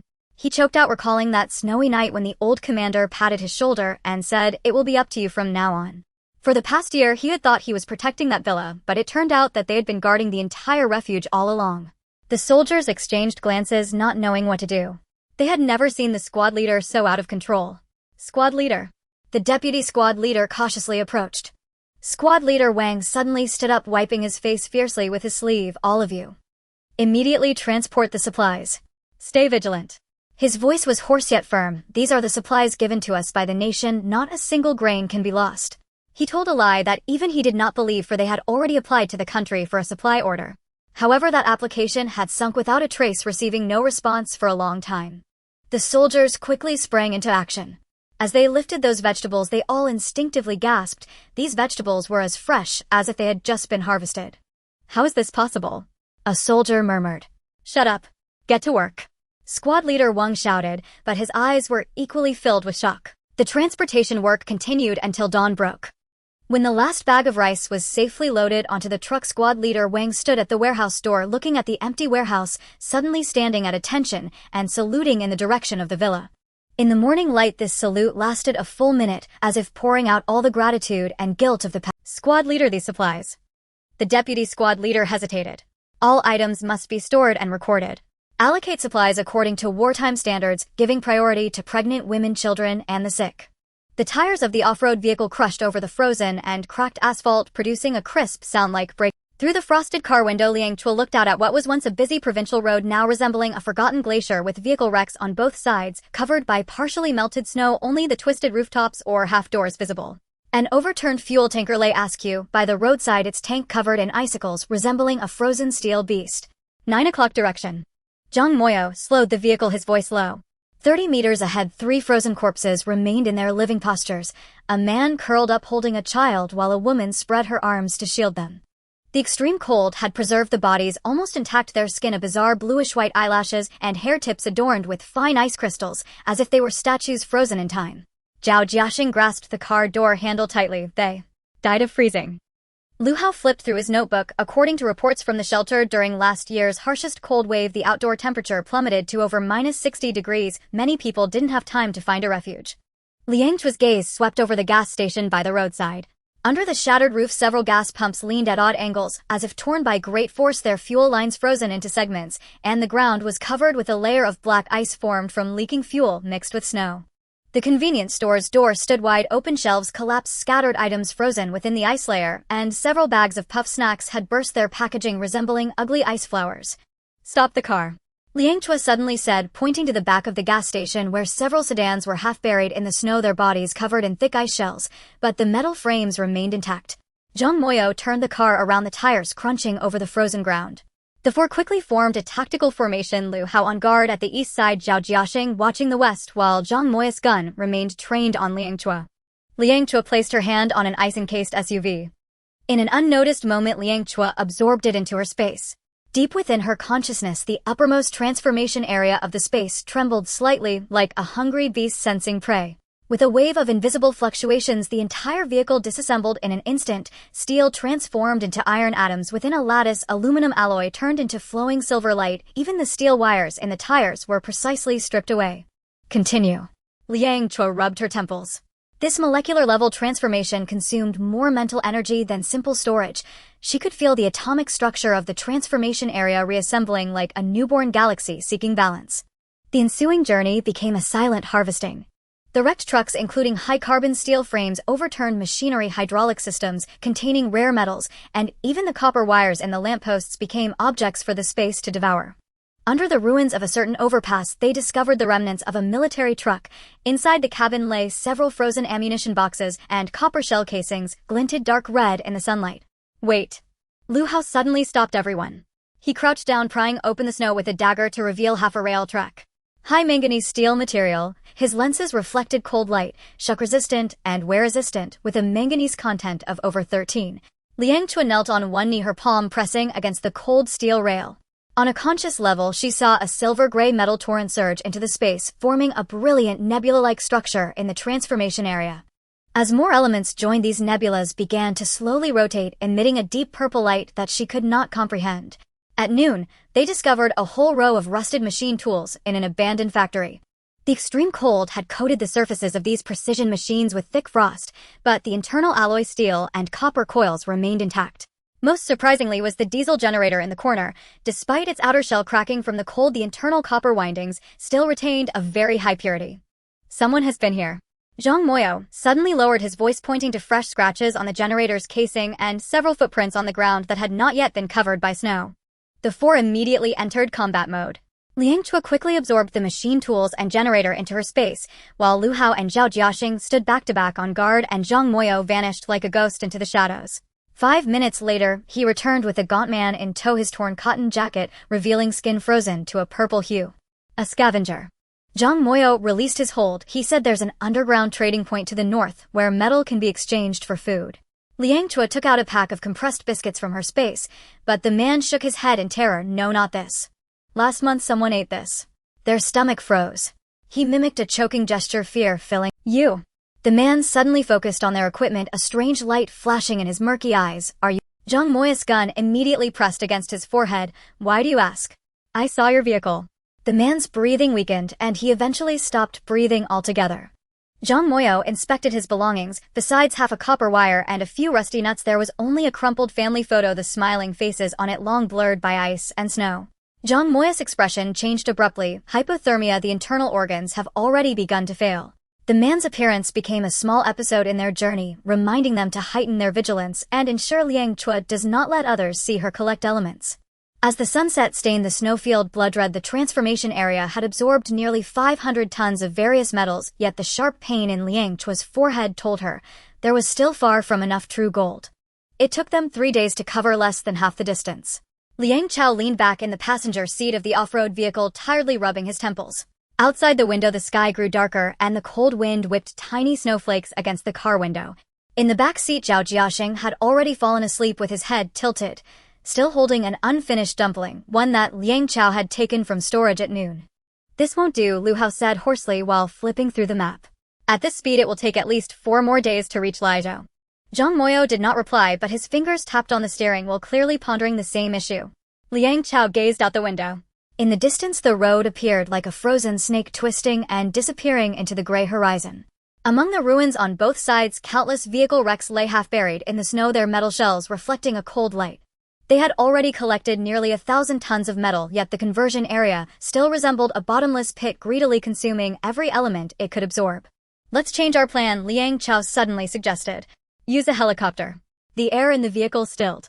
Zhao Jiaxing jolted awake, almost springing from his seat. A helicopter. Now. Zhang Moyo's voice was calm, but a sharp glint passed through his eyes. And the weather is stable, suitable for short flights. Lu Hao adjusted his glasses. The problem is we need to find a suitable place to take off. Half an hour later, the off-road vehicle stopped inside an abandoned logistics park. This used to be a storage center for a large e-commerce company, but now it was left with a few warehouses collapsed under the weight of snow and skewed steel frames. Zhang Moyo got out and looked around, his gaze sweeping across the empty loading area. There was a relatively flat cement ground there, sufficient for helicopter takeoff and landing.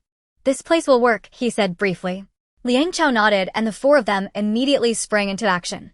Lu Hao and Zhao Jiaxing took charge of security, patrolling the perimeter of the logistics park to ensure there were no signs of scavengers or raiders nearby. Zhang Moyo carefully inspected the ground, kicking away the snow to confirm that the cement surface had no significant cracks or depressions. This place is quite concealed. When Lu Hao returned, he reported the nearest shelter is at least 20 kilometers away, and there's a frozen river in between. No one will come here.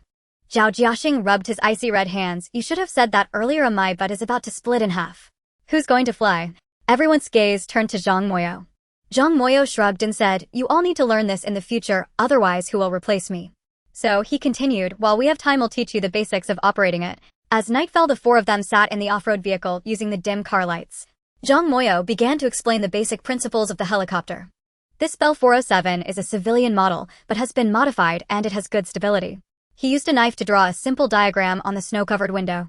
The main rotor provides lift while the tail rotor counteracts torque. The key is the collective pitch lever and cyclic pitch lever. One controls height and the other controls direction. Zhao Jiaxing listened, puzzled. Wait, what lever?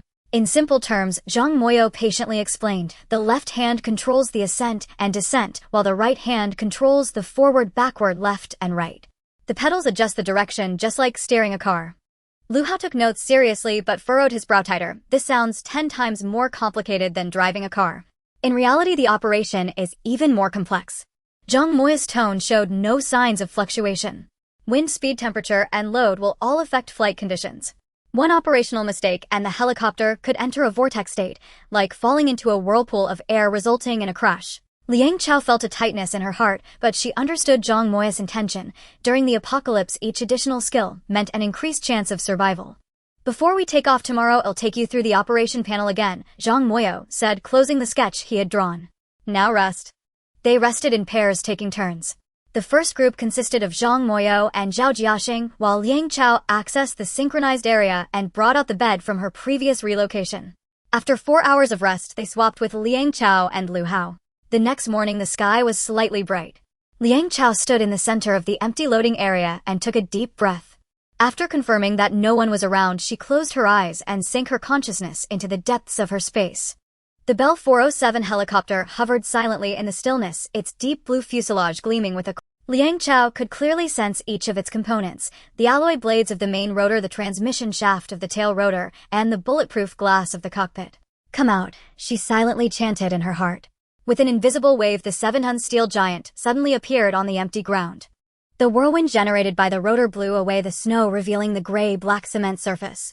Liang Chaos temples throbbed. The precise release of such a large object consumed a significant amount of her mental energy.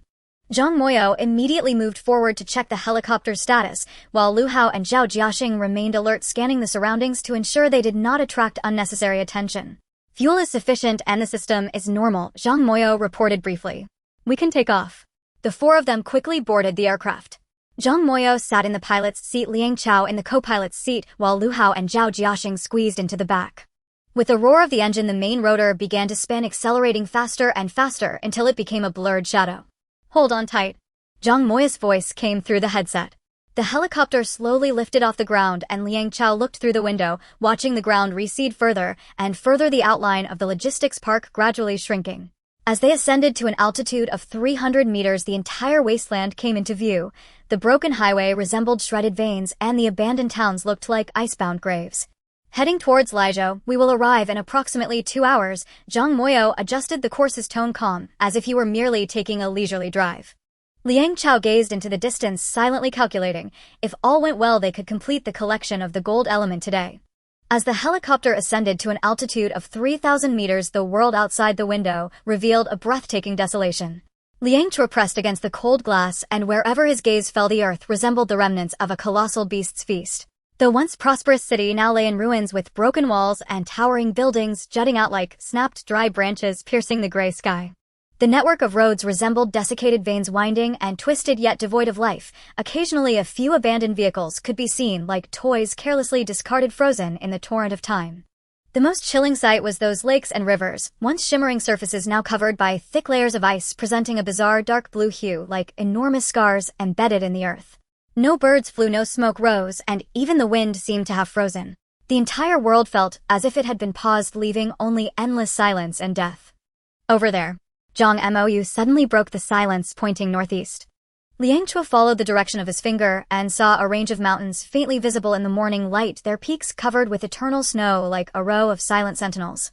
Lai Mountain Range. Lu Hao adjusted his glasses. The gold mine is located on the southern slope of the main. They continued to circle in the air 3 times, firstly to check for any signs of life nearby, and secondly to search for a suitable landing site.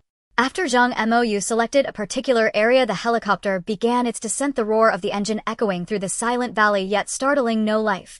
This place seemed to have been completely forgotten by the world.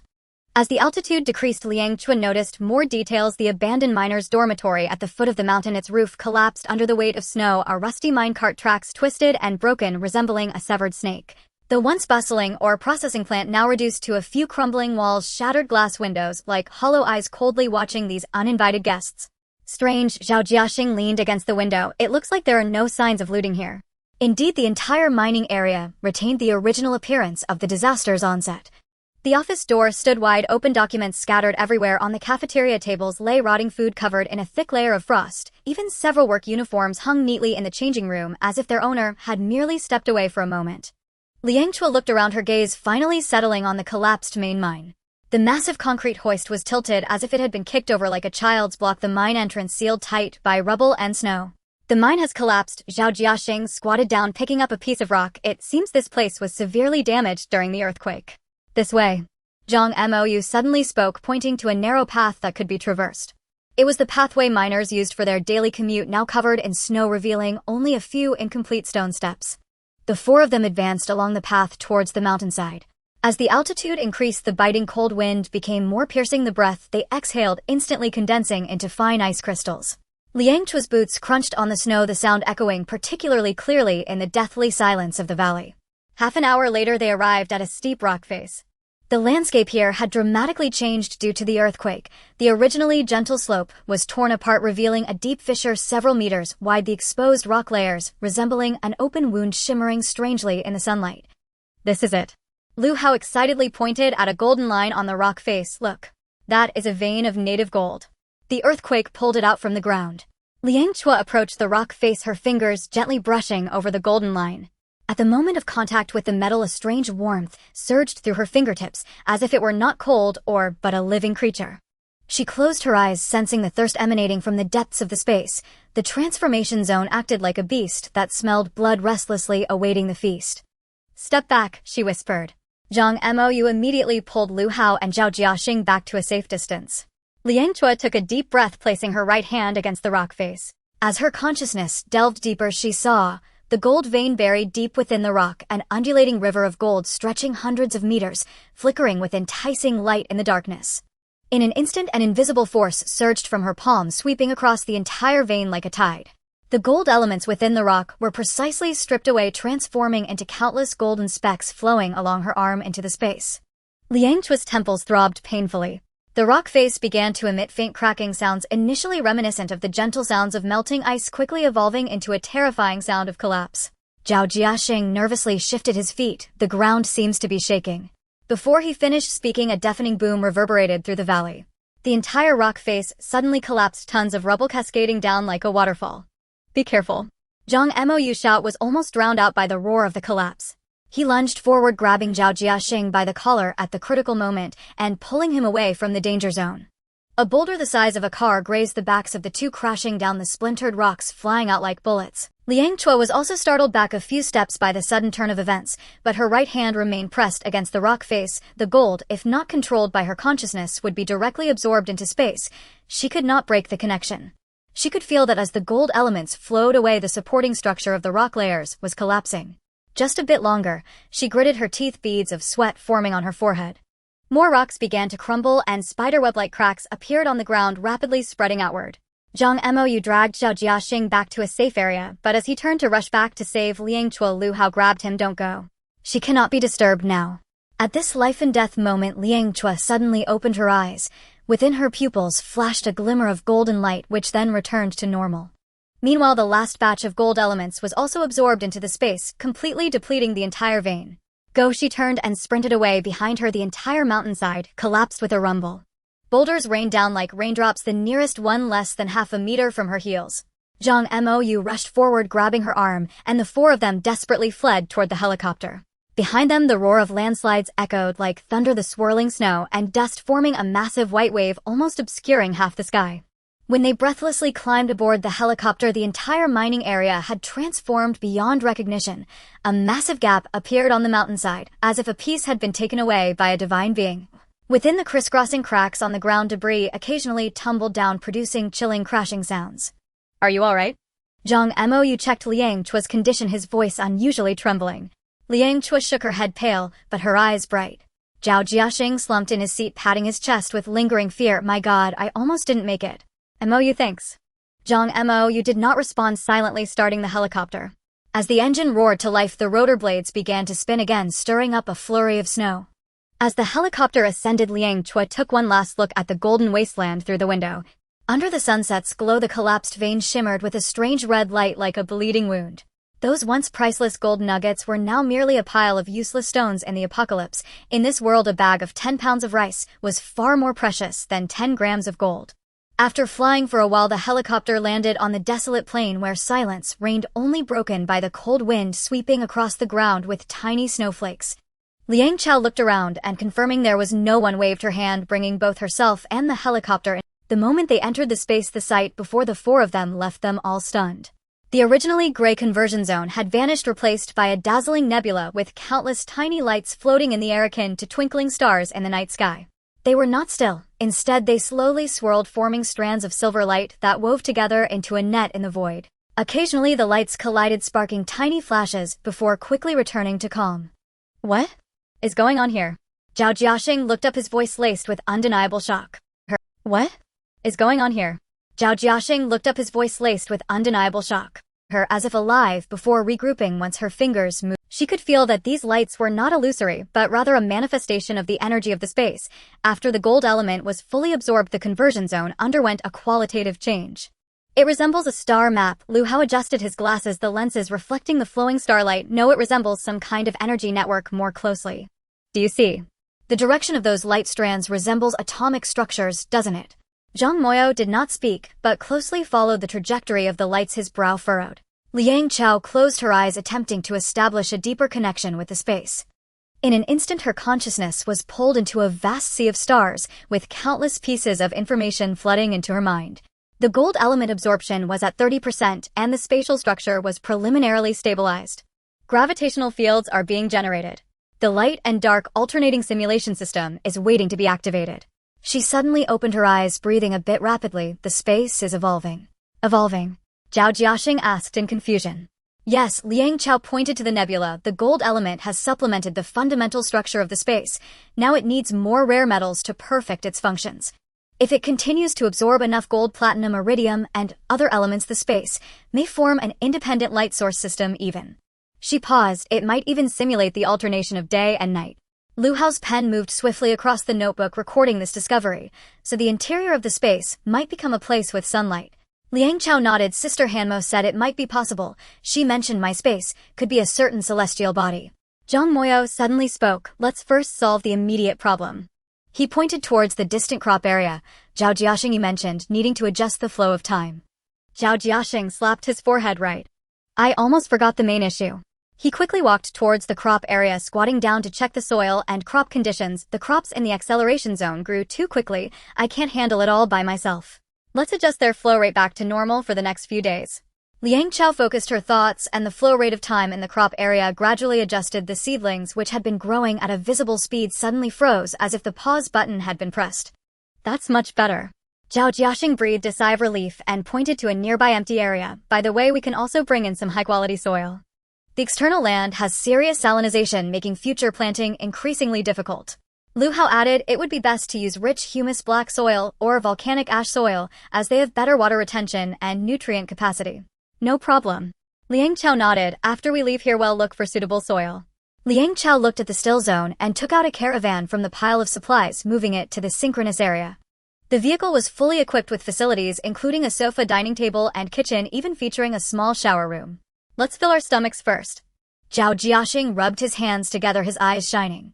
Liang Chao smiled and raised her hand to bring out steaming plates of food, 50 skewers of grilled meat sizzling, 10 grilled chicken wings with crispy skin, 50 skewers of grilled tendons sprinkled with cumin, and a pot of seafood dumpling soup, fragrant and enticing. Liu Hao stared at these pre-apocalyptic delicacies, swallowing hard. Every time I see you create these, I feel like I'm dreaming. Eat while it's hot. Zhao Jiaxing had already grabbed a skewer and took a bite, squinting with satisfaction. It won't taste the same once it cools down. Zhang Moyo silently opened a case of beer, handing each person a bottle. The icy liquid slid down their throats, carrying a hint of bitterness, yet easing their tense nerves slightly.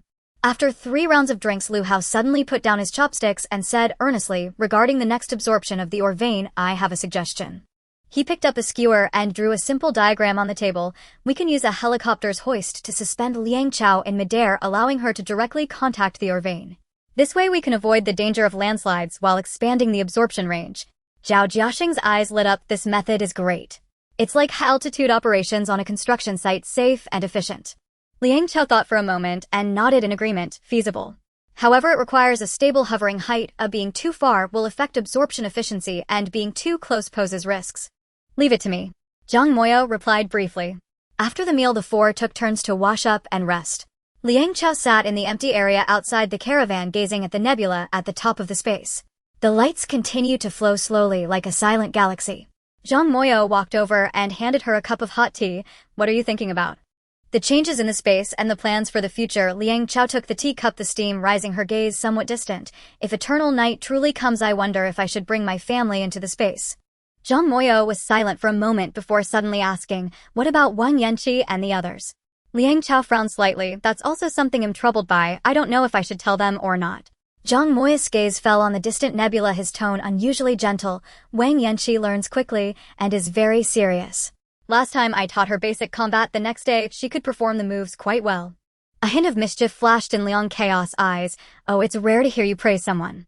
Just speaking the truth, Zhang Moyo coughed lightly, his ears slightly reddening. "She has adapted quite well."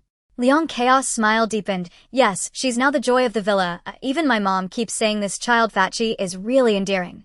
The two exchanged smiles, and the space fell silent for a moment. The glow of the nebula gently enveloped them, as if time itself had slowed down. The next morning, Liang Chao and the others decided to save time and avoid unnecessary trouble by taking a helicopter directly to the next electronic recycling plant. The wind whipped up by the helicopter's rotor blades lifted the remnants of snow from the ground, revealing the mottled metal debris in the electronic waste site. As Liang Chao jumped out of the vehicle, her military boots landed on a deformed microwave, producing a sharp crack. The metal inner lining of the microwave instantly vanished, leaving only the shattered plastic shell in two halves. "Old rules apply, three of you keep watch." Zhang Moria patted her shoulder, aiming the barrel of the MS-49 gun toward the distant sorting tower. "Xing Ge, go to the top of the truck. Hao Ge, guard the iron gate." The two responded and moved into action. Zhao Jiaxing's red scarf fluttered in the wind, while Lu Hao tapped the rusty iron gate with a crowbar, producing a clang sound. Liang Chao walked toward the nearest mountain of mobile phones, gently tapping the bottommost old phone with her right hand. Miraculously, the entire 3-meter-high pile of phones suddenly seemed to be pressed by an invisible giant hand, hitting the delete key. From the point where her fingertip made contact, the phones began to disappear in clusters, vanishing at a speed akin to being sucked away by a vacuum cleaner, leaving behind shallow rectangular depressions on the ground, still marked by unmelted snowflakes. "My God, this is more exaggerated than a harvester," Zhao Jiaxing exclaimed from the top of the truck, almost losing his balance. "Is Twi's finger a Dyson brand?" Zhang Moria cast several glances towards Liang Chao. Her figure moved in front of the phone pile. With each step, she took the metal waste beneath her feet vanished, as if plowing neat furrows in the snow. As she passed by an overturned car, the door gently brushed against the adjacent van. An astonishing scene unfolded. The two vehicles were actually drawn into the space together. It seemed that as long as the items she wished to absorb were connected to something else, they would be absorbed together, saving Liang Chao a lot of time. "Look, a chain reaction," Lu Hao exclaimed excitedly, adjusting his glasses. "Anything that comes into contact will be absorbed together. This efficiency is more ruthless than a demolition team." Liang Chao stood in front of an iron mountain made of discarded refrigerators, looking up. Those rusted metal blocks leaned against each other, resembling a precarious building that could collapse at any moment. The cold wind whistled through the gaps in the metal, producing sharp howling sounds, as if this metallic grave was issuing its final lament. She took a deep breath and pressed her palm against the side of the bottommost refrigerator. The cold wind whistled through the gaps in the metal, producing sharp howling sounds, as if this metallic grave was issuing its final lament. She took a deep breath, and the metal shells began to dissolve at a visible speed, transforming into countless silver light points that flowed along her arm into space. She could even perceive the process of each molecule being stripped away. Aluminum alloy flowed into liquid silver light, copper wires decomposed into fine red threads, and steel turned into gray mist, forming a brilliant nebula in the transformation zone. As the lower layer of metal was rapidly absorbed, the upper refrigerators began to emit ominous creaking sounds. Liang Chao looked up and saw, precariously swaying from a height of several meters, a deformed double-door refrigerator whose support was vanishing. "Be careful," Zhang Moria's voice called out from a distance, but it was already too late. With a piercing metal tearing sound, the refrigerator suddenly fell from above. Liang Chao instinctively leapt back, but the refrigerator descended too quickly, and its shadow loomed over her head. At the critical moment, her back crashed into a pile of discarded washing machines. The unexpected collision caused her body to twist, narrowly avoiding the refrigerator that was plummeting straight. The heavy metal mass, weighing hundreds of pounds, brushed past her clothing and crashed to the ground, producing a deafening roar, while the ice shards and metal scraps scattered like bullets. Liang Chao slumped down in the snow, her heart racing, as if it would burst from her chest. The refrigerator landed less than half a meter from her feet, its twisted door wide open, the frozen frost inside sparkling with a strange light in the sunlight, as if mocking her narrow escape. "Are you all right?" Zhang Moria rushed over, his voice carrying a rare tension. Liang Chao shook her head, pushed against the ground to stand up, her legs still a bit shaky. She looked down at the refrigerator that had nearly taken her life and suddenly realized, in the apocalypse, even death had become so mundane, just like this discarded appliance, ignored and unmourned. Let's continue. She brushed the snow off her clothes, her voice calm, unlike someone who had just brushed shoulders with death. The following work became much more cautious. Liang Chao began to absorb gradually from the side, ensuring that after each layer of metal disappeared, the structure above remained stable. The electronic graveyard was gradually devoured, transforming into flowing stardust in space. By the time the last old television was absorbed into space, the sun had already set. Liang Chao rubbed her sore neck, preparing to signal everyone to leave. At that moment, a faint sound came from the direction of the staff dormitory, like something being knocked over, particularly clear in the silence of the ruins. The four immediately went on high alert. Zhang Moria gestured, signaling the three to encircle in a fan shape. The dormitory door had long since vanished, and the dim interior was cluttered with debris filled with the smell of mold and metal oxidation. Liang Chao carefully stepped inside, her military boots crunching on the broken glass with delicate sounds. Suddenly her gaze was drawn to a shadow in the corner. It was a dead stray dog, so thin that its bones were visible, its ribs clear, and its fur so dirty that its original color was unrecognizable. Its body was already stiff, curled up as if protecting something. Wait. Liang Chao crouched down, gently pushing aside the dog's corpse. In the next moment, her breath caught. Beneath the cold belly of the mother dog, two barely alive puppies were curled up. They were pitifully small, instinctively wriggling, searching for a milk source that no longer existed. Beside them lay two already stiff little bodies, clearly unable to survive until now. Liang Chao's fingers trembled as she gently touched the surviving little one. One of them let out a weak whimper while the other lacked even the strength to lift its head. Their bodies were chillingly cold, their heartbeats faintly detectable, yet they still stubbornly clung to the last flicker of life. It's still alive. Liang Chao's voice choked. She remembered a puppy she had raised as a child which had similarly grown cold in her arms. That sense of helplessness felt more suffocating than the cold of the apocalypse. Zhao Jiaxing had also crouched down at some point, his fingers gently stroking the mother dog's sunken abdomen. It gave its last bit of warmth to the pups. The mother dog's shriveled nipples still bore the marks of suckling, and its teeth tightly clenched a tattered blanket, possibly the only thing it could find in life to keep the pups warm. Even in its final moments, it still used its body to shield its children from the wind and rain until its heartbeat ceased. Liang Chao took off her outer coat, carefully wrapping the two surviving puppies in it.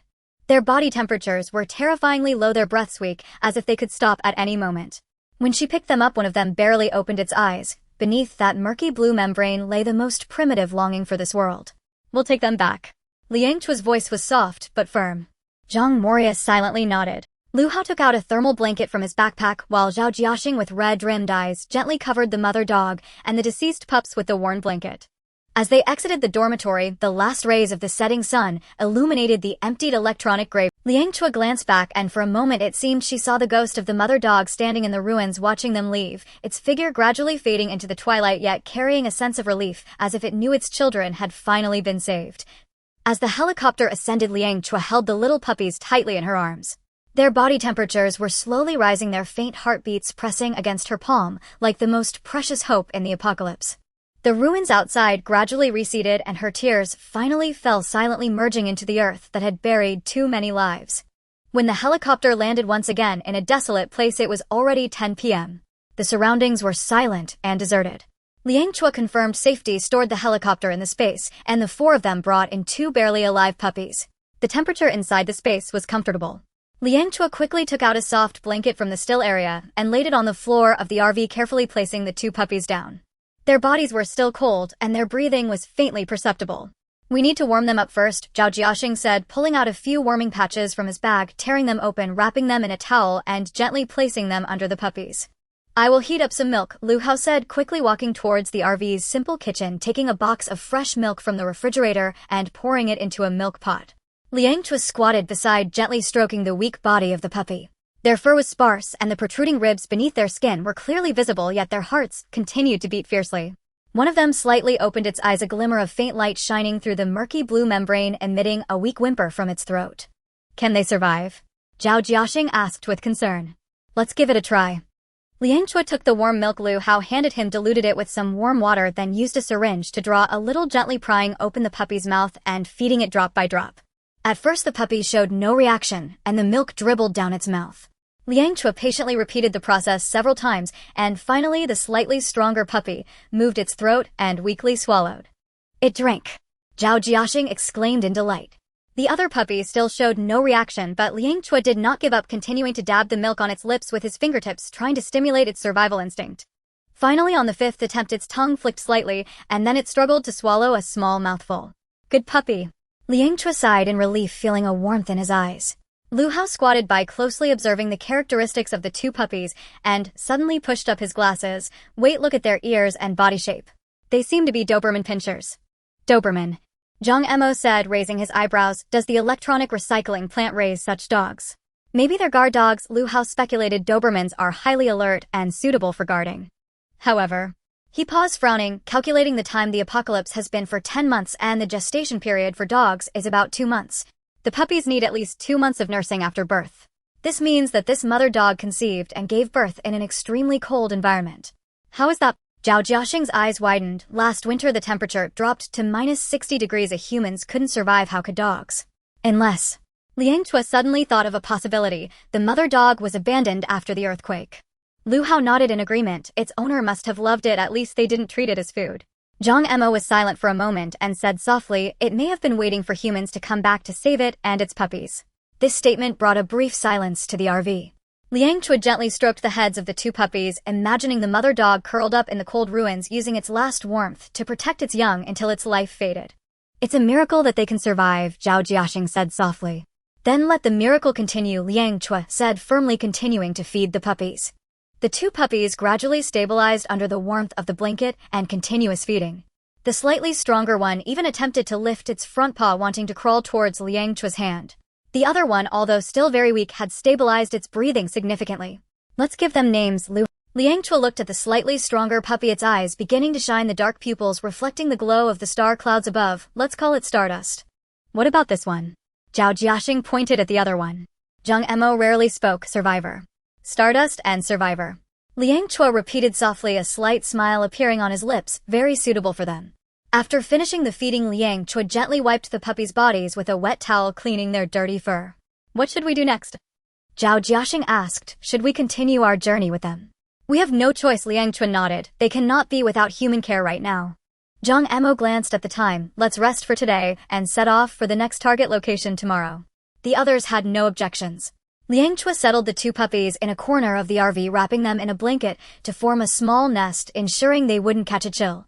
Late at night, Liang Chao sat alone on the open ground outside the RV, looking up at the star clouds above. Those points of light continued to flow slowly, as if silently narrating the mysteries of the universe. Zhang Emo walked over, handing her a cup of hot tea. What are you thinking about? The resilience of life. Liang Chao took the teacup, the steam swirling, her gaze somewhat hazy. That mother dog was able to give birth to pups in that environment, even allowing 2 of them to survive until now.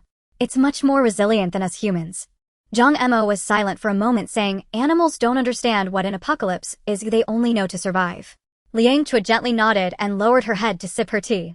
The fragrance of the tea spread on her tongue, carrying a hint of bitterness, yet with a mellow aftertaste. Where are we going next? She asked. According to plan, to the abandoned hospital pharmacy warehouse. Zhang Emo replied. There should still be unopened medications there, especially antibiotics and vitamins. All right, Liang Chao took a deep breath, placing the teacup aside. Well, set off early tomorrow. In the quiet of the night, the space was gently enveloped by the glow of the star clouds. The two puppies curled up in their nest, breathing evenly and steadily.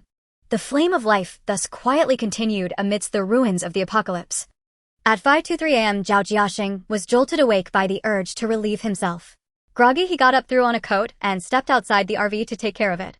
After finishing, he felt wide awake and decided to head towards the livestock area with the feed bucket. Time for a snack, he mumbled as he scattered the feed. The flock of chickens flapped their wings and gathered around, while the sows in the pig pen grunted lazily without even lifting their heads. Zhao Jiaxing instinctively looked up at the ceiling of the space, suddenly freezing in place. What was once a grayish sky was gone, replaced by a floating blue light sphere. It resembled a flattened moon, its surface glistening like mercury, with a few small light points drifting around it like satellites. Holy crap! The feed bucket clattered to the ground as the chickens scattered in fright. Zhao Jiaxing plopped down into the pile of feed, his eyes wide with shock. This thing wasn't here yesterday, but now it hung there like a mini planet, eerily silent. The door of the RV was suddenly flung open and Zhang Moyo rushed out with a gun. What's going on? Up there. Zhao Jiaxing stammered as he pointed upwards. The others, who were gradually waking up, were all stunned by the sight before them. Lu Hao's glasses were askew, and he didn't even notice when the temple of his glasses pressed against his ear. What is that? Liang Chao stared at the light sphere, suddenly feeling her temples throb. A strange sense of familiarity surged within her as if that thing was part of her body. Without thinking, she reached out her hand, and the ripples on the surface of the light sphere undulated in response. "Don't touch." Zhang Moyo pulled her wrist back. "It's fine." Liang Chao whispered, "It's breathing." The light sphere was indeed pulsating with an incredibly slow rhythm, like a heart that was just awakening from slumber. The trajectories of the small light points gradually became clear, forming 3 concentric rings. Xingqian wagged its tail and approached, spinning around Liang Chao's feet. Compared to yesterday's near-death state, the little dog certainly seemed more energetic, but it was still far from lively. It looked up at the light sphere and whimpered twice before lowering its head to sniff the feet on the ground. "So what exactly is this?" Zhao Jiaxing finally found his voice. "Alien technology. Apocalyptic mutation. Or could it be?" He suddenly lowered his voice. "An alien civilization." Lu Hao finally adjusted his glasses. "From the spectrum it looks like plasma, but the density is ridiculously high." He suddenly fell silent as a golden line flashed suddenly within the light sphere, vanishing like a blood vessel. Zhang Moyo still hadn't lowered his gun. "Is it dangerous?" Liang Chao shook her head. "I feel it's very content." Saying this felt absurd to her, but she truly couldn't find a more fitting description. Ever since absorbing the gold mine, the feedback from the space had shifted from hunger to satisfaction, and now it felt more like a stretch. "Do you remember the nebula we saw before?" She tried to explain. "It might be like Sister Hanmo guessed the space needs metallic elements to repair itself. Now that it has absorbed enough, it's beginning to." She gestured as if something was blooming. The group silently stared at the blue light sphere that seemed to be blooming. It was now as stable as a moon that had hung for billions of years, with only occasional ripples breaking its surface. "Should we go back and ask Mo Han right away?" Zhao Jiaxing asked. Liang Chao shook her head. "Even I can't understand it. Telling her would only worry her." She kicked the feed bucket at her feet. "Let's stick to the original plan and observe on the way." Zhao Jiaxing noticed something stranger when he turned his back to the light sphere. The hairs on the back of his neck inexplicably stood up as if someone was blowing air on his neck. Before the helicopter took off, Liang Chao sensed the space one last time. The position of the light sphere had quietly risen a bit, now resembling a true sky. Xingqian and Xingsuan were placed in the RV, whining by the door, uncertain if it was reluctance or fear. As the sound of the rotor drowned out everything, no one noticed another golden line flashing deep within the light sphere. On August 10th, the sunlight filtered through the bulletproof glass into the villa, yet it could not dispel the gloom. Liang's mother came out of the kitchen holding a pot of freshly made millet porridge, only to see Kitchen and Xiao Sherwei by the dining table, unable to help but sigh. Again, so few people for dinner. Kitchen forced a smile. "Mom, Mo Han didn't sleep well last night and said she would lie down for a while." Wang Yanqi went to the backyard early to practice some fighting moves. Xiao Sherwei stirred the porridge in her bowl and quietly asked, "Daddy, when will Mommy be back?" Kitchen ruffled his daughter's hair, his throat tightening slightly. "Soon, she will be back in a few days." He had repeated the sentence for 10 days now, each time feeling as if he were deceiving himself. Slow footsteps came from upstairs. Zhang Mohan, supporting her waist, slowly descended the stairs. Her belly was noticeably larger than 10 days ago, her face pale and frightening with heavy dark circles under her eyes. "Why are you up?" Liang's mother hurriedly put down the bowl and chopsticks to help her. "I can't lie down anymore," Zhang Mohan said hoarsely. "My back hurts and the baby kicks hard." She laboriously sat down on a chair, beads of sweat forming on her forehead. Kitchen poured a cup of warm water and handed it to her. "Do you want me to call Auntie to take a look?" Zhang Mohan shook her head. "It's nothing, just frequent urination, getting up 7 or 8 times a night. It's impossible to sleep well." She looked down at her protruding abdomen and softly said, "If only Mo were here, he always knew how to make me more comfortable." A moment of silence fell over the dining table. Ever since Liang Chao and the others left, the villa seemed to have lost its backbone. Hao Yibing and the others still diligently patrolled, but without Zhang Mou's command it felt like something was missing. A muffled sound came from the backyard. Kitchen walked to the window and saw Wang Yanqi punching. Her movements were much smoother than 10 days ago, each punch delivered with intensity, as if she wanted to vent all her longing and anxiety. "She is quite serious," Kitchen murmured. Liang's mother sighed. "This girl practices until she's covered in injuries and refuses to stop.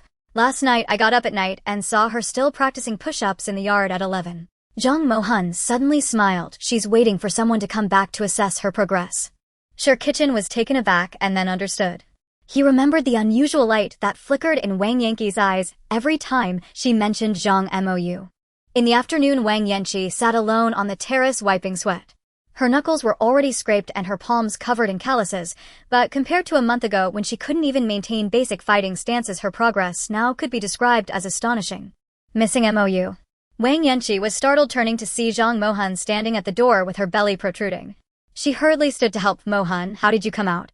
Zhang Mohan waved her hand, laboriously sitting in a rattan chair. It's too stuffy inside. She looked at Wang Yanqi's swollen hands and softly said, don't push yourself too hard and my brother will be heartbroken to see you like this when he returns. Wang Yanqi's face instantly flushed. What are you talking about? I'm just practicing because I'm bored. Zhang Mohan smiled silently, her gaze drifting to the distant horizon. That was the direction Liang Chao and the others had left. Now only a desolate snowfield and a gray sky remained. They will definitely come back safely. Zhang Mohan suddenly said, her voice soft yet extraordinarily firm. Wang Yanqi clenched her fists, her nails digging deep into the calluses on her palms. Yes, definitely. In the evening, Shi Kitchen had lulled Xiao Shui to sleep and gently closed the door. Turning around, he saw Liang's father standing alone at the end of the corridor, staring blankly at the family portrait on the wall. The photo was taken last year during the New Year, with Liang Chao standing in the middle smiling brightly. Dad, still not sleeping? Shi Kitchen approached. Liang's father wiped his face, his voice hoarse. I can't sleep. Chao Chao said they would be back in a month at most, and now a third of that time has passed. Shi Kitchen didn't know how to comfort him. He often woke up in the middle of the night dreaming of Liang Chao standing in the snow covered in blood. Each time he woke up he had to confirm that Xiao Shui was safe before he could barely calm his heart. Everything will be fine. Shi Kitchen could only repeat the sentence as if to convince himself. Chao Chao is so capable and MOU and the others are with her. Liang's father nodded, yet his gaze remained fixed on the photo. In the picture, Liang Chao wore a red sweater holding Xiao Shui, surrounded by smiling family members. At that time they had no idea what the world would become a year later. Meanwhile, over 1,000 kilometers away, a once-renowned pharmaceutical factory. Liang Chao kicked aside the broken glass blocking her path, her brow furrowed. It has been looted. The entire warehouse was empty, with shelves toppled and scattered with some damaged packaging boxes. Zhang Mou checked several corners and shook his head. All the antibiotics and painkillers are gone, not even a bandage left. Lu Hao squatted down, picking up a half box of crushed pills. Only some unwanted leftovers are left. He read the labels: kidney tonic pills, orlistat capsules. It seems no one grabbed weight loss or aphrodisiac pills. Zhao Jiaxing smiled bitterly. In the apocalypse, staying alive is more important than anything else. Who cares about kidney deficiencies? Liang Chao looked around, her gaze landing on the production line in the corner. Although some dismantleable small items had already been taken, the main production machinery still remained in place. Since we are here, we can't leave empty-handed. She walked towards the labeling machine. Let's take these production lines. Who knows, they might be useful later. Zhang Mou nodded, and together with Lu Hao they began to collect the abandoned medicines. Even if they couldn't be used now, it was better than having nothing. Liang Chao still touched these machines, storing them in a static zone in her space. After the others had collected most of the items, the sky began to darken and another day had passed. It's been 10 days. I wonder how things are back home. Liang Chao muttered to herself. We're close to Sichuan. Let's go take a chance and see if we can find mineral veins before heading home. Lu Hao's words felt like an injection of excitement for Liang Chao. She immediately stood up and said, all right, well, rest here today, as she led the three of them into the space. Upon entering the space, the four were immediately struck by the sight before them. The blue orb of light had now expanded to the size of a basketball, floating in the sky of the space and radiating a gentle glow. Countless tiny points of light surrounded the orb, moving along their respective orbits like planets, forming a miniature cosmic scene. Zhao Jiaxing looked up and couldn't help but ask, why aren't the metallic elements in the stationary zone absorbed by the space? Aren't they metals too? Lu Hao adjusted his glasses and explained, it's like the structure of the Earth. Its core is made of heavy metals, yet they are not devoured by the Earth itself. The space absorbs metallic elements to repair its own star core, just as the human body needs iron to produce. The metals in the stationary zone have been marked as stationary by Liang Shu using her consciousness, while the transformation zone is where they are digested and reorganized. Liang Shu closed her eyes, feeling the pulsation of the space. In her consciousness, the entire space resembled a gigantic sphere, with them standing at the core of the sphere. The interior of the sphere is divided into three main areas: the stationary zone, like the frozen Arctic where time is solidified, the uniform speed zone, which aligns with the external time, and the transformation zone, akin to the core, where absorbed metallic elements decompose and reorganize, becoming nutrients for the star core. The divisions of the areas are not based on physical boundaries. Liang Shu opened her eyes and said, but rather on the frequency of my brain waves. It's like tuning a radio. Different frequencies correspond to different areas. Zhang Mou pondered, so you can adjust the structure of the space by changing your brain waves. That's one way to understand it. Liang Shu nodded. It's like a Rubik's Cube. The color of each piece depends on which side it faces. My consciousness is like the hand that rotates the cube. Zhao Jiaxing listened, captivated. What state is the star core in right now? Liu Hao chimed in. Based on the changes in its light patterns, I suspect it is forming a stable gravitational field. The orbits of those points of light might represent some sort of energy circulation system, just like the Earth's magnetic field protects us from solar winds.